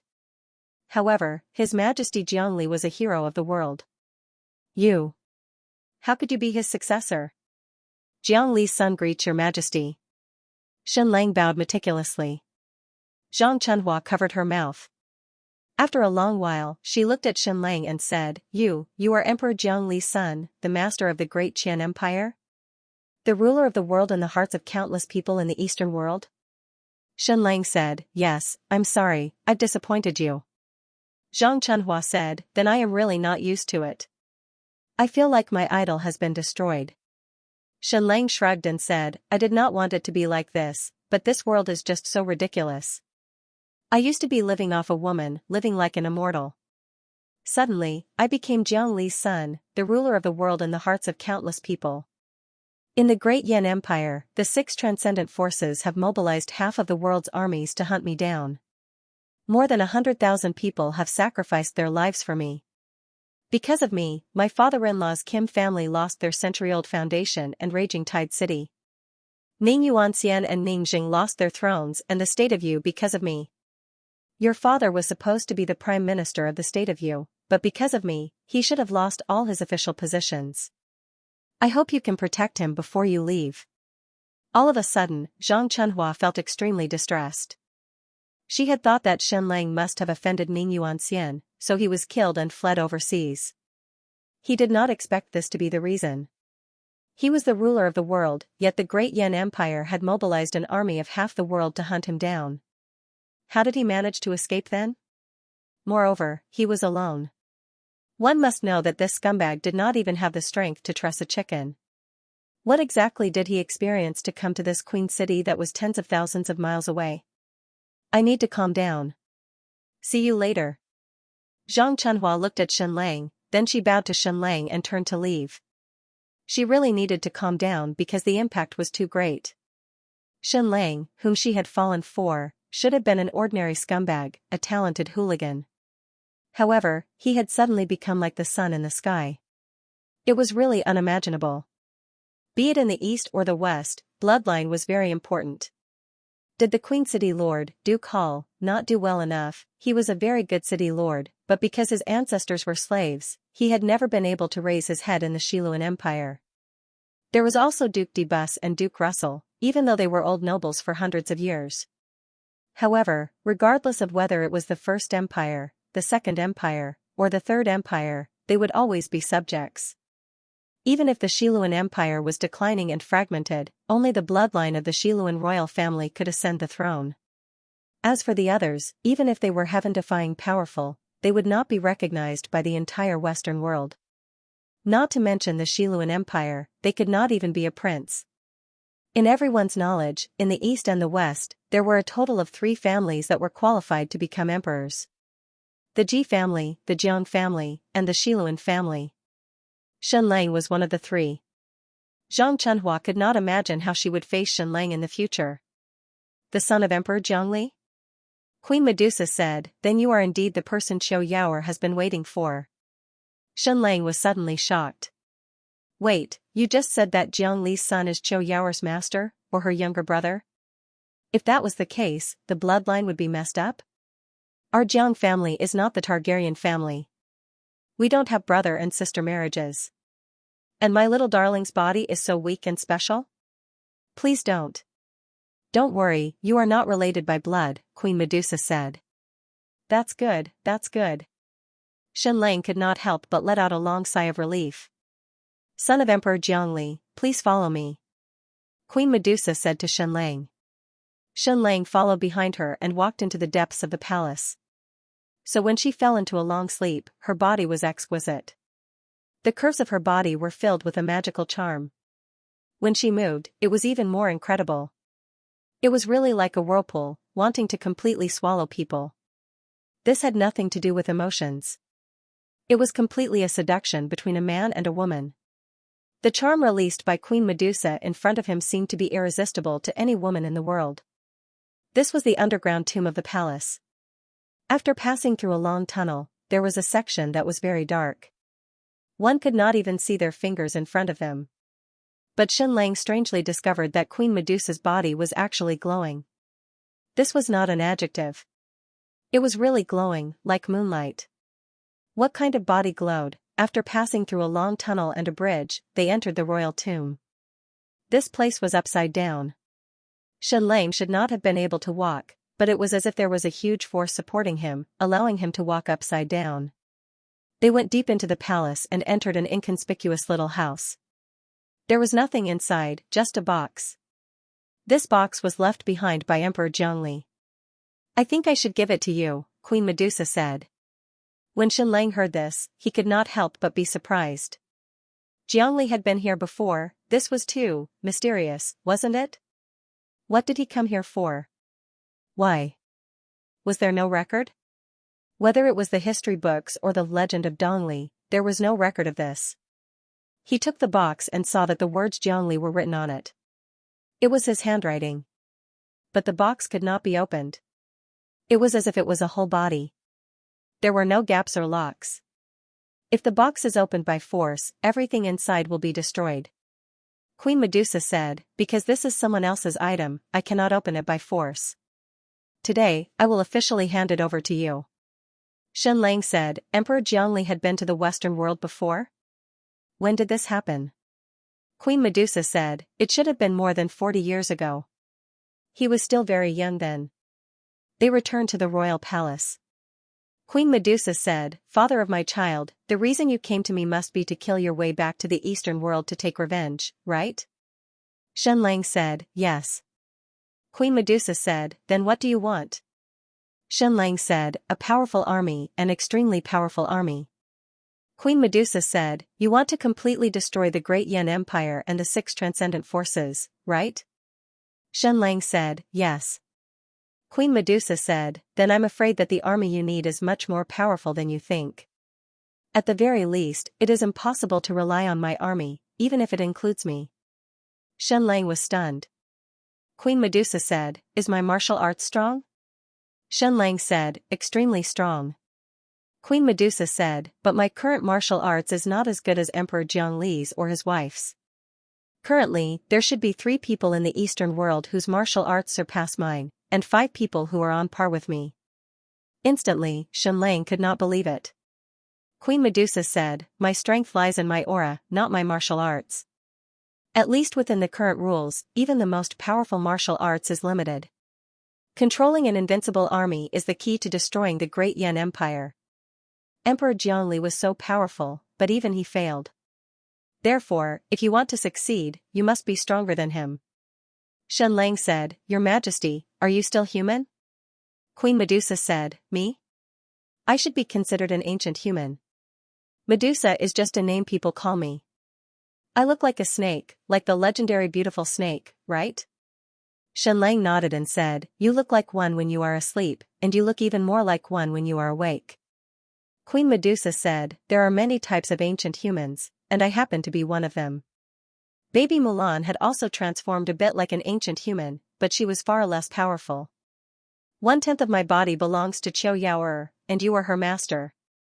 Not only that, you are also the father of my daughter, so you can speak to me directly? Queen Medusa said, What is your goal, and what is your direction? Shen Lang said, Do you have a map? A map appeared in front of Shen Lang. This was a map of the entire new continent. Shen Lang was overjoyed. This was the most detailed map he had seen in the new continent. All the previous maps were blurry, and the proportions were completely wrong. With the map, his horizons were broadened. He hurriedly looked for the saltpeter island on the map. What are you looking for? Queen Medusa asked. Shen Lang said, An island. It is a desert, and there is nothing on it, but there are a lot of white stones. Queen Medusa said, That is the seeding island. Huh? Why does this term sound so familiar? Very quickly, Shen Lang remembered that this was the island of the Amazon tribe. The Amazon female warrior tribe, generations of women, each of them a powerful female warrior, just like the mysterious race in Greek legends. God, you can't be playing with me like this. Shen Lang thought that this was a completely uninhabited island, a completely ownerless land. In the end, it actually belonged to the Amazon tribe, a country that even the Xiluan Empire had not conquered. If Shen Lang wanted this island, wouldn't it be like pulling a tooth from a tiger's mouth? I want this island. Shen Lang said, It is very important to me. With this island, I can have an invincible fleet, a powerful army. Queen Medusa said, Then I am afraid you have to do one thing, conquer the Amazon Queen. As long as you conquer the Amazon Queen, not only will you get this island, but you will also get the most powerful army. Of course, no one has ever succeeded in this matter. The Xiluan Empire has used this method more than once.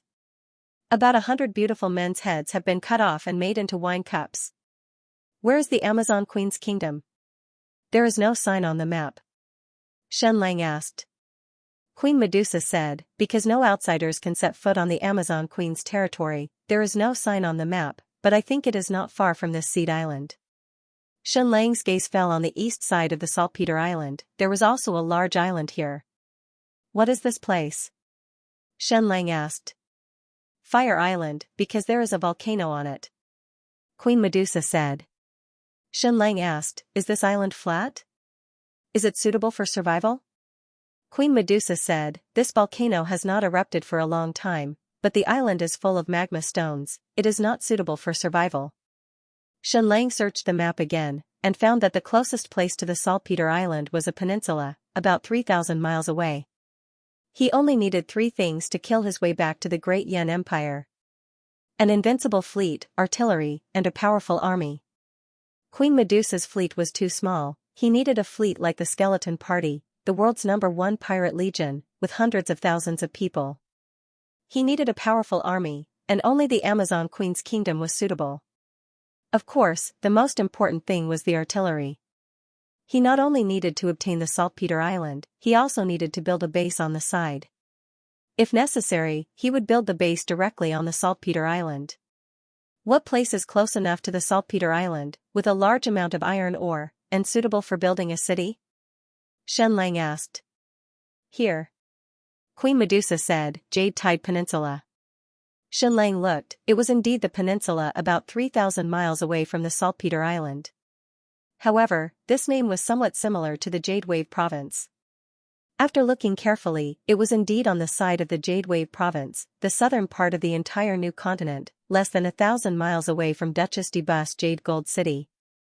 Xianxia was in urgent need of a city, so that he could quietly manufacture artillery, large amounts of explosives, and modify ships. If he wanted to rebuild ships, he would need a large shipyard. If that was the case, he would need to take down Jade Gold City, which was rich enough to rival a country, and had 2 huge shipyards. As expected, he was entangled with Duchess de Bus. No matter what, he needed to eliminate this powerful family in the future. Your Majesty, how much do you know about the Skeleton Party's pirate fleet? Did they really go on an adventure in the Great Devil Triangle? Xianxia asked. No. Queen Medusa said, the exploration of the Great Devil Triangle doesn't require 100,000 people, they went south. South? Xianxia was surprised, what's in the south? Queen Medusa said, Xianxia, this world is full of unknowns. The so-called 10,000 miles of desert, the extreme north, and the Great Devil Triangle are only known unknowns. Even though they are still mysterious, at least people know of their existence. There are also some restricted areas that humans have never seen or heard of. Xianxia said, I'm just saying if. If I obtain the Amazon Queen's army and the Skeleton Party's pirate fleet, will it be enough for me to kill my way back to the Great Yan Empire? Queen Medusa said, His Majesty Zhongli has a huge popular support in the Great Yan Empire, so your real large-scale army is in the east, and not the west. Xianxia nodded. Of course he knew this. Countless people in the Great Yan Empire were loyal to Zhongli, and when Xianxia left, he was once again revered by countless people. Therefore, as long as he displayed great power, enough to fight against the Great Yan Empire, then countless people would be loyal to him, and he could easily obtain an army of 1,000,000 soldiers. Queen Medusa said, therefore, what you really need is an invincible fleet. The Skeleton Party's pirate fleet may not be enough, but if the secret weapon you mentioned is strong enough, then it will be enough. A navy of over 100,000 people, countless ships, all equipped with cannons. Xianxia firmly believed that they could dominate the entire world's oceans, and even the Great Yan Empire's fleet would not be a match for them. Xianxia said, regarding the Amazon tribe, they are a small country that has never been conquered, and every woman is very powerful.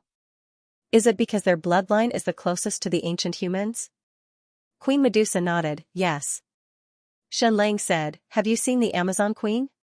Queen Medusa said, no, she will deliberately avoid me, and I will also deliberately avoid her.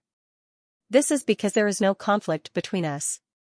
They were not enemies, but both of them were extremely arrogant, and a king would not meet another king. Why is Xiaoyao's body like this? She can only wake up for 15 minutes every day. Xianxia asked, I have a twin sister. She is also like Xiaoyao. Her body is extremely weak, and she is infected with dozens of diseases. Due to certain reasons, the 6 transcendent forces have tried their best to maintain her life. Medusa said, there's something within her that's madly devouring her strength and vitality, causing her to fall into a deep sleep every single day. But even then, her vitality is still withering. I've done everything I can to maintain it until now. Xianxia asked, what is it that is devouring her vitality? Queen Medusa said, it is her life itself, her soul. Shenlang trembled as he said, because she is your child, and this body is unable to support her soul and life, right? It is not only because she is my child, but also because she is your child. Queen Medusa said, but what you said is correct. Shenlang understood. Yao Yao was too outstanding, too smart, and completely beyond his understanding. In other words, she almost had the wisdom and soul of an ancient human, but only had a normal human body. So as long as she was awake, her vitality would be consumed, and she would wither. Shenlang asked, is there any way to save her? No matter what. Queen Medusa said, find a body that is suitable for her soul and life. More accurately, let her body change and be able to support her soul and life. Shenlang raised his head to look at Queen Medusa. This was the first time he looked directly at her face. Am I special? Shenlang asked. Queen Medusa said, of course you are special. You are one of the 3 emperors in the world. Shenlang said, whether it is her body or soul, Chou Yaoer only occupies 1/10 of you, right? Queen Medusa said, yes, and she is very fearless. Even against you, the emperor, she is probably fearless. Her dream is to be free, to wander the world and explore all the unknown. Shenlang said, what about you? Your Majesty? Me? Queen Medusa said, my only goal is to live. Shenlang's heart skipped a beat. Shenlang continued, Your Majesty, you can't abandon the Queen City, you can't abandon the people you're protecting, right? Queen Medusa said, if you have something to say, just say it. What do you want from me? One of the 3 emperors, Your Excellency Shenlang. Shenlang said, can I ask you to leave the Queen City and bring all your troops to help my cause? Queen Medusa smiled charmingly. It was really too charming and beautiful.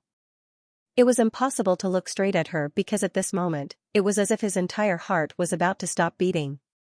You finally said it, father of my child. Queen Medusa smiled and said, do you remember what I said just now? My only goal is to live.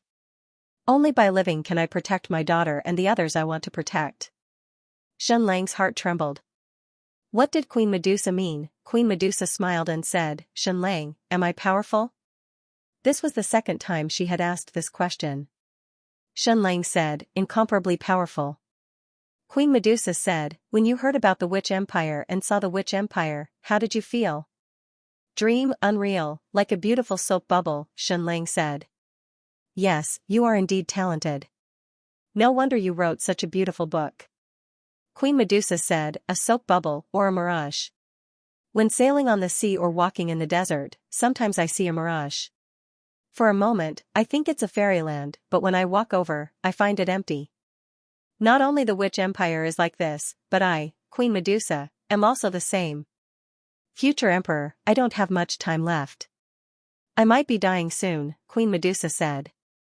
Just as she finished speaking, she suddenly spat out a mouthful of blood. The red blood was filled with golden threads. The golden bloodline was even more astonishing than Chou Yaoer's. Immediately after, she spat out another mouthful of blood. Following that, her demonic body collapsed to the ground. Shenlang hurried forward and hugged her. Queen Medusa looked at Shenlang and said with a trembling voice, Father of my child, future emperor, why are you only here now? I really thought I wouldn't be able to last until that moment. Note, this chapter has been revised many times and many manuscripts have been scrapped before I am satisfied. Brothers, please give me monthly votes. My brain is really about to explode from writing. Calm. Wonderful bookhouse. This was the first time that Shenlang had touched Queen Medusa. His entire body was cold, like ice. Why is it like this? Shenlang asked. Queen Medusa said, because this body is too weak. Was this body still weak? It was the strongest that Shenlang had ever seen. Of course, your Chou Yaoer is already very strong. Queen Medusa said, but humans are different from us in all aspects. We can live for a very long time, while you humans can only live for 100 years at most. We exchange energy with nature, the sun, and the entire world all the time. As long as we are awake and alive, even every minute and every second of beauty will consume a huge amount of energy. Shenlang understood. This was probably like a car that had the entire engine system of a Bugatti Veyron installed on a car in the early 20th century. Even if it could be driven very fast, reaching 200 to 300 kilometers per hour. But every time it was driven for half an hour at most, it had to stop and undergo major maintenance. Otherwise, the entire car would be scrapped. Therefore, this car could only be parked in the garage most of the time. If it was driven too many times, the car would fall apart. Cho Yaoer's body was already very strong, but it was still not enough for Queen Medusa. Therefore, she had been sleeping most of the time for the past few years. Otherwise, even if she was awake and didn't move, it would consume a lot of energy and overdraft the vitality of this body. It was the same for Yao Yao, and because she was too young, her body was even more fragile. In fact, if I want to live, I have to enter a complete sleep. This way, the energy consumption of my body can be reduced to the minimum. Queen Medusa said, but I always need to wake up. Yes, she had to wake up every time because there were too many people who needed her protection. Xianxia said, actually, these people have nothing to do with you. Protecting them is Cho Yaoer's responsibility. Queen Medusa said, but now that Cho Yaoer and I are one, it is my responsibility. Cho Yaoer wanted to be a complete hero, to travel the world freely and unrestrained. But people couldn't have absolute freedom. When she was in the Furious Tide City, she was tied down by Cho Tianwei's nurturing, and now she was tied down by the people he protected. She was too loving. Queen Medusa smiled. Your Excellency Xianxia, before you came to Queen City, did you want to see Cho Yaoer or Medusa? Xianxia was silent for a long time. Cho Yaoer. This was his heartfelt words. Although Queen Medusa was more beautiful and powerful, she looked too perfect, too distant, and too unreal. And Cho Yaoer was filled with a strong personality. Even though many years had passed, Xianxia still could not forget her. Medusa smiled. Dawn. Medusa Cho Yao King City, I will give her to you before. Xianxia. King Cho Medusa said, you. Queen Medusa said, she can see, hear, and feel. However, I've already lost control of my body. It's not because I'm too domineering, but purely in terms of soul power, we're just too powerful. Xianxia said, so at least the person I am talking to now is the complete Queen Medusa. Queen Medusa said, yes. When I die, I will be the complete Cho Yaoer. Xianxia asked, did you possess Cho Yaoer? Medusa shook her head. No, it's the opposite. Cho Yaoer broke into my world and woke me up. This sounded like a fantasy, and no one could understand it. But Xianxia thought of himself. His soul came from Earth, but his body was the Xianxia of this world. Medusa said, do you mind if I talk to you while lying down? This way, my energy consumption is minimal. Even standing now consumes too much vitality. Xianxia helped Medusa lie down. However, as you can see, I can't die. In order to protect Yao Yao and many innocent people, I can't die. That's why I've been sleeping most of the time. Queen Medusa said, now, you've finally arrived. Xianxia said, with all due respect, this new world belongs to the Xiluan dynasty. Neither you nor I are outsiders. So we can't protect the city-states of the Witch Empire, and we can't even protect Duke Hall. My goal is to return to the Great Yan Empire for revenge. I'm not interested in anything in the Western world. Medusa said, I know that when I die, I won't be able to protect the Queen City, nor the city-states of the Witch Empire, nor the countless liberated slaves. The East belongs to the East, and the West belongs to the West. That was true, and Duke de Bus had always said so. Medusa said, you're the human emperor of the East, and I'm an outsider. We can't be the emperor of the New World, but there's one person who can. Xianxia asked, who? Medusa said, what do you think of the creator of this Queen City? Xianxia said, the second empress of the Xiluan Empire?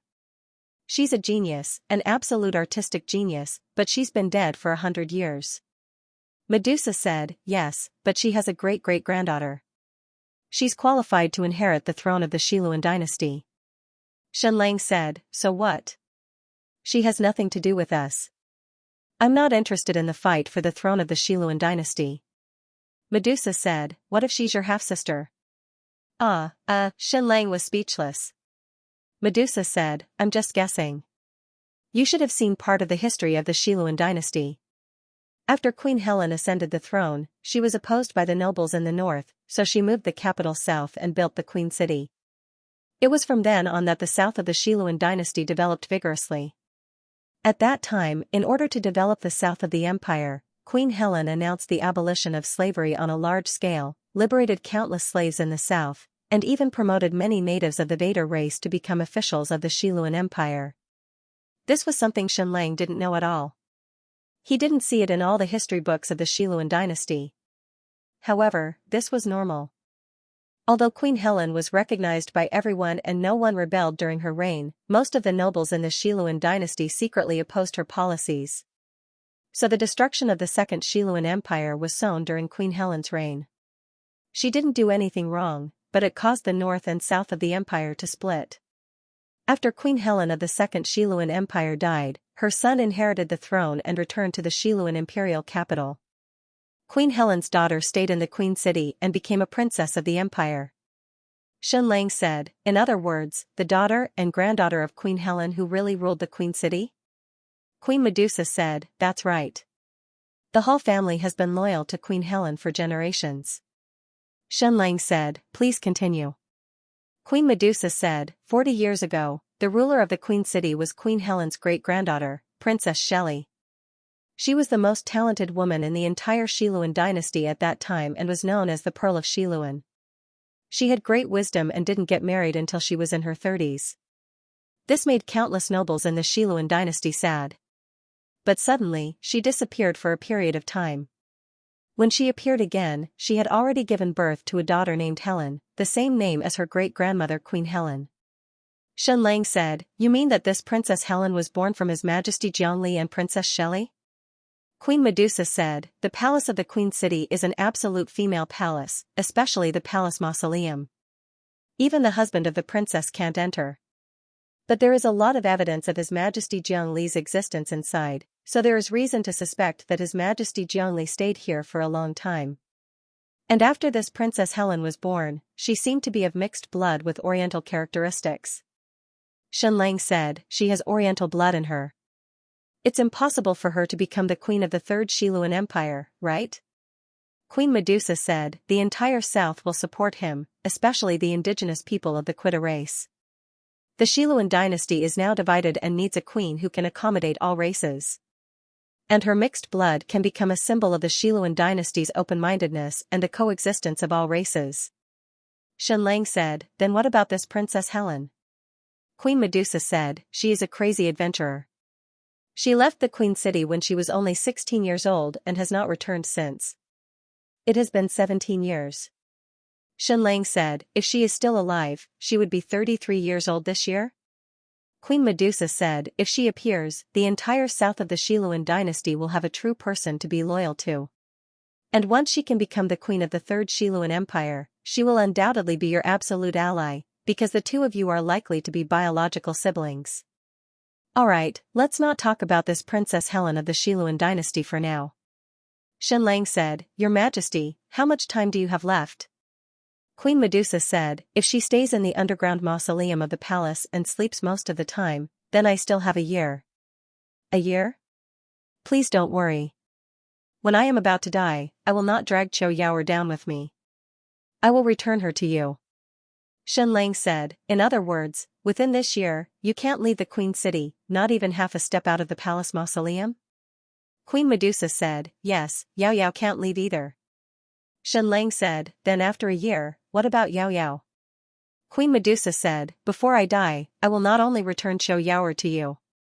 I will also give everything I have left to Yao Yao. At the cost of my life, I might be able to extend her life by a few years. The rest will depend on you. As a mother, I have tried my best.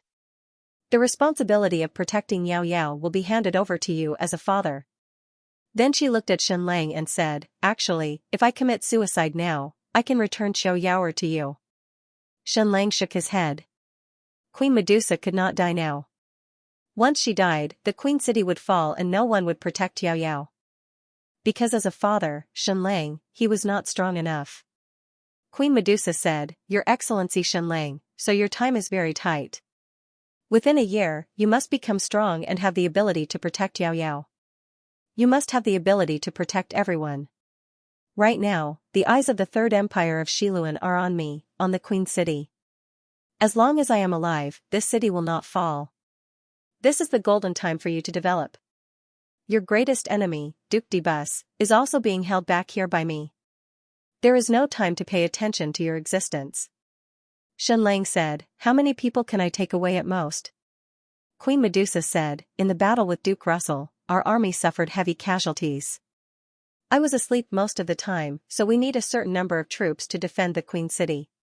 So you can take away at most 2,000 people. Enough, it's enough.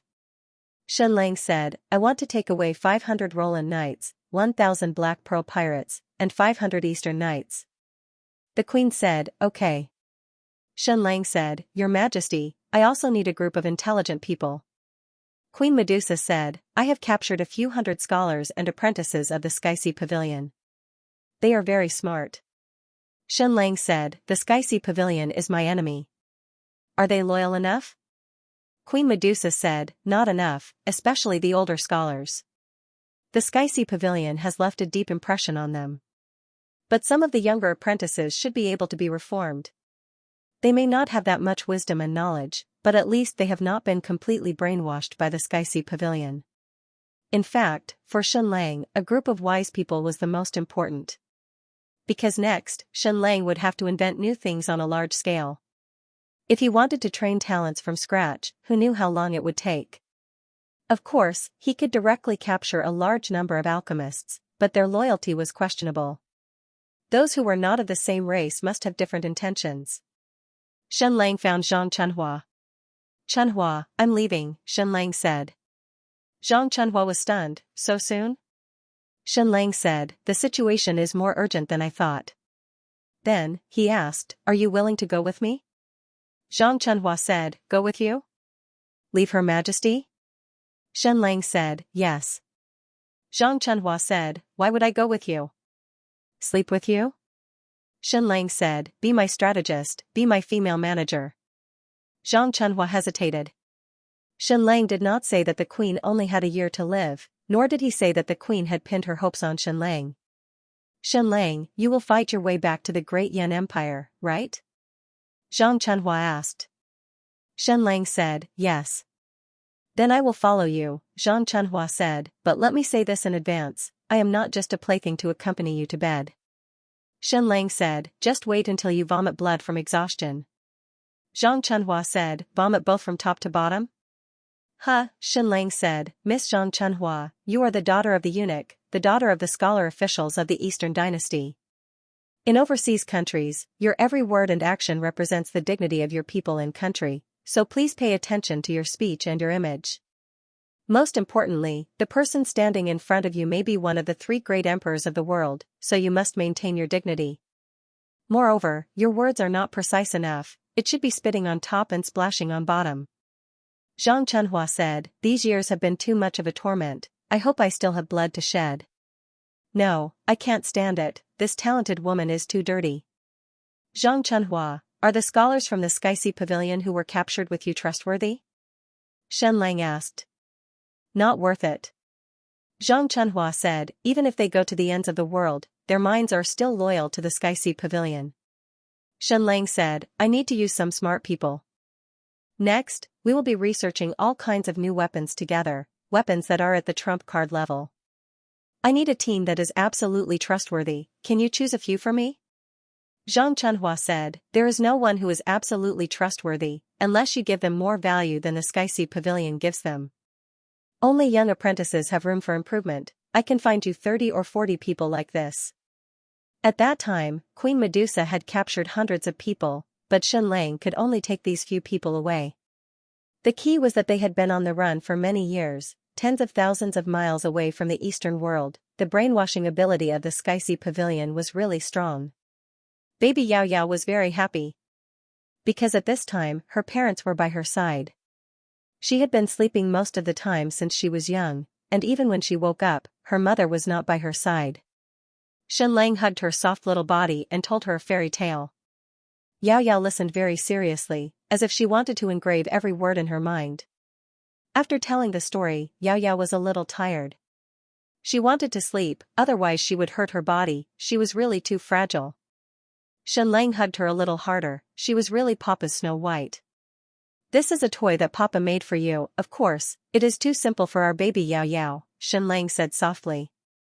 Then, he put a toy in Yao Yao's hand. This was a third-order Rubik's Cube, made by Shenlang overnight, a very special Rubik's Cube. There were a total of 6 sides, the first side was Papa Shenlang, the second side was Mama Medusa, the third side was baby Yao Yao, the fourth side was baby Shenmi, the fifth side was baby Shenyi, and the sixth side was baby Shenli. Shenlang's drawing was very detailed, and every side of the drawing was very lifelike. After the Rubik's Cube was completely messed up, these people's faces were all messed up, and they needed to be pieced together again in order to recover. Baby, try it. Shenlang said. Yao Yao took the Rubik's Cube and looked at the completely messed up Rubik's Cube. Then, she started to twist the Rubik's Cube. In just half a minute, the Rubik's Cube was restored, and all 6 sides were pieced together. Shenlang was stunned once again. Is this my daughter? Baby, you are much smarter than Papa. He didn't tell her any formulas, nor did he tell her any chants. The little lass just took a look and understood it. She couldn't even be described as a genius. Our baby is just too smart, the smartest and most beautiful princess in the world. Shenlang gave a thumbs up. In the future, when little brother and sister see Yao Yao, I wonder how much they will worship you. Yao Yao was a little proud and shy. She hid in her papa's arms, and her big eyes were filled with happiness, as sweet as honey. Baby, Papa will come and pick you up within a year, okay? Shenlang said softly. At that time, Yao Yao and Papa won't be separated, okay? Yao Yao stared at Shenlang with her eyes wide open. She didn't cry, but nodded seriously. Her body was very weak, but her will was very strong. Shenlang pulled her into his arms once again and held back his tears. Baby, Papa must do what I promised you. Within a year, Papa will crawl to you even if I have to crawl. I, Shenlang, have let down a lot of people, but I will never let down my baby Yao Yao. Shenlang swore again and again in his heart, and then he said softly, okay, baby, sleep. Yao Yao closed her eyes obediently and quickly fell asleep. Her little hands were still hugging the Rubik's Cube, unwilling to let go. Shenlang hugged her until midnight, and finally put her on the bed reluctantly. Baby, Papa has left, but he will come and pick you up soon. He walked out of Yao Yao's dust-free room. Anyone who is strong will be melted at some point, Queen Medusa said, so humans are really weak. Shenlang said, this is what it means to be human. Queen Medusa said, I have also become weak. Then she looked at Shenlang and said, then goodbye, future Emperor. When you come back, I will return Chou Yao heir to you. With that, Queen Medusa turned around and left, walking slowly into the underground tomb of the palace. Shenlang felt that his heart had once again crumbled a little. Could this be the last time he would see Queen Medusa's back? Her beauty was so tempting that it was unreal. Between Chou Yao heir and Queen Medusa, could only one exist in this world? 2 hours later, Shenlang left the Queen's city and led 2,000 people towards the sea in the east under the cover of the night. After 2 whole days, 2,000 people arrived at the seaside. This area of the sea was very remote and full of submerged reefs, so the fleet of the Third Xiluan Empire would not patrol here. After waiting for 3 hours, 4 pirate ships appeared in this dangerous area of the sea. The person steering the ship was an absolute expert, and could avoid all the submerged reefs. Shenlang and his 2,000 men soundlessly boarded the 4 pirate ships. After that, they cautiously sailed away from this part of the sea, heading east for 300 miles, then south, and finally west in the direction of Saltpeter Island. From start to finish, Shenlang did not say anything, nor did he say any heroic words. He silently left the Queen's city, boarded the 4 ships, and sailed towards an unknown distance. Perhaps it was not a distant place. For Shenlang, the place he wanted to go was closer to the great Yan Empire. Shenlang stood on the deck and looked at the vast sea. A person stood beside him quietly without saying a word. Black Pearl? The leader of the pirates? She actually followed Shenlang here? I am a member of the Skull Pirates. When they left, I was still very young. Black Pearl said, our skull pirates once ran amok in the entire world, everyone lay dormant under our blade, whether it was a duke or a prince, they all begged for our protection. There was not a day that I did not think about finding them, finding my parents, and finding my skull pirates. Her Majesty the Queen promised me that even if she could not help me find the skull pirates, she would get someone to help me. Then you appeared, can you find the skull pirates? Black Pearl looked at Xianxia and asked. Xianxia, as long as they are still alive, I can find them. Black Pearl said, then I will serve you. We are the people abandoned by the Amazon Empire, we are a disgrace.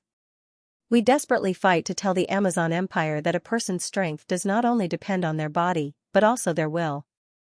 500 Roland knights followed Xianxia to open up a new city, led by a person called Meng Roland. Meng is her first name, Roland is her surname. She was also a powerful female performer, second only to Violet. Queen Medusa saved our entire race, so we will obey any of her orders. Meng Roland said, no matter where you want us to go, who we fight with, we will not retreat. We only have one request for you. Xianxia, please speak. Meng Roland said, if we die, please sprinkle our ashes on the Amazon Empire Sea. We can't return to our country when we are alive, and we can't enter when we die, but at least we can be closer to our ancestors. Xianxia looked at the tall woman, then nodded seriously. And he was very sad. Because the Roland clan was not strong enough, they were exiled by the Amazon Empire, which brought unprecedented trauma to their hearts. During the battle with Duke Russell in the Queen's City, Xianxia found that the Roland Knights were abnormally brave, almost full of the feeling of martyrs. Not only were they not afraid of death, but they seemed to be pursuing death. It was as if only by dying on the battlefield could they prove that they were Amazon warriors, and not disgrace the glory of their ancestors. A handsome middle-aged man stood in front of Xianxia. He was the leader of the Eastern Knights, Lan Feng. Do you have an elder brother called Lando? Xianxia asked. Lan Feng was startled and said, yes, but I fell out with him. Xianxia did not ask why he fell out with Lando, but it must be because of the difference in ideals. Xianxia said, Grandmaster Blue Wei is a very good friend of mine. Lan Feng said, he has friends all over the world. Don't be fooled by his enthusiasm, Xin. Maybe he has countless good friends like you. Lan Feng's words were full of mockery. He should have left the Great Yan Empire a long time ago, so he thought that Lando was the famous Grandmaster with disciples all over the world. Xianxia smiled and did not explain. Lan Feng said, there is one thing that I have to make clear to young Master Xin. Our Eastern Samurai troop escaped from the Great Yan dynasty a long time ago. Our identities cannot be exposed to the public. We are the remnants of Emperor Jiangli. Once you use us, you will offend the entire Great Yan Empire. Are you sure you still want to use us? Do you still dare to use us? As expected, after His Majesty Jiangli's sudden death, many people died, and some escaped. Only a small portion of them escaped to the sea. Lan Feng's Eastern Knights were all soldiers of the Great Qian Empire. Xianxia shrugged his shoulders and said, General Lan Feng, you are too late. I have already completely offended the Great Yan Empire. General Lan Feng said, all right, then I will follow Xin for the rest of my life. Queen Medusa saved our lives, and her will is our direction. Xianxia stood on the deck and looked at the 4 ships. This was his seed. After wasting half a year in the Western world, he finally had an army of his own. Although there were only 2,000 of them, they were very elite. Moreover, they belonged to Xianxia alone.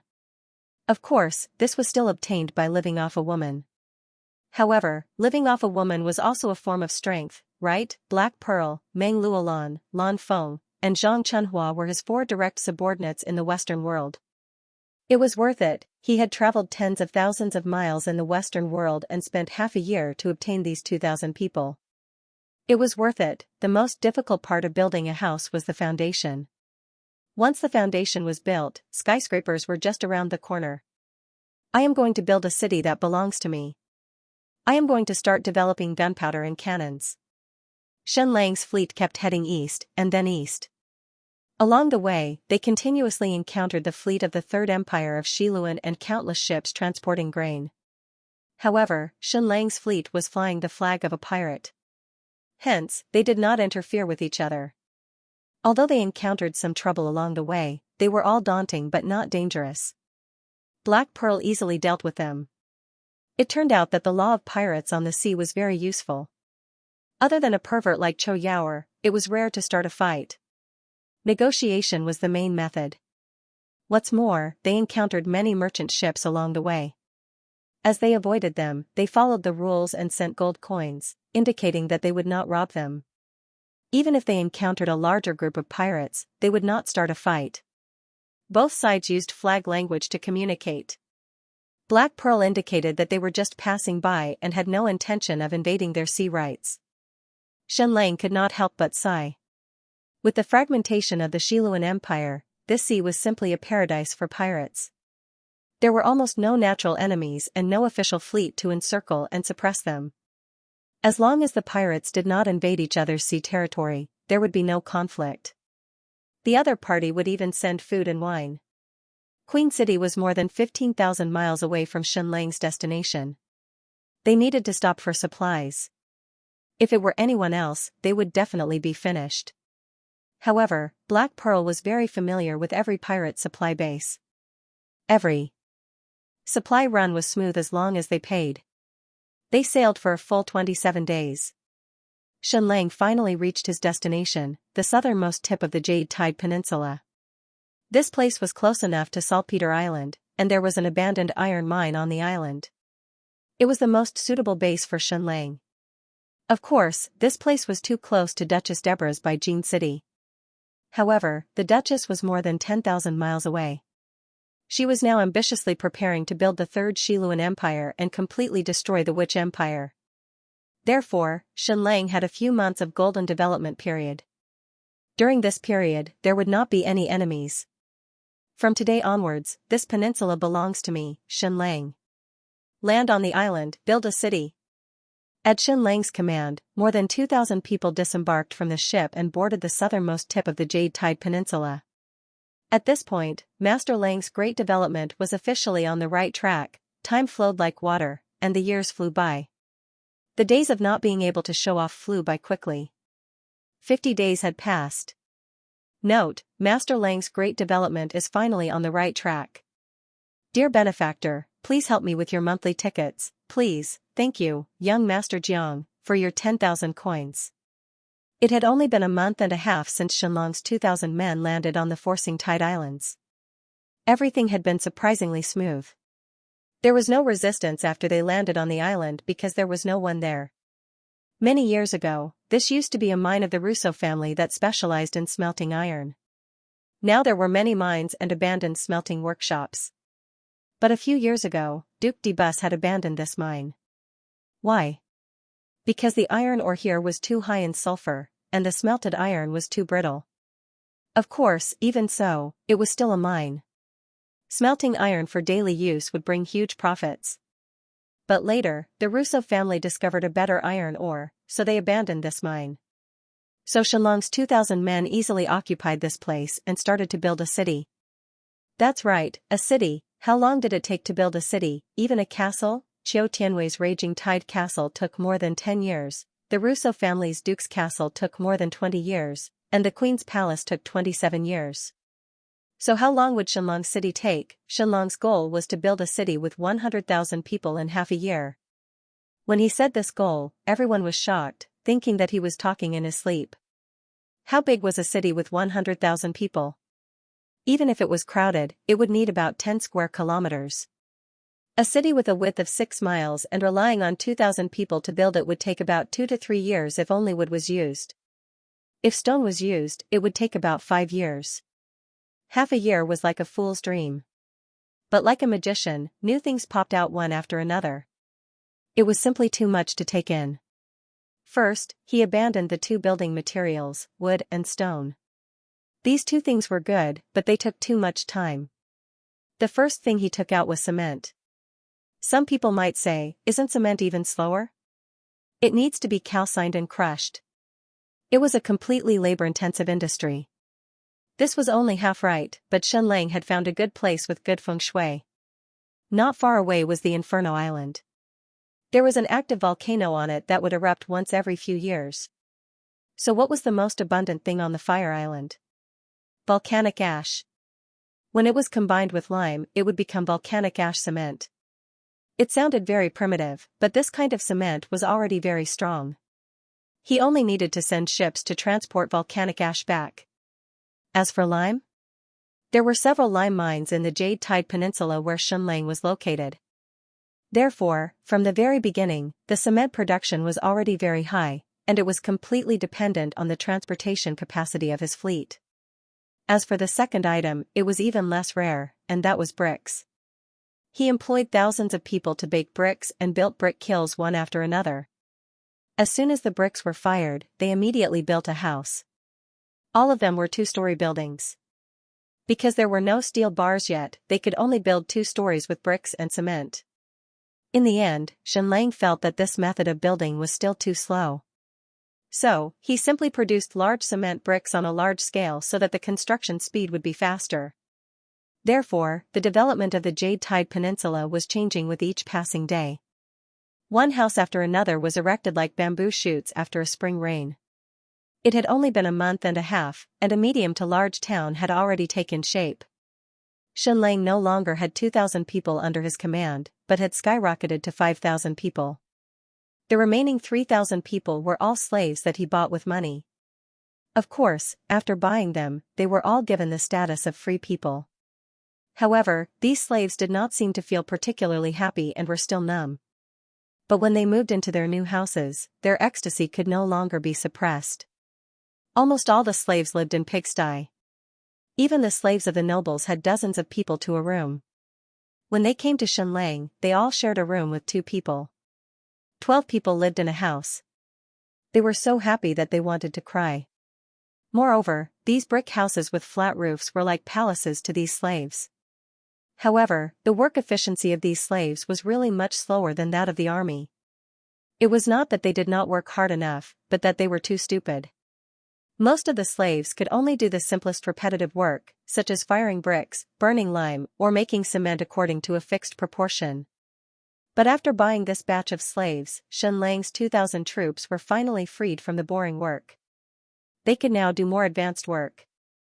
Xianxia had already opened the box that Jiangli had left behind. He had opened it very early because when the moonlight shone on it, a series of Roman numerals and Latin letters would appear on the surface of the box. This was also a password box. At that time, Xianxia was quite amazed. There was no doubt that this was another product of the ancient civilization. There must be a nightmare stone inside as the energy source. So what was the password to this box? There were a total of 19 of them. If it were anyone else, it would be impossible for them to open this box. But Xianxia could see the password at a glance. It was too obvious. There was a circle on the surface of the box, so there was no doubt that it was pi. So Xianxia pressed the Roman numerals 3.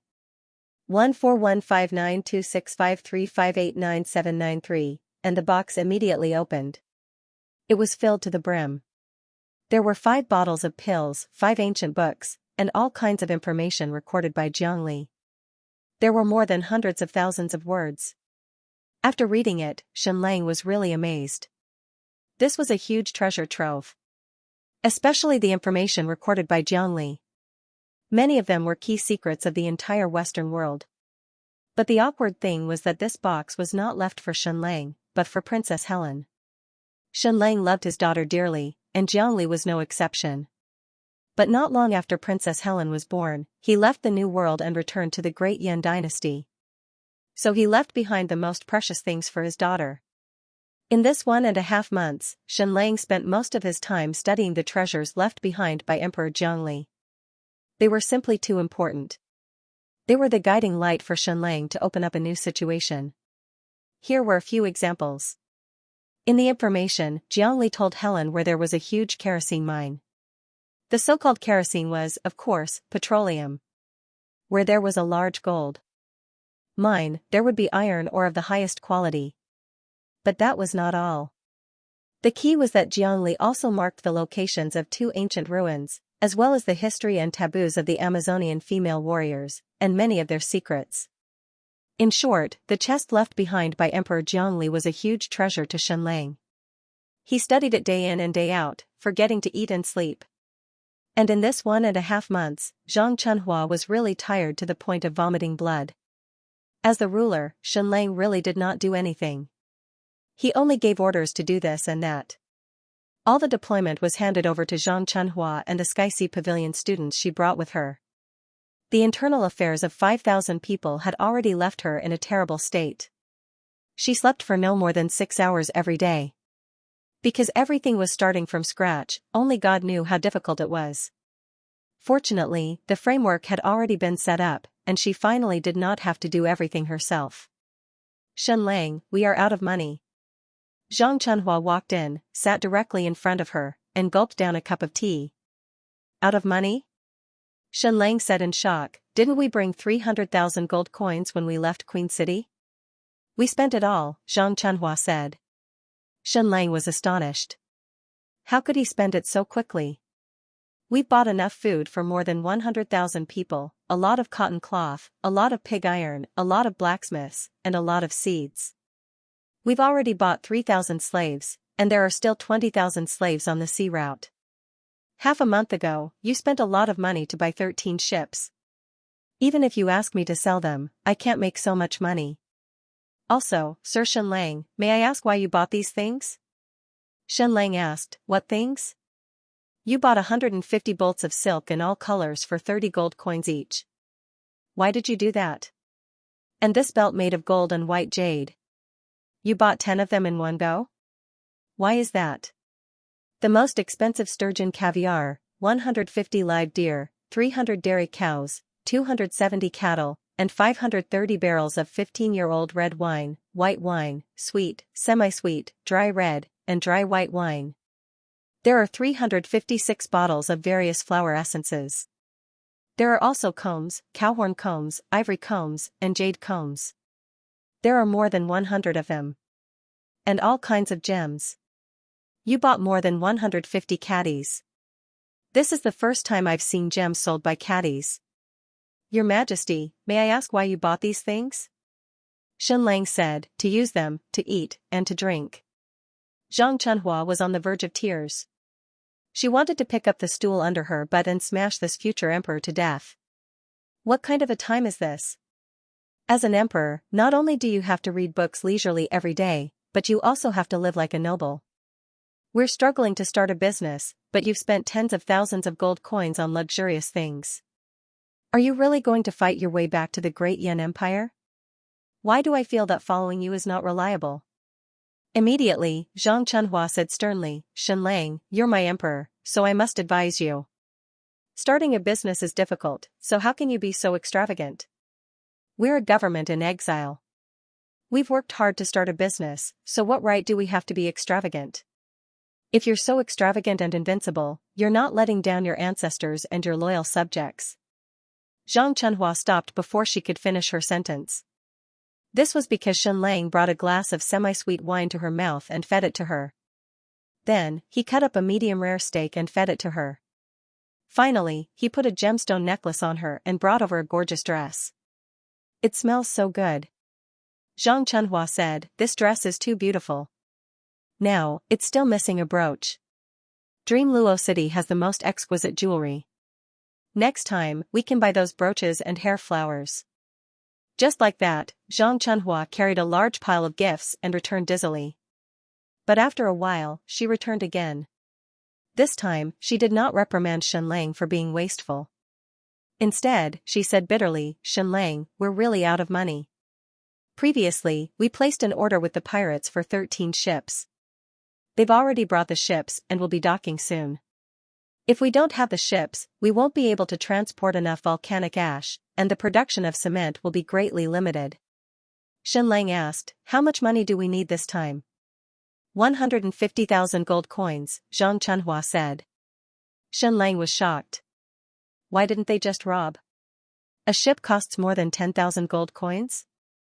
Zhang Chunhua said, this ship was indeed robbed by them from thousands of miles away. It's very expensive, but it was also exchanged with human lives. The profits from the sea can't be compared to the business on land. A life of blood should be more profitable. Also, every ship has its own sailors, so the price is not expensive at all. Some people said that the people of the Black Pearl were pirates, so why didn't they rob themselves? Absolutely not, rabbits don't eat grass near their burrows. If Xianxia wanted to develop his city, he had to rely on normal trade. As long as others could earn money from you, pirates and sea merchants would continuously transport goods to you to sell. This was the most effective way to obtain resources. Once your reputation was destroyed, no one would want to do business with you anymore. How many gold coins do we have left? Xianxia asked. Zhang Chunhua said, 20,000. Xianxia was a little embarrassed. He had been a little too wasteful, and once he had money, he couldn't help but spend it. These 13 ships were too important. Not only were they needed to transport volcanic ash, but they also needed a large number of ships to transport saltpeter. It could be said that ships were Xianxia's lifeblood. 10,000 gold coins per ship might seem expensive, but it could save a lot of time for Xianxia. How long will it take for these ships to reach the shore? Xianxia asked. About 10 days, Zhang Chunhua said. Xianxia said, all right, I'll go out for a while. Zhang Chunhua said, where are you going? To Beijing City, Xianxia said, to earn money. Zhang Chunhua said, you're not really going to sell your body, are you? Xianxia snorted and said, look at what you're saying, how is that possible? No matter what, I'm the future emperor. Why would I sell my body? Your thinking is very dangerous. Once you're short of money, you'll think in that direction. It's just like the saying, when a woman becomes bad, she becomes rich. Let me clarify again, I'm the future emperor, I'm the most honorable person in the world. My conduct must be flawless. You say that I'm selling my body? That's an insult to the emperor. Zhang Chunhua bowed and said, I was wrong, Your Majesty. 2.5 days later, after disguising himself, Xianxia appeared in Beijing City. This was an ordinary house, but after entering, it was luxurious and majestic. It could be seen that the owner of this house was very rich, but because his bloodline was not high, the appearance of the house could not be too ostentatious. This was the tragedy of the Vita clan. No matter how rich you were, you could only be in the middle and lower class of the Xiluan dynasty. You could only live at the foot of the mountain in Beijing City. On the other hand, the poor white people could live on the mountainside. Even if they were poor, they could still step on them. My dear, you really came to find me? I really missed you. A beautiful woman pounced on him and instantly kissed Xianxia. After a while, the two of them rolled together, and all their clothes disappeared.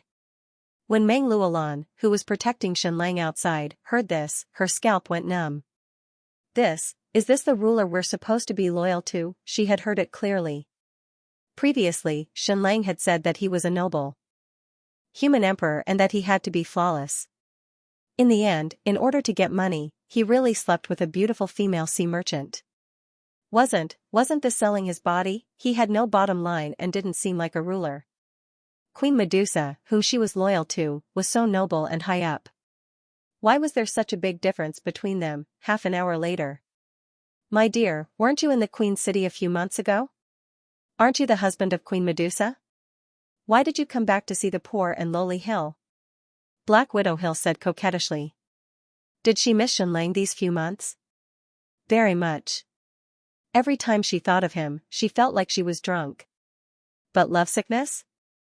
Couldn't she live without him? That's not it. Hill was a very independent woman. When she was with the man she loved, she would release her passion without reservation. But after they separated, she would go back to her own life. She could live well without a man.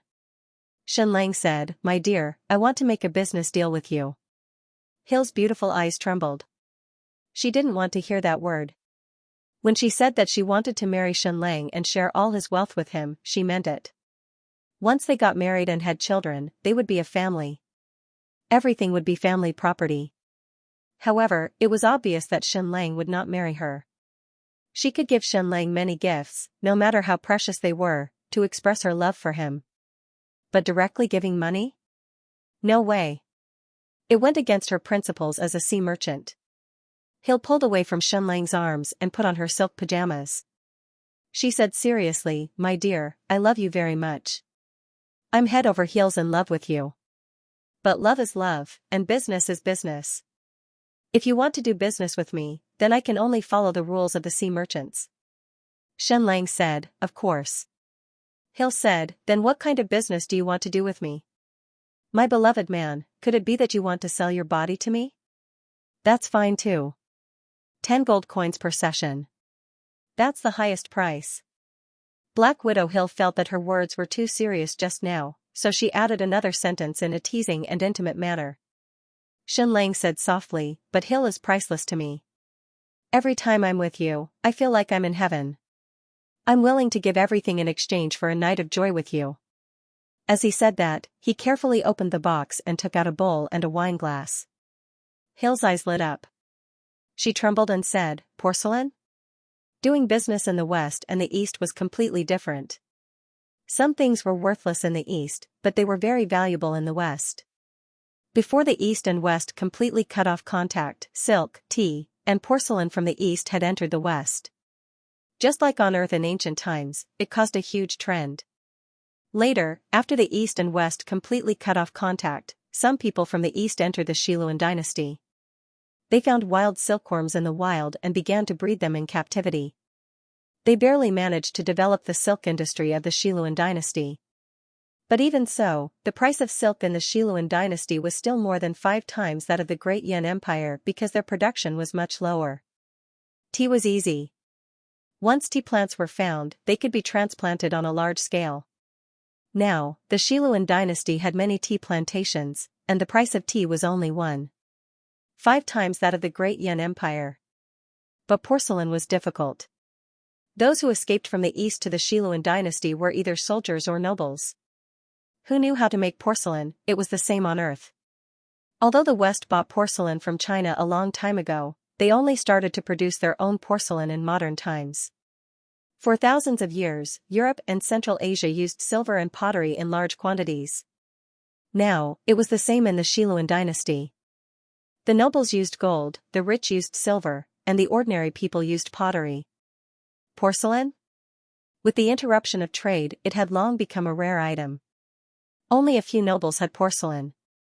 If one's family did not have porcelain at a banquet, they would definitely be ridiculed. In the entire Xiluan dynasty, porcelain was the highest grade of utensils. Below it were gold and silver. The rarer something is, the greater its value. This was always true. Hill looked at the porcelain set in front of the lamp. It was simply amazing. It was as smooth as jade and as thin as paper. Moreover, there were gorgeous patterns on it. They were not painted, but fired. These 3 pieces of porcelain were even more precious than the porcelain in Duke Deborah's house. Of course, Xianxia had lived in Duke Deborah's mansion for a long time. He knew that she had dozens of porcelain sets in her house. It was a top-notch aristocratic family, and these porcelain were considered treasures even in the Great Yan Empire. However, they could not compare to the 3 samples that Xianxia took out. Xianxia's 3 pieces of porcelain were the culmination of thousands of years of porcelain craftsmanship on Earth. In a total of 50 days, he had fired thousands of pieces, but there were only a few dozen finished products. The rest were failures. How could such treasures not be amazing? How could he not be shocked? Xianxia pointed at the small bowl and said, "How much is this bowl worth?" Hill looked at it carefully in front of the lamp. Then, her delicate body trembled and tears gushed out. This was because the bowl was flawless white jade. It was so thin and transparent that it did not seem to have any patterns. However, under the strong light, one could see an incomparably exquisite pattern. It was even somewhat like the watermark on a banknote. And this pattern was Hill's portrait. It was too amazing, too exquisite. It is priceless to me. Hill said, I want to pass it down for generations. Xianxia said, how much can such a bowl sell in the outside market? Hill said, do you sell it on a large scale, or on a small scale like a luxury item? Xianxia said, on a large scale. Hill thought for a moment and said, because the trade of goods has been cut off for a long time, the Xiluan dynasty's porcelain is one less piece after every broken piece. The price has become abnormally high. A good porcelain bowl is probably more than 10 gold coins. And this porcelain bowl far exceeds the standard of the existing porcelain bowls in the Xiluan dynasty, so it should be able to sell for a very high price. But considering that once there is a large supply, the scarcity will decrease. But it will definitely be popular throughout the Xiluan dynasty. It will even be a shame for the nobles to not have such porcelain. So, I think it is a very reasonable price to set such a bowl at 15 gold coins. This was close to what Xianlang had expected. Because it was not selling household utensils, but status symbols. It was completely a luxury item. 15 gold coins was already an absolute windfall profit. Xianlang said, "In the future, I will provide you with 4,000 sets of porcelain every month. How about you sell them exclusively?" Hill's beautiful eyes widened and she trembled. "That way, I can abandon all my business and multiply my assets several times in a few years. I can't even imagine how my family can take on such a huge business." Xianlang said, "I don't care how much you sell it for. Each set of 5 pieces of porcelain will be sold to you for 5 gold coins. How about that?" Hill said, "Then I will become one of the richest women in the entire south." Xianlang said, "But I need to pay 250,000 gold coins in advance. Do you have that?" Hill said, "I have a lot of money because my family has accumulated wealth for hundreds of years. But the 250,000 gold coins you want is more than half of the gold I have now." Xianlang said, "This requires you to give me great trust. If I am a liar, then you will lose half of your family's gold. Of course, I hope you can believe in my personal charm, but as a business partner of the city, I can invite you to visit my base." "No, I will promise you first and give you the money. Then, I will visit your base." Hill said, "My gold is hidden in a very secret place. Give me the address and I will transport the gold there." Xianlang said, "It's a deal. Happy working with you." 7 days later, Hill's ship appeared at the dock of the Jade Tide Peninsula. 250,000 gold coins had been transported. She did not board Xianlang's base, as if this was a sign of trust in him. But Xianlang boarded her ship and only came down after more than 2 hours. When he came down, his legs were a little weak. There were also 250,000 gold coins and more than 100 boxes of them. Zhang Chunhua was stunned. Was the future human emperor worth so much? Could he earn so much gold coins by selling his body? No wonder Xianlang was so extravagant. His money came too easily. However, who was the one who spent money on Xianlang? Could it be an old and ugly woman? A moment later, she saw the woman who had spent so much money. She was from the Keita clan, but she was very beautiful and had a great figure. Most Eastern women were jealous. Most importantly, she looked at Xianlang with eyes full of love and passion. Once a handsome man was shameless, he could do whatever he wanted. Hill's ship left, leaving 250,000 gold coins. Xianlang and Zhang Chunhua looked at the mountain of gold coins. "Xianlang, you, human emperor, are too shameless. You actually sold your own body." Xianlang could not help but grit his teeth. "I didn't sell my body." Zhang Chunhua said, "I'm not blaming you. It's worth it to sell it for 250,000 gold coins. Why don't you sell it again?" "CKME, Vixen, if it weren't for the fact that I've exhausted all my strength, I would have let you experience what 250,000 gold coins are for once. I would have made you bleed." At the same time, a powerful fleet appeared in the Devil's Triangle Sea. This was the joint fleet of Sky Sea Pavilion, Punishing Sky Pavilion, and Stupa Mountain. After half a year of preparation, this adventurer fleet was finally formed. It was completely modeled after the big ship of the Kim family. Especially the lightning protection measures, they were copied exactly the same. It was difficult to keep the ship designed by Xianlang a secret. Although it was designed by Xianlang, it was built by the Heavenly Society. Now that Sky Sea Pavilion had obtained the complete blueprint, they even knew the principle of lightning protection. The most terrifying thing about entering the Devil's Triangle Sea was the lightning strikes. There was no pattern to the countless lightning strikes. It was impossible to avoid them. Any ship that entered would be quickly destroyed by the lightning. After obtaining the blueprint of Xianlang's lightning-proof ship, they modified 5 ships and conducted many experiments. They completely proved that this new ship was lightning-proof. Originally, the 6 transcendent forces had stopped exploring the Devil's Triangle Sea. But now it was different. The Kim family might have entered the Devil's Triangle Sea. Xianxia also flew into the Devil's Triangle Sea on the huge ball. That's right. Until now, the entire Great Yan Empire thought that Xianxia had also entered the Devil's Triangle Sea. The scene of him being swept away by the tornado was too far away. Moreover, it was night time and the tornado blocked the view. They did not see the process of Xianxia's hot air balloon being swept away. His Majesty has decreed that Zhongli's son, Xianxia, and his family must be seen alive and dead. Enter the Devil's Triangle Sea. Following Princess Ninghan's order, the joint fleet of the three forces suddenly sailed into the forbidden zone of humans, the Devil's Triangle Sea. Note, today's 2 minutes have reached 16,000. Protect the third place in the monthly votes. Help from the benefactor. Xianxia missed Mulan too much. He named the key island Mulan Island. As for this new city, he named it Mulan City. The city was changing every day, becoming bigger and stronger. Xianxia was like a magician, performing miracles on this piece of land to his heart's content. 3 days later, the pirates sent 15 ships and 8,000 slaves to Xianxia, 200,000 gold coins in total. The pirate leader was an arrogant white man. No one knew his name, except that he was the Bloody Baron. He didn't look like a pirate at all, but more like an elegant noble. He was terrifyingly handsome, and his skin was still fair even though he was exposed to the sun and wind every day. In the words of the Easterners, he was as fair as jade. He was the largest pirate in this sea region, with 20,000 ships and over 100 ships.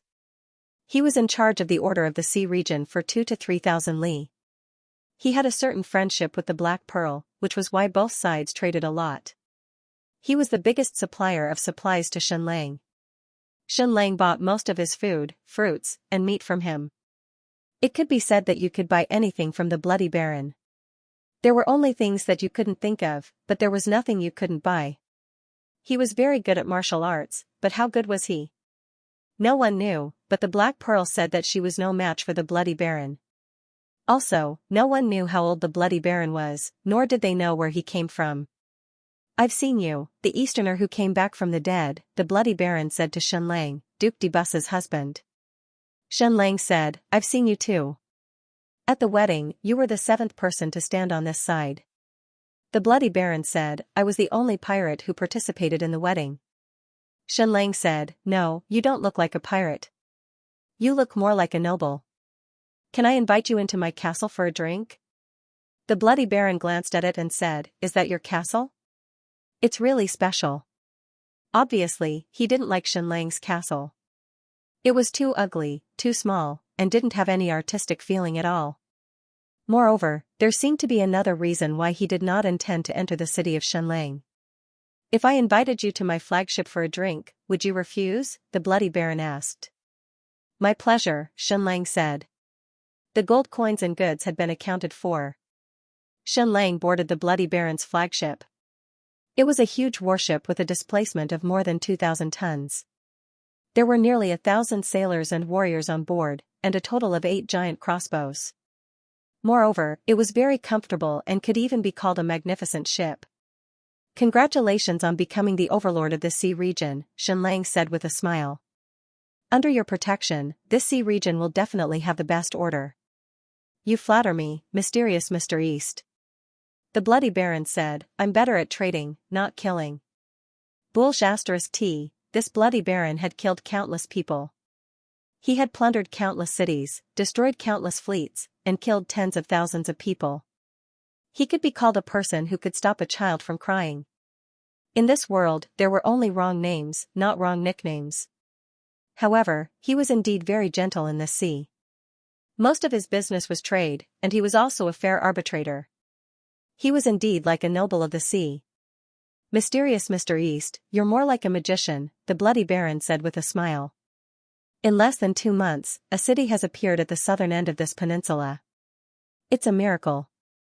You're already famous, Mr. Magician. Xianxia said, being famous may not be a good thing for me, because I'm already famous enough. Yes, you're famous enough, the Bloody Baron said. You're the husband of Duchess de Bus. She's the queen of this area. Xianxia said, Baron, I don't think you just want to tell me that. The Bloody Baron said, Mr. Magician, Are you planning to build your kingdom in the New World? Xianlang shook his head. No, I'm just a passerby in this land. The Bloody Baron said, then how long will you be staying here? Very, very short, Xianlang said. The Bloody Baron smiled. That's good, but I still have to tell you that this is the last deal I'll make with you. Xianlang shrugged. The Bloody Baron said, from today onwards, no one will send you ships, food, or slaves anymore. Am I being blocked from trading? Xianlang asked. Yes, the Bloody Baron said. Did I do something wrong? Xianlang asked. Or did I offend someone? Then I'm sorry. No, the Bloody Baron said. It's been a pleasure doing business with you. You're a generous and tasteful person.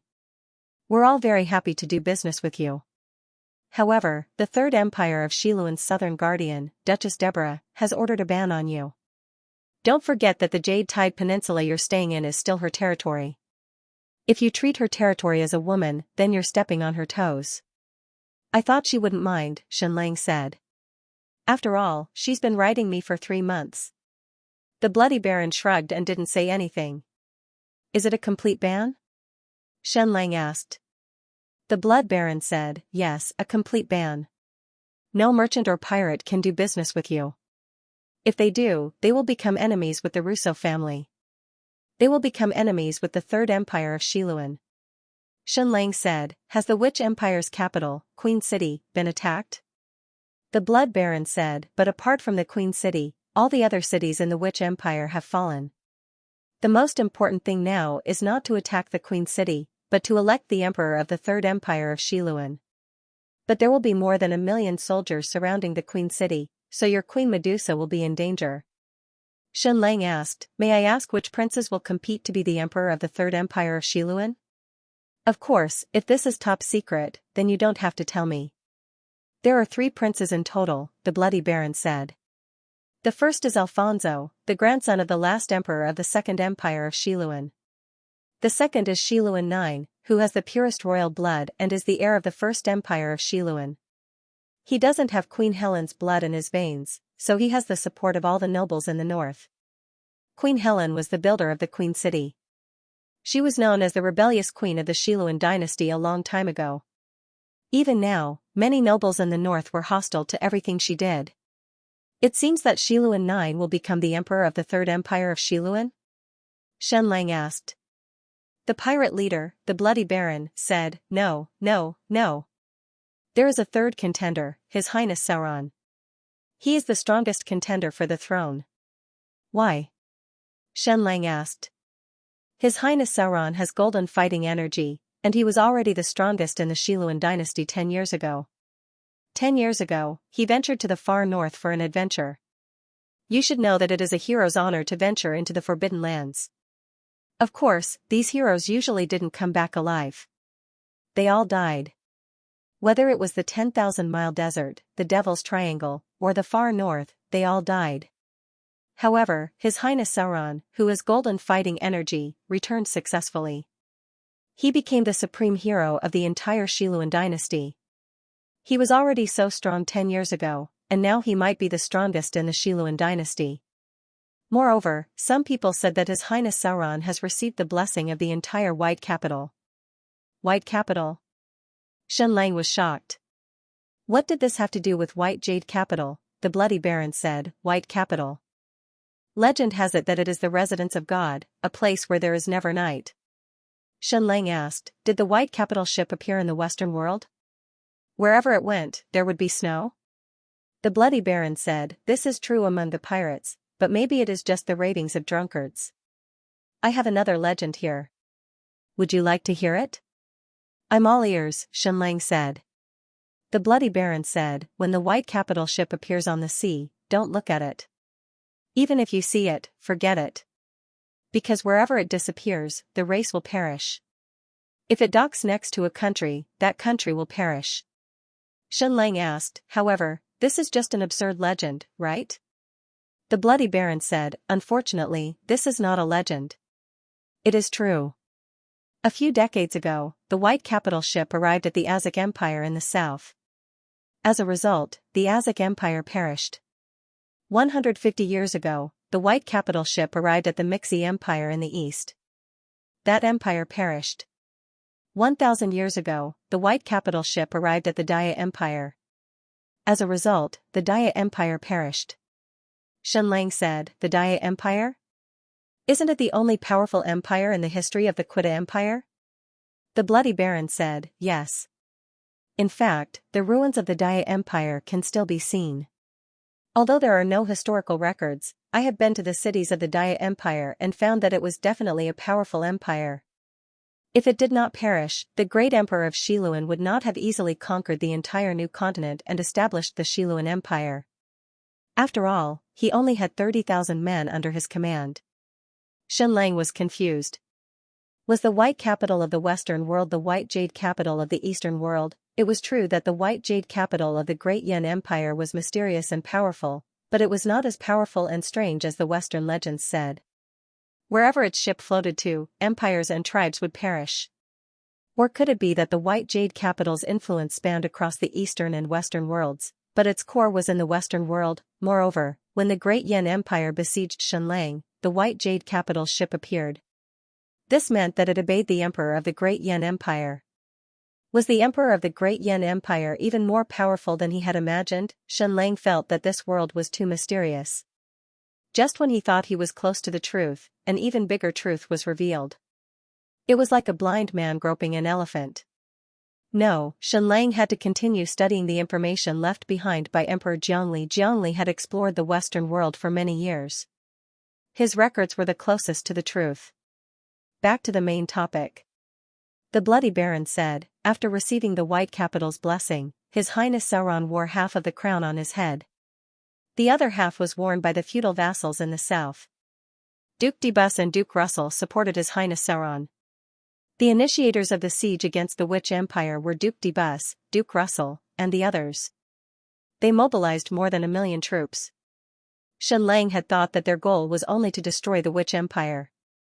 Now, it seemed that this was a war to establish a nation. In order to seize the throne, Crown Prince Ning Yi had personally gone to the South Kingdom to fight with Prince Jin. He wanted to rely on this achievement to secure his position as the Crown Prince. Now, this peerless expert, His Highness Sauron, also wanted to use this achievement to ascend to the throne of the Third Empire of Xiluan. Xianxia asked, "What about His Highness Sauron?" The Bloody Baron said, "He is performing a miracle." Xianxia asked, "What miracle?" The Bloody Baron said, "The miracle of conquering the world with one sword."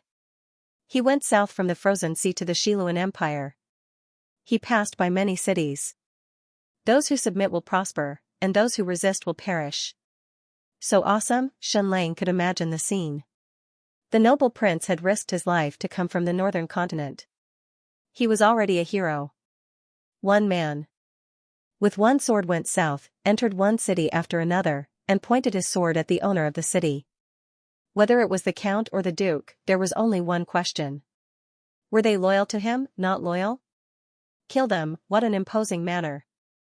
Of course, some people might say, why didn't tens of thousands of people rush up and kill him? How was that possible? Sauron Xiluan was the prince of the empire. He was also the only great hero to return from the northern continent in hundreds of years. Countless subjects and soldiers had long admired and worshipped him. Xianxia said, "I'm afraid he wants to replicate the miracle of the Xiluan emperor." "Is he going south alone without any troops?" The Bloody Baron said, "No, there are thousands of troops who want to follow him." But he rejected them all. He said he wanted to seize the throne with his own strength.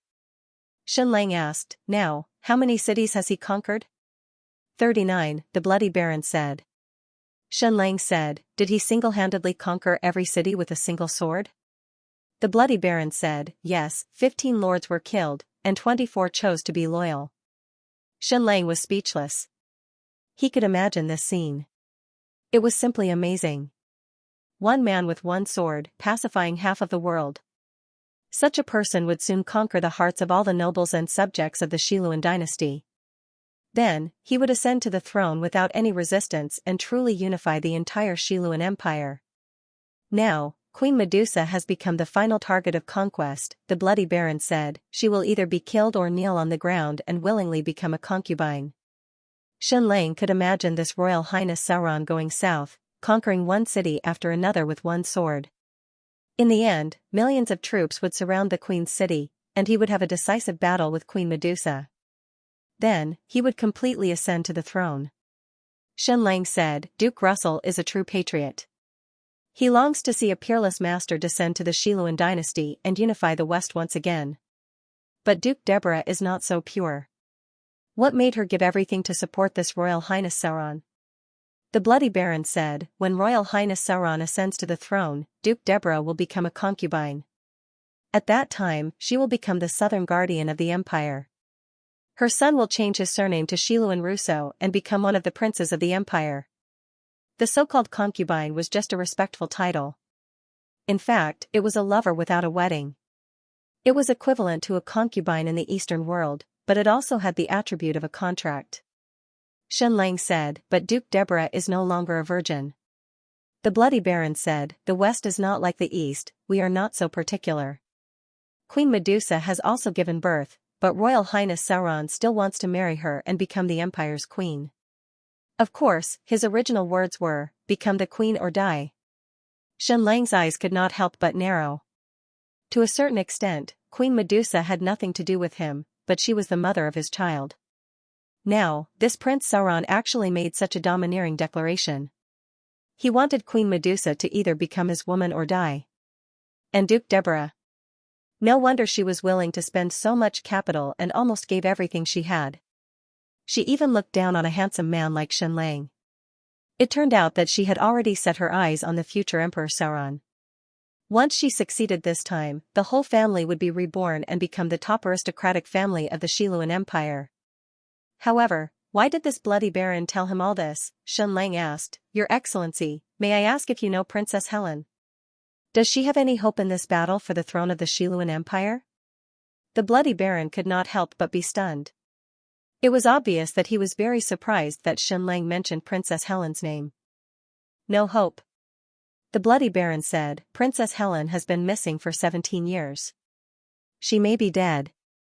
Even if she is still alive, with her identity, it is impossible for her to become the emperor of the Xiluan Empire. Shen Lang said, then where do you think she went? The Bloody Baron said, who knows? Maybe she went to the Devil's Triangle, or maybe she went to the temple at the bottom of the sea. She is an imaginative princess. No one knows what she is thinking. Dang dang dang dang, suddenly, the bell rang.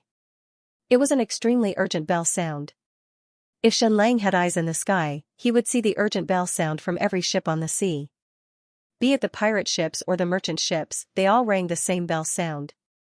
All the way to the east, all the way to Baijin City. Dang dang dang dang. The bell sound in the entire Baijin City became even more urgent. At the same time, the gates of the entire Baijin City were sealed. All the docks were sealed. Bang, bang, bang, rows after rows of troops entered the city from the Duke's castle and came out of the military camp. Thousands, tens of thousands of troops blocked every road and every entrance of Baijin City. The entire city was on alert, the order to kill thousands of miles had begun. The Bloody Baron stood up and said, Mysterious Easterner, the order to kill you has begun. From now on, not a single sea merchant or pirate will do business with you, including your lover, Hill. However, Shen Lang had just received 250,000 gold coins from Hill. This was half of her wealth. From now on, any ship that goes near your base will be sunk. Your base will no longer receive a single grain of rice or slave. From this moment on, you are completely banned. Shen Lang asked, Baron, is it Duchess de Bus who has banned me, or? The Bloody Baron said, it's the entire Third Empire of Xiluan that has banned you, including me. In the future, if any ship goes near your base, I will sink it. Was it that realistic? He had just done a big business with Shen Lang, and now he was going to personally carry out the ban? I'm very sorry, magician from the Eastern world. Duchess de Bus has the future Sauron Great Emperor behind her. No one can stop her. Perhaps in the near future, when you see me again, I will already be the Vice Admiral of the Third Empire of Xiluan's navy. Also, since we are trading friends, let me tell you something. You still have more than a month's time. Duchess de Bus has already led her army south. she will definitely destroy you before you have a chance. You still have more than a month's time. Take care, Mr. Magician from the Eastern world. It's been a pleasure doing business with you. At most 2 months later, Duchess de Bus's army will erase your little city from this world. If I were you, I would immediately escape by ship, as far away as possible. Sauron Great Emperor has already risen. As an outsider, you should stay as far away from him as possible. Then, goodbye. The Bloody Baron reached out his hand to Xianxia. Goodbye, Baron. Xianxia reached out his hand and shook his hand. Then, he walked down the ship. He had just left the Bloody Baron's ship. Dang dang dang dang, a sharp and urgent bell rang. Prepare for battle, prepare for battle. Under the Bloody Baron's command, his huge fleet began to prepare for battle. All the giant crossbows and catapults were opened. All the pirates pulled out their swords and bows and nocked their arrows. The hundreds of ships that were peaceful just now suddenly became murderous, baring their fangs and brandishing their claws. This was probably what it meant to turn hostile, like flipping a book. The Bloody Baron took out a piece of parchment and shouted, "The Third Empire of Xiluan's Protector of the South, Duchess de Bus, the governor of the Azure Wave province, orders to completely seal off the eastern Xianxia's fake Mulan city. No one is allowed to trade with it. Any pirate or merchant who made a deal with Xianxia would have their entire clan executed. Any ships that appear near the fake Mulan city will be sunk. Activate the Great Sealing Order." Then, the Bloody Baron's fleet and the surrounding pirate fleets began to carry out the Great Sealing Order. They completely sealed off the sea. Duchess de Bus's fleet also rushed out of the sea, ready to sink any ship that traded with Xianxia. At the same time, Duchess de Bus led her army south. After Xianxia's 2,000 men landed on the Jade Tide Peninsula and carried out a large-scale trade, it definitely could not be hidden. Especially his miraculous magic city, which rose almost overnight. Duchess de Bus only knew Xianxia's name and did not know his identity. However, she knew that he had a close relationship with Queen Medusa. Not only that, he should have been burned to death, but he came back from the dead. This was enough to attract her great attention. So when she heard that Xianxia actually built a city on her Jade Tide Peninsula, she was completely stunned. Not only did this man not die, but he also dared to return to her territory, develop a base on her island, and build a city. What gave him the courage to do so? Was he a madman? However, she paid unprecedented attention. The battle in Queen's City was no longer urgent. She just had to wait for Emperor Sauron to go south and have a pinnacle battle with Queen Medusa. The army could surround Queen's City. And this Emperor Sauron was performing a glorious miracle of conquering a city in the north. With such a conquest, it would take at least half a year to reach Queen's City. Duchess de Bus had yet to meet this Emperor Sauron, but he had already regarded him as the destined one. This was the #1 hero of the Xiluan dynasty, the #1 handsome man, and a person comparable to the Xiluan emperor. She would definitely not miss this once-in-a-lifetime opportunity. Thus, even before Emperor Sauron had left for the south, she had done everything she could to support His Highness. She wanted the Russo family to ride on Emperor Sauron's momentum and rise from the ashes. And this was not only her will, but also the will of the Fire God Church. During the time when Emperor Sauron went south, she wanted to lead the army back and completely destroy Xianxia's city in the bud. "Your Excellency, why did you choose the Xianxia to be the sacrificial husband?" Duchess de Bus asked. "Everything is the will of the Fire God." Duchess de Bus said, "Then, is it also the will of the Fire God for me to lead the army to completely destroy his small city and kill them all?" "Of course. Let's go back to half a year ago. The huge ship designed by Xianxia carried the Nirvana army and all of his family into the Great Devil Triangle. No one on the ship could forget that scene. This was the real hell, the real mouth of the devil. Before coming in, they imagined it to be extremely terrifying and dangerous. But after coming in, it was even more terrifying than they imagined. Mulan had never seen such dense and terrifying lightning. Like countless swimming dragons, there were even spherical lightning bolts. The entire Great Devil Triangle was completely dark, and one could not even see their fingers in front of them. But in an instant, when the lightning burst out, it was so bright that it was almost blinding. At this time, if there was no lightning protection, any ship that came in would be torn apart. It was absolutely impossible to escape. Mulan was very worried that her ship would also encounter a disaster, but she believed in her husband. Sure enough, less than 3 minutes after her big ship broke in, it was hit by a huge lightning bolt. The big ship was completely safe and sound, and the huge electric current was directly poured into the sea. The big ship was completely safe and sound, and the huge electric current was directly poured into the sea. Boom, boom, boom, boom, the big ship continued to go deeper into the Great Devil Triangle, and countless lightning bolts still crazily struck down, shaking the world. But since they could defend against the first lightning bolt, they could also defend against the second and third lightning. However, the terrible thing in the Great Devil Triangle was not only lightning, but also countless reefs. It was either so dark that one could not see their fingers in front of them, or it was so bright that it made people blind, so they could not see the sea at all. Any ship that came in, even if they could avoid the lightning, they would definitely hit the reefs. But for some reason, after entering the Great Devil Triangle, Mulan's whole person changed. Her perception had been greatly improved. She could not see the reefs in the sea, but she could perceive the danger in advance. She actually avoided the reefs one after another, and walked out of the maze-like road in the Great Devil Triangle. In addition to the reefs, there were also deadly hurricanes. No one knew where they came from, and no one knew where they were blowing.